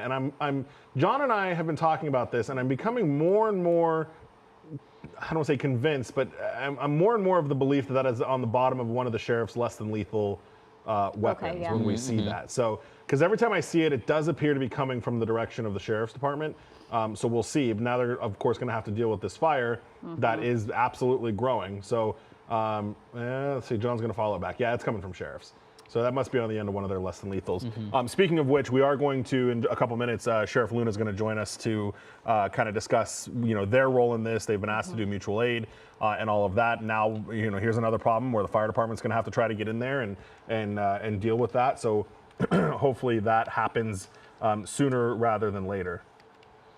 Yeah, and the difficulty with when one of these fires starts. Okay, that person is continuing to drop something on that fire, some sort of liquid, and someone just threw, I want to say it's a firework in their direction, Mike, but we have seen some of the sparks start to fly when law enforcement uses projectiles here. Yeah, and John's telling me that was a flashbang. Oh, okay.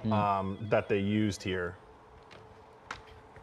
I don't know, maybe this person was trying to help the situation. We can't really make out it what's looked happening. like a bottle, but I mean, regardless, it's this fire's certainly grown now in that bush there. So that's going to be, it's tough because you're going to have to squeeze into a really tight area here. Well, what we've seen with all the fires, right? It takes firefighters a while to get here because of their safety. Yeah.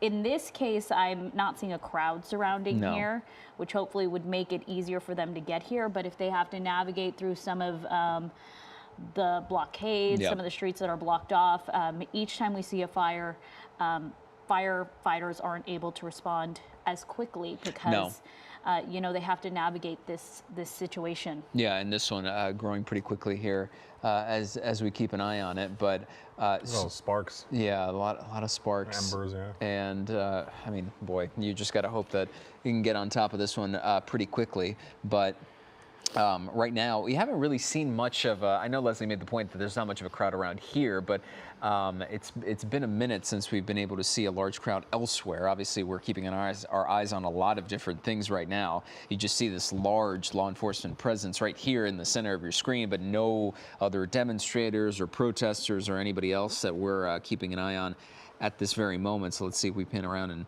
and notice anything. But no, primarily it's law enforcement that's taken up your screen. We're gonna continue to monitor this, but I think we want to go toward Lori Perez and what she's seeing there on the ground. Lori. Yeah, you might be able to see a stream of LAPD cars going by us. It has been a night for these officers. In fact, we just saw one of the cars going by rattling on a flat tire as it drove by us. I mean, they have just been under assault for hours now with rocks and bottles and anything and everything being hauled at them. Across the street, you can see a line of police officers. They are blocking off the street. This is Main Street in Aliso. They are blocking the way towards City Hall in the background. They do not want to let any crowds that should converge in this area. They do not want to let them back towards City Hall at all. And there are lines like this on the overpasses and on the streets towards the downtown, starting on Alameda and then here on Main Street, on Spring Street, and then I'm assuming also up on Broadway, although we have been able to see, if we can swing around, we have been able to see some fireworks going off on Broadway, so it seems that perhaps some protesters might have, or some agitators at this point, might have assembled up there, perhaps because there's not as strong of law enforcement force up there, but we have been watching as fireworks have been going off. You can see LAPD overhead, still trying to track everyone. I'm sorry, did someone trying to talk to me? Okay, so we're here on Main and Aliso, still keeping an eye on things. We have not seen any groups of people heading back towards this area, at least where we are here on Main and Aliso. So they are not trying, at least from this vantage point, to get back into the downtown area. We do understand that that is an area that law enforcement wants to keep clear. They certainly don't want them near City Hall. They do not want them near the detention center where they caused so much damage last night. They really want people to go home. You can't stay here, but you got to get out of here. That's the situation where we are at this point, guys. Lori, thank you so much. We want to get to Sheriff Luna now. Sheriff, can you hear us? Yes, Leslie. How are you doing this evening? I'm good. We've been monitoring the situation since about 4 o'clock now. We understand that you guys have been called for mutual aid with LAPD. What is your role now? What has been the sheriff's role tonight? Earlier tonight, the LAPD requested assistance from the Sheriff's Department. We ended up sending well over 100 deputies. I think if you're monitoring the situation, you see our deputies out there, and not only out there, but doing a great job. So not only are we doing that, but I also put in a request for mutual aid for law enforcement agencies from the rest of LA County and other agencies from outside the county. So what you're going to be seeing in the next, shouldn't be too long from now, you're going to see a lot of law enforcement officers, deputy sheriffs coming in to assist our brothers and sisters at LAPD. We have additional CHP officers coming in as well. So I'm going to send this very strong message. Earlier today, there were some really good people out there protesting and demonstrating, and then you had people who were acting unlawfully, which meant they were attacking police officers, deputy sheriffs, and causing a lot of destruction. If you are out here and that's what you're doing, there's a high likelihood you are going to jail, because part of the resources that I'm sending into downtown are our sheriff's booking teams. And they are able to book many people at one time as the police officers and deputy sheriffs take them into custody. So a word of the wise, go home unless you want to end up at one of our county facilities tonight. And Sheriff Luna, this is Gio here. Is the expectation there in that case that this is for a specific set of time, or just indefinitely until this situation resolves itself? We are here until we bring calm back to downtown Los Angeles. We want to see people get out of the streets. We want to see, you see cars driving recklessly, fires being started. We don't want any of that, and we don't want any of our businesses downtown impacted. You need to get out, and this is a warning to everybody, or you're going to end up in jail. Yeah, Sheriff, it's Mike Rogers here. I wanted to ask you. Okay, we're going to work on getting Mike Rogers back up for us here.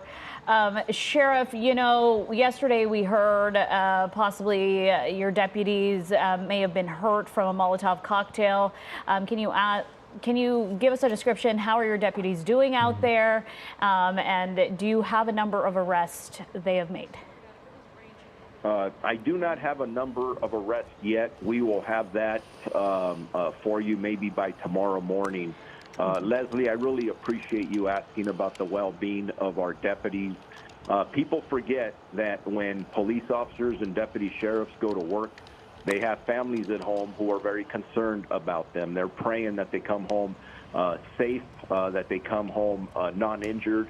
And unfortunately, yesterday, during the unrest in both Paramount and Compton, we had deputies who were out there trying to keep the peace, trying to do their job, and they were violently attacked. People were throwing things at them, which included high-powered pyrotechnics. So I had a deputy who was hospitalized after they experienced significant burns from those pyrotechnics. And yes, we had another individual throw a Molotov cocktail. And I just got to say that it's sickening. That has nothing to do with legitimate protesting or demonstrations. Those are criminal acts that have no business being done anywhere. Everybody should come out and say that is 100% unacceptable. Hey, Sheriff, it's Mike here. I want to bring up a point when you talk about the injured deputies. There's video circulating, and I'm not sure if you've seen it, but I believe it was either in Paramount or Compton yesterday, where two of your deputies, either were tear gassed by federal law enforcement or some other chemical irritant got in their eye, and they went into a business. It looked like a restaurant, and a Latina business owner was helping them put milk on their eyes to kind of wash that out. This whole situation started with federal law enforcement coming into Los Angeles County and conducting those raids, which, whatever your opinion on it is, it happened, and it has caused what we're seeing now. Are you worried that when the federal law enforcement come in and do these types of things, that it erodes some of the trust that your department has worked hard to build with the community? That's an excellent question, Mike, and yes, absolutely. The LA County Sheriff's Department, and I could speak for almost every law enforcement agency here in Southern California, we've been working so hard to build bridges, build relationships. That's how you reduce crime. That's how you positively impact quality of life. And a lot of what we've seen in the last week is very concerning to me. And again, our federal partners, if they are out and they are trying to take into custody individuals that have committed violent or serious crime, there's a due process. Hey, get them off our streets.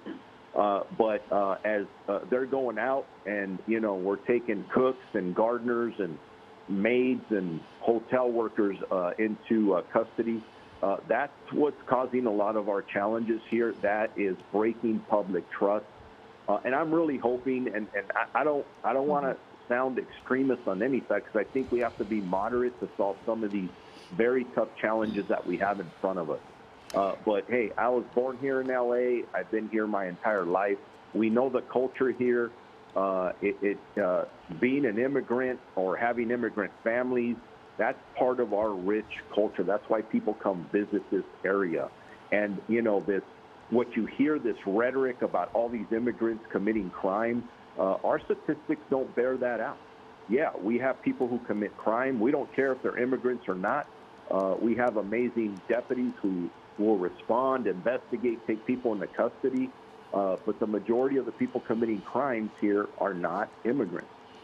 Yeah, and Sheriff Luna, we have heard, some situations where the communication between federal law enforcement and specifically the LAPD has just not been cohesive, hasn't really been there, has been off. Have you had communication with federal officials, including Department of Homeland Security or ICE, as they say and we hear they're going to continue their enforcement for the next at least 30 days here in the Los Angeles area? Yes, I've had recent conversations with them. and my goal is to work on better communication and coordination. And the individuals that I'm talking to, they agree with that. There are things we definitely disagree on, but there is something we do agree on, and that is I don't want any federal agent getting hurt or attacked violently, and I don't want any of my deputy sheriffs or any police officer being injured or hurt. I take it a step further. I do want to show humanity and empathy towards community members as well. So we'll continue to work on it. Jim McDonald's comments were not far off from the same way I feel, but Jim and I have a good relationship, and our goal is to have a good relationship with our federal partners. Historically, we have worked very well together. We work on human trafficking. We work on drug interdiction. We work on gangs and violent crime. We have been very successful together historically. And just to follow up, you have made it very clear that the Sheriff's Department, because of our local laws and our state laws, you guys do not work with ICE on these ICE detainments, ICE deportations. But do you suspect that maybe federal officials will now be giving you guys any sort of heads up when they're doing these immigration sweeps? Leslie, you're 100% correct. The LA County Sheriff's Department does not go out and enforce civil immigration laws. We don't have the staffing nor the training nor the time to do that. We do at times get involved when they're going after a murder suspect or a child molester or something like that. But yeah, we definitely need to figure out a way to communicate better. I don't see a path where we will be notified specifically about specific locations. And honestly, that type of communication, if you really look at SB 54, is something that we're not supposed to be doing. So that's a good, healthy discussion that I think we have to all have to try and prevent a lot of what's happening in the last couple of days here in our Los Angeles. LA County Sheriff Robert Luna. Sheriff Luna, thank you so much for giving us time tonight. I know it's late on a Sunday night, but we really appreciate it. You're very welcome. You guys have a good evening. Thank you, Sheriff Luna. You as well. And as we were wrapping up with Sheriff Luna there, we were noticing here on the live shot from SkyCal that fire in that bush that we were first drawing attention to you, where we didn't know whether someone was trying to ignite it or perhaps try to stop it with some sort of bottle. Fire engines are right there, just recently arrived as that fire has now started growing a little bit. This is one of several fires we've seen set throughout the city, all throughout the evening. Let's get right to Lori Perez, who's down there. And Lori, it looks like, tell us what you're seeing right now. Yeah, you're exactly right. We walked up here. This is the Broadway overpass over the one. I think we should. Okay, it looks like we lost our Lori Perez there, but I believe there was a fire behind her. Maybe this one. Yeah, and I think she was saying, LA City Fire got here. A Sheriff's Department moved forward to allow LA City Fire, that light force from LA City Fire, to come in here and put this fire out. I was wondering for a second, so LA Sheriff has a very cool tool. It's called a fire cat. It is essentially a bear cat with a fire hose on it. So I was wondering if we were actually going to see that come in here and try to put that fire out, but it looks like they were able to push the crowd forward enough to get LA City Fire in here to be able to put that fire out. And thankfully that vegetation that it's in, now you see water being put on it, is pretty green and not dry. Yeah. So it grew, but not as kind of rapidly as we would see if everything in there was that dry kind of brush. But, luckily they're getting a handle on that, and we'll see. And John can look for us too, where our group is now, and if we're kind of starting to finally dissipate out here a little bit. I mean, I know there's still some on the corner here, but as they push through, the groups get smaller and smaller, which is really the goal. You heard Sheriff Luna, go home or go to jail. And I did reach out to Torrance Police because I heard that they were coming up to help in downtown LA, which would be indicative of what the sheriff had just told us. Yeah, he said it's going to happen tonight, pretty much, that we are going to see outside agencies come to help, not only LAPD, but LA sheriffs that have already been out there. He said about 100 deputies already deployed in this area. We see many of them. In fact, they are standing right there in front of us. Those are LA County Sheriff's deputies. I believe we want to get to Lauren Posen. Lauren, there's a skirmish line formed where you are. Yeah, Leslie, yeah, right next to LAPD headquarters there. You see the officers are getting in formation there. And we still have the officers in front of us here, too. They're going to be pretty stationary, I think, throughout the night here. Again, blocking off these roads here. There is something going on by that old LA Times building. I should also say, now that I'm looking over this way, I don't see that fire anymore. But there's a lot of attention being put over there by these people, these agitators that are out here tonight, still in front of that building, that is completely tagged. Go ahead, Leslie. No, sorry, Lauren. We were talking to our producer here, but we want to turn it back to you and what you're seeing there on the ground. Okay. Okay, so now we have more patrol cars coming down the road here. You can probably hear them here. And here they come. It's been a lot of activity over here, a lot of police coming and going. But again, this is the first time we've seen this line being formed here next to headquarters. And, okay, they went the other direction, so you can't see them now. But we still have had the choppers above us, the police choppers as well. And we're just kind of, it's so odd. It's like you have traffic going here, and then you have all this action going on here too. And it looks like the police, they might be just going the long way around as they try to secure this area more. I think, as Mike has been saying, they really want to close in on this and break this group up. And the more they do that, the better handle they're going to get on things here. And again, over there by the LA Times building, the old LA Times building, it's been a lot of attention over there with these protesters and agitators as this night has gone on. Again, remember, no one's supposed to be here. They declared this, told everybody to leave. No one's left. Oh, some people have left. I shouldn't say that. There have been people who have left, but there's still been a lot of attention over at this building here for some reason, and I'm not quite sure why. Maybe it's because it's next to the PD headquarters. I don't know. But, and again, we also saw earlier, maybe about 15 minutes ago, we saw the people over there using the street signs as barricades, the street blocks as barricades as they were advancing with law enforcement, and then they went back as well. So there's definitely something going on. The choppers also have the big spotlights down too, and they keep shining it down here, trying to get a feel for what's happening here on the ground, or better grasp. Yeah, we heard from the sheriff. That's really it for right now. Again, and I know the sheriff said that they're going to have enforcement, right, Leslie? They bring extra police, law enforcement out here. So maybe I know I did hear that the sheriff's department was over here, but I couldn't see. I just heard it. Yeah, and his big message tonight was either go home or go to jail. Lauren, it really does look like this crowd is just made up of a couple dozen people now. Obviously, they're still causing quite the disruption, but it has really thinned out, correct? Oh, right. Yeah, it has thinned out, absolutely. But they're still there, and that's the problem, I think, tonight.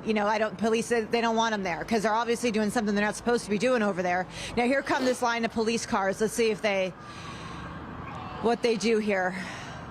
Okay, they're in the intersection. And see, again, the cars are not moving out of the way for law enforcement. Man, that's been a problem but throughout I guess the you could evening, say that'd be right, typical Lauren? for any day. Okay. Yeah, I mean, between them and the firefighters. Okay, now here we go. We do see patrol cars at the corner there with the old LA Times building. I just heard a explosion go off. Didn't look like fireworks. Yeah, there's something going on over there. I just can't see from where we are, and I You don't see know. LAPD officers getting out of their vehicle as some of the people that were standing on that corner are now running away. Okay, let me look closer here. Okay, now I have the closer zoom on. Yeah, LAPD has definitely gotten out of their vehicles to address the situation here. Most people ran off. It doesn't look like they detained anyone there. We saw a couple of the people there just put their hands up and try to comply. And you're watching some of the other group just kind of take off down the street. You know, I do want to mention, too, for people at home who've been watching this with us, the law enforcement has been incredibly patient. Okay, there's another firework going off with this group here by this building. I mean, this has been going on, I don't know, for more than 3 hours. I mean, so they really have been patient in trying to let them do what they want to do over there. But when they ask them to disperse, they're not listening. Okay, what's going on over here? Let's show over here. Okay. The patrol car, I think they had an issue with those people over there. I think they were confronting the officers in the car, possibly. I'm not sure. But now the officers are going on the other side there, probably to match up with the LA Times building over there. So you can see here, everything changes so quickly. As I'm explaining one thing to you, something else is happening on the other side of me. It's a lot going on here. Plus, you got all the noise of the choppers and the sirens. It's a lot happening here. And you still, which just amazes me, you have people walking around as if it's just a normal Sunday, like regular people, just kind of just in the area with their dogs, just walking. Yeah, we've seen that really throughout the entire evening, Lauren. It's sort of a striking image, really, because it's a reminder that for a lot of people, you know, they still have to go about their daily routine as best they can, even when they're surrounded with so much chaos in their backyard. And you know, just seeing these images come across, and you hope, and I know we've been saying this for more than 24 hours now because you've been there for a couple days, and when we asked you this last night, it's you're hoping for the best when you're going through those ebbs and flows and things seem like they're on a downswing and they're quieting down, but then you know, you have a bunch of other you have a bunch of other fireworks and other things that start to happen. So, you know, we'll keep an eye on that. Thank you for you, and we'll check back in here in just a few minutes with you. In the meantime, we'll continue to monitor this situation as SkyCal gives you the wide view of downtown LA there, and law enforcement establishing their lines and trying to keep things under control. Yeah. And Gio and Leslie, I want to point something out because, you know, as we've talked about this discussion of federal immigration, we've got obviously the clashes that have happened because of it, but the city of Glendale is one of a few. I don't think there's very many. I know LAPD and LA County Sheriffs don't do it, but apparently, and I didn't realize this, the city of Glendale had a contract with ICE. So they had an ICE detainee contract that they have now canceled as a result of this. So this was something where essentially if ICE needed them to hold somebody, or if they had somebody in their custody and they would have otherwise been released, they would have continued to hold them for ICE.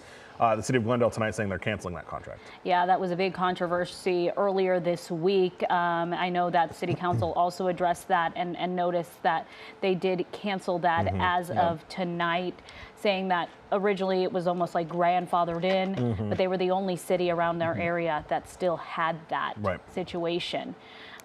So that is news to many people who have been following that situation.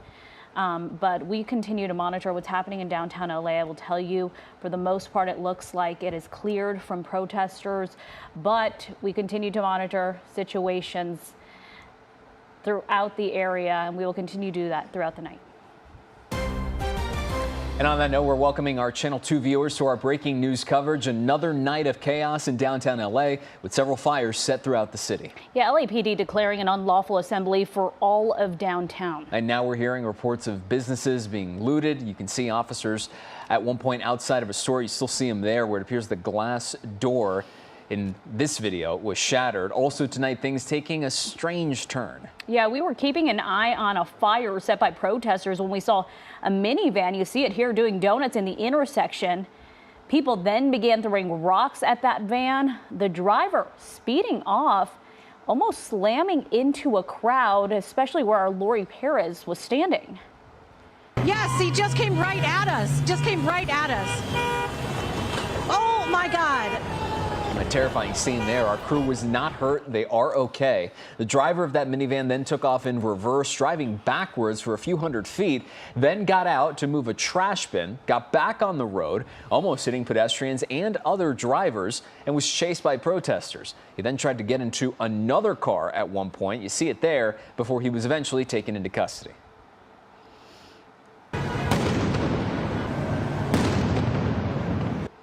And this was the scene earlier tonight. Downtown LA, destruction, explosions heard, fireworks set off. CHP patrol cars were destroyed. There were at least 6 Waymos burned, and a big mess left behind as immigration raid protests do continue for a third day. Well, good evening, everyone. I'm Gio Insignares. And I'm Leslie Marin. While the immigration protests enter its 12th hour just today alone, they started out peacefully around 11 this morning before then getting out of control around 1 this afternoon. This is where things are right now. Take a look. This is from a bit earlier when a crowd set a small fire there in the middle of an intersection. This lasted for quite some time, but they were able to quickly put it out, and that crowd then dispersed. I believe this is a live look from SkyCal now. Yeah, you're seeing that crowd on the corner of the street there. Notice traffic still moving back and forth. It's sort of been that way for at least a few hours right now, where at least this crowd is not in the middle of traffic, but you see the skirmish line there from law enforcement. On that note, let's get back to Lauren Posen, who's been in this area all through the night. And Lauren, what are you seeing right now?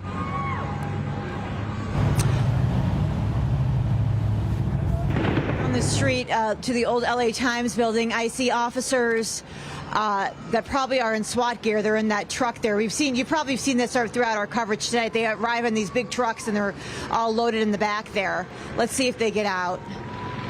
They possibly are going to, it looks like they're slowing down. So again, there's something going on at this LA Times, the old LA Times building. That's why there's so much attention over there. Not quite sure what. The crowd does seem to be thinned out from what we've seen from earlier tonight, but we continue to see fireworks going off, very loud fireworks, some of them being set off in this park across the street, others just right in the middle of the road. I don't see that there was a fire earlier near the trash can. That seems to have gone away. And again, traffic is still moving here on both sides here, which is just really weird to see because all this is going on and then the cars are still going through. I also want to mention too, the whole downtown is just covered in graffiti. I've been to multiple spots throughout last night and tonight, and now we're in front of LAPD headquarters. And although there are barricades in front, that didn't seem to stop people from tagging LAPD headquarters there. And of course, the sidewalks are all tagged. The federal buildings are all tagged. Everywhere I look, I see tagging. And I know you might be thinking, well, yeah, but you're downtown. Tagging is not that unusual. This is a new level of tagging. I mean, it is completely covered. And of course, we can't really show you what the words say because they're all profanity words. We can't show you that on TV. But they're all tagged here. Again, now the line I showed you earlier today is no longer there. Now, I will say over here, though, the officers have moved their cars up. I think they're just getting in position here. I've noticed that, too, right in front of City Hall. They'll move their patrol cars up and just kind of be stationed there. I'm hearing honking going on at the intersection a block from where we are here, which is not unusual from what we've heard throughout the night here. Again, we've heard honking, we've heard screaming.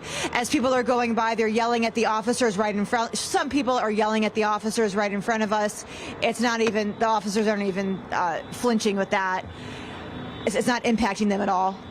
And that's really what's going on here. It's, you know, it changes by the moment here, but it seems like, I don't want to say it's getting calmer because we all know what happens when we say that things take a turn, but it's definitely quieter than what we've seen in the last, let's say, 15 minutes. Yeah, Lauren, Leslie, Gio? We're seeing, thank you, we're seeing, you know, that row of officers there on First Street and a small collection of protesters. You see a couple still holding up a banner, waving flags, and getting, you know, a couple of them are getting up a little bit closer to law enforcement. You see one with their phone there. That's, you know, a much smaller amount than what we were seeing beforehand. In some cases, even going face to face with officers. But like we mentioned before, when it turns into a numbers game, there are certainly a lot more law enforcement personnel than there are protesters and demonstrators in downtown LA and across the general area, especially when you consider when we talked to the sheriff earlier and he said that there will be more sheriff's deputies and law enforcement that will be down there to help out eventually. Mike, but you're seeing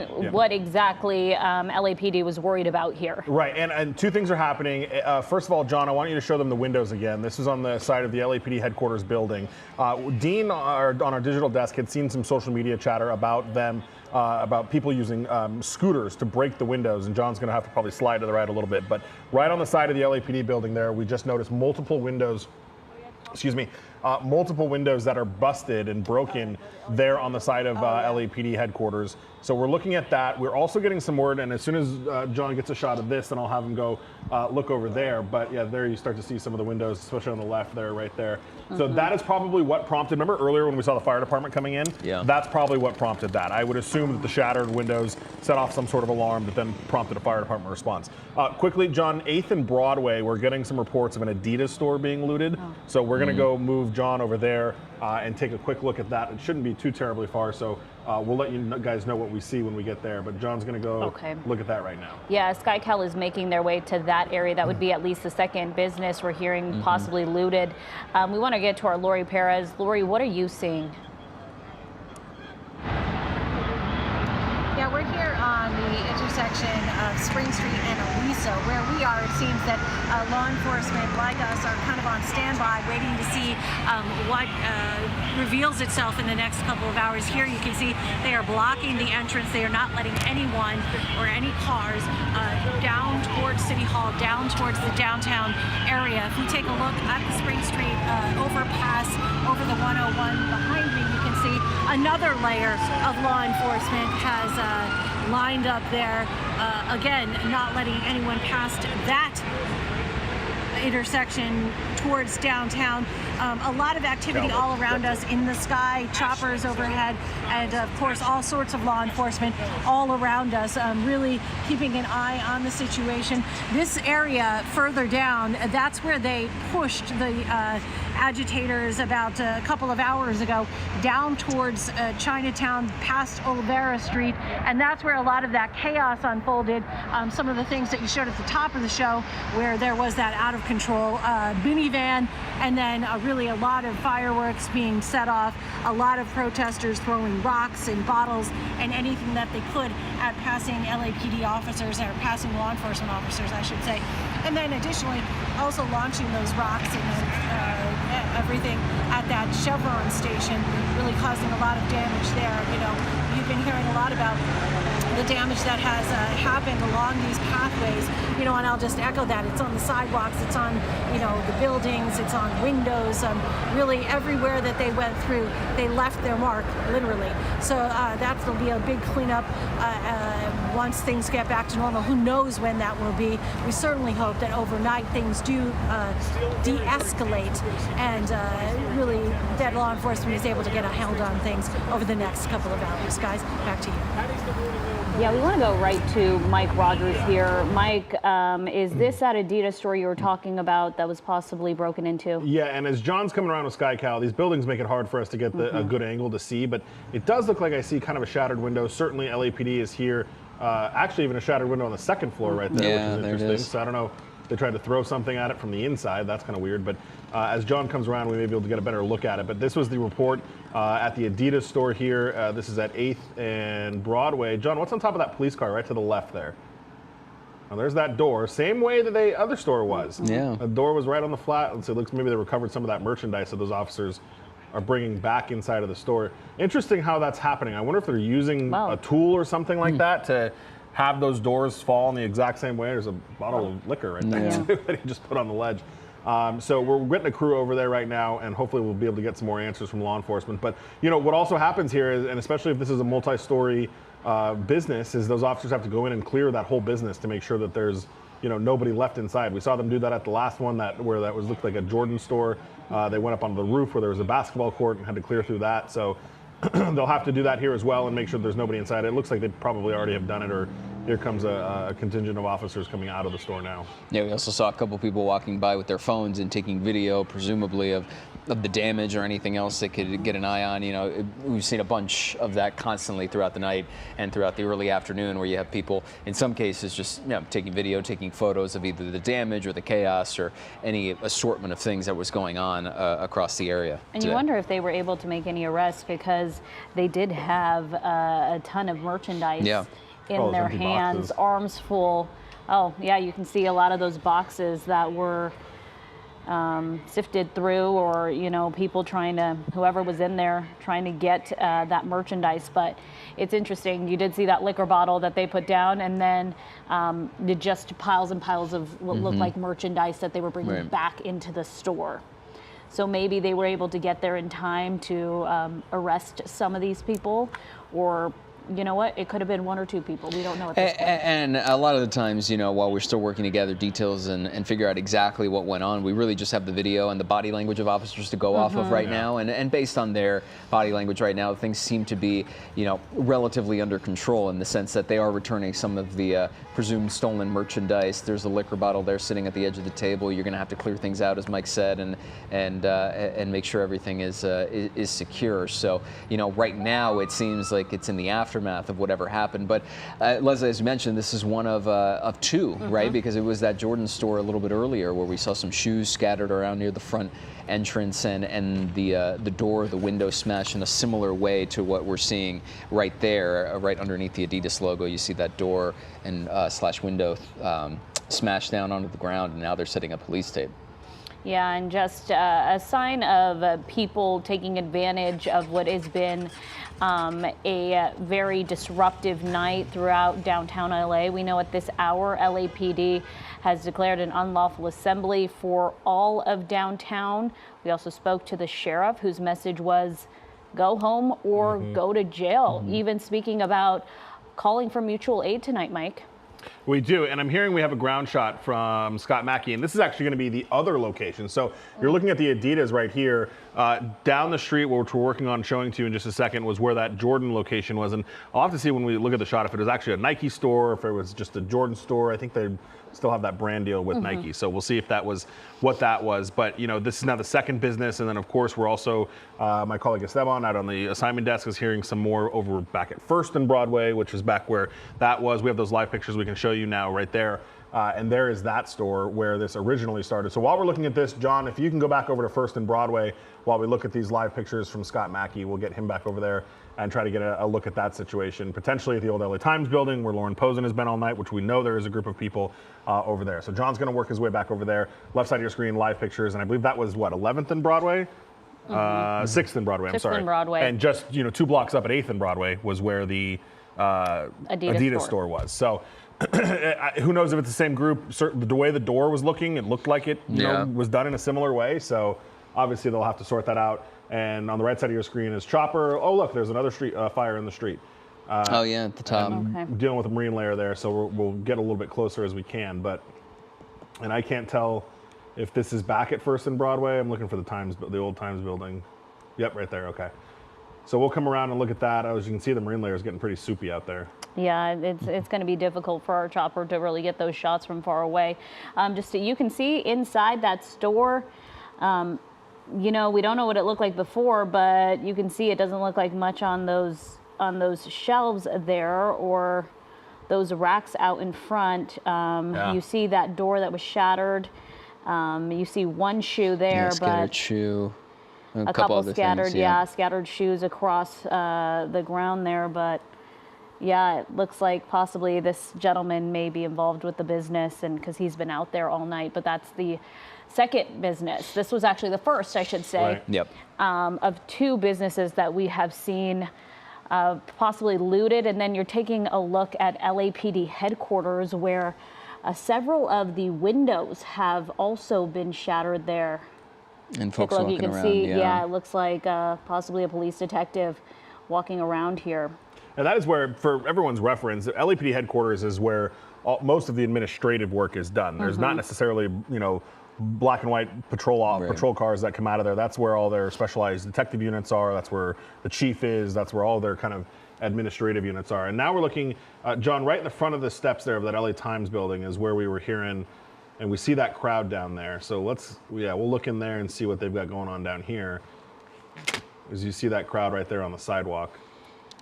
Yeah, this might be the one of the, and I say this in quotes, one of the larger crowds we've seen as we get deeper and deeper into the night, because we've setting up a little fence and barricade there.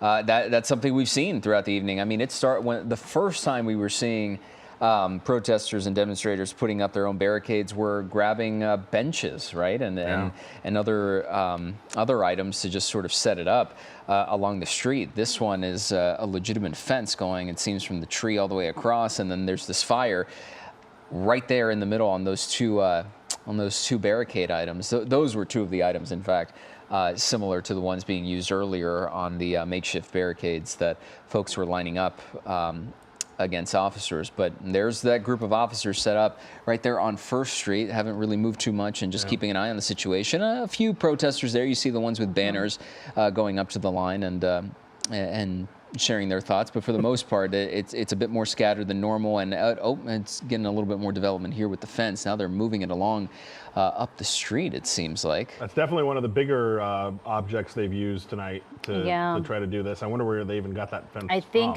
normally that area just across the street from LAPD that is now an empty lot, that is always fenced off there, and it looks like this group of people have pulled that fence and into the roadway, blocking First Street there, right in front of the old LA Times building. And Leslie and Gio, something interesting here. LAPD Central Division, reiterated their unlawful assembly announcement, but this time said those with cell phones in the area of the Civic Center have received the alert. So I'm wondering if they're using the wireless emergency alerts to target people in that area, because so the way the unlawful assembly works is they have to verbalize that somehow to the crowd.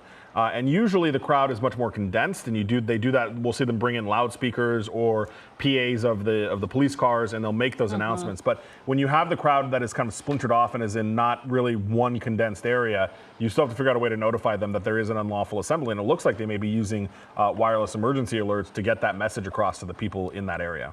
That is so interesting, because I've covered plenty of these protests, and I've never actually seen them use this way of alerting people, and using cell phones. But in this case, they're using all their resources to make sure people know, hey, this is a situation going on. If you can't hear us saying it, if you're not looking on social media and getting our alerts, you will get an alert on your cell phone to tell you this is an unlawful assembly. You have to go home. If not, we have the right to arrest you. We also have the right to use less than lethal munition here, which we certainly have seen throughout the day here, as this crowd is just sort of scattered. But now you're seeing some movement. And fireworks. They're using less than lethal rounds at them as well. Okay. So it looks like the LAPD may be engaging with them a little bit more. Yeah, there you go. They're firing those off. Yeah, you're seeing them now. And again, you watch those officers in those situations right now where we're watching. It looks like they're shooting them at the ground, and so then they're ricocheting off, and it's certainly enough to get their attention. That hey, this is we're shooting these at you guys, and we will can be more direct with them if need be. And you see a couple of them are going into that little cove there of the old LA Times building. I can't tell. And if I remember that building correctly, and John was in downtown for a very long time, that's the only entrance, right? I don't think there's windows on that ground level for them to destroy or get in that way. Yeah, not that he knows of, but yeah, that is the entrance to get into. It's not the LA Times building anymore, so now it's a historical lobby, and they can go in there, people can go in there and look. So it doesn't, I can't tell if they've gone in, because that cove is kind of so far back that it's hard for us to see with an angle. But they're certainly hanging out in there, and then you've got that fire burning in the street. In the meantime, you're seeing on the left side of your screen that live shot from one of our photographers of one of the reportedly looted businesses in the area. I believe that's the shoe store, the Jordan Nike store, I believe. And then the man in front that you see, I believe that's the same one that's potentially involved with the store. We've seen him on the phone multiple times and hanging around the area here. But there's scattered shoe, you see one there, and a number of other scattered items. Meantime, on the right side of your screen, there you go, and you see that long line of law enforcement right there on First Street, and a couple of other folks just phones out, taking videos, taking photos, and they're much more scattered at this point, but not hesitating. There you go, right there at the top of your screen. The lasers are up, and the less than lethals are being used once again. And what's interesting here is that they're shooting them down the street where we're seeing those people bring that fence and place it to block the street. But there are just a few people, 4 people, standing right in front of officers, and the officers are not, taking any action against those people. Probably because they aren't, inciting much violence, but they do have the authority right now to arrest them if they wanted to. Yeah, and I'm curious, John, we're looking for the fence. I don't know what happened to it. I couldn't tell if that was it back over there at the corner. I kind of thought they were going to try to block off the street. I don't really know what the point of the fence there would be, but You know. Oh yeah, they're blocking off what, the sidewalk? Right. Yeah. I mean, I'm not down there, but Oh yeah, they're blocking off what, the sidewalk? Right. Yeah. I mean, I'm not down there, but it seems like a weird place to drag. You're gonna do all that work with the fence, and then you just kind of block off the sidewalk. And there's Oh, that there it fire. is. It's laying on the ground. They gave up on it. Okay. Okay. Well, that's good. Yeah, that is a good sign that you know, law enforcement does not want to see anything blocking the street. We've seen this fire. This was a fire that sparked, got put out, and is now back. Fire that won't quit. I think this is the one that Lauren was looking at for a good chunk of the night, and I can't tell. It looks like a barrel or a trash can that's in there, but every now and again somebody comes and tosses something in there to keep it moving. Yeah. And this is the situation we have been seeing throughout the night. The progress that law enforcement has made, although we spoke to Sheriff Robert Luna, who said that they have called for mutual aid, that we should expect law enforcement agencies from across LA County. We were talking about cities like Torrance possibly making their way down there to just basically wrap up this situation, help out LAPD. We're not seeing very many people still out there tonight, although we are hearing reports of looting that had happened, you know, in the last couple hours here that law enforcement is being alerted to now. And the sheriff making that message clear: go home or go to jail, right? So you know, it's with the increase in law enforcement and the decrease in crowds and protesters and agitators, you would think that things would be winding down, hopefully. But of course, there are still these hot spots, quite literally in some cases, with this fire here, and multiple other ones as well, because we were seeing over by Chevron Station that dumpster fire truck and that dumpster fire, and then fire engines trying to get to that. There was the fire in a bush as well that they were keeping an eye on. It's just a collection of things across the area. And moments as now there's this crowd making its way, it looks like, toward officers walking in the middle of the street here. I'm wondering what they're doing. Yeah, they're still, haven't gone home just yet. You can see someone carrying what looked like maybe a box or a shield in front of them. Law enforcement now running towards LAPD headquarters. I understand we do want to go to our Lori Perez, but we're going to monitor where LAPD officers are going here at headquarters. Lori, we're seeing a large amount of officers make their way through your area. Yeah, I mean, and that's not necessarily indicative of anything. They are mobilizing throughout the city, certainly trying to follow the crowds and trying to follow the action. But we have seen them several times throughout the day, really just going through different neighborhoods.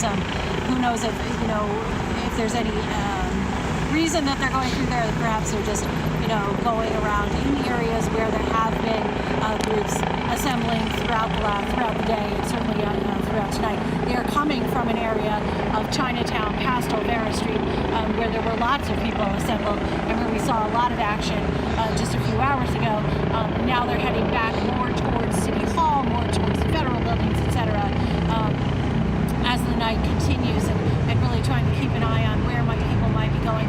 There are a lot of law enforcement helicopters overhead with their searchlights, of course, also tracking people, trying to see people's movements. I will say the streets do seem much more empty now. Perhaps people are starting to heed the order for them to go home. Perhaps they are starting to be forced to go home as LAPD and Sheriff's deputies come into contact with them and make it clear, as you have said so many times, that either go home or you're going to get arrested. So perhaps that message is getting through to some of the people downtown. Hopefully it is.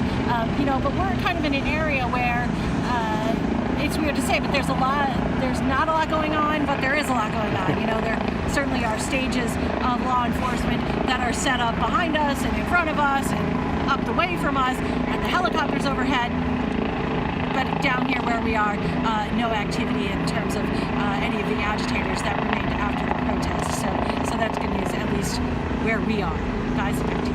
Yeah, Lori, thank you. And just as you were wrapping up there, we see officers here on the right side of your screen now taking full screen of knocking out that fire that is, as Mike put it, the fire that hasn't quit. They're at least attempting to, and now taking a bit of a step back. As I wonder what's going on there, or if this is an intentional approach to this to this fire here. And as Lori was talking, you could see someone was shooting off some of those fireworks. It looked like a pretty good round. There were probably, what, 5 or 6 going off, one after another, as police, once again, using a fire extinguisher to try to put out this, this fire here that started. Looks like a garbage can. A little bit of a less intense version of what we were seeing in the afternoon hours on the 101, where you had officers underneath the overpass stepping out just to try and knock out the fires or attempted fires on their vehicles, but then had to retreat back underneath it because you had people throwing not just fireworks, but then rocks, I mean, concrete, scooters, street signs, I mean, everything. So this. Pardon me, this is a much, calmer version of it. Is now people are scattering about a little bit here. And we're really looking at, I mean, in grand total, 25, 30 people or so that are just bouncing from one spot to another, just continuing to cause havoc. And you just wonder when they'll get tired and bored of it, or if they'll ever get into a position where LAPD can just, run in and make an arrest there as they're now sitting here. And I believe is that the federal courthouse? I think that. Yeah, that is the federal courthouse, so, we saw that sign vandalized earlier. And John, I don't know if you're in a position to look at it, but I just wanted to see if the 101 had ever reopened. It looked like on our traffic maps it's still listed as black, but I was curious if that ever got resolved by CHP. And no, it doesn't look like it. I mean, it's open to law enforcement. Well, there's just the northbound side is open. The southbound side is still closed. So I wonder if they didn't have a chance. Okay, actually, John, let's get in on some of these cop cars. I think these are the outside city mutual aid that are coming in. I just saw one of them look like some of the South Bay cities. Oh, Mark, you have really good eyes to be able to see that. Yeah, that's Pasadena right there. There was a couple of other cop cars. Yeah, that's Pasadena. So we are starting to get, as Sheriff Luna said, he asked for outside agencies, outside cities, outside counties to come in and assist. And that's what we're starting to see here with some of these other ones, and I'll see if I can pick out who else is there. We definitely saw Pasadena as they're just moving some cones to get off the freeway there, but they're whether or not anybody thought we needed the National Guard, we're gonna, the sheriff's gonna prove, hey, we got our own law enforcement here, we'll handle it ourselves. I beg to put the question out there, should this have been done sooner? Could it have been done sooner? Right. Maybe there were other factors that we obviously do not know about. But another thing the sheriff also spoke about was bringing in their booking team. Right. Which can book a lot of people at one time. Right, roadside booking. They bring in those, Burbank PD is what John was just telling me too, is also down there. They bring in those trailers, or the buses, and they can do a lot of booking. They'll relocate and make kind of a makeshift area in a parking lot if they need to, and do those kind of operations there. Now, obviously, that is, purely if they're going to be able to do a cite and release situation. If it's just for failure to disperse, that's usually a cite and release. If it's something more serious, of course, she'll end up in county jail, Metropolitan Detention Center, not federal Metropolitan Detention Center, but LAPD's Metropolitan Detention Center. They call them the same things, unfortunately. Our Metropolitan Jail, I guess, and then Twin Towers in downtown. But yeah, I mean, we didn't get to that situation tonight because they were able to, continuously push these crowds away from everywhere. I think, John told me Alhambra, those two black tops there, ALH on top is Alhambra PD. So we are starting to see it. San Gabriel Valley, Pasadena, Burbank we have seen. So there are a lot of law enforcement that are now pouring into downtown. And a lot of this will be to, deal with the crowds, even though they are starting to thin out significantly. But you've got local law enforcement has to be able to go deal with other things in the city. And so this will give the opportunity for LAPD and the sheriffs, mostly LAPD, to be able to send some of their officers back. I mean, I saw an LAPD car not a couple minutes ago that was from Foothill Division, which is basically the very north end of the San Fernando Valley up in Sylmar. So they've got to be able to get those officers back to their home divisions to try to deal with that. That's Bell PD right there that's coming in as well. Montebello right behind it. I can see the MTB on top. So we're really starting to get this mutual aid that we've been talking about. Yeah, and these officers will be here through the night to monitor the situation. If anything were to happen, just bring safety really to the city, make people that live in this downtown area feel safe throughout the night and through the morning. You can probably expect them to do an overnight shift here. And I think that is where we're really going to see them come to use at this point. And really, I just want to show, I mean, first of all, you've got all these officers that are finally taking a break, but in the gutters, look at all the less than lethal cartridges that are left over. I mean, it is just kind of astounding how many got used tonight, and they're just kind of littered all over the streets. Interesting enough to look at that officer is using one of the chairs taken from Grand Park to kind of sit down and take a load off for a second. Yeah, I mean, a bunch of them are. And it speaks to the cleanup that's going to happen, you know, after the fact, because, you know, tying in what Lori and Lauren have been saying all night is that, you know, there's a ton of graffiti, there's a ton of debris, there's fireworks, there's all of these cartridges, and you can make out the mounted unit, you know, that's still the horses that are still unseen here. We saw them being used a lot earlier for that crowd control. At times, people throwing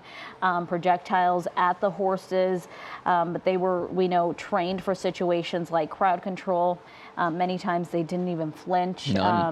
It was hard to watch for me, but we got to remind ourselves that they have been trained and they go through training to do this. But you can still see a skirmish line of officers here as they're pushing some people through. Not very many left, but they're still using those less than lethals. Yeah, and you know, LAPD putting out a message tonight, and anybody that may be watching our coverage that is concerned or worried about their business in downtown and, you know, won't know until the morning whether or not it was vandalized.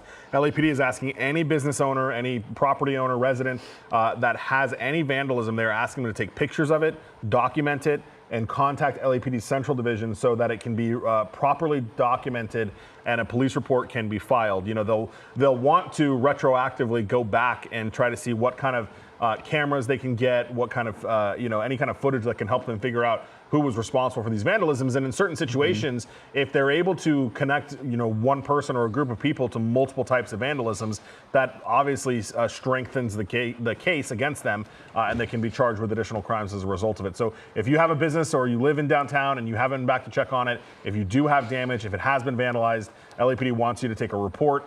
They want you to take pictures rather and file a report so that they can try to go after the people that did it. And in many cases, it might even be, you know, easier than normal to find these videos of people, because we've seen so many instances throughout the night of folks taking video and taking photos of, you know, what's going on and turning it into, we've used the word photo shoot often, right? Of just standing in front of fires, of other forms of vandalism, and just it turns into this big atmosphere. And yeah, it's going to be used proficiently to find out who these people are in many of these cases. Well, and then you have other you know, situations like the Waymo cars. They have cameras everywhere on them, and you know, the Waymo cars are expensive. I mean, John and I were talking about this earlier. They run anywhere between $100,000 to $300,000 to outfit. I mean, first of all, they're Jaguars.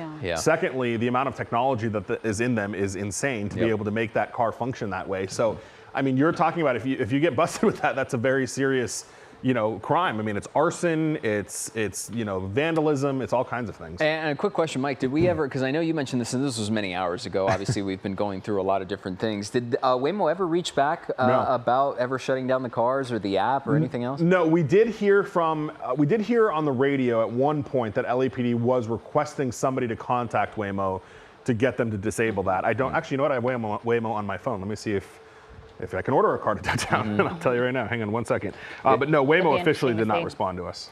Okay, and I'm sure we'll hear from them in the next few days here, given that was such a big scene down there for so many hours. Yeah.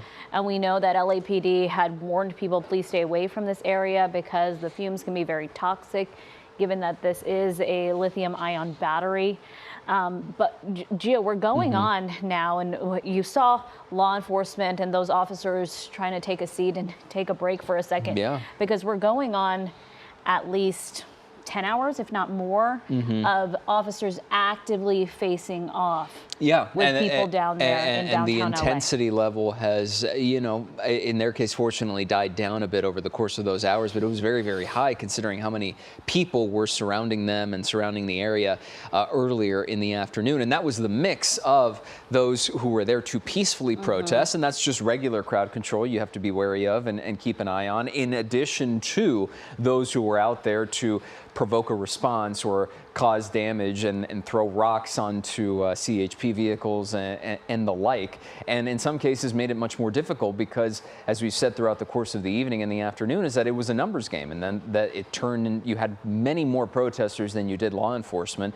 And it could have turned into an even more dangerous situation because you don't know who is causing what in such a large crowd of people. And then now, as those crowds have slowly withered away and dissipated and folks have gone home, and then it's just become this group of agitators with fireworks left and right and fires being lit. It becomes a little bit easier for law enforcement to keep an eye on them and start to disperse them and move them along. And I did, really quick, guys, I did just check the Waymo app, and anytime you try to put in a location, Koreatown all through downtown, it says location unreachable.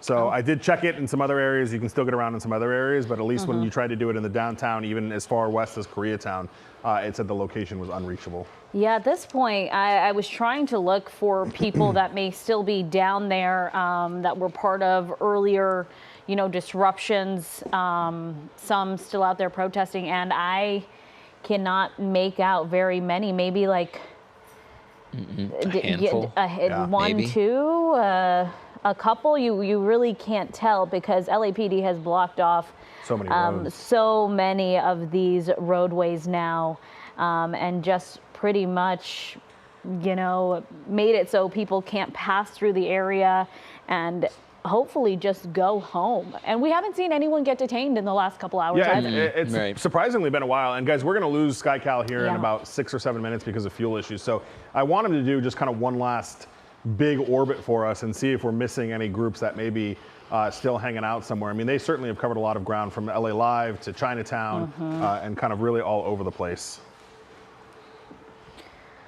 Here we're going to do a quick sweep here. Even the quick zoom out here is, highlighting how you'll see the lights on the law enforcement vehicles, but you really won't see a lot of people walking around or making their way across downtown and the surrounding area. But it's no shortage of action really throughout the night. There's even more law enforcement and some seemingly heavy activity, at least from the law enforcement side, not necessarily from the protester side or anything like that. But, and unfortunately, it took us, 10 hours of kind of chaos to get to this point where, we finally are not seeing clashes, and we finally are just seeing kind of the flashing lights of all the patrol cars in downtown LA.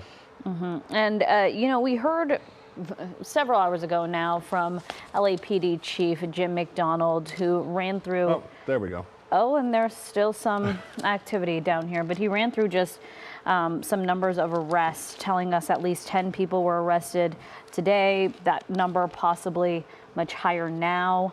And is that law enforcement there on the bridge? It is, yeah, okay. That's sheriffs. And I'm trying to figure out where they're throwing those or who they're throwing them at.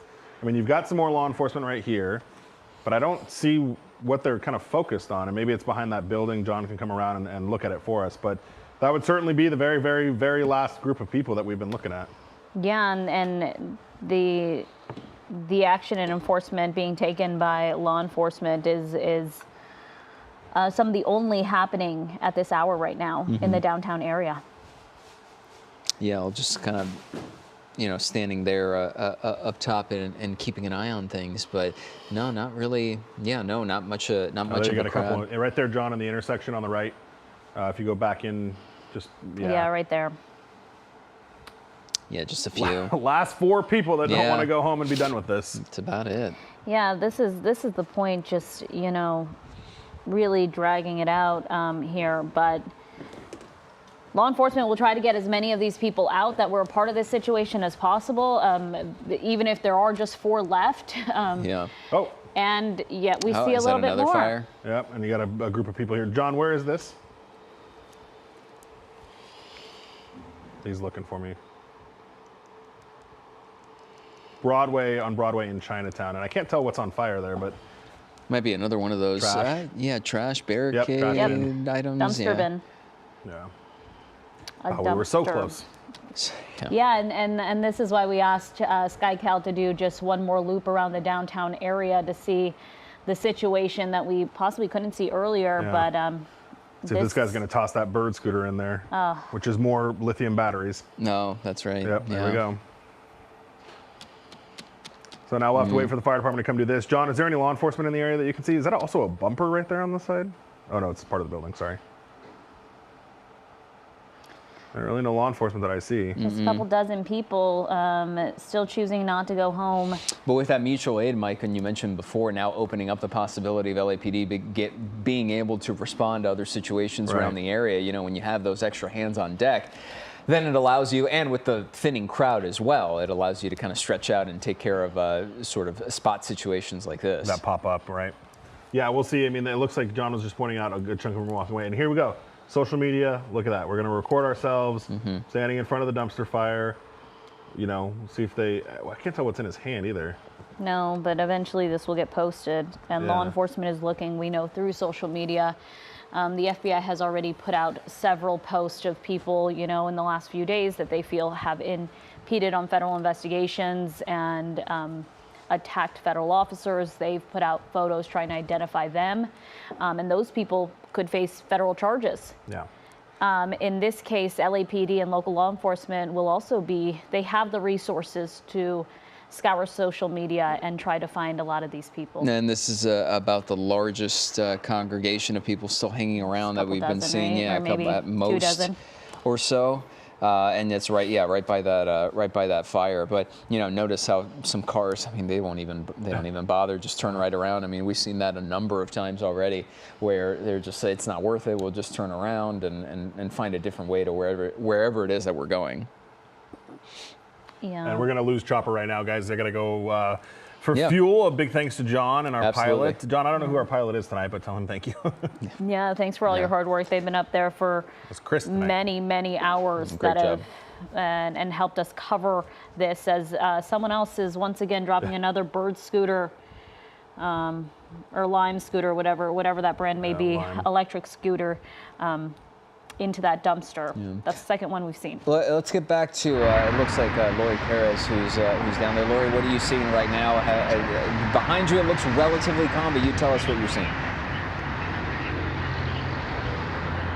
Yeah, we're here at Spring Street in Aliso. This is the Spring Street overpass over the 101. And I should note that the southbound lanes of the 101 remain closed. We did see some crews down there cleaning up all of that debris that people had been throwing over the sides, the scooters and the concrete and the signs, etc. So we thought perhaps we would see it reopen.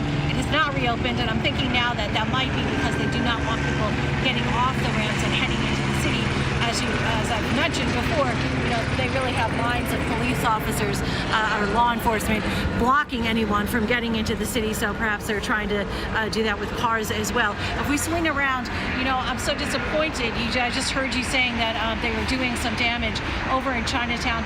That's where they pushed the crowds earlier today, and even from where we stand, we can hear the bangs going off. We've seen with our own eyes and heard as police, law enforcement went down that way, we could see them utilizing flashbangs to kind of push the crowd along. We can, in the distance, we can still hear those bangs happening, which is unfortunate, as you mentioned, that damage that is occurring there. That's what I was fearful of as those crowds headed in that direction. I should note, through Alvera Street and that main thoroughfare where all of the shops and restaurants are, that area was mostly left intact. It was not damaged. It's on the exterior streets along outside of that main little village area. That's where a lot of the damage did occur, a lot of graffiti tagging, and then in the streets, a lot of trash left in the streets, things that people were throwing, etc. Mostly superficial, but it will be quite a mess that people need to clean up. And who knows when they'll get around to that, because we have heard reports that ICE will be here for an extended amount of time. Oh, we just heard a big bang behind me. We have heard that ICE is going to be here for a long amount of time, so you know, these protests could continue for some time. So who knows when things might start to get back to normal, or when any sort of significant cleanup and substantial cleanup could begin. Again, behind me, just let's take another look at the line of law enforcement that is kind of the first line of defense before people come into downtown Los Angeles. They do not want any crowds that start to gather en masse and reassemble and head this way. They're not going to let them get into downtown downtown Los Angeles towards the City Hall area, that is towards the federal buildings, towards the detention centers. That's where there was so much damage over the last couple of nights, and they're not going to let that happen again. They've really fortified things and really blocked things right here at the overpasses. Guys, back to you. Lori, thank you so much. And we want to get to some video from earlier tonight. It has been quite the chaotic night in downtown LA, with people in this situation lighting a small fire here. You can see it's a large group that surrounded these flames. People circled around what appeared to be street signs that were on fire. That is what they lit on fire in this area. And moments before the fire, you know, you had this situation. Yeah, protesters throwing fireworks and a Molotov cocktail at mounted units. Spooked the horses a bit there, and officers then moved in on the crowd because they kept throwing fireworks. At one point, you noticed there, lighting a tree on fire. That was quickly put out, fortunately. And Mike, we saw someone get arrested in that situation, correct? Two people. Yeah, they were taken into custody by those mounted units as they walked by. And you can see here rocks being thrown at LAPD vehicles as they made their way down the street here. People just pelting these vehicles with what looked like objects. I shouldn't say rocks there, but it looked like some pretty large objects that we could make out from SkyCal here. And that's the situation we saw a lot of time when you know, law enforcement vehicles made their way down a street and maybe didn't have a huge force with them. Right, and not the only time we saw something like that, because protesters were trashing and destroying CHP patrol vehicles. This was the most dramatic moment, arguably, of the day, throwing lime scooters, a bike, a street sign. That's the one you just saw. Concrete blocks from the bridge over the 101 freeway near Alameda Street, and you see officers there throwing back smoke, and then protesters throwing it back down toward officers. Notice how they had to, you know, stay under the overpass just to, you know, maintain some semblance of safety, because there were moments where they would come back out and they would just be pelted with whatever was being thrown from up top, and in some cases some really close calls. Yeah, and at one point, leaf blowers were used when, you know, officers deployed tear gas there. People setting CHP cars on fire. We heard from the LAPD police chief, who told us that they were seeing some of these people, Mike, come in with backpacks with large, possibly boulders in them, and hammers that they would chip up and then pick those pieces up and throw at officers or their vehicles. Yeah, and that's when he was talking about the professional kind of protesters that were coming in here and doing some of this stuff. The ones that showed up with leaf blowers, the ones that showed up with hammers, the ones that knew how to do this. Yeah, and these are... and then this situation, right? Right, because CHP cars being lit on fire from protesters, and you notice the fire extinguishers from the left side. That's, again, those are CHP officers putting it out from just underneath the overpass, because anytime they got too close in, there you go, right there, then he would have to step away because fireworks would be lit off, along with a number of other items being thrown their way. At one point, you saw one of those CHP officers use pepper spray, their pepper spray to help put it out, as well as a fire extinguisher. And luckily, they were able to control those flames, put out those flames. Eventually, hours later, we saw them tow those CHP vehicles out of there. Yeah, I think this is, you know, there was a lot of very scary and tense moments tonight. I think this is one of the ones for, at least for law enforcement, where they were kind of in the hairiest situation, if you will, or the most dangerous situation. I mean, they just had those protesters right on top of them, throwing anything they could at them. Yeah, and you can see those large rocks. As we made our way through the situation, you could make out just how many pieces of concrete, those rocks, or it was chipped up boulders, I guess, are just laying across the 101 freeway there. Which is still not Looks open. like a construction site. Which is still not open, right? That's a good point, Mike. And not just that, but remember, there were moments where there would be protesters up top and lighting, either kindling cardboard on fire and then tossing it down to try and light the actual vehicles on fire, before eventually succeeding, at least to a certain degree. Yeah, that was a pretty dangerous situation. At one point, even a CHP officer decided to try to walk out, and they were just pelted with those objects as well. And again, you're seeing that street sign. Someone is able to pull a street sign out from where it was standing and toss it over. The moment they're using some, what we believe is possibly smoke. We know that they also use tear gas.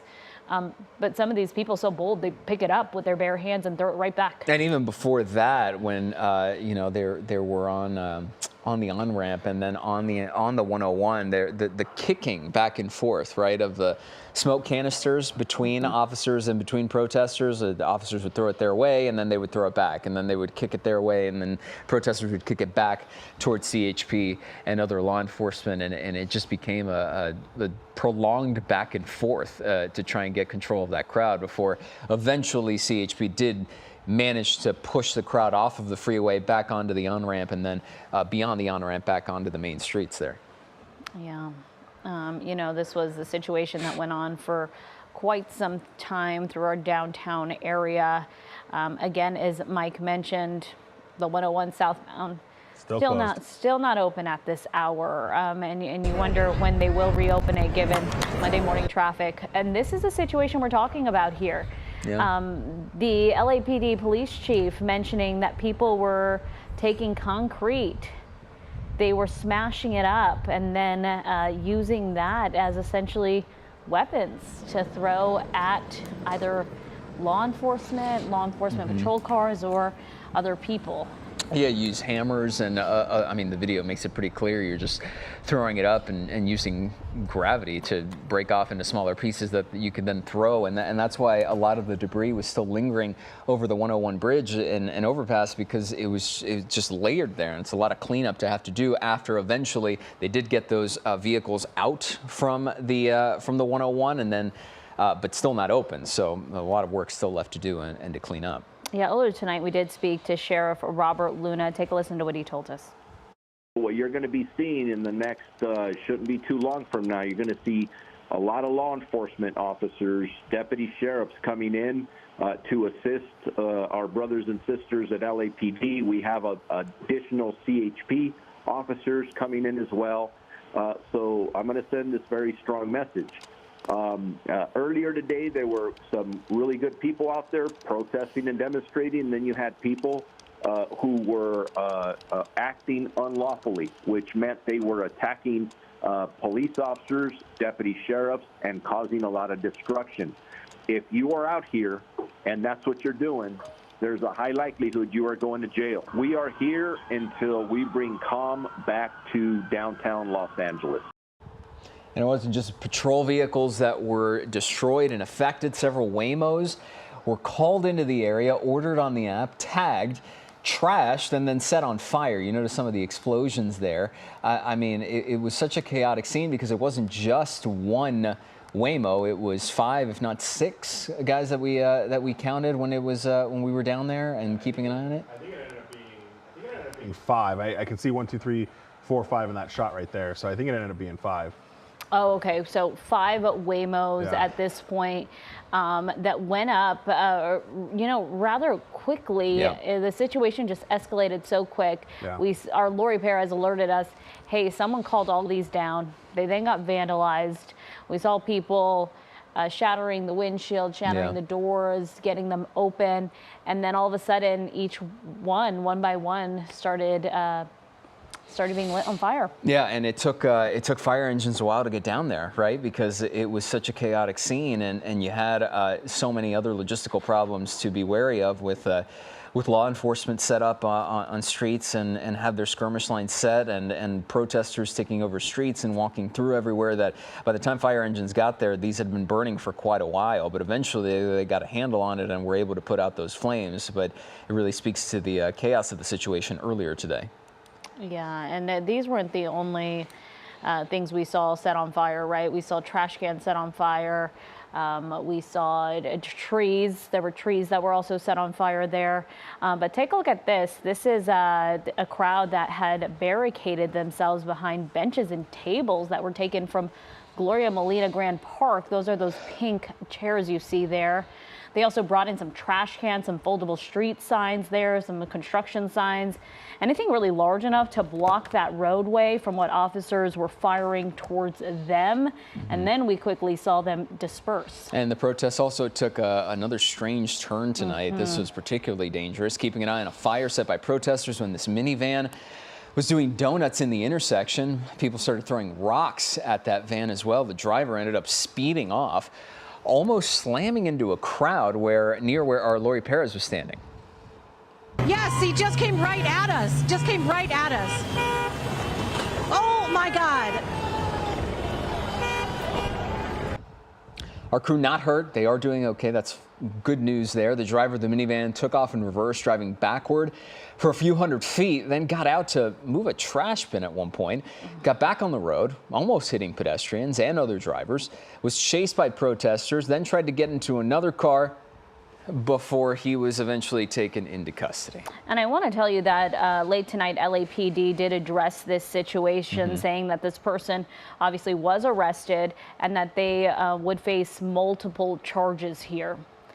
Mike has a little more information if we want to. Yeah, multiple charges, and then one thing that we're going to try to find out in the coming days, hopefully tomorrow, there is social media video that I got tagged in tonight saying that he had done something similar last.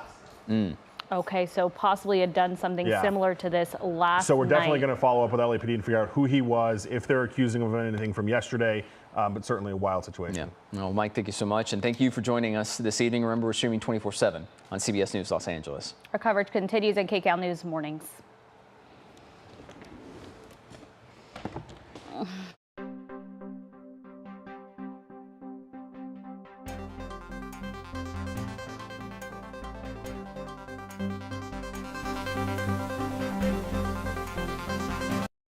Throughout the night. And on that note,